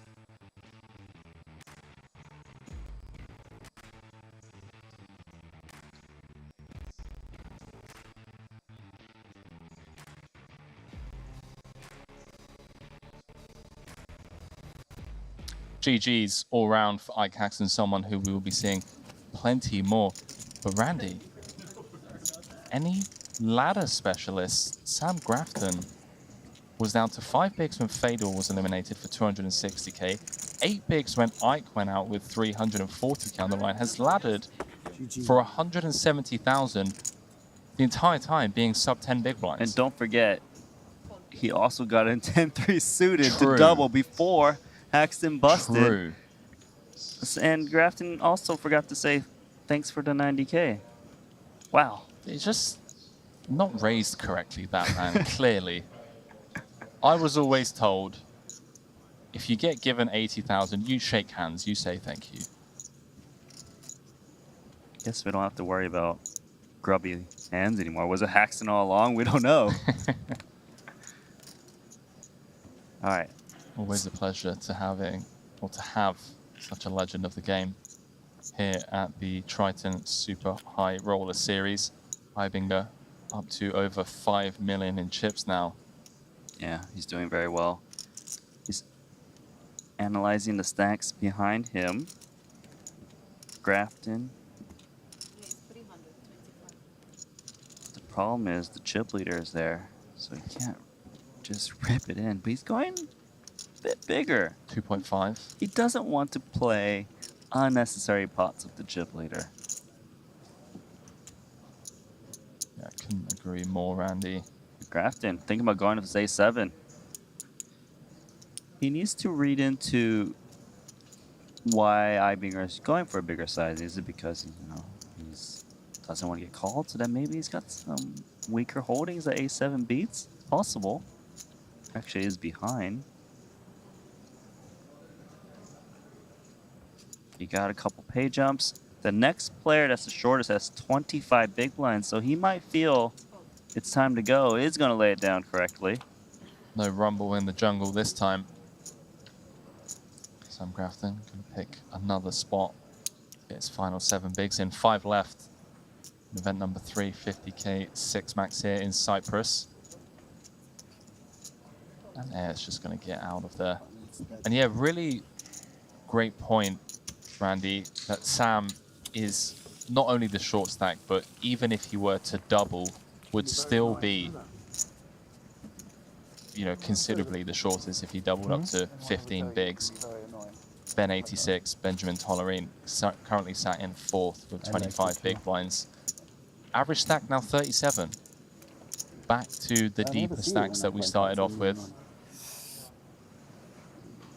And room for some play. I mean, with Sam so short, this is just a nightmare to navigate in Ben's shoes.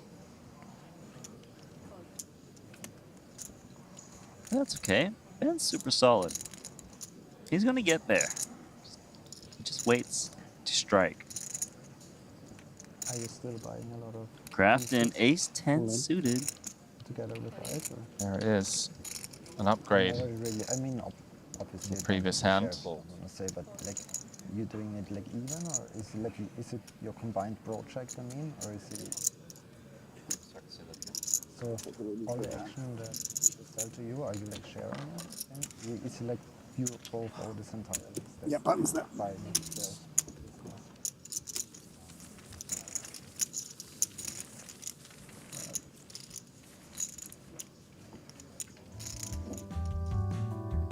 Everyone currently guaranteed 430,000, and well, for your chance to be guaranteed 430,000, plenty of tournaments over on GG Poker that offer such prize pools. One of the biggest ones just a couple of weeks away. It's the WSOP Online main event starting on September the 26th, 5k buy-in, the $20 million guaranteed prize pool. Able to qualify over there from just $5. You can use an exclusive Triton sign-up bonus offer. Receive a $50 Global Millions ticket. Use the promo code Triton2022. Oh. And what have we got going on here, Randy? Grafton jams, 10 big blinds, tolerant of ace-jack offsuit. Into big blind, closing action. Getting a count. He's about to make this call. Grafton got 2 pay jumps. Can he survive here? I don't know, Randy. He's in rough shape, but he did get the 10-3 in against the ace-7. 10's a little bit too good, huh? See, when you get an ace-9, you're dominated. 10-3 suited. It's very hard to be dominated. Well, hits it. The dealer and the deck had other plans. 9 high flop. Grafton now a huge favorite here with 2 to come. Needs to fade a jack and a jack only, and I mean, spin initiated. Queen of clubs on the river. Sam Grafton up to 4th in chips now. Not too bad. I would just want to say, did you say a 20 million guarantee on that main event? Because that is huge. It's I mean, we were ridiculous, right? excited when we got 5 million guaranteed and 10 million. You even doubled the 10 million Yeah. now. No, I mean, look, we're no strangers. And it's a 20 million guarantee out of 5k, not a 10k with 20 million guarantees. That's even more players. I mean, Satellite's running around the clock up until the 26th. Just say, you don't want to tell him there's a profitable game out there. I'm just That's hoping fucking that, crazy. You can tell me that shit. you know, a say, couple no, of no, no. Mate, I'm your boy. $5 Satellite people are in Give there. us a word about what you're doing. Don't necessarily have to take you Very down, but you know what I mean, like life-altering money. It's just a the right top back. of the blues. The edges is so small. But so I decided to only take the Triton stops now. I like them the most. Thank you, Ivinger. Yeah. First Triton stop and amazing. Right. Of course, Ben 86 left Triton after winning event number 2. But it's like, it's not the disaster if you miss it, but this is really insane.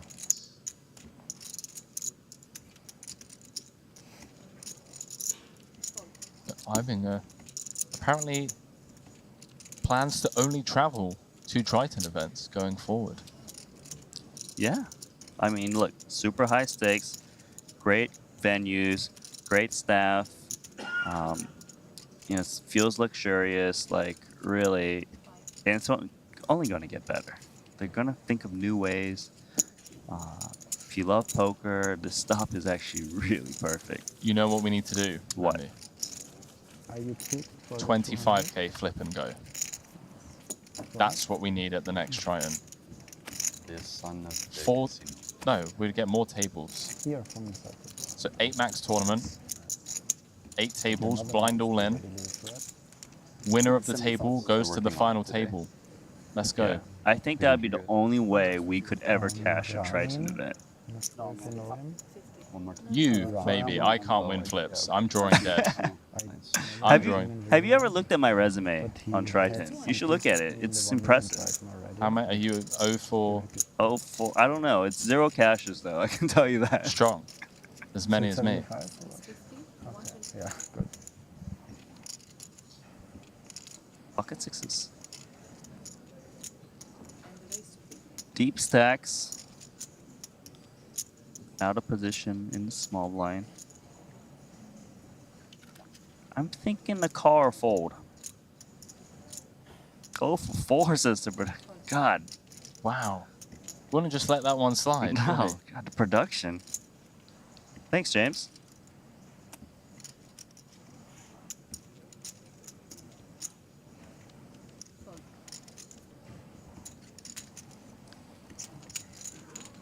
Hijack the small blind.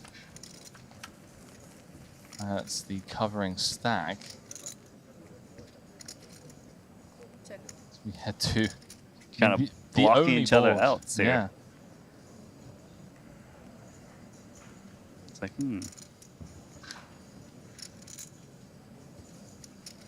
King 10.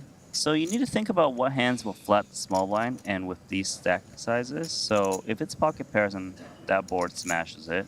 If it's the big cards, then, you know, completely whiffs. 6 makes the straight. If I'm Ibinger, I would put my opponent on either ace king high type hands or like a pocket pair overpair that's, you know, quite scared on the 9-8-7 rainbow. I think there are a lot of worlds where we see the queens, kings, and aces of the world knuckle back on this board texture, especially against small blind flat. And I think deep stacks. For sure, going to have an abundance of pocket pairs, 5s through 10s, some jack 10 suiteds of the world. It's nice to bet here also to charge hands like king jack, ace jack, sometimes the little gut shots, the 10x's. Wow, raise 700,000 with king 10. He doesn't think that Ibinger has a 6 here very often. The only hand that can really have a 6 here is pocket 6s. I don't think he thinks that 6-5 suited is flatting and 7-6 suited flatting the small blind against hijack with these stack depth. So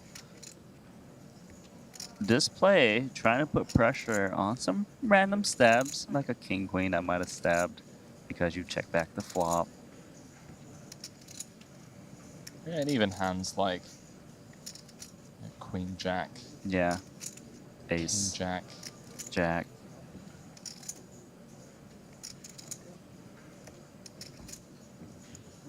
Do have the 10 of hearts in hand. So what's important here is Ibinger's like, well, there's no way you've got Jack 10. I've never seen anyone check Jack 10 back on this flop with these stacks. Do I just call here, feign weakness, or do I try and charge like a potential draw? He's gonna just call, trying to contain the pot.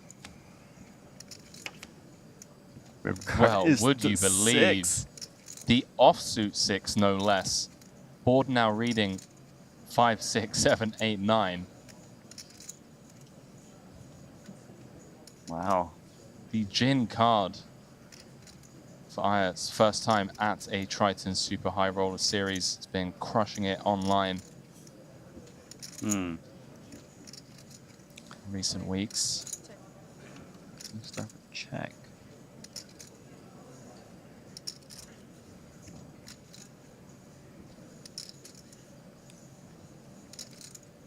He needs to bet a size that he thinks a chop would call.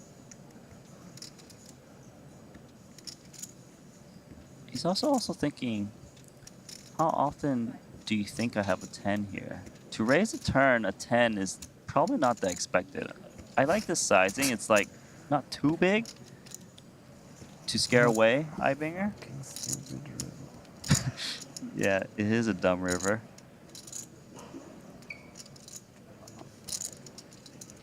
Did I use one already this hand?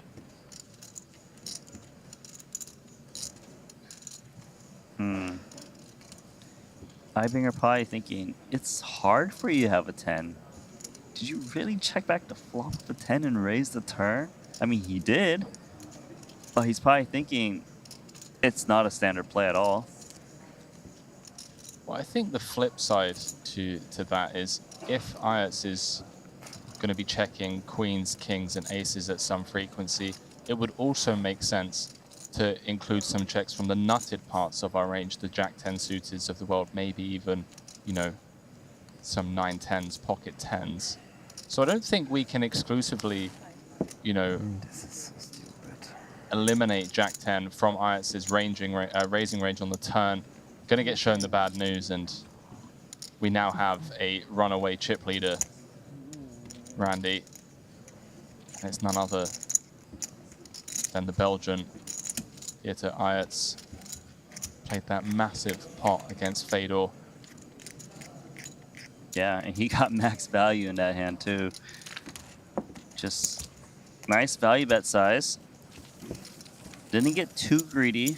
Some players would go a little bit, go for more, and maybe his opponent would go for the hero fold. Just really been grinding his way. Played those jacks perfectly for the full 4 million chip double up. Yeah, Ayats in cruise control now.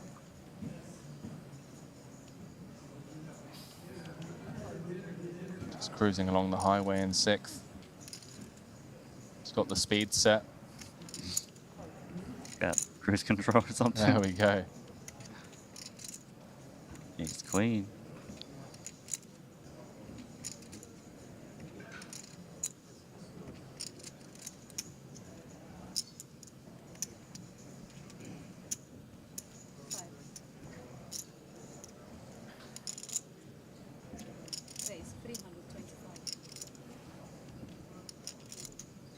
Oh boy. King.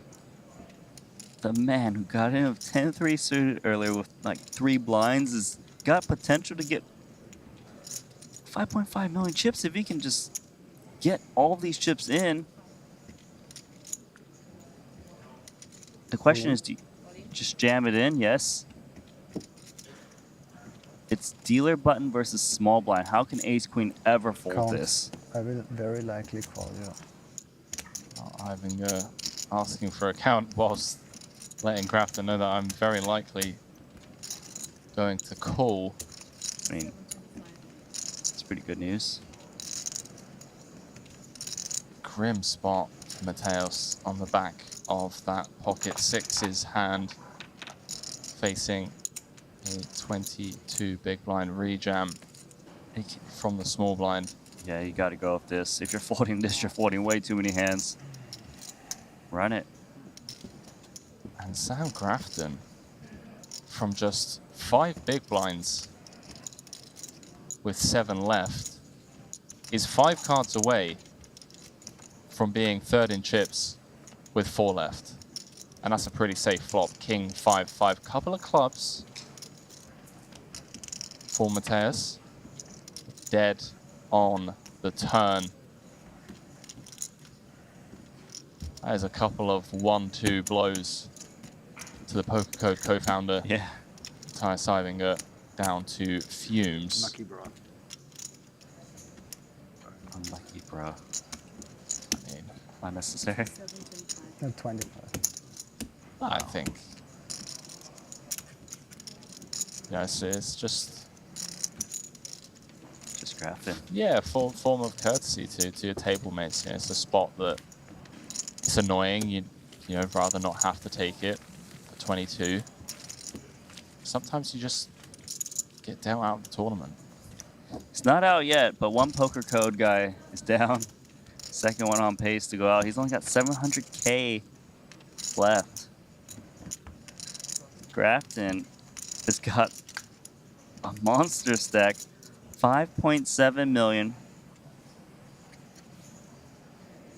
46 blinds.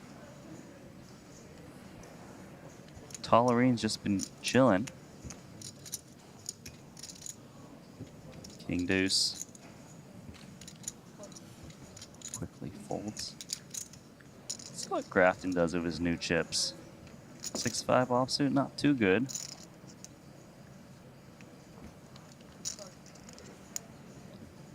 Aces.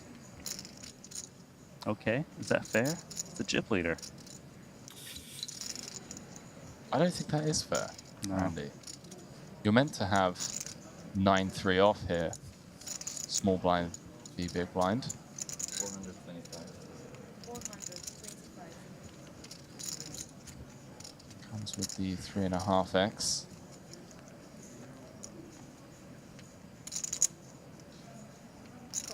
Well, KT is going to defend Jack 6 off. So he was like, it looks like you're trying to steal from me. Queen had died. Okay. She thought I busted the tournament. She did? She really did? Top I set. referred to myself as But the I queen. mean, in real life. Yeah, she does, yeah. Just lost out. It's fucking crazy, by the way. The UK's it's the biggest thing ever. Last night? No, just now. She died back out, like 20 minutes ago. That's not a troll. Like, I wouldn't make a joke about it. Even though, you know. As the news hits, Ayats. He's with getting top some value set. here. I'll knuckle it over one time, Randy. KT with the ill-timed float on the ace-7 tray board with Jack high. Yeah, you feel like he's got a plan, because to defend this in the first place, it's pretty loose against the chip leader. Then he floats the flop. He does knuckle it. You've got to stab if you've got Jack 6. You don't get this far, 1.3 million, not to start checking, do you? And we know that KT is capable of pulling the trigger in these spots. We saw it on the 9-8 deuce board with the 4-3 against Sam Grafton's C-bet with ace-king. Find him here with 0% equity, betting into top set. Comes with just south of 1/3. I would like to see a smooth call here, pocket aces. No flush draw out there. The one thing you're worried about is maybe some random gut shots, but those have such a small chance of winning. Don't blow your opponent off the hand. 5. Some straights get there. I mean, if there's ever a card on the river to bluff when you hold Jack 6-0, Randy, it has to be now. Blocking the 6-4. I mean, I don't think the 6-4 is relevant to block because I don't think 6-4 is check calling the turn. True. But regardless, if you got this far with Jack 6, you're probably looking to blast away. I'm just in here and I see the 6. And I see the Jack with it. And I know what KT's bringing. I mean, he unblocks a lot of the check calls that then fold river, which is, you know, nice. I'm trying to come up with some justifications for this bet that's surely about to ensue. He's wondering what size to use to get certain types of hands to fold. Like, he wants to try to get, it looks like he wants to give up now, maybe? Or Like if he was up against a 7, pocket 8s, maybe. What size was he need to do? How to make it look credible, like you've got an ace. Gives up. Knuckles it back. When he checks back, it's slightly good.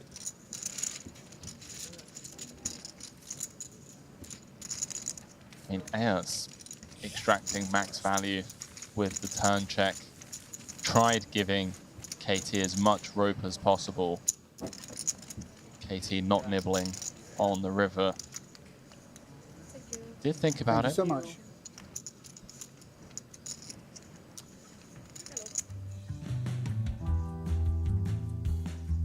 There are the chip counts down to the final 5. Everyone guaranteed 431,000 for their efforts so far. We have a runaway chip leader. It's our man, Pieter Ayerts, who's just been putting on an absolute clinic thus far at the final table of this 50k 6-max.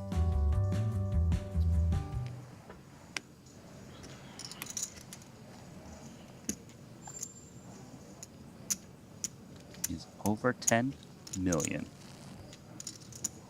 Sam Grafton now second in chips, courtesy of KT getting somewhat out of line there. This blind v blind battle with chip leader Ayerts. Let's see, Ayert's got ace 9. Does he want to pressure Grafton?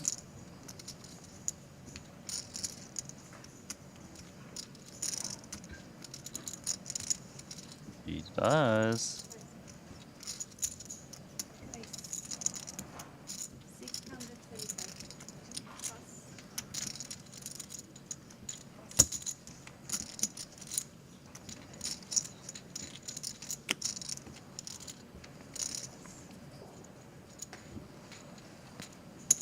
Bro, the head of my government the head of my country just died. I mean, you just gotta go a little easy on me, you know? Who died? Queen just died. Serious? Yeah.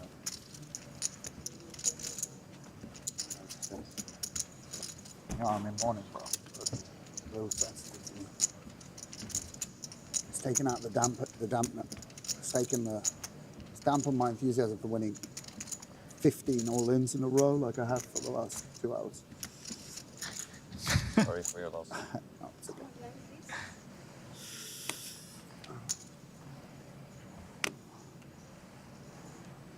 Grafton banter, one of my favorite things. It really is. Such a sicko.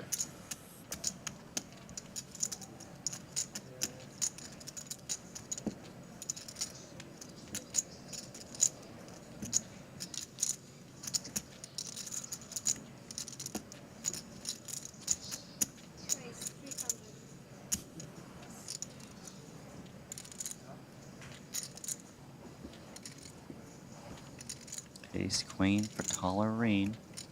In the small blind. Oh boy. I mean, you just have to feel for Ivinger, right? Yeah, he's kind of like forced all in to go with the ace 10, right? Like Tolerine with 11 big blinds. It's gonna be a little desperate to get his chips in soon. So ace 10 hypothetically could still be the best hand, even with a Tolerine jam that should be coming shortly. I guess Tolerine's looking at Ibinger's stack to see, is he supposed to jam this? Got enough chips for fold equity against the chip leader. Tolerine is leave something 4 or behind. 5. That makes sense. How much is that? Gives himself a shot at the big blind ante in the next hand. Should he get called and lose. Without another bet going in, of course. Also, against the chip leader, incentivizes Ayerts to just call and not bet. How much was it? because then AS just gets to go ham next hand due to the fact that Tolerin would be left with just 25k. Well, he's going to lay it down. He is indeed. Cybinger, the all-in player, at risk.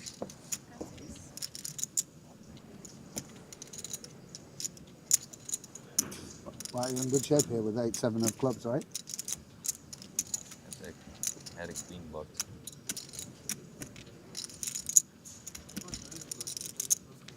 Squiddy just loves the chat. Oh, 3 clubs. Dicey. Cybinger picking up 8 outs.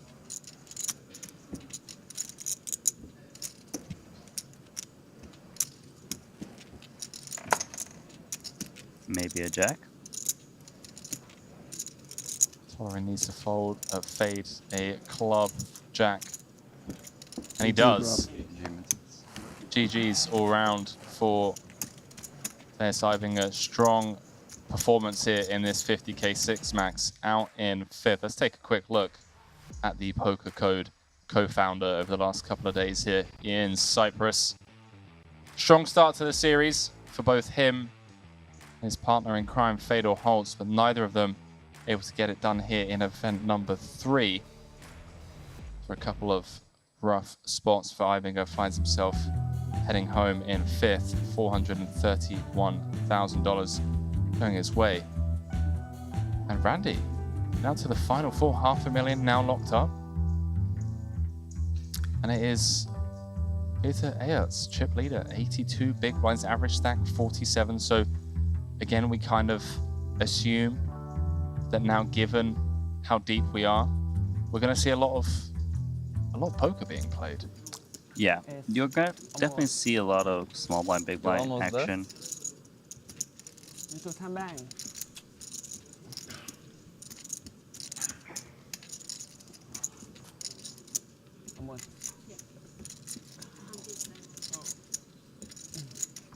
This is Peter Ayert's largest live cash to date, guaranteed. In fact, I believe, if I'm not mistaken, up until today, he had 340,000 in total live earnings, his biggest live cash. Just 40,000, less than the buy-in to this tournament, Randy, may I add. You can see him putting the pressure on. He knows how to take down tournaments. He does indeed.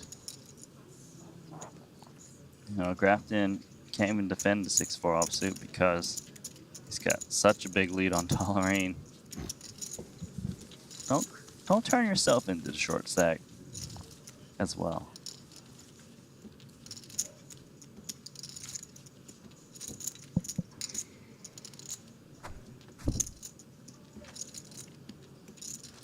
And then there were 4. Poker in Paradise.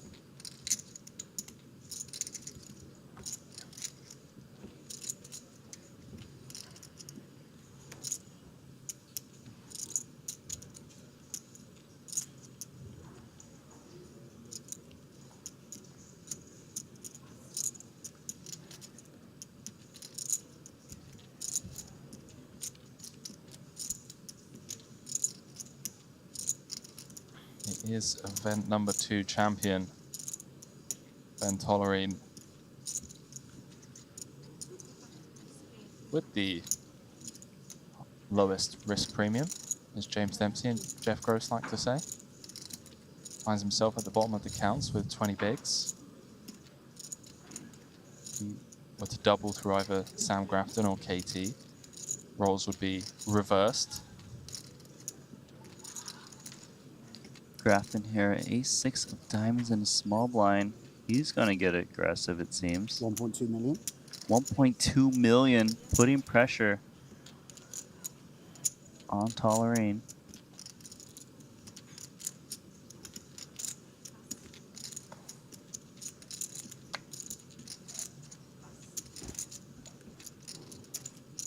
Question, Randy. Yes. I'm not trying to throw you in the deep end. No, go but on. should Tolerin come back over the top in that spot, is Sam effectively forcing himself to call off given the price that he would be getting made? even if he's against the ace kings, ace queens of the world? Yeah, he would have called off. The thing is, if he had made it smaller, Tolerain could potentially call some of these 3-bets, and ace-6 diamonds plays really bad. You know, like you either hit an ace or a flush draw, or you're gonna just dead. Just dead, right? Like you c-bet and hope they fold. So you kind of want to kind of cut out that scenario as well. And when he makes it kind of like big 3-bet like that, the chip leader can't be like, oh, you know, be worried. One of my favorite battles of this final table thus far has been this small blind v big blind confrontation of Ayats and KT. Again, two hands that going to want to get involved. I do apologize, it is late in the evening here. Sound like a song there. I mean, I haven't even had a little rap. My 10 p.m. coffee. James Dempsey, where are you at? King Jack here going to raise. KT has raised with some pretty bad hands in this spot. So when he sees King Jack, he's like, premium. They kind of got a little history going on this blind versus blind. Pocket fours. It's a good hand to limp jam. The tricky part is he's up against a 33, 34 big blind stack. So if I limp jam and I'm wrong, I lose so many chips. So that's why he's just calling. If he was up against like a 20 big blind, he probably most certainly would have limp jam. Because it's hard to play pocket fours for a limp call. Good flop for him, but out of position and no initiative. I was about to say, I mean, if there was ever a 4 that didn't contain a... Randy, I'm losing it. A flop that didn't contain a 4. This would be a good one. Why are you here? Just take me now, pal. If there was ever a 4 that didn't contain a flop, eh? If there's ever a flop, Randy, that didn't contain a 4 that you actually didn't mind, surely it would be the 9-3 deuces of the world. One that he can definitely stick around for. At least one may even try and deny some equity here and take it upstairs. Comes with the former. Just gonna call, see a turn.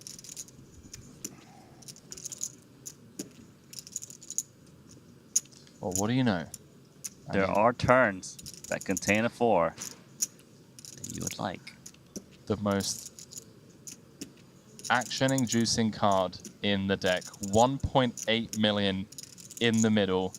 KT with the 2 overs, Jack of Spades in hand. And well,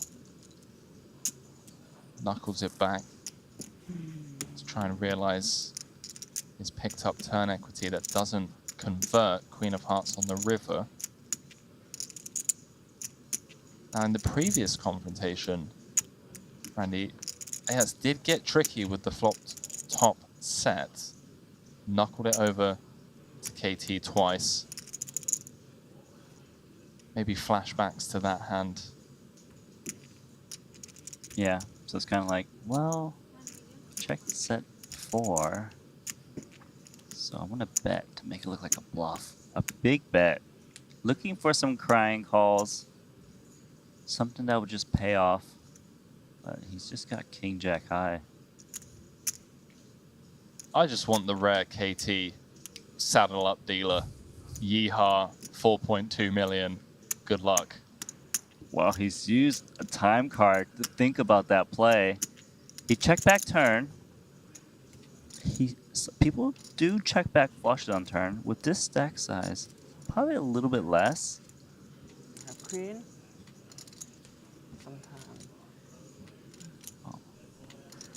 Ask if he's got a queen. Nope. Got a set of 4s. Well, I don't think he's going to be going all in now, given the speech. The speech jam, is that a play? I mean, that would be next level, epic. right? Well, let's see. Do you think he's beating like a Jack 10 float or something? This would be one of the craziest ambitious calls I've seen if he happens to make it. Limp call, check call flop, check. He calls with king jack high. Oh. Wow. Randy. When he initially started tanking, I was under the impression that maybe dreams were being mustered up of turning his jack of spades into a bluff. Comes with the call with king high and gets shown the turn set. It's now the overwhelming chip leader and a misstep from KT, currently getting the worst of it in these blind v blind confrontations. Yeah, I feel like KT maybe in his mind had thought like there's this little war going between me and you in the small blind, big blind, and was really kind of wanted to gun for it. But you know, Ertz hasn't really been out of line at all in any of these spots. You know, he felt like something was going on, made a hero call of king high, but it was pretty ambitious. Like, his logic, one of the things he definitely was thinking about as well, you limp call, you check call, small bet on 9 high. If you had ace high, you wouldn't turn into a bluff. You would just show it down, you just check, right? So that's why he wasn't expecting to ever see an ace high, and you know, he had pretty much won the nut high that wasn't an ace high. All in. But That's still fair. was ambitious. For sure. I mean, look, I just love this guy. I'm a big fan of KT, let me tell you that. He's out here battling, and sometimes you get it wrong on TV. You get it wrong on a big stage, and it feels rough. But other times you just get shown the 10-7 of clubs there, and you just feel like an absolute genius. You high-five the dealer. It's fist bumps all round. Tolerant is the short stack tournament right now. Overwhelming chip leader jams the button. Ace-8 suited. Chip EV-wise, you're most certainly doing well. Michael. He's going to make the call. Tolerant has a chance to be knocked out here, but he's won it before. Can he shift that momentum into this event number 3? See what he comes with, getting it in good shape. As Randy mentioned, Ben Tollerine finished first in event number 2. The 30k 6 max, 4 left and 2 cards away from a huge double in the 50k 6 max, looking to go back to back. 10 on the turn, giving Ayert's top pair does give Tollerine an open ender. Looking for an ace, jack, or a 6. Otherwise, he's going to be our 4th place finisher. GG, Ben. And Randy, 4 of hearts, corner pocket. Ben Tollerine not able to do the unthinkable.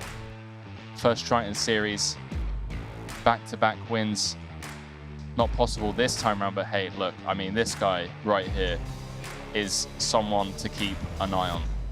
First place in event number 2, 4th place here in the 3rd event of the series.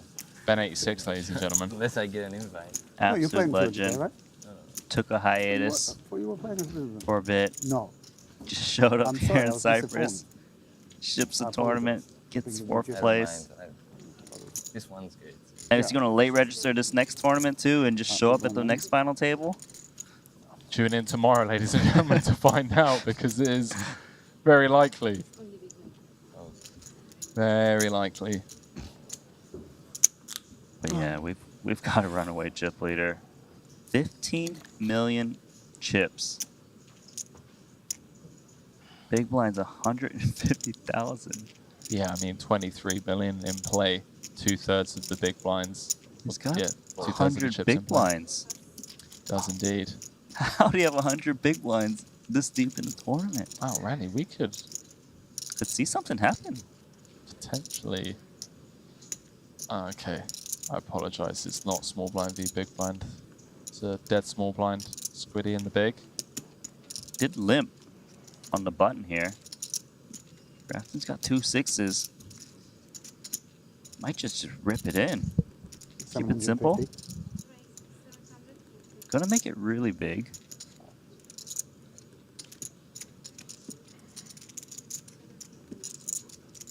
Oh yes, one more, sorry.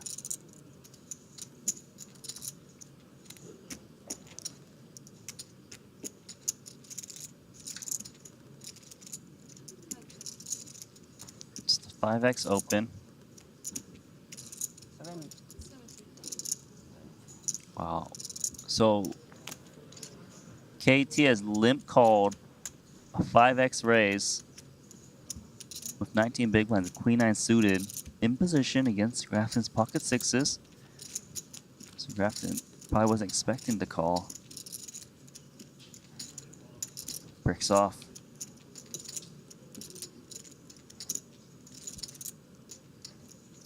I mean, at the stack to pot ratio, Randy, couple of overs, you have a club, you have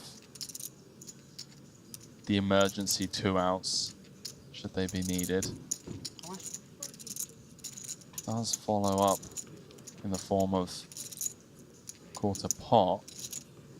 Queen 9's got that potential, and it's such a small bet in position. Person raised pre-flop, he could just have 2 big cards, maybe steal it from him on a turn. And look at that turn card. Wow. I mean, KT, some potential signs of frustration here. Sticking around on the floor. I mean, in position, backdoor hearts, 1 over to the 10-7-5. And what an action turn card. The 8 of hearts, not only does it give Grafton an open-ender, it gives KT an open-ender with a queen-high flush draw. I would love to see KT go for it. You floated this flop. You got 1.7 million, 2.5 million in the middle.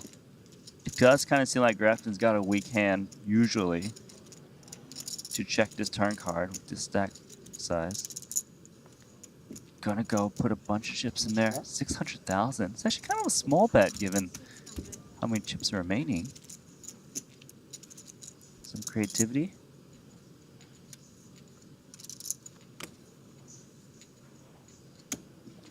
One of the most action-inducing turn cards in the deck. See what Sam comes with, just eyeing up KT's chips behind. Make sense to just come with the check raise, run it. Doesn't, decides to come with just call. 3.7 in the middle. King of spades on the river. KT has 1.1 million remaining. 3.7 in the middle. Needs to bluff to win this pot. There are a lot of overcards to those 2 6s right now. There's 4 to be exact, Randy. And if KT could find a bet, he doesn't. Knuckles it back. Maybe just feels like, you know, hey, look at this SPR 0.3. Are you folding anything?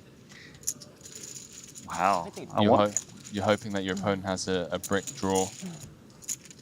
You know, bricked clubs, and even some of the bricked clubs now have top pair on the king of spades river. Sam Grafton was down to just 5 big blinds with 7 remaining. Now finds himself second in chips, 3-handed here. 646,000 guaranteed for these final 3 players.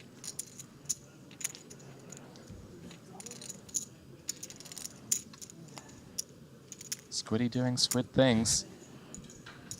I feel like he was down to even lower than 5 big blinds, maybe even like 3 or 3.5. KT 10-8, he's out. He's in contention. It's only a 2-1 lead.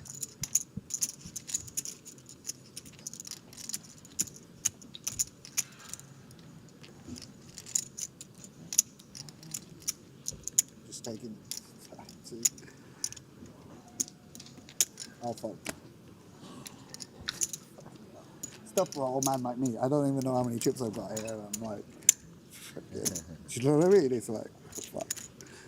Good problem to have. Yeah, it is a nice problem.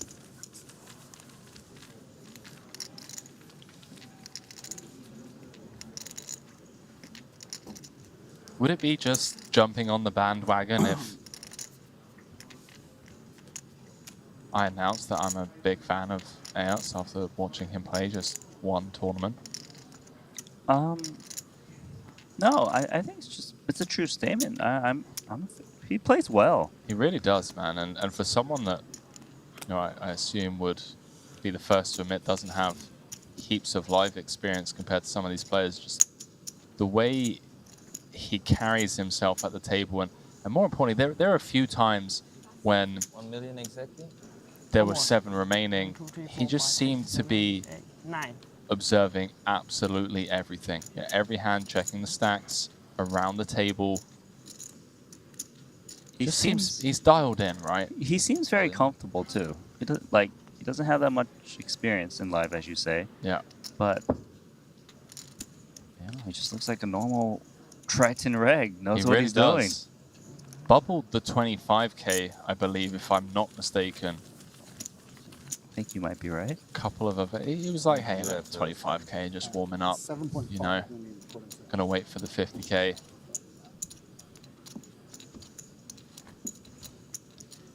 Just 2 eliminations away from not only his first 6-figure score, potential for him to just skip all of that. Doesn't need to get the 6-figure score. You know, he's already done that online. Just come straight onto the live scene with a 7-figure score. It's his first recorded live cash at a Triton Super High Roller Series.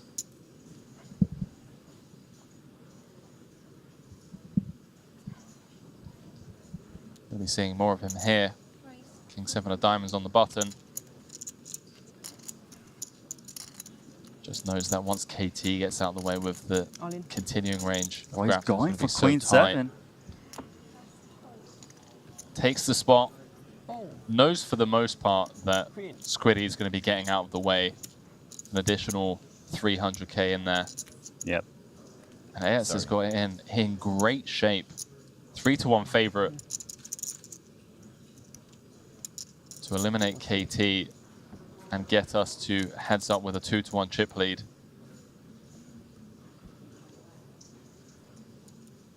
He's 10-10. So far, so good for the young Belgian. 5 of hearts. 5 of hearts. Okay. Just to chop. No. GG. GG. Nice playing with you, boss. Just to chop. Sam Grafton calling for the chop. Fucking met and you told me, yeah, I'm training heads up every day, blah, blah, blah. And KT out in 3rd.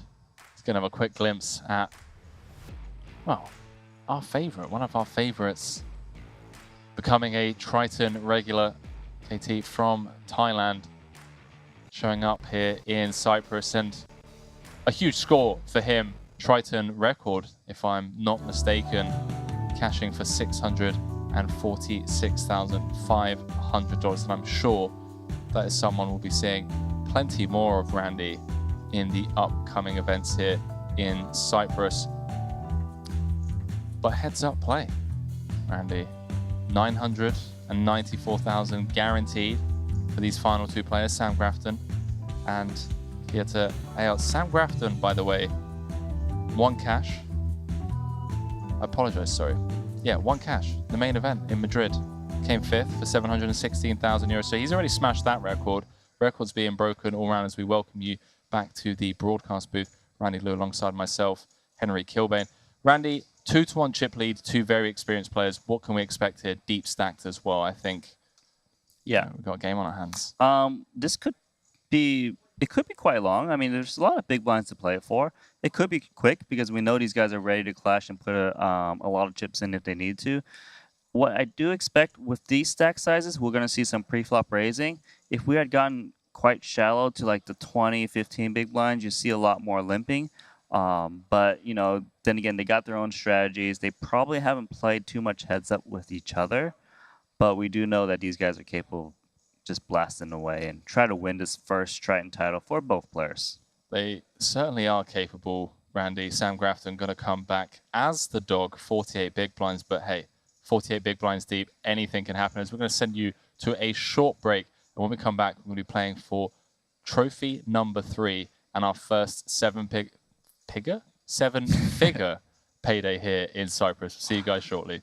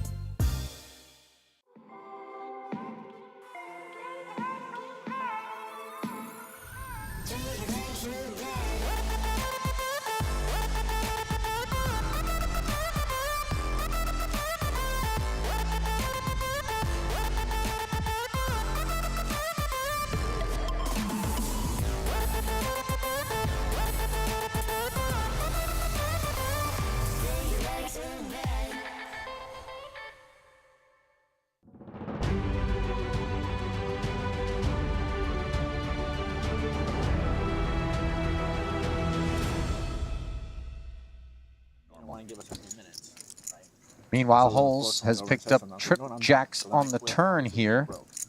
Now, this is a spot versus And then me and my friend, we grabbed the deck of cards and we went and flipped outside. Vladi. I would be tempted to bet a little bigger. I won like 300. Well, it was 65,000 on the flop. I was telling him, yo, you should. That got called. Now with 390K in the middle. It's a lot of draws. You have a strong hand. What type of flip you play? PLO. So now Fedor goes, say like 40-ish, 35-40% pot. But then they end up making a stop, so we had to stop. Vladi calls it without too much thought. 3 would be a terrible card for him. No, that card might save him some money. Yeah, the hearts get there. All the Broadway stuff connects. I mean,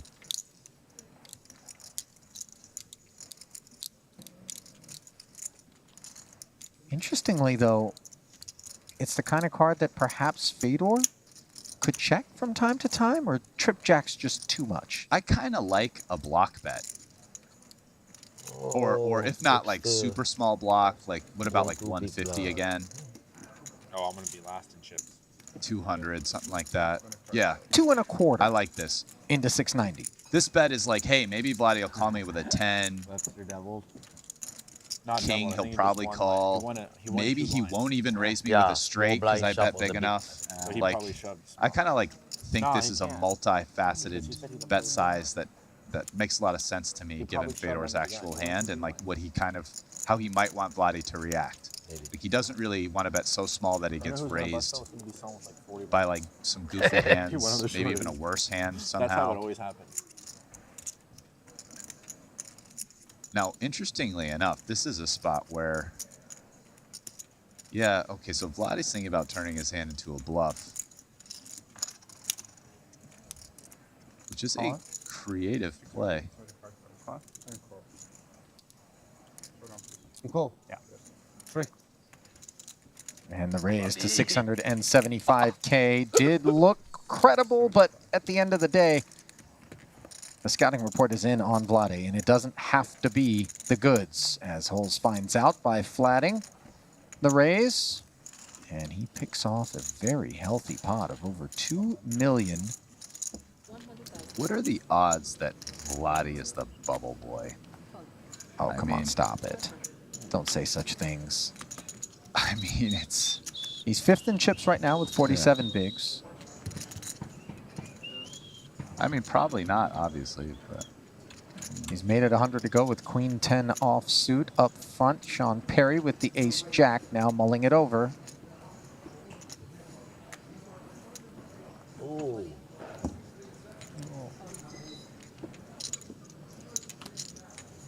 Oh, wow. He's moved all in for 360,000, and he's going to run into the buzzsaw that is an Ace King from the chip leader. Well, I'll tell you what the odds are. They went down significantly now. Fedor is about to go all in, I would say, and Isolate Perry heads up as a big favorite. Oh, not an all-in, but rather a 4-bet to 640,000, and that does catch the attention of Vladi, who perhaps expected that it was either an all-in or a fold that I have the he would be two chip leaders facing. on my left, and they're both opening 70% of hands, so I'm just sitting there letting them be stupid.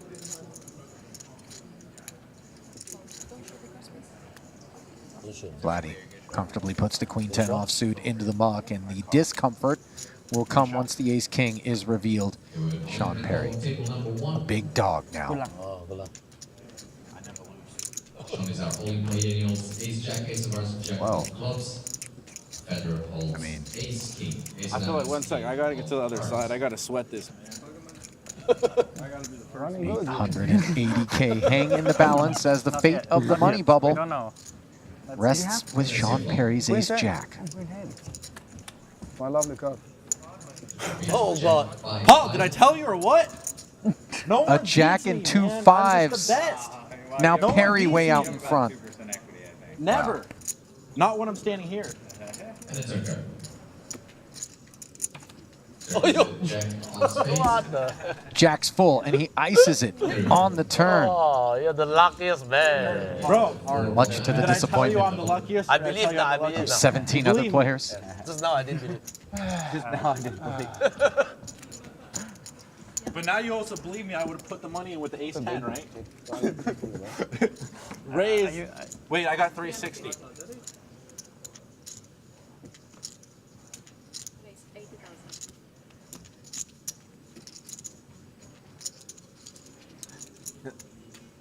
Min raise open from overall chip leader. So crazy, though. Fedor Holes with the suited connector. Yeah. It's like Look at Vladi. ridiculous. Vladi so far has just loved Yeah, these it's like, I'd be afraid to 10 hit it on more them. suited. in the 3 small blind. scoops to 345K. A 10's going to go into the muck from KT's big. Yeah. This is a big 3. So when he did it versus Kuhn with the 10-5 of spades, it was Better be a 50K, strong 135 for sapphire the case like around that less thing. than Imagine 3x. cracking that. But Oh now my he's God. going huge. That's pretty baller, that. We're And talking about his Fedor watch. The roulette one. calls. And he's like, oh, really? You want to talk about a game watch? He just pulls out one. Never worn it before. Covered in diamonds and custom made with a Fedor understands that by calling here, having position, having the big stack, It's another level over he can afford And I was trying to get into a confrontation and look at this texture. Flush draw and open ender for Vladi. It is a gut shot and bottom pair for Fedor. $multi-million hand I ever played. Paul was at the table, and he asked me if I would like to sweat the river, and I sweated it wrong. And him and 2 other people told me I was sweating my card. if you're gonna call 340K pre-flop here, I mean, I guess you call another 175. Yeah, it's a very downsized follow-through here from Vladi. I actually think he wants to keep Fedor in there, but at the end of the day, he has 10 high, and it has not improved on the turn. Right? Because then you think, okay, I mean, you now have a double barrel. I mean, if you're gonna bet that on the flop, I kind of think on this turn you just like go all in basically. No, he's not. That's the idea. Get a little bit more in the pot before you get your opponent to fold their weak hands. Kind of what I think. I mean, given his flop bet, I really don't like a check here with a 1 stack to pot ratio. Oh, and then you bet towards the end. Yeah. Like blackjack. Yeah. There's seats here.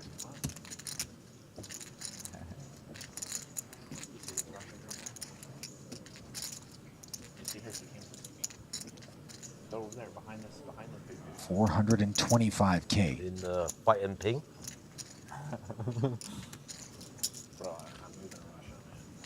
And Fedor keenly aware of the fact that Vladi isn't necessarily just going to shut down Come out here. on the end.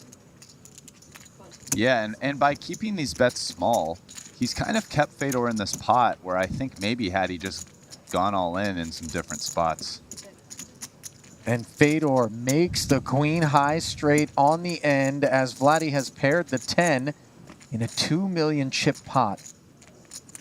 And he is checking. I mean, I kind of think if he went all in on the turn, I don't think Fedor calls. Maybe if he had pot at the flop but he kept Fedor in this pot with his sizings and didn't get there. And now is gonna get the bad news.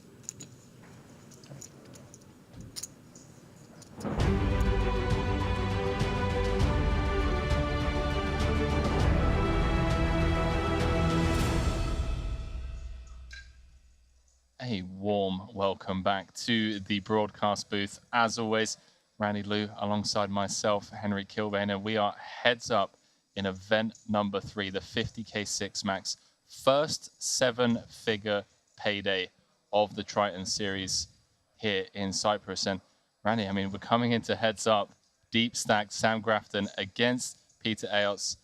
Peter with the chip lead, but Squiddy, 50 deep, plenty of room to turn this around. Plenty deep for sure. I mean, the guy had, what, 3 or 4 big blinds? Something like that, yeah. He was going to be out in 7th. Fedor busted before him, and Isaac Haxton busted, and somehow has a ton of chips in contention. They both know how to ship tournaments. We know that. They both probably know how to play heads up from shipping those tournaments. I think it's going to be a good match. You know, Grafton's a bit chatty. He isn't shy of variance, so, you know, we'll see. I don't know much about Peter's game, but if he just won a bracelet the other day and he got another deep run, like, he's on fire. Well, if I'm not mistaken, just before we went to break after the elimination of KT, Grafton actually turned to Peter and said, I know you've been studying a bunch of heads up, so go easy on me, something along those lines. So Grafton clearly aware of Peter's game. And also, if I'm not mistaken, Peter, you know, turning things around in his bracelet event as well that he actually won over on GG.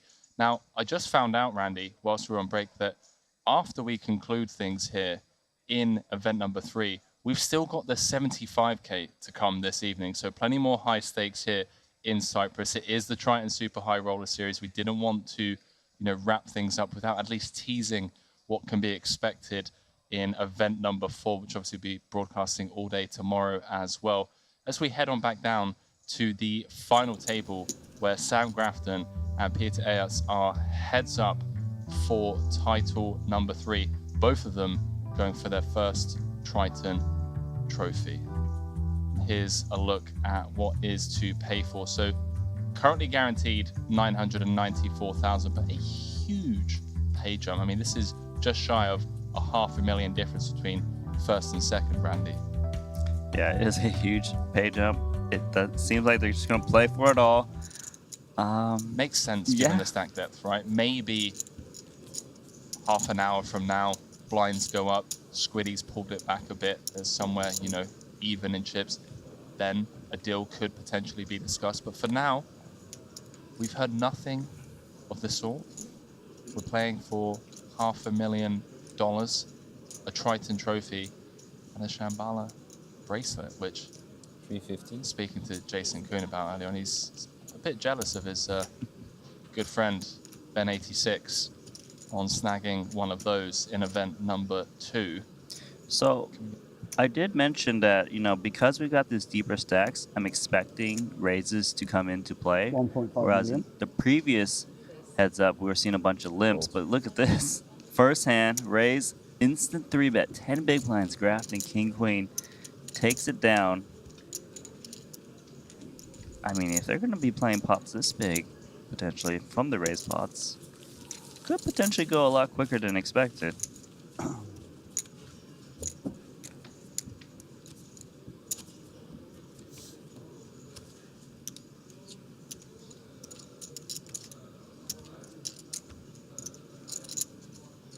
First blood.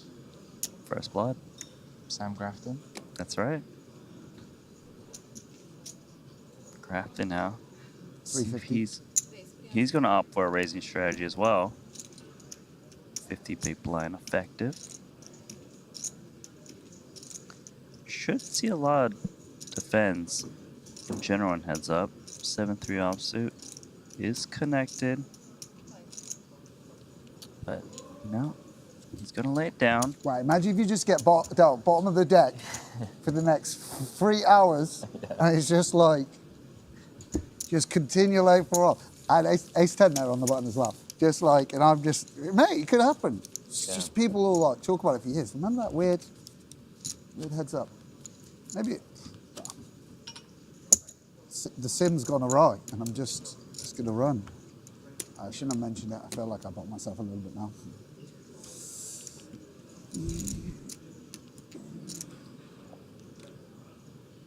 Okay, Sam. Keeping it us entertained. King 7. Start for a raise. Let's see how Grafton approaches 7-4 offsuit. He's going to go for a defense. A little bit connected. One of the things I love about having Sam Grafton at the table is we get to mute our mics a decent amount of the time because he just does the talking for us. Not complaining. Check 2 to pre-flop raiser. King 7, very dry board. It's reasonable to fire a bet. 3 and a deuce is quite small. Unlikely to be cards. The big line will be defending. Yeah, 2 overs to the deuce tray. The C-bet gets the job done.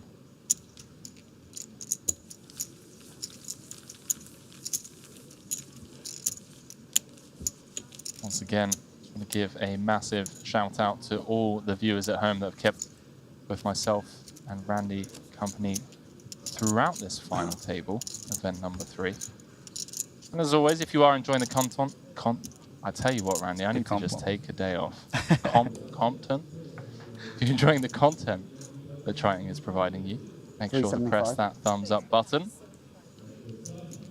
And whilst you're at it, head on over to our socials where you get exclusive behind the scenes footage, close-ups, interviews with some of the players that frequent the Triton events.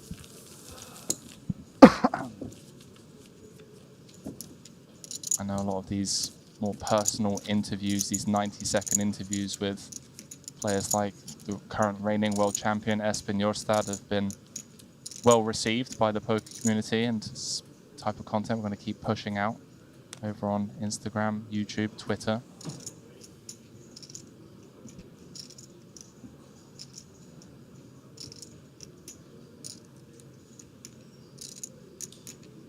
$350.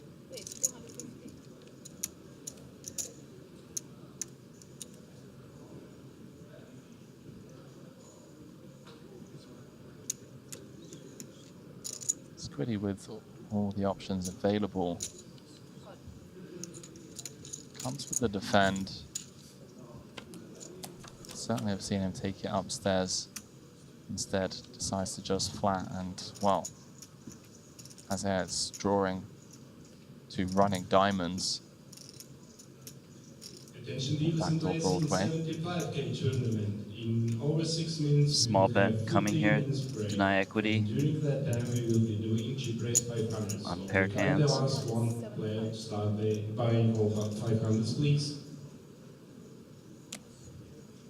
Grafton here, top pair. Good check call, good check raise. Gotta start by call. Try to make it look as weak as you can so that maybe your opponent will put a multi-barrel in. Blank.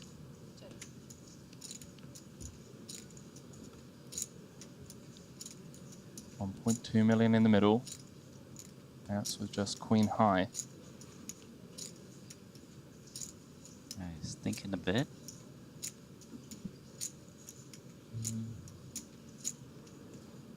Yeah, I think he should give up.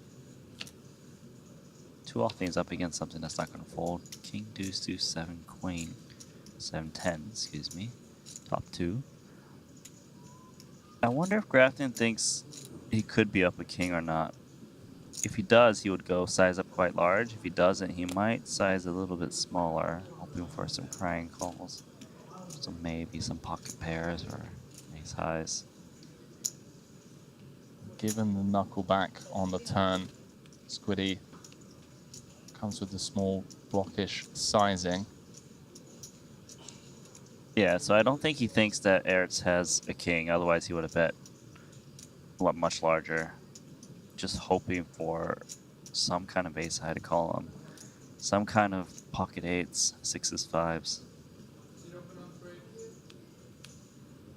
We know these guys are all capable of calling just high cards lately. Gonna lay this one down. Takes a sip on his Turkish tea. Turkish tea, okay. Big fan. That was some whiskey. Introduced to me here in Cyprus. Is it good? I'm a fan. Yeah? I'm converted. Yeah. I've seen a lot of people drinking it. I just thought everyone was getting whiskey the whole time. No, it's yeah, I mean, you know, when in Rome. Okay. I think I'm gonna get one later.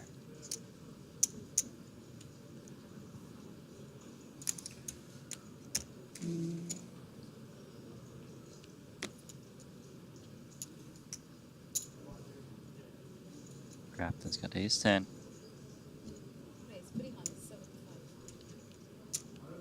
Always a big fan of the first 15-20 minutes of heads-up play as they both get comfortable. Always curious to see, you know, who gets after it first. Normally the chip leader.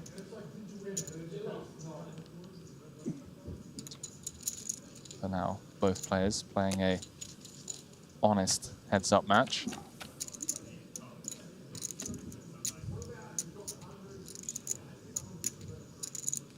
Pairs the 6. Got 2 overs and inside straight draw though for the ace 10.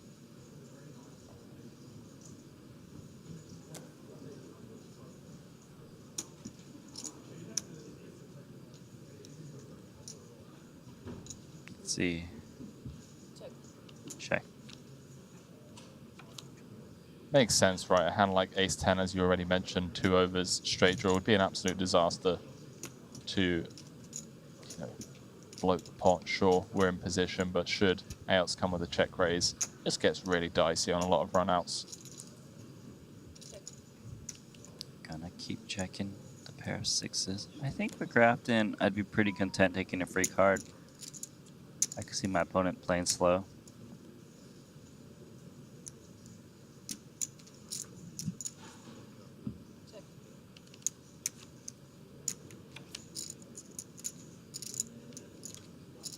King of diamonds on the river changes nothing. Some of the hands that Sam Grafton would opt to check, flop, and turn with. Do now improve to top pair on this King of Diamonds river. And, you know, there are some worlds where Grafton has diamonds. Don't get to realize on the turn. Show that instead decides to show down the ace-10 and get shown the bad news.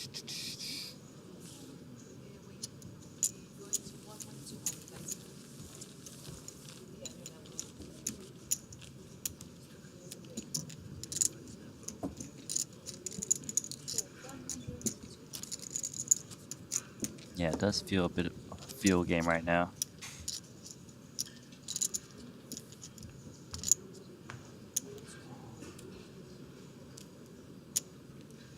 $994,500 guaranteed. Both these players. These two suited versus the solver special. What an offsuit. 475. Lines are up too, huh? 475. What's Grafton got in sleeve? Call? 3-bet?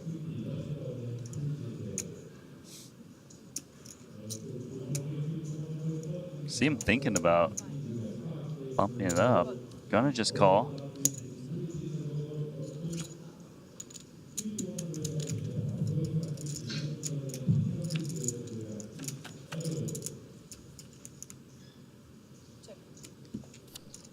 Connection. Yeah, flops best on the King 5 tray. In form of middle pair top kicker. Ace, however. Got shot to the wheel. Backdoor spades. One over to the board. And we will be doing chip raise 500s. We can see here that he does not want to turn top pair. Yeah, so there's a small bet coming here. I like check calling a little bit more of ace-5 because, you know, if you happen to hit your 2-pair at ace-5, the ace is the card that favors the pre-flop raiser, who might just barrel away on it and you can pick up more value. So I like that check call. Turns a jack.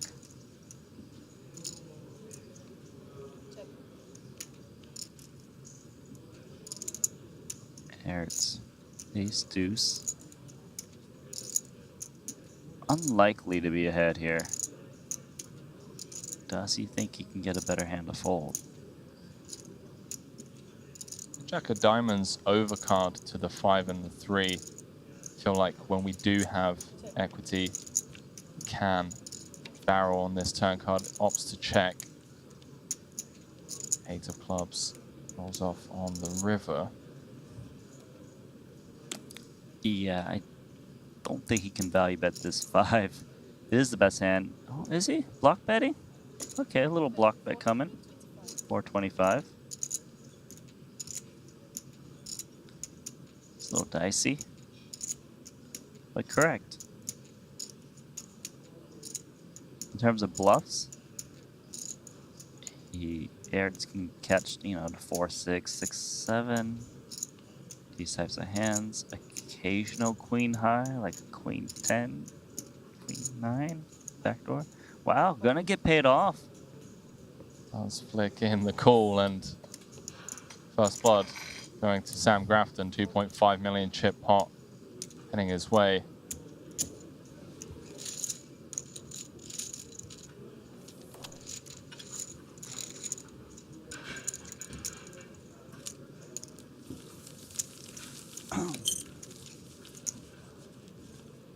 No deal discussed. Yep, as we already alluded to, should another level pass. And Sam can close the gap during that level. Discussions may be had. Nice little close up there. The Triton trophy and the Shambhala jewelry bracelet.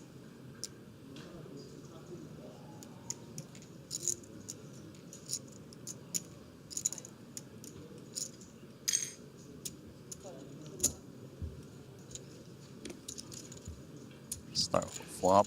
One deuce in Grafton's hand. All spades. Deuce of spades for Ertz.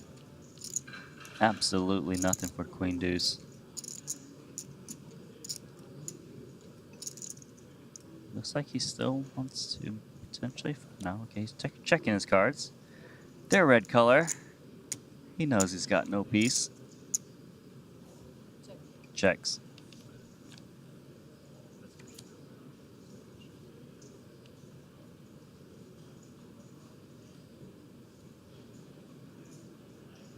So you got the deuce of spades. You do have a pair.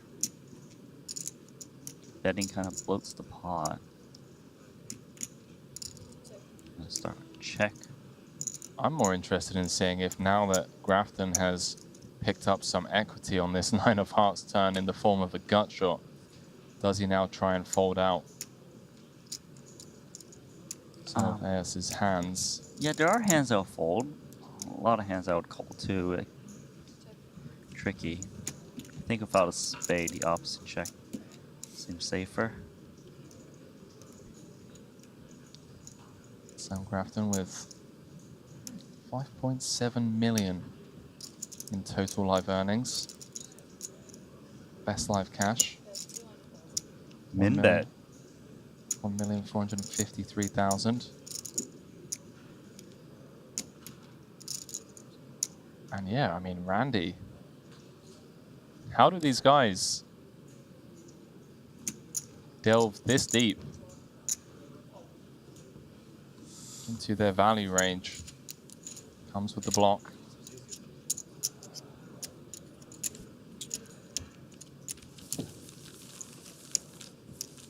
So a win here for Squiddy would move him up to over 7 million in total live earnings. It would be his best live cash. Wow, okay. By 19,000. He can come in clutch.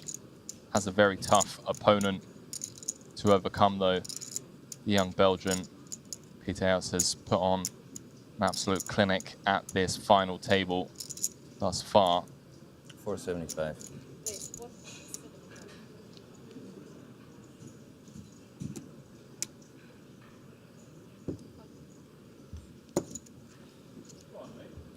Hello, mate.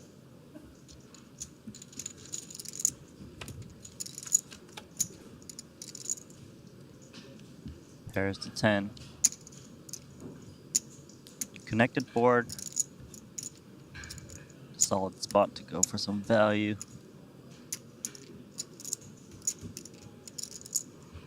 Oh, actually gonna play it passively and check back the top pair. A little bit surprised, but maybe it's gonna do some bets.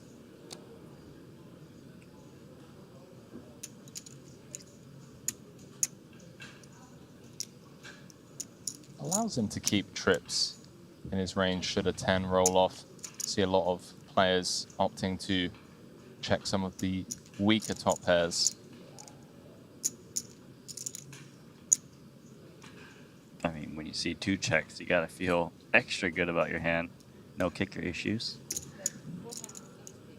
450.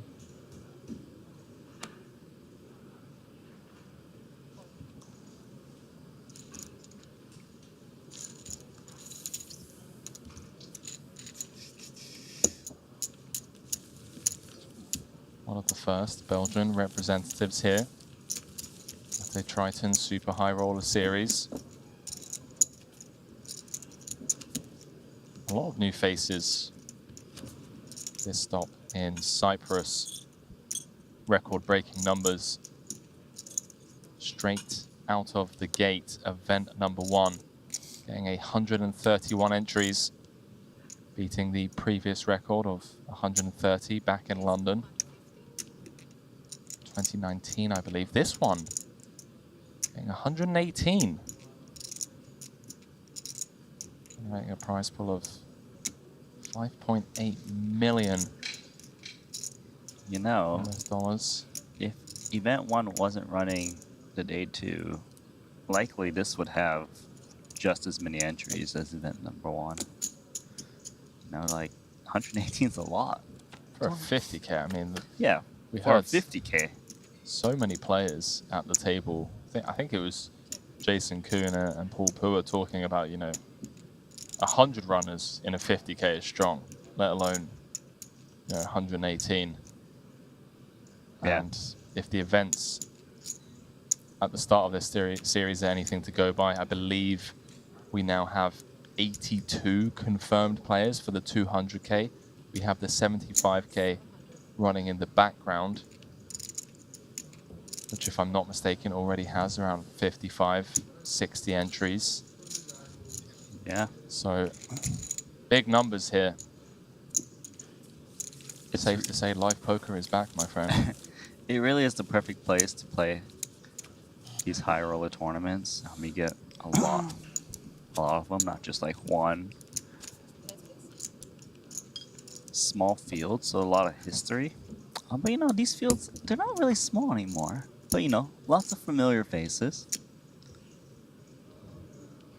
One of these guys. Familiar face, Grafton. 9-3 off. Terrible hand.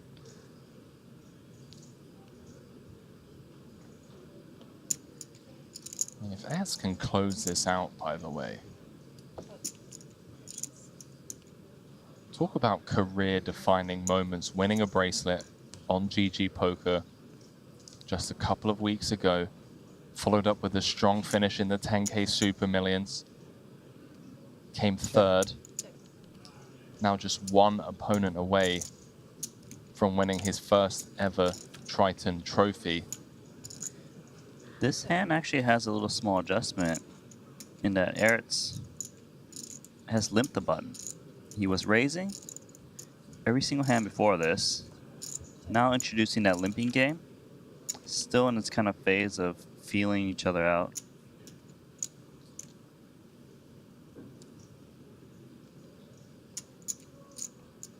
Checks around. Pair of jacks now for Eretz.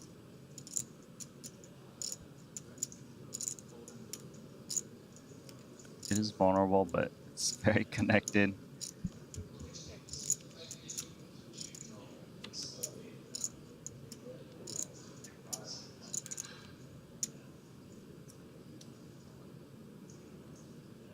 And he's got a really bad hand reaching for chips. Just double check, make sure we have a heart. No. Like, drop the chips on the side. Like, that's the amount I would bet if I was going to bet, but I'm not going to bet. What he got me? I would most definitely be checking this Jack 9. It's got so much showdown value. Yes, there's 4 hearts out there. He's value betting it. Such a sicko. He's value betting the Jack 9 on a 4 flush with overs. This is some sick material he's been studying. Oh my god.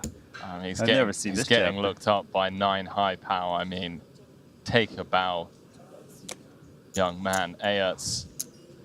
Did I read the board correctly? He just called on him 9 high. There was no heart. 9 high, no heart. It's That getting took paid. heart. It did take heart. Sam Grafton putting on the cape at the wrong time. And, you know, he did say prior to them getting heads up, listen, pal, I know you're a bit of a heads up specialist. I know you're a bit of a beast. And maybe some of that falling into that decision making for Sam there, one would assume, you know, any value hands that Ayerts did have would try and deny some equity on the. That was my failed, you know, failed Patrick Antonius, by the way. third heart on the turn. Like, for, you know, like, oh no, who was it? It was Zas 91 where he called with 10 high, you know? It's like my failed. I tried on stream and it's like, no highlights for me, sadly. Don't worry, Squiddy, we still love you, pal. Just a very nice value bet. Players in the 75k, you have just over 2 minutes left on your clock. On your break. Trying to get a highlight reel of himself. Grafton looking like a fool. I mean, that is the added EV, right? Yeah. Like, you call with 9 high, the hand just goes viral on social media. But you look like a boss. You know, Grafton needs to use several time banks to make it even more epic. When you don't even use one, like, you're gonna get punished by the third pair on a 4 flush. Man, that was a sick value bet if you think about it. He got called by 9 high. It took balls to even just bet out in first place there. Wow. And look at this. So he has been doing this limping game just very recently. He's getting 5x'd. Quite a strong holding. King Queen suited, looking to get called by worse hands. Jack 10 definitely qualifies. For sure, I believe we're going to be going heads up to a flop. C3 dealer, 2.2 million in the middle.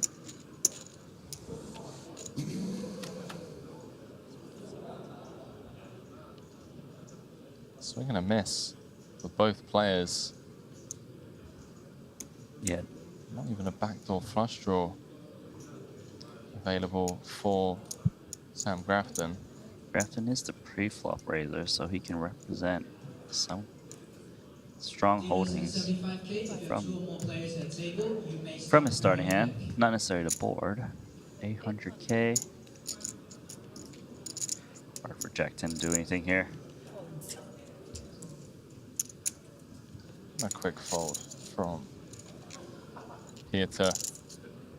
Strong start for the Belgian. This heads-up match.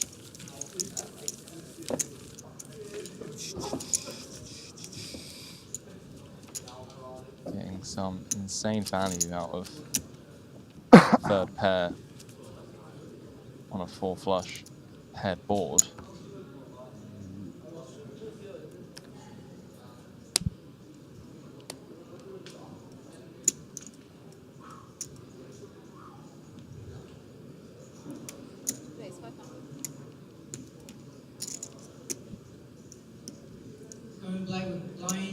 We kind of reversed the hands here. King Queen suited now for our chip leader. Grafton Jack 10, but Grafton's actually raising the Jack 10 rather than limping it. 1.7 million.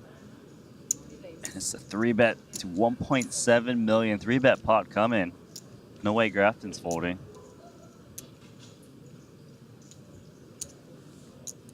Roles have been reversed. Grafton. He could call. Occasionally, he could make some sick 4-bet jam. But this hand has a lot of playability. Let's see a flop. There's so much in the middle. 3.6 million.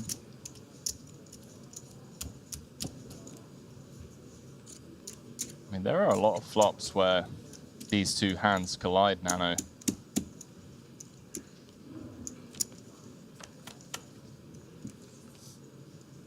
Well, fortunately for Sam, that's not one of them. That's flopping top pair, queen kicker, backdoor spades to boot. Complete swing and a miss for Squiddy.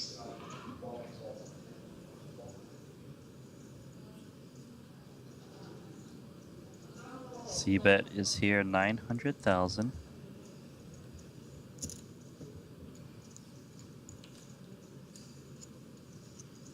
Grafton doesn't really have anything. Unless he's reading this small bet as pure weakness that he can take advantage of somehow.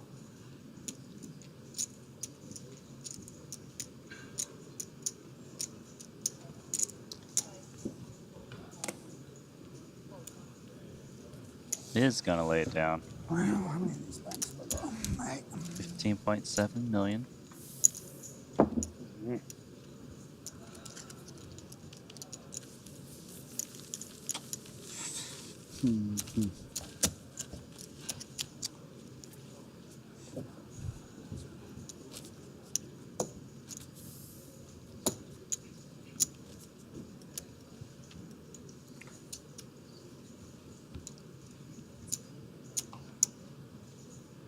Rocking the new merch. Same one I got on, isn't it? Yeah, we got the same taste. Same taste, eh? Just gonna open up the app. you're looking for. Randy, take a look at this.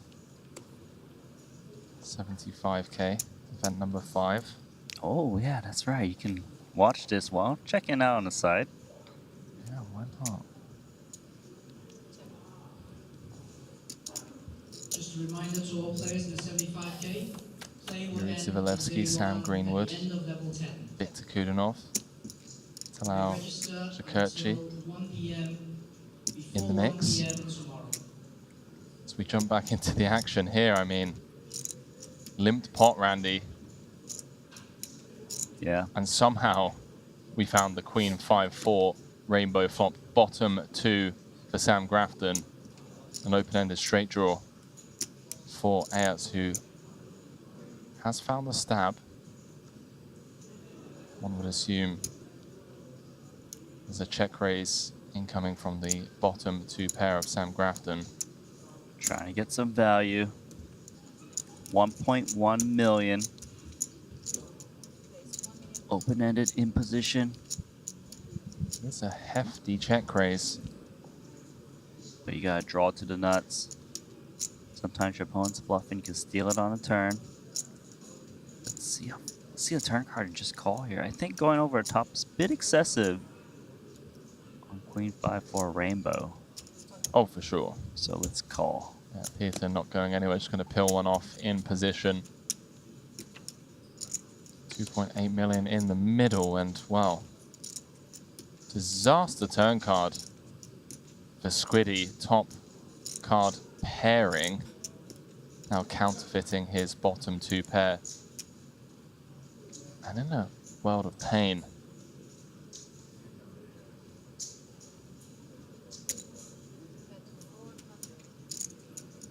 Comes with the 15%.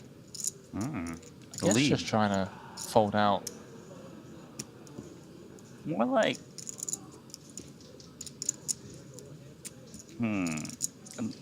Fold out what, like ace high? Yeah, some... King... No, I don't think King X is a calling. It was a huge check raise, wasn't it? Yeah, it was pretty big. Well, when you bet this small, these open-ended straight draws are going to continue. Wow, 7 of diamonds on the river. 3.6 million in the middle and a 100% check mark. That's his name. Rough start to this heads-up match for Sam. As played, I'd be pretty terrified I'm beat. And it's going to be really hard to get a better hand to fold with 5-4. Now 7-6 is actually kind of interesting. Some people might be like, well, there's 3.6 million, enough for me, let's just instant check. But I think there's value here. I feel that if Grafton had a queen, oh, well, he is going to check it back.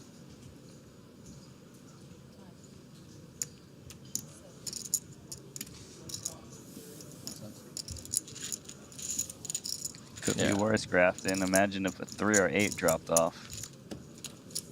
You wouldn't be here anymore. That's a rough one for Squiddy on the turn.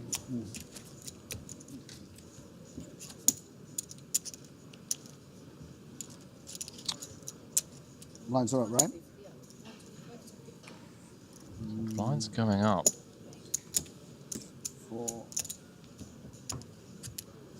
100,000, 200,000. Get a sick shot of the 50k trophy. You have 5 million or something? I have 30 big blinds. I just checked the. Oh. Sam playing 30 bigs. 625. Pieter has extended his chip lead here. Came into heads-up play with a 2-1 chip lead. Now finds himself with 90 bigs. Sam Grafton sat on 30. Yeah, Piotr has just been grinding throughout this whole final table. Really solid. Has not relinquished his lead at all. King, King, Jack. Some mystery cards. Queen 3 and A7.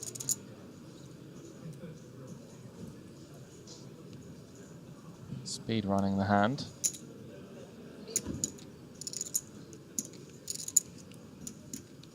$300,000, tiny bet. Enough to get it done.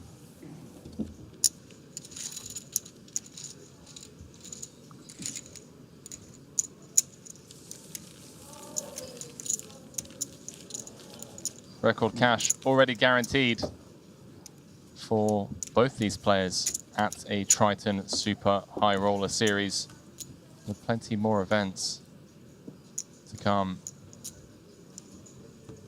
over the next couple of weeks.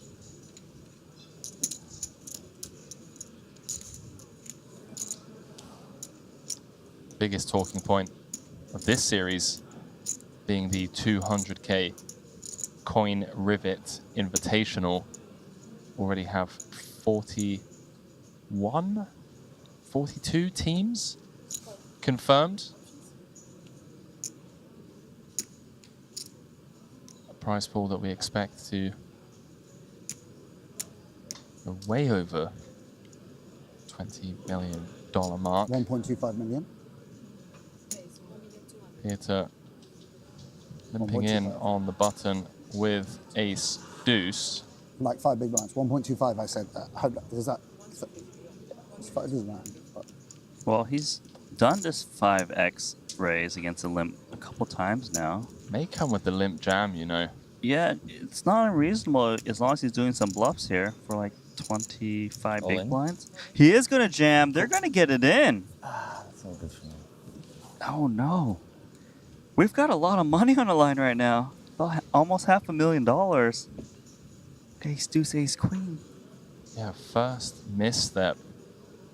Peter in this heads-up match comes with the limp jam for 25. Knows he's in rough shape. No help on the Jack 9-7. 2 diamonds, 1 club. Grafton, ace of diamonds for backup. No, Randy. Hit the deuce. It's not over, though. One more shot. Can Grafton come back? Deuce of clubs on the turn. And just like that, Randy, we have a first-time champion. Peter Ayerts taking down the 50K 6-max for $1,472,000. And a real rough heads-up match for Sam Grafton there. Yeah, that was a brutal spot, man. And imagine if he wins that hand and holds. He's chip leader. Massive chip leader, too. Wow, would have just flip-flopped it, but it is part of the game. He did well, though. He did. I mean, if you could go back to when there were 7 left, I'm Three sure big blinds. if you had told Sam when he had 3 bigs, hey pal, how does second place sound? He would have snap called. The second place it is for Sam Grafton. Record cash here in Cyprus for him at a Triton Super High Roller Series. And first timer Peter Ayerts speed running on the live scene, just skipping the 6-figure scores. His previous best live cash, $40,000. Now, how does 1.4 million sound? I mean, that's quite the jump, Randy. He's had a crazy couple of weeks, right? You told me that he won some online bracelet win recently. Later, about a week later, he gets another deep run for multi, couple 100K score, right? Now he comes to Triton, first time ever, and he ships the 50K 6-max for almost 1.5 million. It's amazing. And throughout this final table, he was just really solid. You Dialed know? in. He wasn't like too out of line. When he made plays, they always worked. The key hand, I think, that shifted, though, was the one against Fedor. He flatted the pocket jacks. And the thing is, when he opted to check raise the jacks in a spot where I think most players would check call, given the deep stacks. And he got all the chips in. Really good. Got the full double. And did not relinquish that lead at all. Didn't really look back at all. Got it in, obviously, with the ace deuce. Sometimes the deck helps, but we're going to head on down to Lulu Yang, who's going to have a short chat with our newest champion. It is Peter Ayart's champion here of event number 3. Let's check it out. Ladies and gentlemen, we are here with new champion for Event 3 for Triton Super High Roller Series. And this is $50K No Limit Hold'em 6 Max. And here's our tournament director, Luca, who will present you the beautiful trophy and the bracelet. First of all, congratulations, Peters. To commemorate this win, Shambhala Jewels, our partner, have crafted this beautiful bracelet worth of a champion with an 18-carat Triton bead embedded on top. And from the 9th to the 10th, our friends at Shambhala will be here, and you can personalize this to your liking. So this is for you. Congrats. Thank you very much. And your trophy. Wow, this is Congratulations. Thank you, Luke. So, as I just said, congratulations, and we don't know much about you. You're a new face for Triton for a lot of poker players, and this is your first time in Triton, and you are winning 118 players entries, 50K 6 Max event. How do you feel right now? Obviously, I feel very, very good. Got quite lucky to be in this position, but I guess that's always the case. Yeah, this is a dream coming true when you go out on a trip like this, plan to play a couple of tournaments.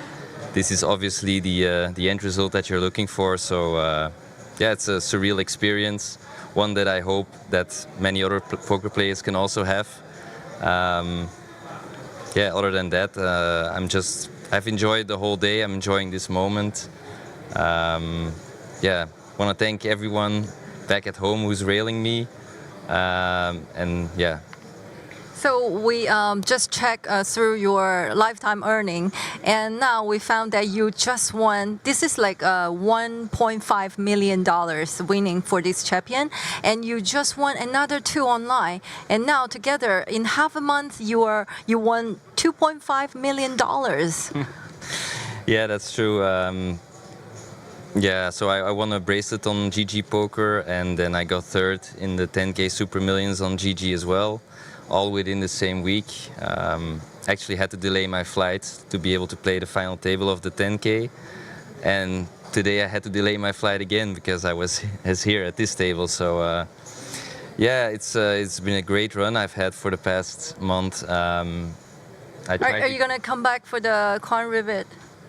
I'm not sure. It's an invitational, right? So if any businessmen still want to play and don't have a partner, I might want to team up with them. Who knows? This is an open invitation. But other than that, I don't really have plans to play it right now. But I believe you're definitely coming back for more and more Triton events in the future, right? Oh yeah, absolutely. I mean, these events are just top-notch. They're run by the greatest staff, and everything about them is just yeah, elite, the best that you can find. So it's been a great experience, and definitely want to thank all the staff, everyone that comes together to make these events happen. Really thank you. Yeah. So after the half of months, very intense months that you won 3 events, and now what are you going to do for Celebrate?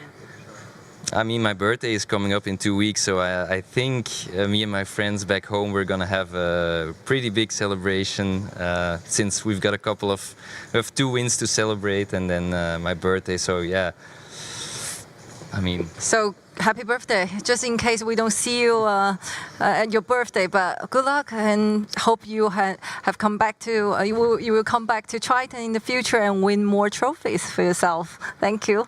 Thank you very much. Yeah. Welcome back to the broadcast booth. Randy, I have to say, one of the nicest things about our job as presenters is when we get a new champion and they just come across incredibly humble. Like, he just really just enjoying every single moment of it. Straight away, you know, it's like, hey, look, I had to be lucky to get here.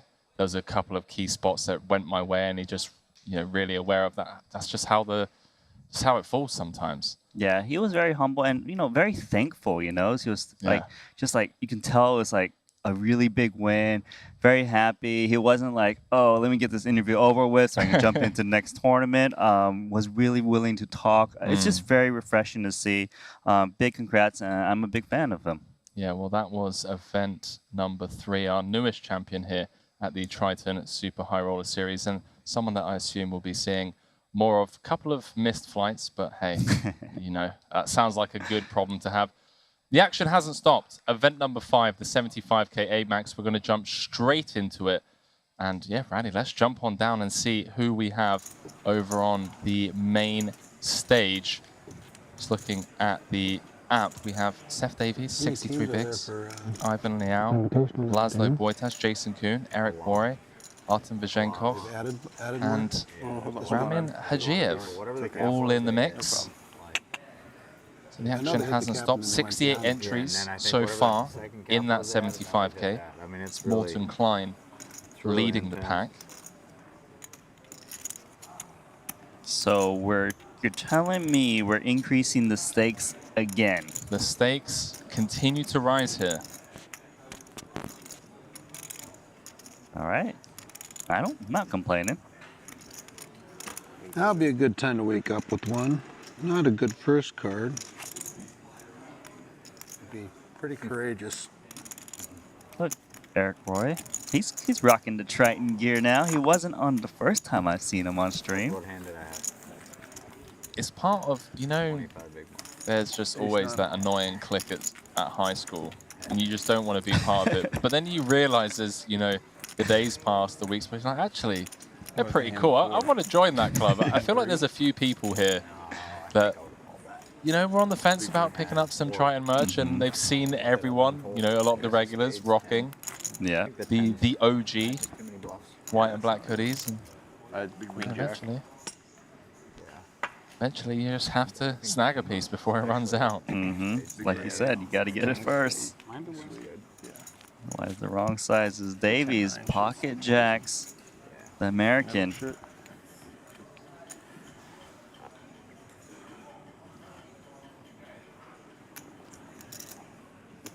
Davies had many deep runs, 3 final tables in Madrid. Before that, he could not grab a cash for a very long time and did really well in Madrid.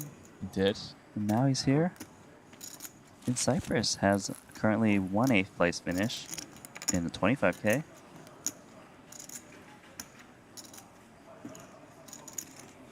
Few pairs at this table. Davies kicking things off. Opening under the gun with the jacks. Hajiev a couple of seats over, just flatting the 10s. Kuhn says, let's go set mining in position.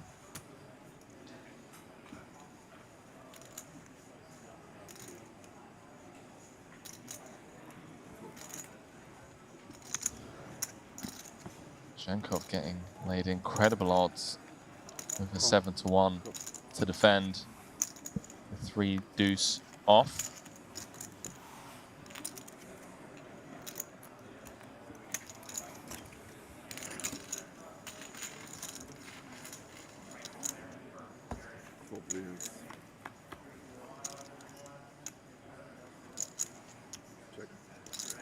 Well, Randy, Hajiev outflopping Davies, but this hand isn't over and done with yet. Davies with an open-ender, Hajiev with middle set.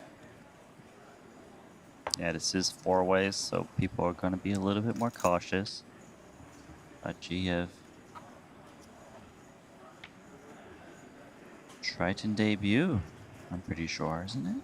Yeah, Triton debut here from Azerbaijan.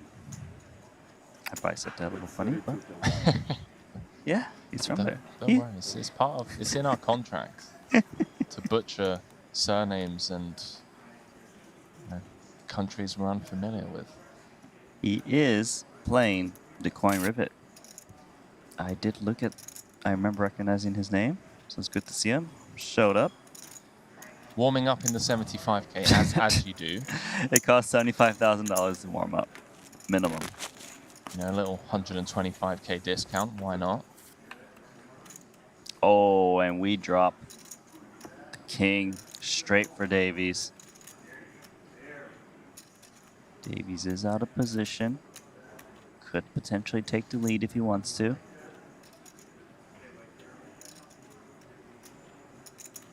Maybe fearful of the Hajiev check back. Still slides it on over to our first timer. I would like to see the set of 10s here to check it back. If you bet and a jack happens to raise you, you could be just committing way too many chips for no reason. Raise to 5, that's a little bit scary.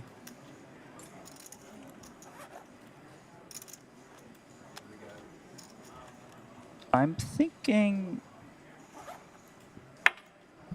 a block bet's not too bad, 2 jacks. It's hard to get called by worse, so I feel like you need to kind of charge a smaller price. I think the nice thing about Davies' hand is, you know, we are unblocking all of the 2 pairs. We are looking at the ranges of under the gun v hijack. So Hajiev gonna have, you know, a bunch of king queens, king 10s, queen 10s, maybe even some 10-9 suited in there. Yeah. So that block sizing makes a lot of sense on this 5 of Hearts River.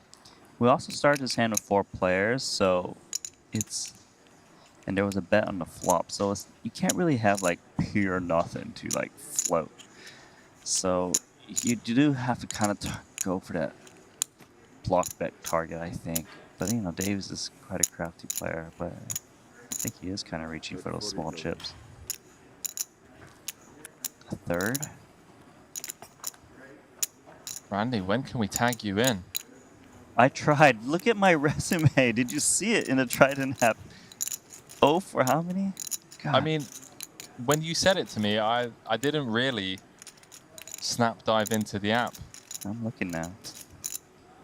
To call you out on stream. That was our producer / director extraordinaire. Did not cash the 200k Hong Kong dollar. Did not cash the 250k Hong Kong dollar. Did not cash the 300k Hong Kong dollar. And did not cash the £100,000 main event in London.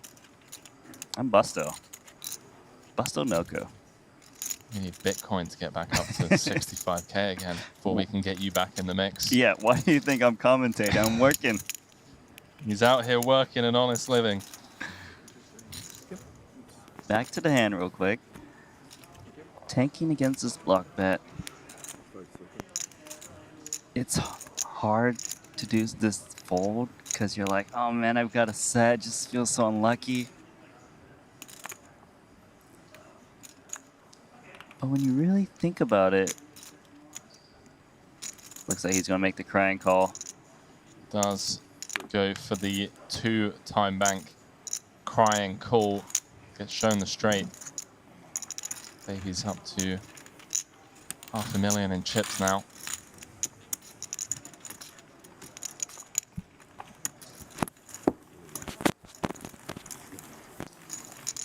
Now, Randy. It's yet to be confirmed, but if I'm not mistaken, tomorrow we'll obviously be bringing the viewers at home coverage from event number 5, 75k, once we restart. But I found out there's a players' party at some point tomorrow evening. He's gonna fold for sure, and then he makes it for you. That's nice. So I don't know if it's just going to be a case of us being here with the players still in the mix, or whether Lucas can be like, you know what, ladies and gentlemen, go and enjoy the party. I don't know, I haven't heard yet, but I know for a fact that there is a party. I'll tell you this, there's no way it's going to be a short stream day if that's what you're asking me. All the viewers at home are going to be happy. We going to be commentating, but you know what? Good, and you? Good, man. We might be able to do both. To be fair, it is a players' party and not a commentators' party. So I don't even know if we're invited. Actually, you've played, so technically you should still have an invite. Okay, well, you know what? You're 0 for 4. I'm going to go. Well, I paid, right? Paid rake. You paid rake. I deserve to get to go. There we go. I'll be sat here alone. I've changed now. Oh yeah, a little better. Mine is 24,000. It's your first Some of my shot? favorite people in the world. Chat pros. And Triton poker fans. Chenkov limping in from the small. Davies relentless. Yeah, 4x. From the big. The Queen 3-0. How's the wife holding up out there? Flush draw. Good, man. Yeah, she's doing all right. Raise the queen of Sorry to diamonds, David, 3 of she clubs. doesn't know me, I don't think. I mean, She just kind of cruised on. I didn't like what is a good cruising. flop for queen 3 Good offsuit three, besides queen high? Pretty much doesn't exist. Do you see bet here? Limp calling range. Can hit this board. A decent frequency.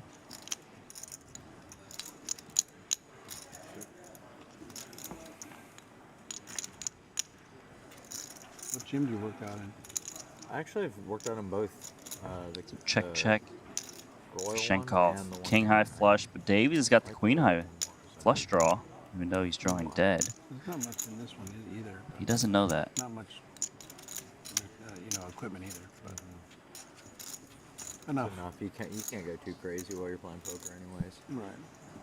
I would like to know how many calories you burn in one day of playing poker. I bet it's like ungodly high. Yeah, it's the amount. Yeah. I mean, probably an extra 1,000. Yeah, your brain's going just hammering all day.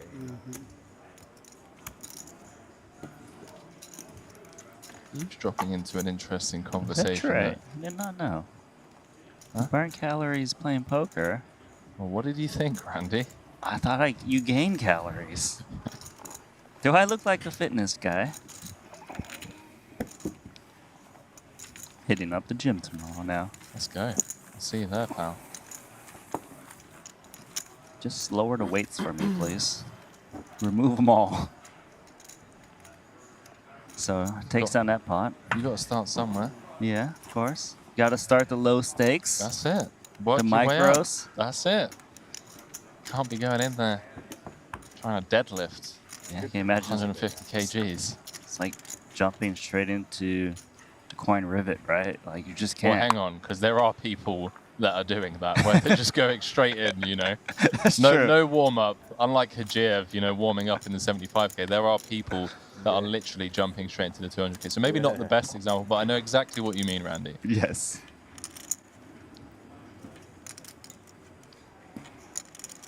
Eric. He's playing the coin rivet. One of the confirmed businessmen. This Triton is his first Triton, and I've actually been really impressed with this play. I got a funny feeling we're going to be seeing more of Eric at future stops. Yeah. Like, he's a businessman, but he plays like a pro. Pocket eights. What's the play? Put in calling chips? I think against 30. Nope. 3-bet chips. Wants to keep the initiative.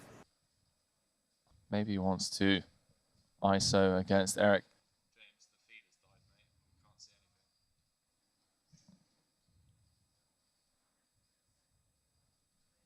As we face our first technical difficulty, Randy. Yeah, technical difficulty, but we're back in. Yeah. We're back in. We're back. They're just seeing if we're ready.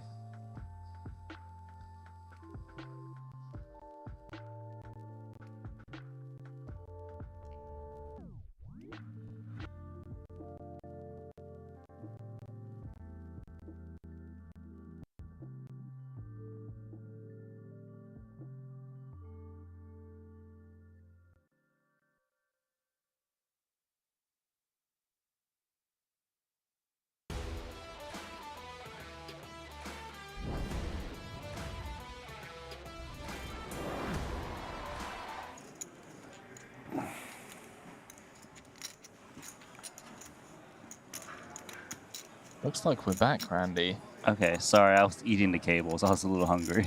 No worries, some serve me a gremlins beer in one of these? Sorry? running You around. serve me a beer in one of these? back See just if in it, time. See if it works for beer too. So it was raise, 3-bet from Vashenkov. That's correct.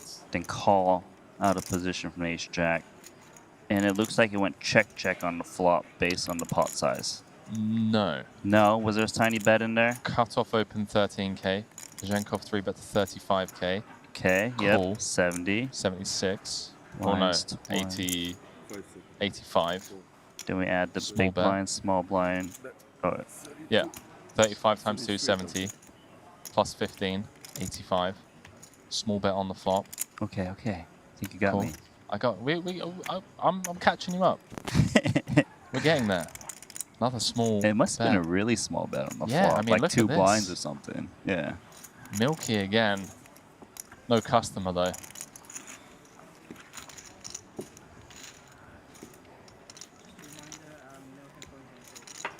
Oh, I think I played like 2 hours already with headphones today. No, I mean it's okay, but yeah. I was already before on the TV table. So it's Morten Klein, our chip leader, out there in the field, representing the Norwegians. 42 players left, 68 entries so far. Blinds 3k, 6k, 6k. As we wind on down to the late hours of day 4.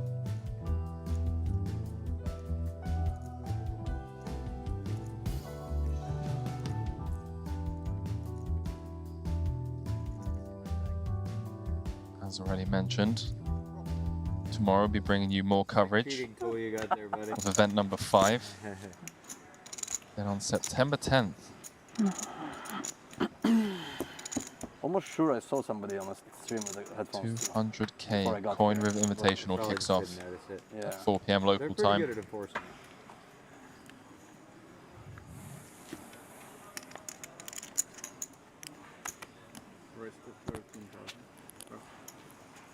Laszlo Boitas.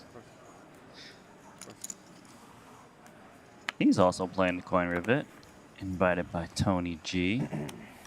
Heard he Laszlo crushes those PLO games online. Oh, man. Just has all the money. It's not fair that a PLO crusher also crushes No Limit Hold'em. It's Yeah. just not fair. You shouldn't be allowed to. You should be just unable to register. It's unreal. And he's got a Triton title too, actually. He does indeed. Back in Madrid, if I'm not mistaken. 100% it Took was down- Madrid. Yeah, took down the turbo. I think it was the 50k turbo, maybe a 30k turbo. 50k, 8-handed turbo, There we go. 630,000 euro.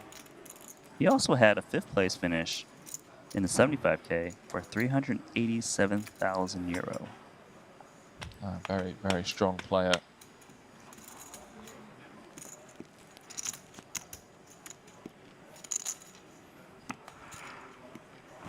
More often than not, Randy, when you see the Hungarian flag, whether it be online or at a live event, you're staring down the barrel of a gun.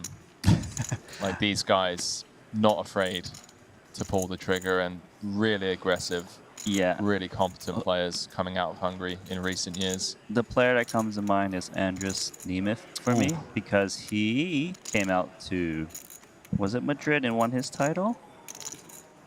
I wish I could tell you. I'll look for you, because thankfully, you know what I got? I got the Triton net. Oh, I know you're on that. I was about to say, I wish I could tell you how much money I'm down to Andrus Nemeth lifetime, but I don't know.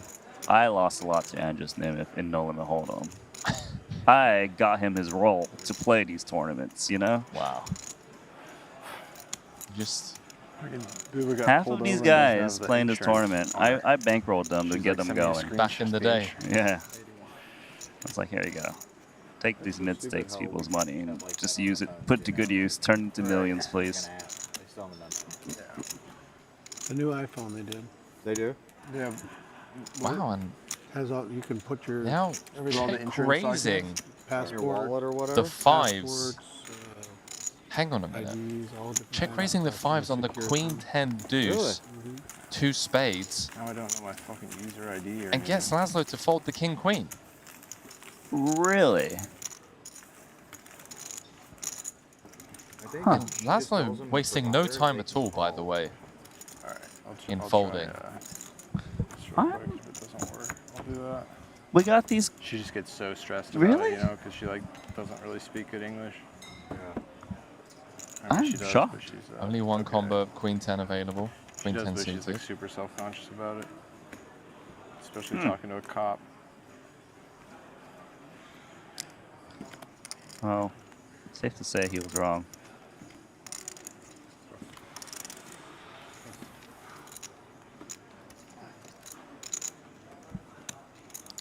Don't mind those graphics for a second, guys.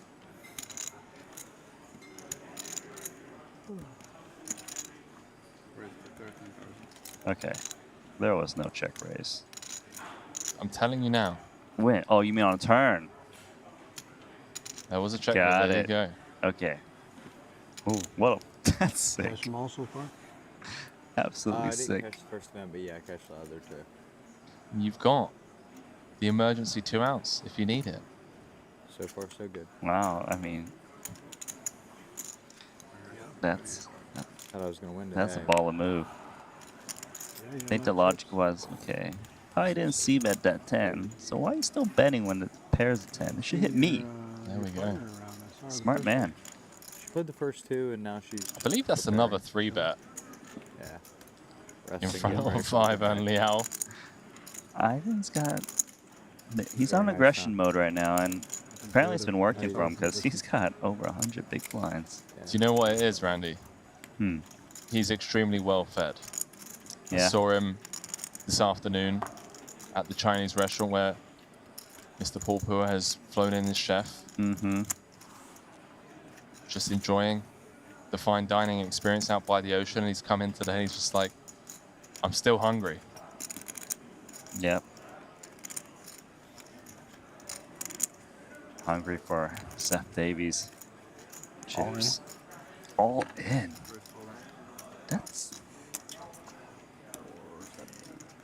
I mean, of course, there's nothing wrong with Gideon Jacks. It's a lot of chips, though, huh? Like, just. I'm kind of curious as to why he didn't opt to 4-bet smaller or something. King Queen. Please complete your current hand and raise the blinds. The blinds are now 4,000, 8,000, 8,000. Line's going up. Tour players, this will be the last level of play for today. And registration will 8,000, close at the start 8,000, of play 8,000. tomorrow. The last level. Last level of this evening's work. You saved me. This evening's shift. You saved me. Yeah. 7? Ace 9 suited. Oh yeah. Maybe not. Maybe he Yeah. didn't save you. Oh yeah, maybe. Maybe you double Well, up. I was jamming, but then we see he was calling. Maybe maybe I fold actually. I don't know. Maybe I jam. Spades too. Huh? Oh. Spades too. I was dead.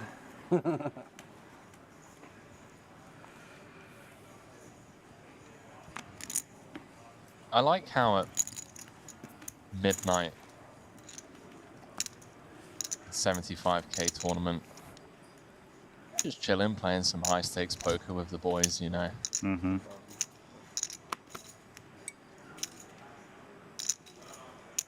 The GF turning to Liao and say, hey pal, you saved me. I was going to rip for 20 with the ace 9 from the big. Yeah, I know. So, not a standard statement. Did you see how Fedor got knocked out?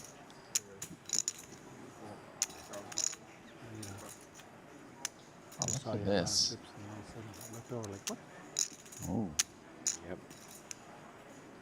That's Moves low. fast. What happened? Taking it upstairs. Ugly one? King 9 of spades, ugly one? maybe had enough of Ivan. Oh, Ivan using a time bank on his hand. Yeah. Contemplating something's up. I just check raised you on that hand not too long ago. You trying to get back at me? Well, am I gonna one up Fun you? seeing Sam up there in the heads up. He's a hoot. Fight back. Sam. Oh yeah, he's sweet. Ivan Lau he's lays fun. it down. Oh, he had the right intuition, just He's a great dude. not enough hand to kind of make some kind of Sure, play. give me some lucky shit, baby. Some lucky, Give me some lucky shit. some lucky features. Chip. Chip. Yeah.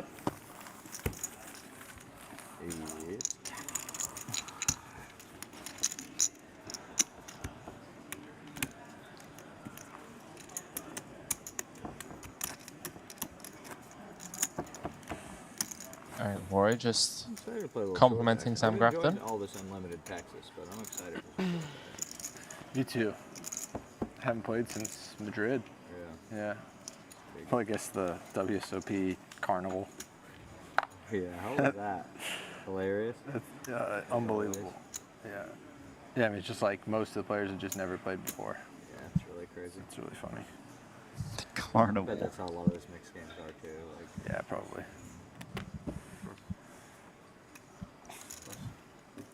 Boo said, I didn't understand anything that he said. oh man, really? Yeah. She's like, he gave me a ticket and I didn't understand anything.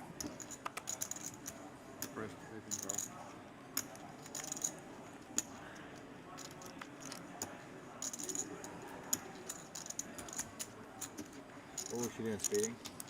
No, the tags are expired. Oh no.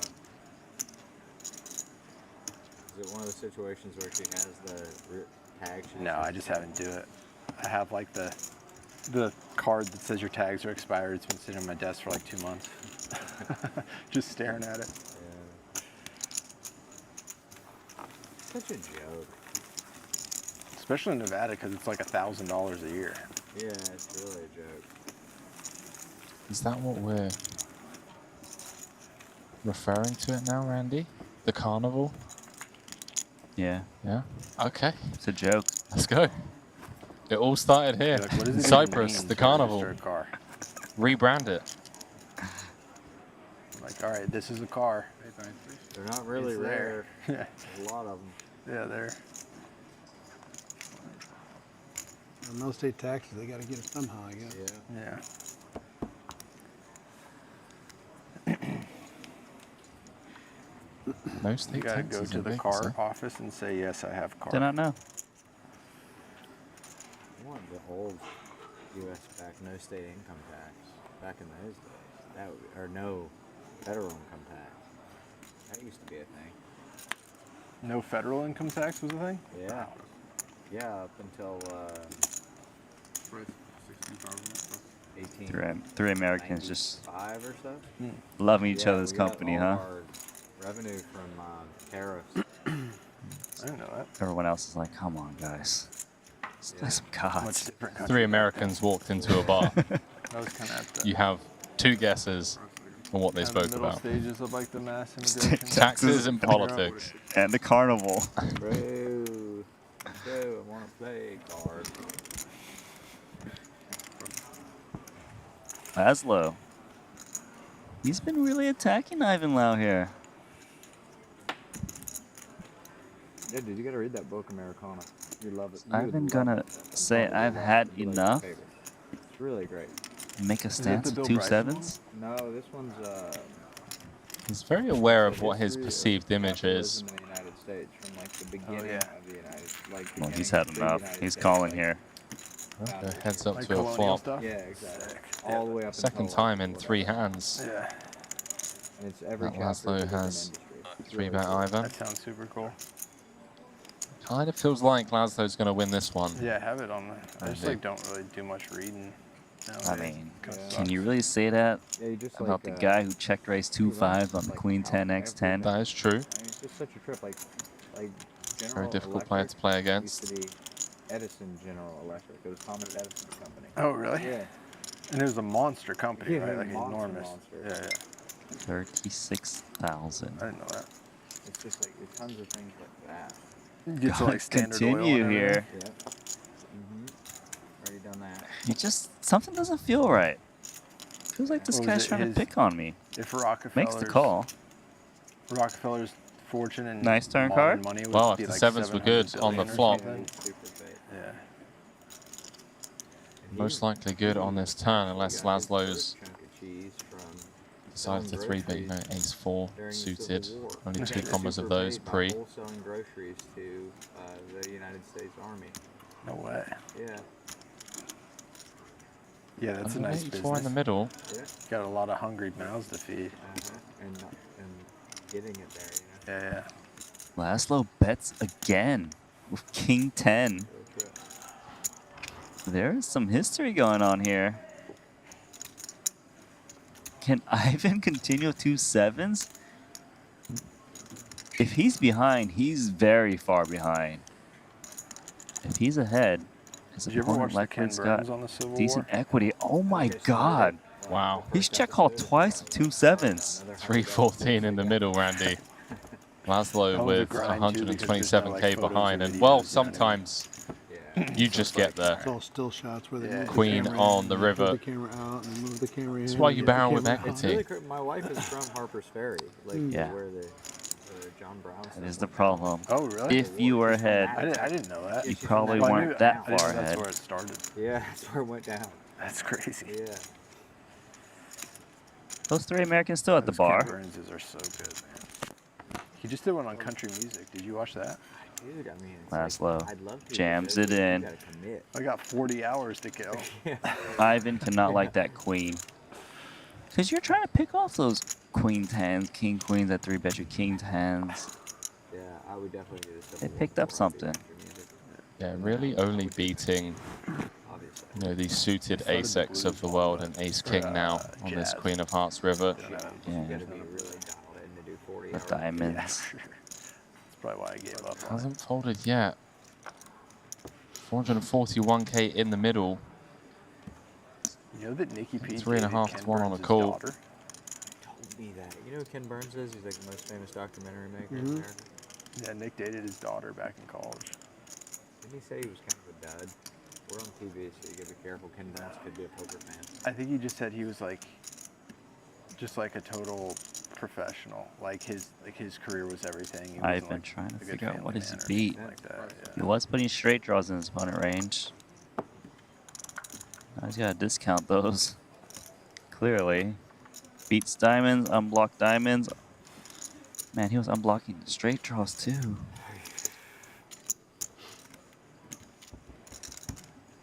As you already mentioned, Sorry. Randy, King, You are in Queen, Europe or are you Queen travel 10, from US now? King 10, You all are in now Europe or getting, travel even from Ace US? Queen. I was in, Yeah, and of course the Europe, or I was in overpairs. US, and then I They're went still to good. Amsterdam, and then Kings and aces. And you travel, so you traveled from the Greek side and then drove, yeah? No, I actually. Put it in while he was good. From Turkey. Lay it down Oh, when so you're you flew to behind. Istanbul. It's the plan. Istanbul, yeah. Because the Turkish side you can only enter from Turkey. Yeah, I also entered from Turkey. You did? It's closer also. You get here. Yeah, it was easy. I mean, they're both somewhat easy, but yeah, it was. There's no other flights because they're not recognized by anybody. So just recognized by Turkey. So you can't travel like from Amsterdam here or like from Austria or whatever. Yeah.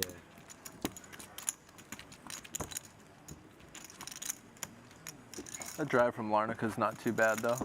Hour and a half, right? Yeah, and if there's not traffic, it's pretty easy. How far is it from the Turkish 30 airport? minutes. But That's you, pretty- that's but you pretty don't nice. pass the border. Yeah, that's true. The border's So no, that border's been rough. No sometimes. document check and Yeah. stuff. Not like it's hard. For foreigners, it's not hard. Why does everyone drive like psychopaths around here? Is what I want to Dude, know. It's my first time. I know. honks all the time. Bro, and there's just no speed limit. These drivers are all out. Yeah. Those were my exact thoughts on my way Yeah, to the resort. me Randy. too, actually. I had a pretty crazy drive. Just, you know, I was like, you know what? I don't want to see this. I'm just going to close my eyes. that's brave. That's brave. I like to kind of see what I'm falling into. You want but to see your last moments. Why not? You know, I see the 50 kilometers an hour sign is going 130.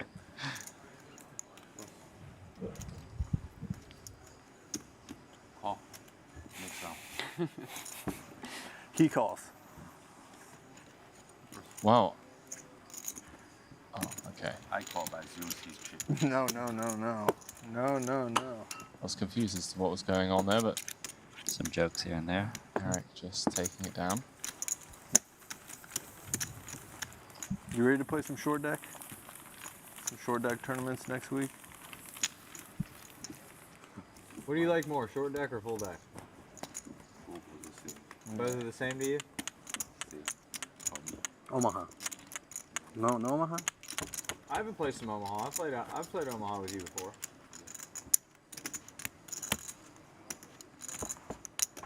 We have one tournament at a stop. Yeah, 25K. There's one Omaha tournament, right? Yeah. Cool. September 11th. Yeah, give everybody a taste. Grow the game. The Omaha at Triton is pretty wild. Jason will play all tournaments. Not only in terms of the cash game they played, also you can watch. There's 2 episodes. You gotta watch it. You're gonna be like, what are they playing? It's ridiculous. Was it 1K, 2K? I just like to play. It was very high Player has to stakes. play. There was 7-figure pots. Right? Yeah. And Rui Cal That's what is a they say in madman. Russia. Player has to play. Player has to play. As long as there's good company. If it's like negative company, I'm good. Pretty good company here. Good Good opening organization. off of 16 with the Kings. And the hijack. Davies 50. gonna 3-bet it, committing himself to a Jason Kuhn jam incoming. Good luck, gentlemen. May your cards be live and your pots be I monsters. got a wired pair. I got an Audemars PK myself, and it's probably better than mine. It's a largie. Both your suits are live. That's good news. I hate to hear it. Did I wish I had Jason Heart of Kuhn Fire. just No, I refer don't. to Change Pocket it to Kings better. as an Wish I had, like- Audemars Are 9s better? Piquet? No, can't be, I right? think No, Kings just are the better than Referencing the counterfeit watch? I don't know what he was referencing, equity. That looked awful close. but he did say Hearts. some kind of word like that. Okay. It's a new one. Did say that hearts are working, no longer the case on the Ace of Spades turn. A 4 and a 4 only needed for Davies. 130 or something, right? Winds up playing the board. 28,000, I believe. Jason I Kuhn. just like to play common when he has kings. Hey, bro, I just like to play. Up to 35 big blinds Sam now. card racking. First hand of playing 4.5 hours. Quick glance out. What are we The doing? alpha Moving? tables, it's Victor Kudinov with the chip lead. Real. Yeah. Playing 106 big blinds. Closely followed Me? I'm leaving. by fan favorite Linus Love.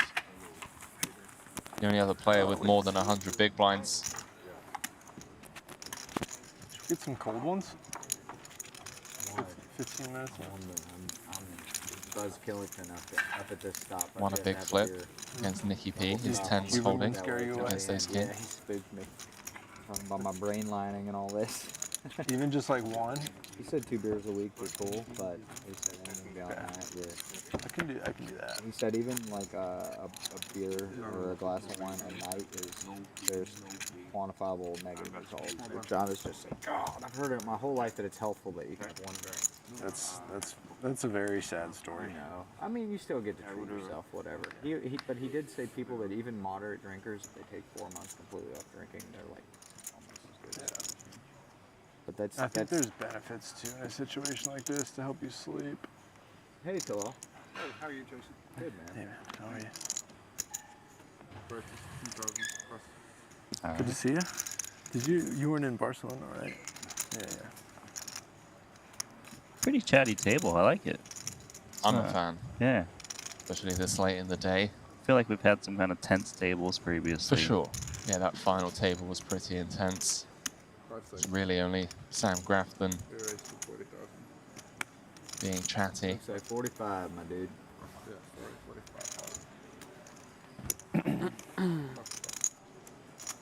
You take it, bro. You got it. Where was pocket 9s for you? Hey, hello. Hi. Can I have a Ephes? Ephes, yeah. Thank you. An Ephes? What's an Ephes? I was going to ask you, it sounds like... Is that a coffee? beer? Strong read. A coffee. Why would You excited to play the tournament? Seth Davies doesn't strike me as the type of guy to knock back a cold one at midnight when he's playing a The next 75k. one's gonna be fun. I mean, this one's fun, but the next one's I gonna be mean, fun. they are at the Well, the bar. next one's interesting structure, so it makes something different like that. Yeah, cool This wrinkle. is a Yeah. gigantic prize pool too, though. That's what it is. Yeah, it's definitely, this isn't some Wow. small little tourney. Joining us in Trap 5. Triton will break your brain when you start thinking 75k rebuys Right. for small buy-ins. Like you're playing dinker ball out here.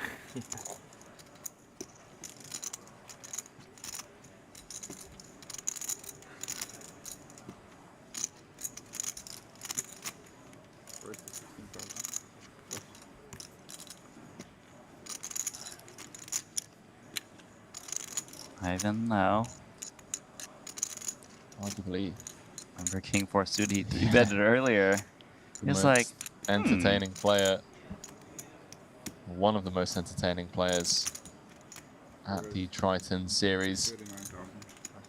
It's one of those guys whenever we're warming up pre-production and we get to peak who we're going to be commentating on, you see that name, you're like, okay, plenty of action. 3-bet taking it down pre. yeah, Ivan really made a name for himself. Back when we started the productions in Triton, I was a big fan of him. And Jeju had 3 final tables, 1 win, a 6th and a 7th in the big bind tournaments, won so much. Then in Russia, there was a small Triton series, won the 100k there, of course, for $1 million. Next up, Jeju gets a 3rd place, wins lots of money, more 3rd place in the next stop. It's been around a long time and it's got a good track record. It's got a total of 6.65 million in Triton earnings, 2 titles, 14 cashes. Strong. Been around since the start.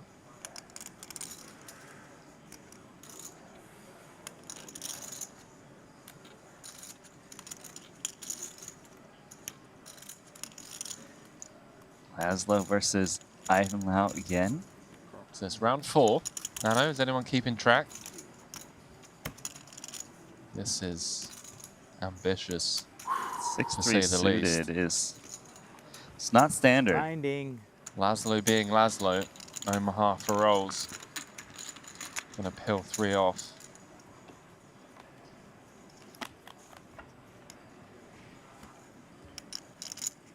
Well,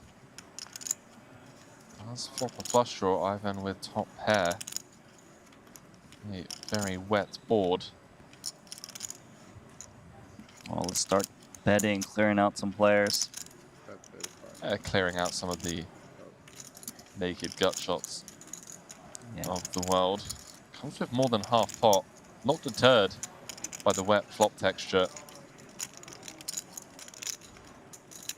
Nor the flat on the button of Laszlo.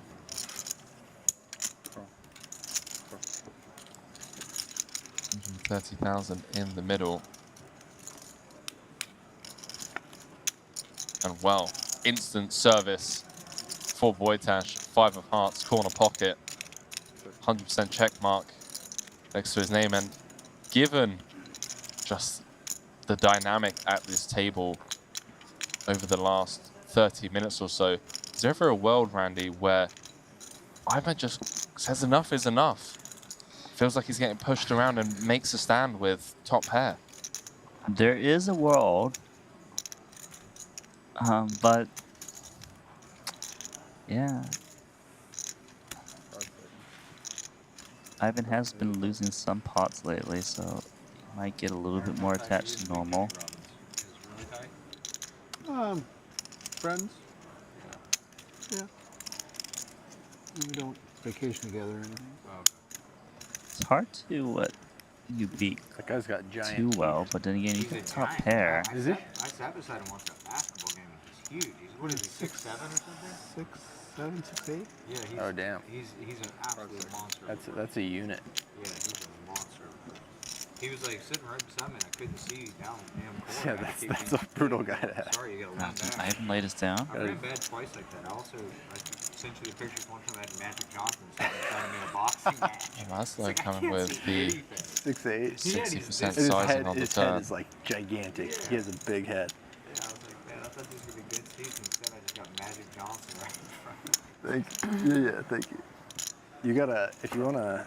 Wow. If you want some entertainment, you should check out his Twitter Good account handwriting. sometime. Does he have a good Twitter?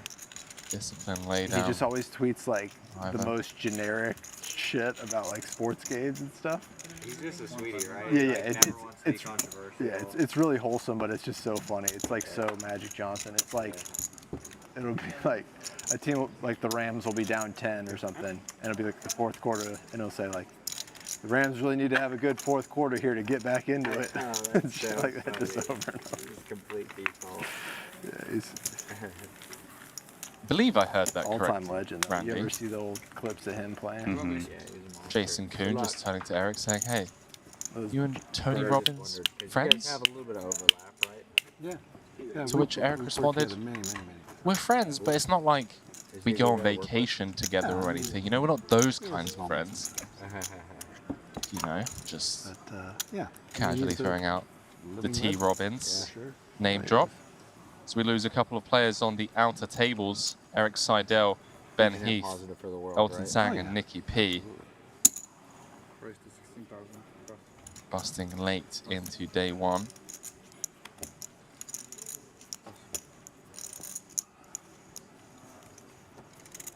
Is our main event champion from Madrid, Henrik Hecklund, leading the pack. I stand corrected. Michael Soiser just won a big pot on the outer tables against Henrik Hecklund. I'll take it. Yeah, Jack I did. King Jack suited. Those are two good, honest hands. All in pre-flop. Ace, This is a king, good honest beard. and eights. Looks Can't get me delightful. twice. can King you? Jack against tens The nectar of here. the gods, they say. Oh, they're all in. Eric against Talau. Safe flop What a to the sweat. tens. One heart Yeah. for the additional backdoor Yeah, sweat. like, especially with the 3 of hearts in the door. You're just like, yeah. And well, just has think him that'll dead about wrap it on up. the turn. here. Ten of spades will seal the deal.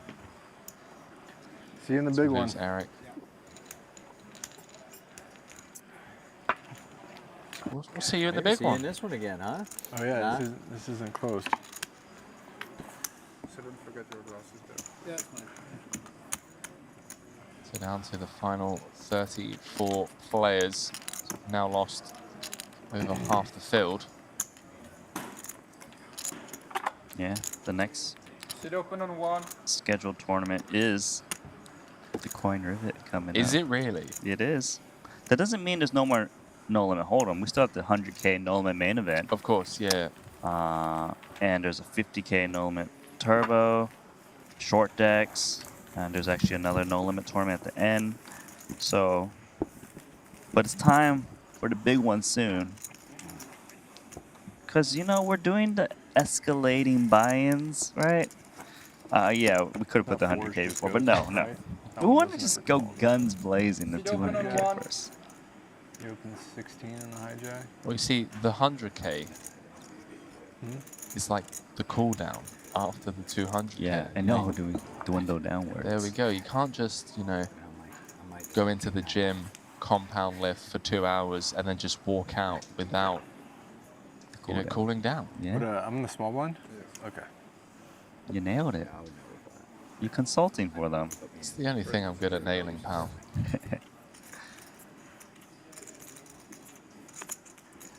Sit open on one. Ivan involved yet again. Looks like no customers other than Talau in the big blind. Going to defend with the 6-4-0. Yep. Yep. Mm-hmm.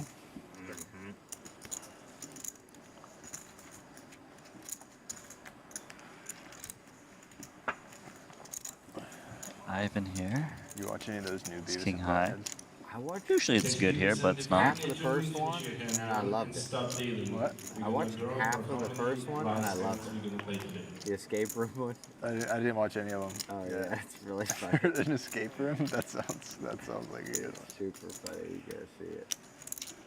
Do they do are they commenting on music videos in these? They're commenting on TV. I think like YouTube videos and stuff. That's my favorite part. Yeah. And Luca in the Yeah, background I need to watch confirming it. that we're going to be playing I just just started 3 it more and hands all this this evening. stuff happened. Yeah, I'm looking forward to that. That's good. That's good unwinding TV. Yeah, also haven't watched any of the Game of Thrones since I've been gone. So I'm looking forward to catching up on all that when I get back. Yeah, I'm stoked for that for the flight home. Your book though, you got me. I like read it all, so I kind of know what's gonna happen. Yeah. To some extent, but Yeah, I like that book. it's awesome. That guy just knows how to weave a tale, doesn't he? He sure does. He sure does. Yeah, I think he's a true legend. The audibles of those are great too. 'Cause Tall, the guy check like Colin's talks like- turn. like character. Does he? Like a ghoul and shit.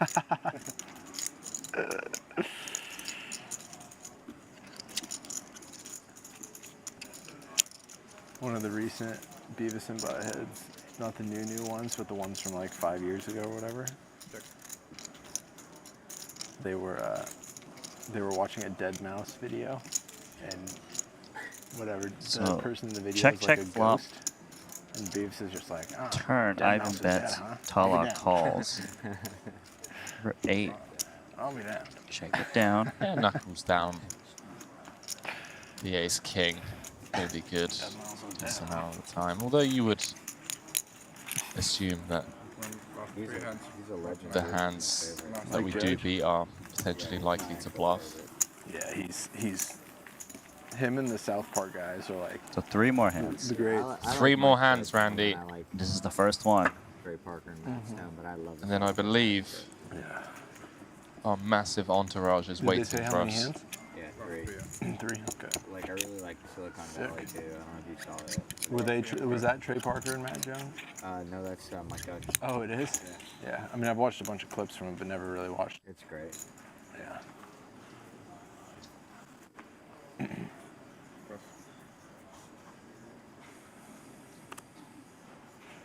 Have you been to the Chinese restaurant yet? I have. It's really good. It's really good. I didn't realize it was going to be that good. Yeah, everyone I've spoken to so far has Wushu with just a been like, mustache. okay, I was there with Michael Soiser today and Jason Koo. He's a real And Michael good-looking was guy, like, yeah. come on, chef.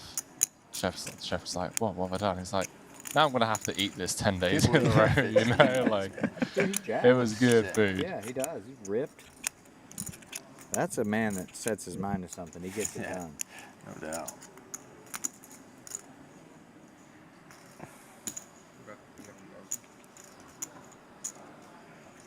Okay, so back to the action. Blind versus blind. Chikursky. Little it's bet, amazing. takedown. That's hand number Sick 1. willpower. 2 more hands to go. No vices. Over-unders on the biggest pot we're going to play in the next 2 hands. Big blind 8k. And it's Ivan and Laszlo in the blinds. I'm going to say 25 big blinds, 200k. Yeah, that's... Is that a good line? Really In is. 2 hands? All the 5-handed? It's a little excessive. It's probably closer to what, like 120? eating shit. But it is Ivan. I know. And Laszlo in the So we blinds. double it, right? Okay, So, right, yeah, let's go. 25. That makes 25 sense. bigs. 25 bigs. Going to fold round to Ivan in the small. They're playing these 2 hands no matter what. Yeah, he's going I to feel look it. down at King 3 suited. Showing up, Yeah, that's it. It's like the whole thing. getting out of King bed, 10. going, do what we gotta Messing do. the party up. Uh-oh, Ivan's got that look on his face. Intentionally. The Queen 8 suited. You Let's know- rumble. Like when you said that look, I'm like, okay, well, usually that's like the ace king look, you know, maybe some queens, some jacks. The queen 8 suited. He's balanced with the facial expressions. Just trying to put some pain. There we go. Pot already 116k. Talal closing the action in position. 60k to go. Yeah, he's got king 10 offsuit. It's not that much of a hand. Is he really going to continue? Cool. Oh my gosh. I mean, it's Ivan. Like, you're going to have him dominated a decent amount of the time, Randy. Yeah. If he's 3-betting the Queen 8, he's going to be 3-betting the King 8 suited of the world. This Johnny F is And really wow, knows how to okay. roll. That is a flush draw. Ivan Lau. Tala Shakursky. Top pair, 10 kicker. Look, it's easy to have kicker problems here, but when you're playing against Ivan, you could be way far ahead right now. Honestly, Randy, I would have been disappointed if it had just gone raise, take the blinds, raise, take the blinds, two hands in a row. Instead, we have top pair, mediocre kicker against the queen high flush draw in a 3-bet pot, starting off the hand around 50 big blinds effective.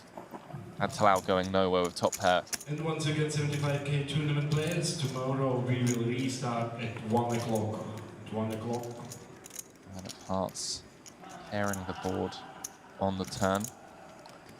Yeah, it's a tricky one to bet again, isn't it?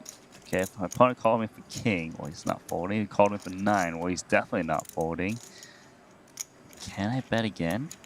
Queen high flush draw? Ivan doesn't strike me as the type to take his foot off the gas, especially in a 3-bet pot with what we can assume is no showdown value. Potentially fold out. I was about to say potentially fold out some, like, I don't know, ace 10, ace jack of heart floats, but they all now turn a flush draw. Oh my. Just goes for it all. And a snap call from Talau beats him to the pot, doesn't even think about it, and out of nowhere, Randy, we're playing a 763,000 chip pot, just shy of 100 big blinds, one hand away from the end of the day. This is very, here we go. 9 on the river, and we lose Ivan Lau on the last 2 hands of the 75k. Just went for it. Courtesy of that 9 of diamonds river, Shakurchi almost doubling up to 845,000, moves up to 3rd in chips. If this count is correct, which I have no reason to believe that it wouldn't be. I think I have it, yeah. 1, 2, 220, 230, 240, Yeah. 244. And I love that. Serious at the table, but as soon as it's GG's, smile back on his face. Couple orbits, huh? Yeah. Fist bumps all around. Down to the final 33 players here, last hand of the evening.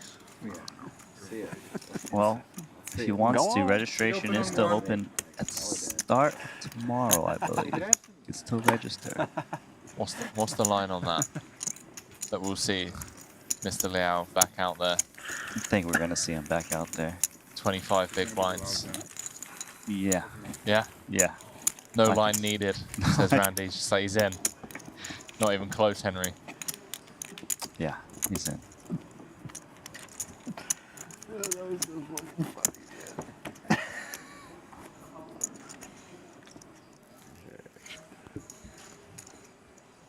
Final hand. Ah, that got me good. That fucking got me good. I guess my line was something on the low side. This is the last one? Yeah. Alright. Last hand of the night. Nope. On aces. On ace 4 suited. Round 2 at last low in the small. No, not lots. I got 215 right here, I think. Yeah. 220 here.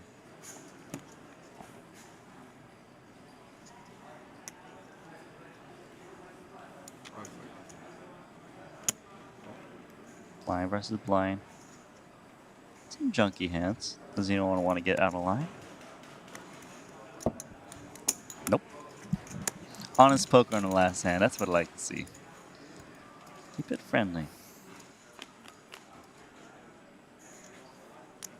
I mean, friendly would have just been folding the 8-5 and saying, good night, boys, see you tomorrow at 2 p.m. But You know, the Laszlo, local card room, you want to chop the blinds. All right, man. So Laszlo with the stab with a flopped second pair, and that is going to wrap things up for event number 5 here, the 75K. And well, Randy, what a day it's been. Michael Soiser bagging the chip lead. They always do. Epic heads-up match between Sam Grafton and Pietersz, taking down his first Triton Super High Roller Series for just shy of 1.5 million. And we'll be back tomorrow crowning our 4th champion of the series. But you are going to be leaving me out in the cold, as I believe you're going to be heading to the players' party. Yeah. I'm still trying to get my rake back, so there we go. From all those buy-ins I dusted into the Triton series. Just grinding it out, just getting that rake back. I mean, you have to grind it out somehow. But 33 players finding the bag for the evening, as already mentioned. Michael Soiser leading the pack, and re-entry still open tomorrow. So expect that 71 number to jump up to, you know, closer to 80. And yeah, back tomorrow, 2 p.m. for more high-stakes action here in Cyprus. We're going to be crowning our 4th champion of the series. And then Randy, just give him a little tease as what we have to expect later on this weekend. Well, I mean, we've got after this tournament, we've got the Coin Rivet, the 200K Invitational Tournament. It's going to kind of mimic that Triton Million on a little bit smaller buy-in scale, but a bigger amount of entries. That's going to be phenomenal. Then we got the 100K main in Norman Hold'em. We're going to have a little PLO tournament in the middle. Flicking the old 25K. Yeah. And then we've got a week-long of short deck. Also has the 100K short deck main event. We've got special timepieces for the winners of those. So it's going to be fun. We kind of just got started, right? Just day 4 and many more days to come, and more commentary from us and Ollie and Brian Rest. We're officially warmed up here in Cyprus, and we will see you guys and girls tomorrow at 2 p.m. local time for the final day of event number 5, the 75K. Good night from us.